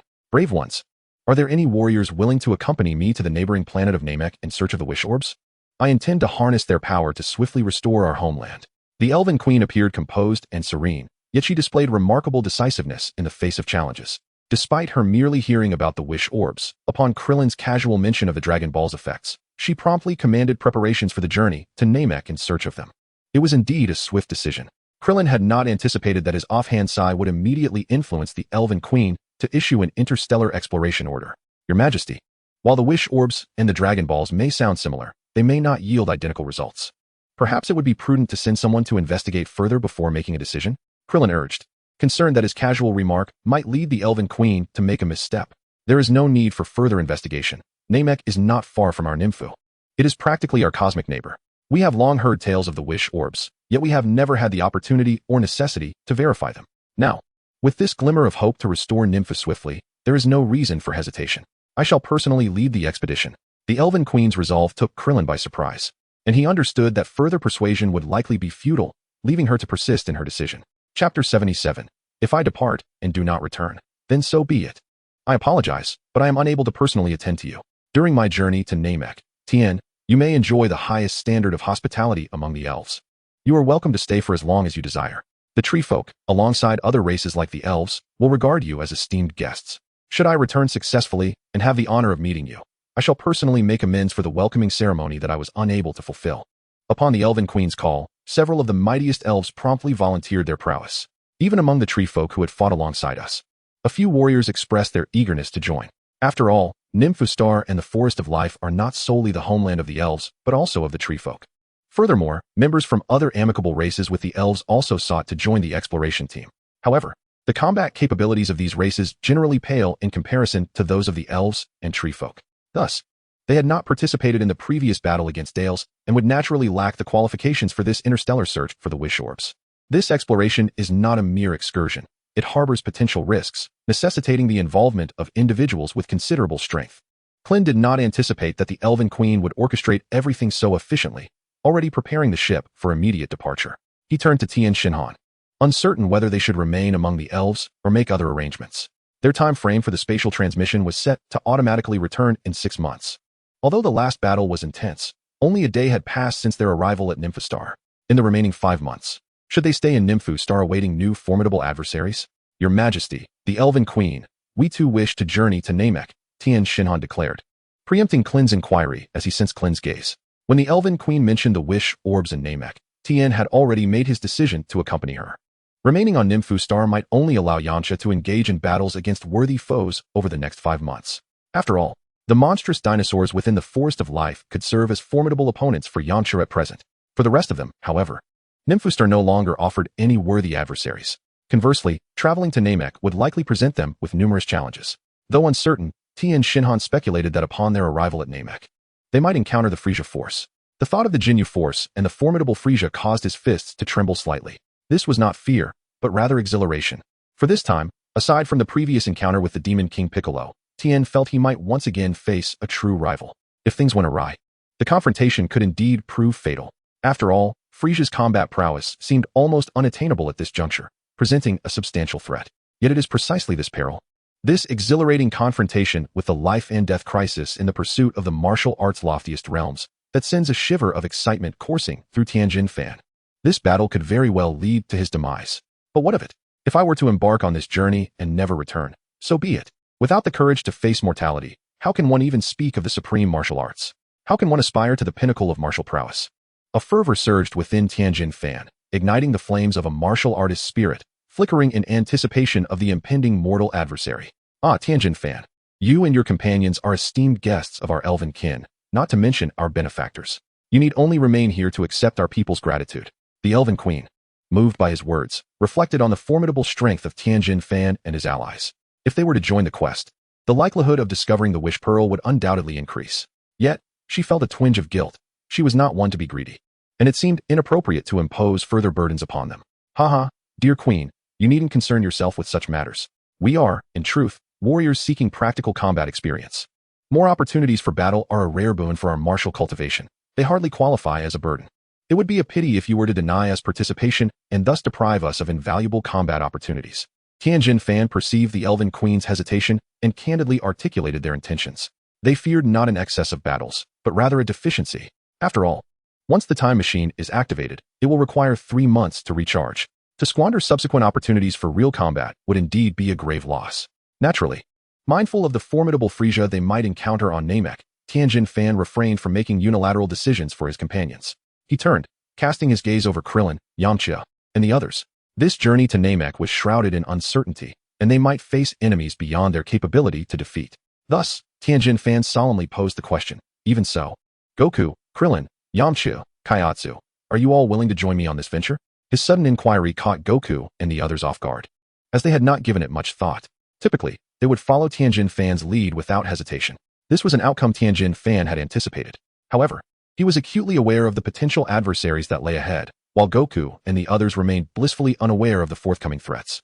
Hence, he felt compelled to ask them earnestly, urging them to carefully evaluate the risks to their lives, rather than habitually acquiescing to his decisions. Of course we will go. The very nature of battle involves the risk of death. Was it not so when we confronted the demon King Piccolo? Wukong promptly provided his response, perhaps the result of earnest contemplation, or perhaps due to minimal consideration. Go. To catch up with you, one must not be overly apprehensive. Krillin's demeanor turned serious. After careful consideration, he arrived at a similar resolution. Yet, after making his decision, Krillin bashfully scratched his smooth head and, with a slight blush, added, just in case we encounter Tien, it would be helpful if you could assist me, so that I might not find myself in a dire predicament. After all, I have yet to hold a girl's hand.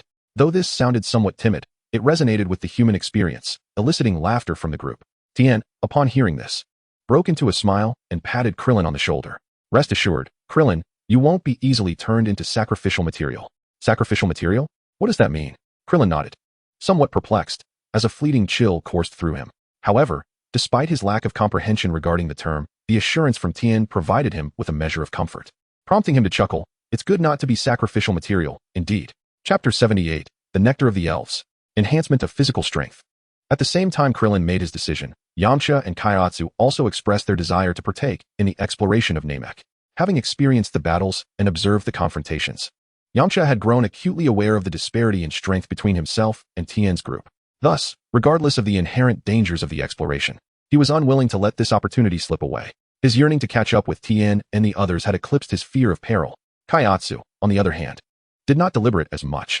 Regardless of the risks involved, unless Tien explicitly instructed him not to go, he was eager to accompany Tien wherever he ventured. Are you saying that all of you are heading to Namek together? The Elven Queen had not anticipated that among Tien's quintet, none had chosen to remain behind out of fear. The Elven spacecraft had a limited capacity. The inclusion of Tien's 5 individuals meant that 5 from the previously confirmed exploration crew would need to withdraw. However, compared to those who were stepping back, the potential for success in exploration was significantly enhanced by the addition of Tien's group. The Elven Queen had just witnessed their prowess firsthand.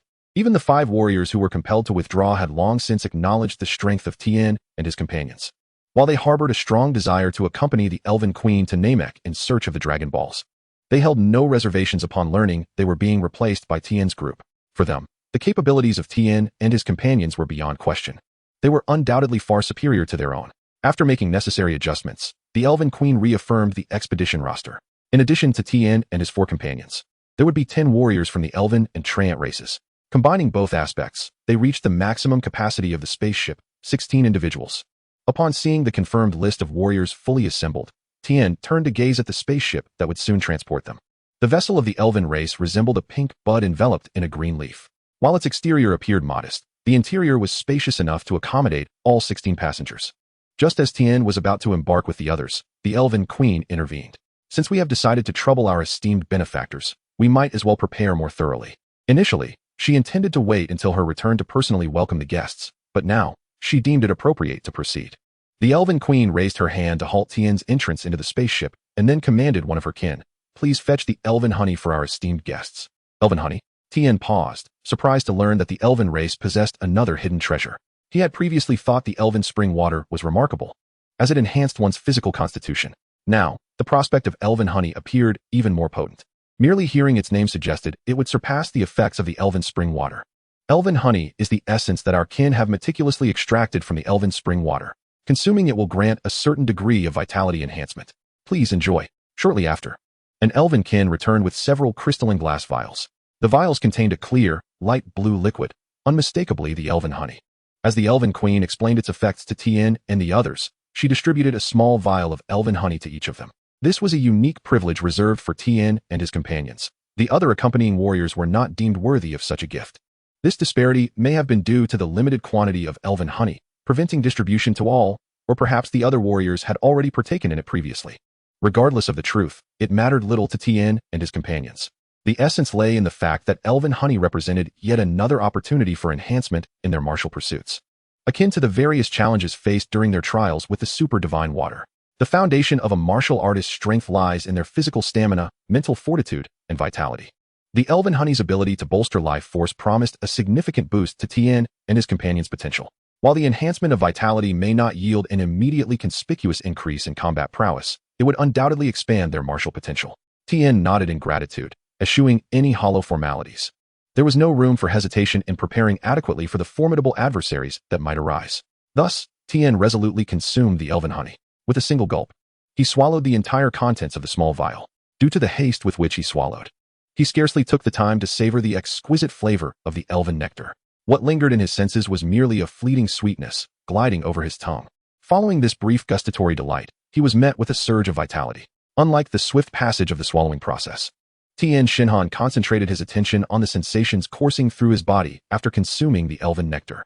Similar to the experience of drinking from the fountain of immortality, a familiar warmth unfurled within him, nourishing every corner of his being. The sensation of replenished life force was strikingly akin, however, unlike the fountain. The vitality contained within the elven nectar did not transform into an enigmatic extension of lifespan, but rather manifested as a palpable enhancement of physical prowess and mental clarity. Tien Shinhan's already well-defined physique, rich with muscularity, progressed further in its firmness following the infusion of vitality from the elven nectar. Visually, this enhanced muscularity appeared to refine his robust frame, imparting a certain sleekness.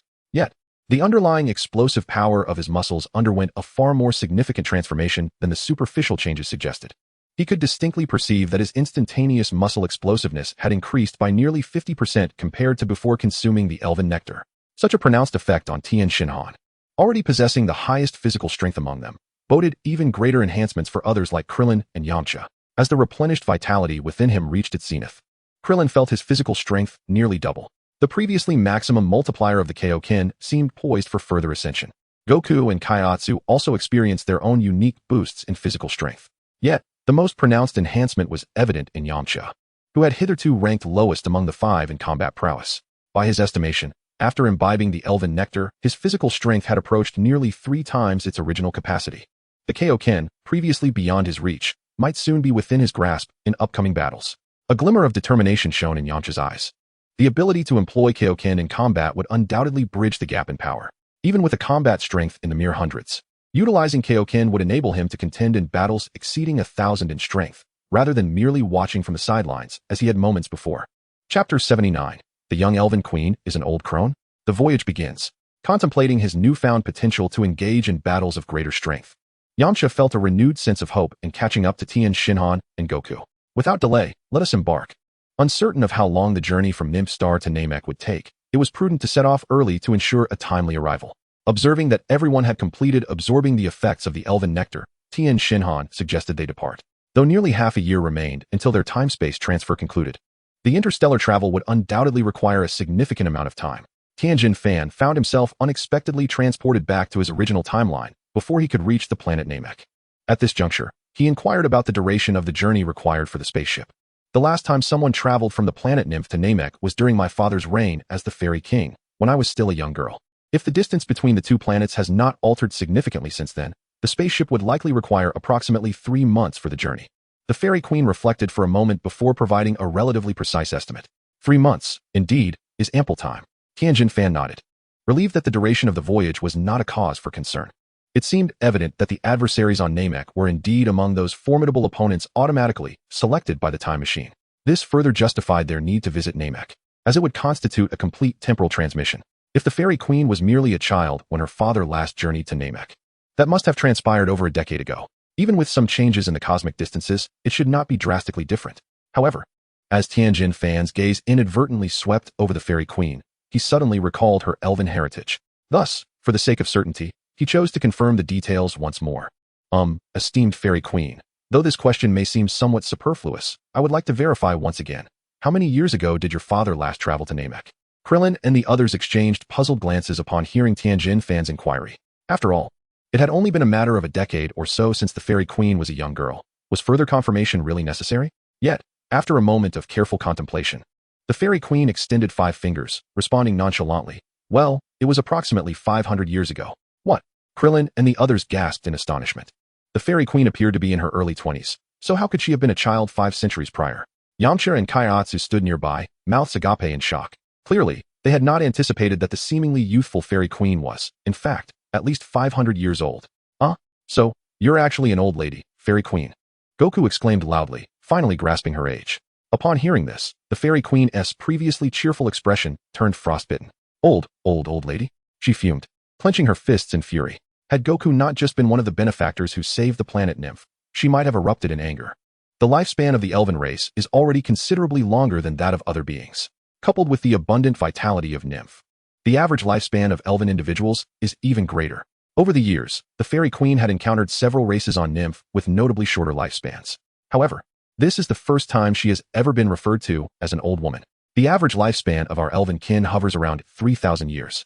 And at under 600 years old, I am still quite youthful, certainly not the elderly woman you claim. After enduring a considerable effort to suppress her indignation, which had rendered her once pale cheeks flushed, the elven queen finally managed to restrain her impulse to retaliate. Of course, apart from Goku being a benefactor to the elven race, another reason was that she simply could not overpower him. Thus, despite her inner turmoil, she could only force herself to calmly explain the situation to Goku. Yet, Goku was oblivious to the notion of average lifespan and the concept of age as a fraction of total lifespan. In his mind, he could not fathom that 600 years constituted merely 1/5 of 3,000. To him, 600 years was simply synonymous with being an old woman. Nonetheless, Goku stubbornly persisted in his characterization. Fortunately, Tien, standing nearby, recognized that Goku had entirely misunderstood the Elven Queen's explanation and promptly rephrased it in simpler terms. Goku, just consider the Elven Queen to be akin to a 20-year-old in human years. Look at her appearance. Doesn't she resemble a young woman of that age? Upon hearing this, Goku's eyes widened in realization. So she is 20 years old. With this clarification, everything became apparent. What did average lifespans of 3,000 years and 600 years mean? Did he not become somewhat befuddled in his youth? Little Goku quietly criticized the Elven Queen's explanation as overly complex, leading him to his earlier confusion. Well, since you are akin to a 20-year-old and appear youthful, I shall concede that you are indeed a young girl. After comprehending the Elven Queen's age from Tien's explanation, Goku stood with his hands on his hips, presenting himself as if he had acknowledged the Elven Queen's youth. The Elven Queen rolled her eyes in exasperation, yet managed to force a smile as she replied, "Well, I must thank you for your recognition. I can finally reclaim my status as a young girl." Having painstakingly corrected Goku's misapprehension, the Elven Queen let out a weary sigh and turned to express her gratitude to Tien. Upon hearing her thanks, Tien waved his hand dismissively. No need to mind it. Goku merely lacked some common knowledge, and clarifying it was a mere trifle. He continued, however, considering that our last journey to Namek was 500 years ago, it is possible that this trip's duration and even the route may deviate somewhat. I recommend that your Majesty ensure the spacecraft is adequately stocked with energy reserves to prevent depletion mid-journey. Though 500 years may seem brief in the grand expanse of the universe and its celestial bodies, significant environmental changes could have occurred between the two planets. While engaging in battle on Namek is indeed crucial, thorough preparations for the interstellar voyage are equally essential. For if one were to encounter no danger in battle, yet succumb to an accident in the cosmos, such a demise would be utterly meaningless. Indeed, this is a point I had previously overlooked. I have only prepared 3 months' worth of energy reserves aboard the ship. The Elven Queen, upon being reminded by Tien about her oversight, promptly turned to instruct her kin to prepare. Shortly thereafter, when the bud-shaped spacecraft of the Elven race was fully charged, Tien and the Elven Queen, along with their companions, officially boarded the spaceship. The voyage commenced, with the destination set for planet Namek.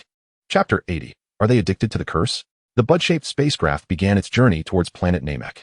Despite the fact that a significant portion of Nymph Star was covered in forests, seemingly reminiscent of a primitive era, the technological prowess of the Elven race's bud-shaped spacecraft was anything but primitive. An Elven warrior adept at piloting set the destination, and the ship entered autopilot mode. As long as no extraordinary circumstances arose, no further navigation was required. Thus, within the spacecraft, the passengers were not burdened with the responsibilities of piloting. The previously stored energy was merely a supplementary measure. Moreover, under conditions where light could penetrate, the bud-shaped spacecraft could harness light energy for propulsion. As a result, The 16 individuals aboard soon found themselves enjoying leisurely exchanges. This was particularly true for the 10 elven and treefolk warriors brought along by the Elven Queen. Previously, they could only observe from a distance the battles fought by Tien and the Drellis gang. Now, aboard the bud-shaped spacecraft, they finally had the opportunity for close interaction with their saviors, the heroes who had rescued Planet Nymph. Don't rush. One at a time, all will have their turn. Haha. Yamcha was surrounded by warriors seeking autographs and embraces, reveling in the adulation of being hailed as a great hero. Naturally, Tien had experienced this treatment well before Yamcha, having already completed the rounds of autographs and embraces before joining the Elven Queen. With the voyage expected to last several months, Tien was keen to make the most of this time. Although the energy ring he carried could enhance his training, he was eager to inquire if there were any facilities akin to a gravity chamber aboard the ship. A gravity chamber? What is that? I have never heard of such a training environment, the Elven Queen replied, her curiosity piqued. Tien then elaborated on the principles by which a gravity chamber could assist in training. I see what you mean. It's somewhat akin to weighted training. But instead of the warrior carrying extra weight, the entire training environment is altered by gravitational changes. Upon reflection, the Elven Queen realized that training in a gravity chamber indeed posed greater challenges than conventional weighted training. After all, with the adjustment of gravity, not only would the weight borne by the warriors increase, but their overall physical endurance, including the resilience of their internal organs, would also be tested. The Elven Queen quickly grasped Tien's intentions and understood the similarities and distinctions between the gravity chamber and mere weighted training. Indeed, my esteemed Queen of the Elves, the gravity chamber I refer to is precisely as you comprehend it. There is a certain delight in seamless understanding. And this is the gratifying aspect of conversing with an intelligent individual. There is no need for incessant explanations. Haha, Tien, previously on Nib Star, it was essential to uphold the authority of the Queen, as the inhabitants of the planet were observing. Now that we embark on this adventure together as companions, there is no need to address me as the Queen of the Elves. Simply call me Nymph. A playful smile graced the Elven Queen's lips, her long blue hair framing her delicate, pointed ears which fluttered slightly. At this moment, she bore no resemblance to the elegant and mature demeanor she had displayed on Nymph Star. Instead, she radiated the charm of a neighboring girl, a youthful elven maiden. Nymph? Nymph Star? Vegeta? Vegeta Star? Tien found himself somewhat speechless. Indeed, the older generation of kings displayed a remarkable nonchalance when naming their offspring. King Vegeta conquered Planet Plant, renamed it Vegeta Star, and named his child Vegeta. Similarly, the previous elven king of Nymph Star named his daughter after the planet itself, Nymph. One wonders whether they named their children before or after renaming the planet to match. Regardless of the sequence, it is evident that there was a certain laziness in their naming conventions. Very well, Nymph, does this gravity chamber exist aboard the spaceship? Or might it be possible to create one? Despite Nymph's endearing charm, Tien remained preoccupied with his training. For a martial artist, the pursuit of strength is of utmost importance. Everything else is merely a seasoning of life. Well, in an open environment, finding a gravity chamber could indeed be challenging. However, within this enclosed spaceship, I can indeed create an environment akin to a gravity chamber to assist in your training. Upon realizing that Tien had discovered her true name, Nymph continued to inquire about the gravity chamber, maintaining her composure, though she could not suppress a slight pout. Nevertheless, she answered Tien's inquiry with a resigned, yet cheerful response. What could she do? He was simply too passionate about his training. Perhaps this was one of the reasons for his remarkable strength. With a quiet sigh, Nymph gathered her energy, releasing a wave of crimson light. Cursed halo. As the red wave enveloped Tien, he immediately sensed a substantial increase in the gravity surrounding him, far surpassing the tenfold gravity of Earth previously maintained within the spaceship. Is this gravity sufficient?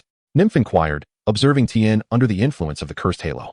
This technique, while slow to execute, would be significantly less effective in an open space and could be easily broken if the target's power exceeded her own. Thus, she had refrained from employing it against the Drellis gang earlier. It was only now, with Tien's mention of creating a gravity chamber environment for training, that Nymph recalled this technique. Unexpectedly, the seemingly trivial technique in actual combat has now become the perfect skill to aid Tien Shinhan in his training. Indeed, it is so. But could the gravity multiplier be increased a tad more? The cursed Tien Shinhan's face radiated excitement. He was aware that there was no gravity chamber aboard the spaceship. His inquiry to Nymphu was solely to see if she possessed any extraordinary abilities that could replicate such effects. After all, the previous effect of the radiant thread was quite remarkable, and as the Elf Queen, she should possess other unique powers. As it turned out, Tien Shinhan's question was indeed fortuitous. You wish to enhance it further? Very well, I shall bestow upon you a second layer of the cursed aura. Do not attempt to break free, as I am not particularly adept at wielding this technique. Any disturbance could easily lead to failure. With that, Nymphu immediately unleashed another wave of crimson light, layering it upon Tien Shinhan. When the two waves of energy combined, Tien Shinhan felt the gravitational force upon him surge to 50 times that of normal gravity. However, for Tien Shinhan, whose battle power had already surpassed 150,000, this was far from his limit.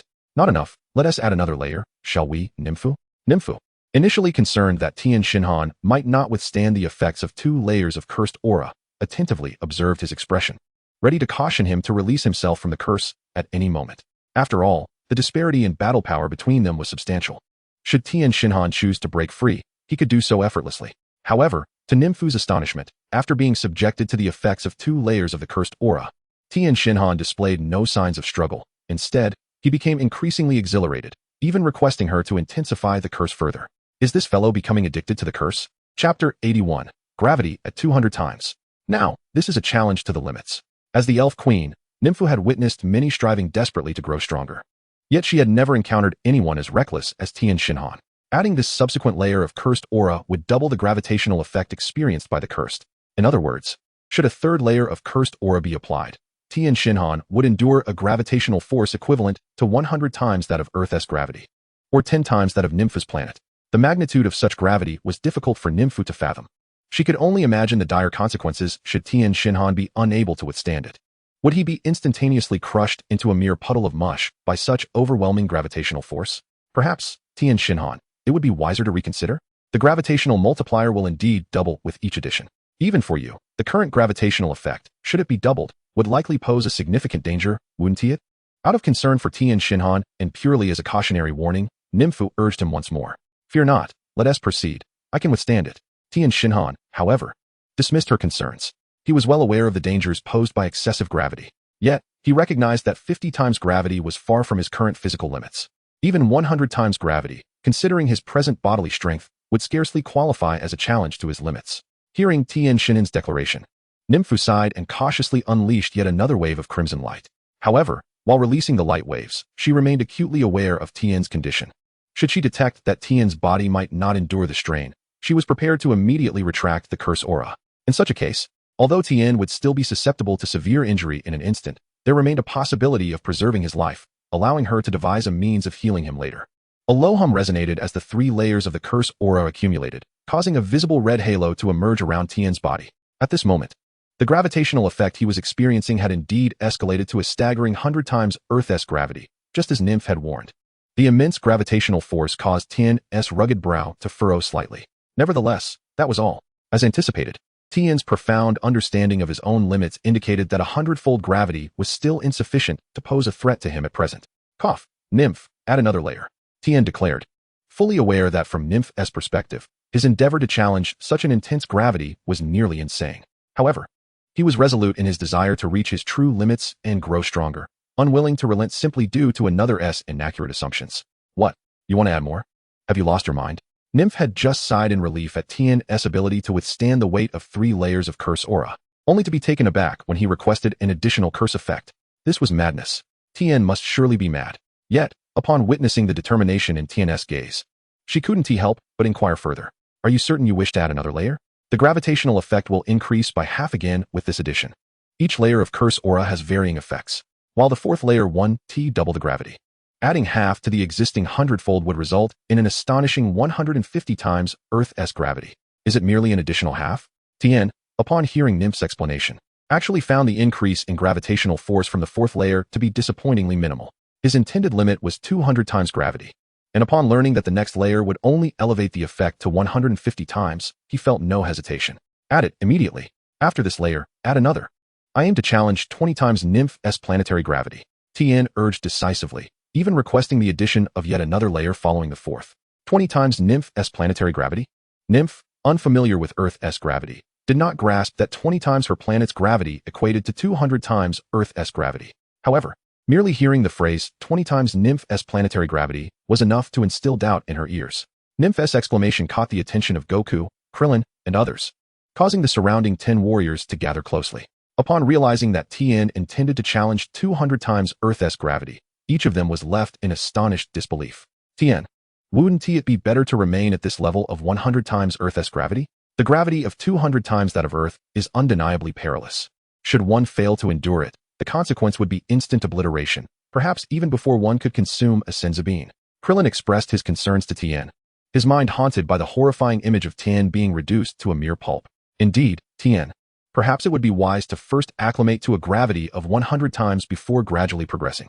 Directly confronting 200 times the gravity is far too perilous. Kairatsu echoed Krillin's worries, fearful of the potential mishap that could befall Tien. Even Yamcha and Goku, who stood nearby, voiced their apprehensions. However, after a few more words of persuasion, Goku offered a different perspective. While it is undoubtedly dangerous, I believe you must possess a certain confidence to consider challenging 200 times the gravity. Ultimately, the decision rests with you. Goku, though equally concerned, harbored immense faith in Tien's capabilities. Unlike Nymphu, who questioned Tien's sanity, Goku trusted that Tien was certain of his abilities. Just as Goku said, I am confident in my strength. There is no need for concern. Tien replied with unwavering resolve. Nymphu, let us increase the intensity. Despite the collective apprehension, Tien's declaration instilled a sense of trust, prompting Nymphu to cautiously continue amplifying the curse rings. With 4 layers of curse rings, the gravity intensified to 150 times that of Earth. The overwhelming force caused Tien's muscles to tense, requiring considerable effort to resist the crushing pressure. With 5 layers of curse rings, the gravity surged to 200 times that of Earth. As this immense weight bore down upon him, Tien felt his form plummet abruptly. His entire physique tightened instantly, bracing against the sudden surge of formidable gravity. Even so, a trickle of blood escaped from the corner of his mouth, his body resembling a diamond steadfast against the pressure of a hydraulic pump. Do not remove the curse. I can endure. As the blood appeared at Tien's lips, Nympha hesitated, poised to retract the 5th curse ring, but was halted by Tien's timely plea. After a brief period of adjustment, Tien emerged from his rigid state, wiping the blood from his mouth. Observing the crimson stain on his hand, he affirmed that this was indeed the most suitable environment for his rigorous training. The 200-fold gravity felt as though countless ants were gnawing at his insides, striving to burst forth from his body along with his very blood. The sensation was far from pleasant. However, as he felt the activation of his limits and the rapid enhancement of his power, Tien deemed this entire ordeal worthwhile. How could one possibly achieve the pursuit of divinity with a mortal body? Devoid of the martial artist's unwavering conviction to challenge the limits and brave the path of the extreme?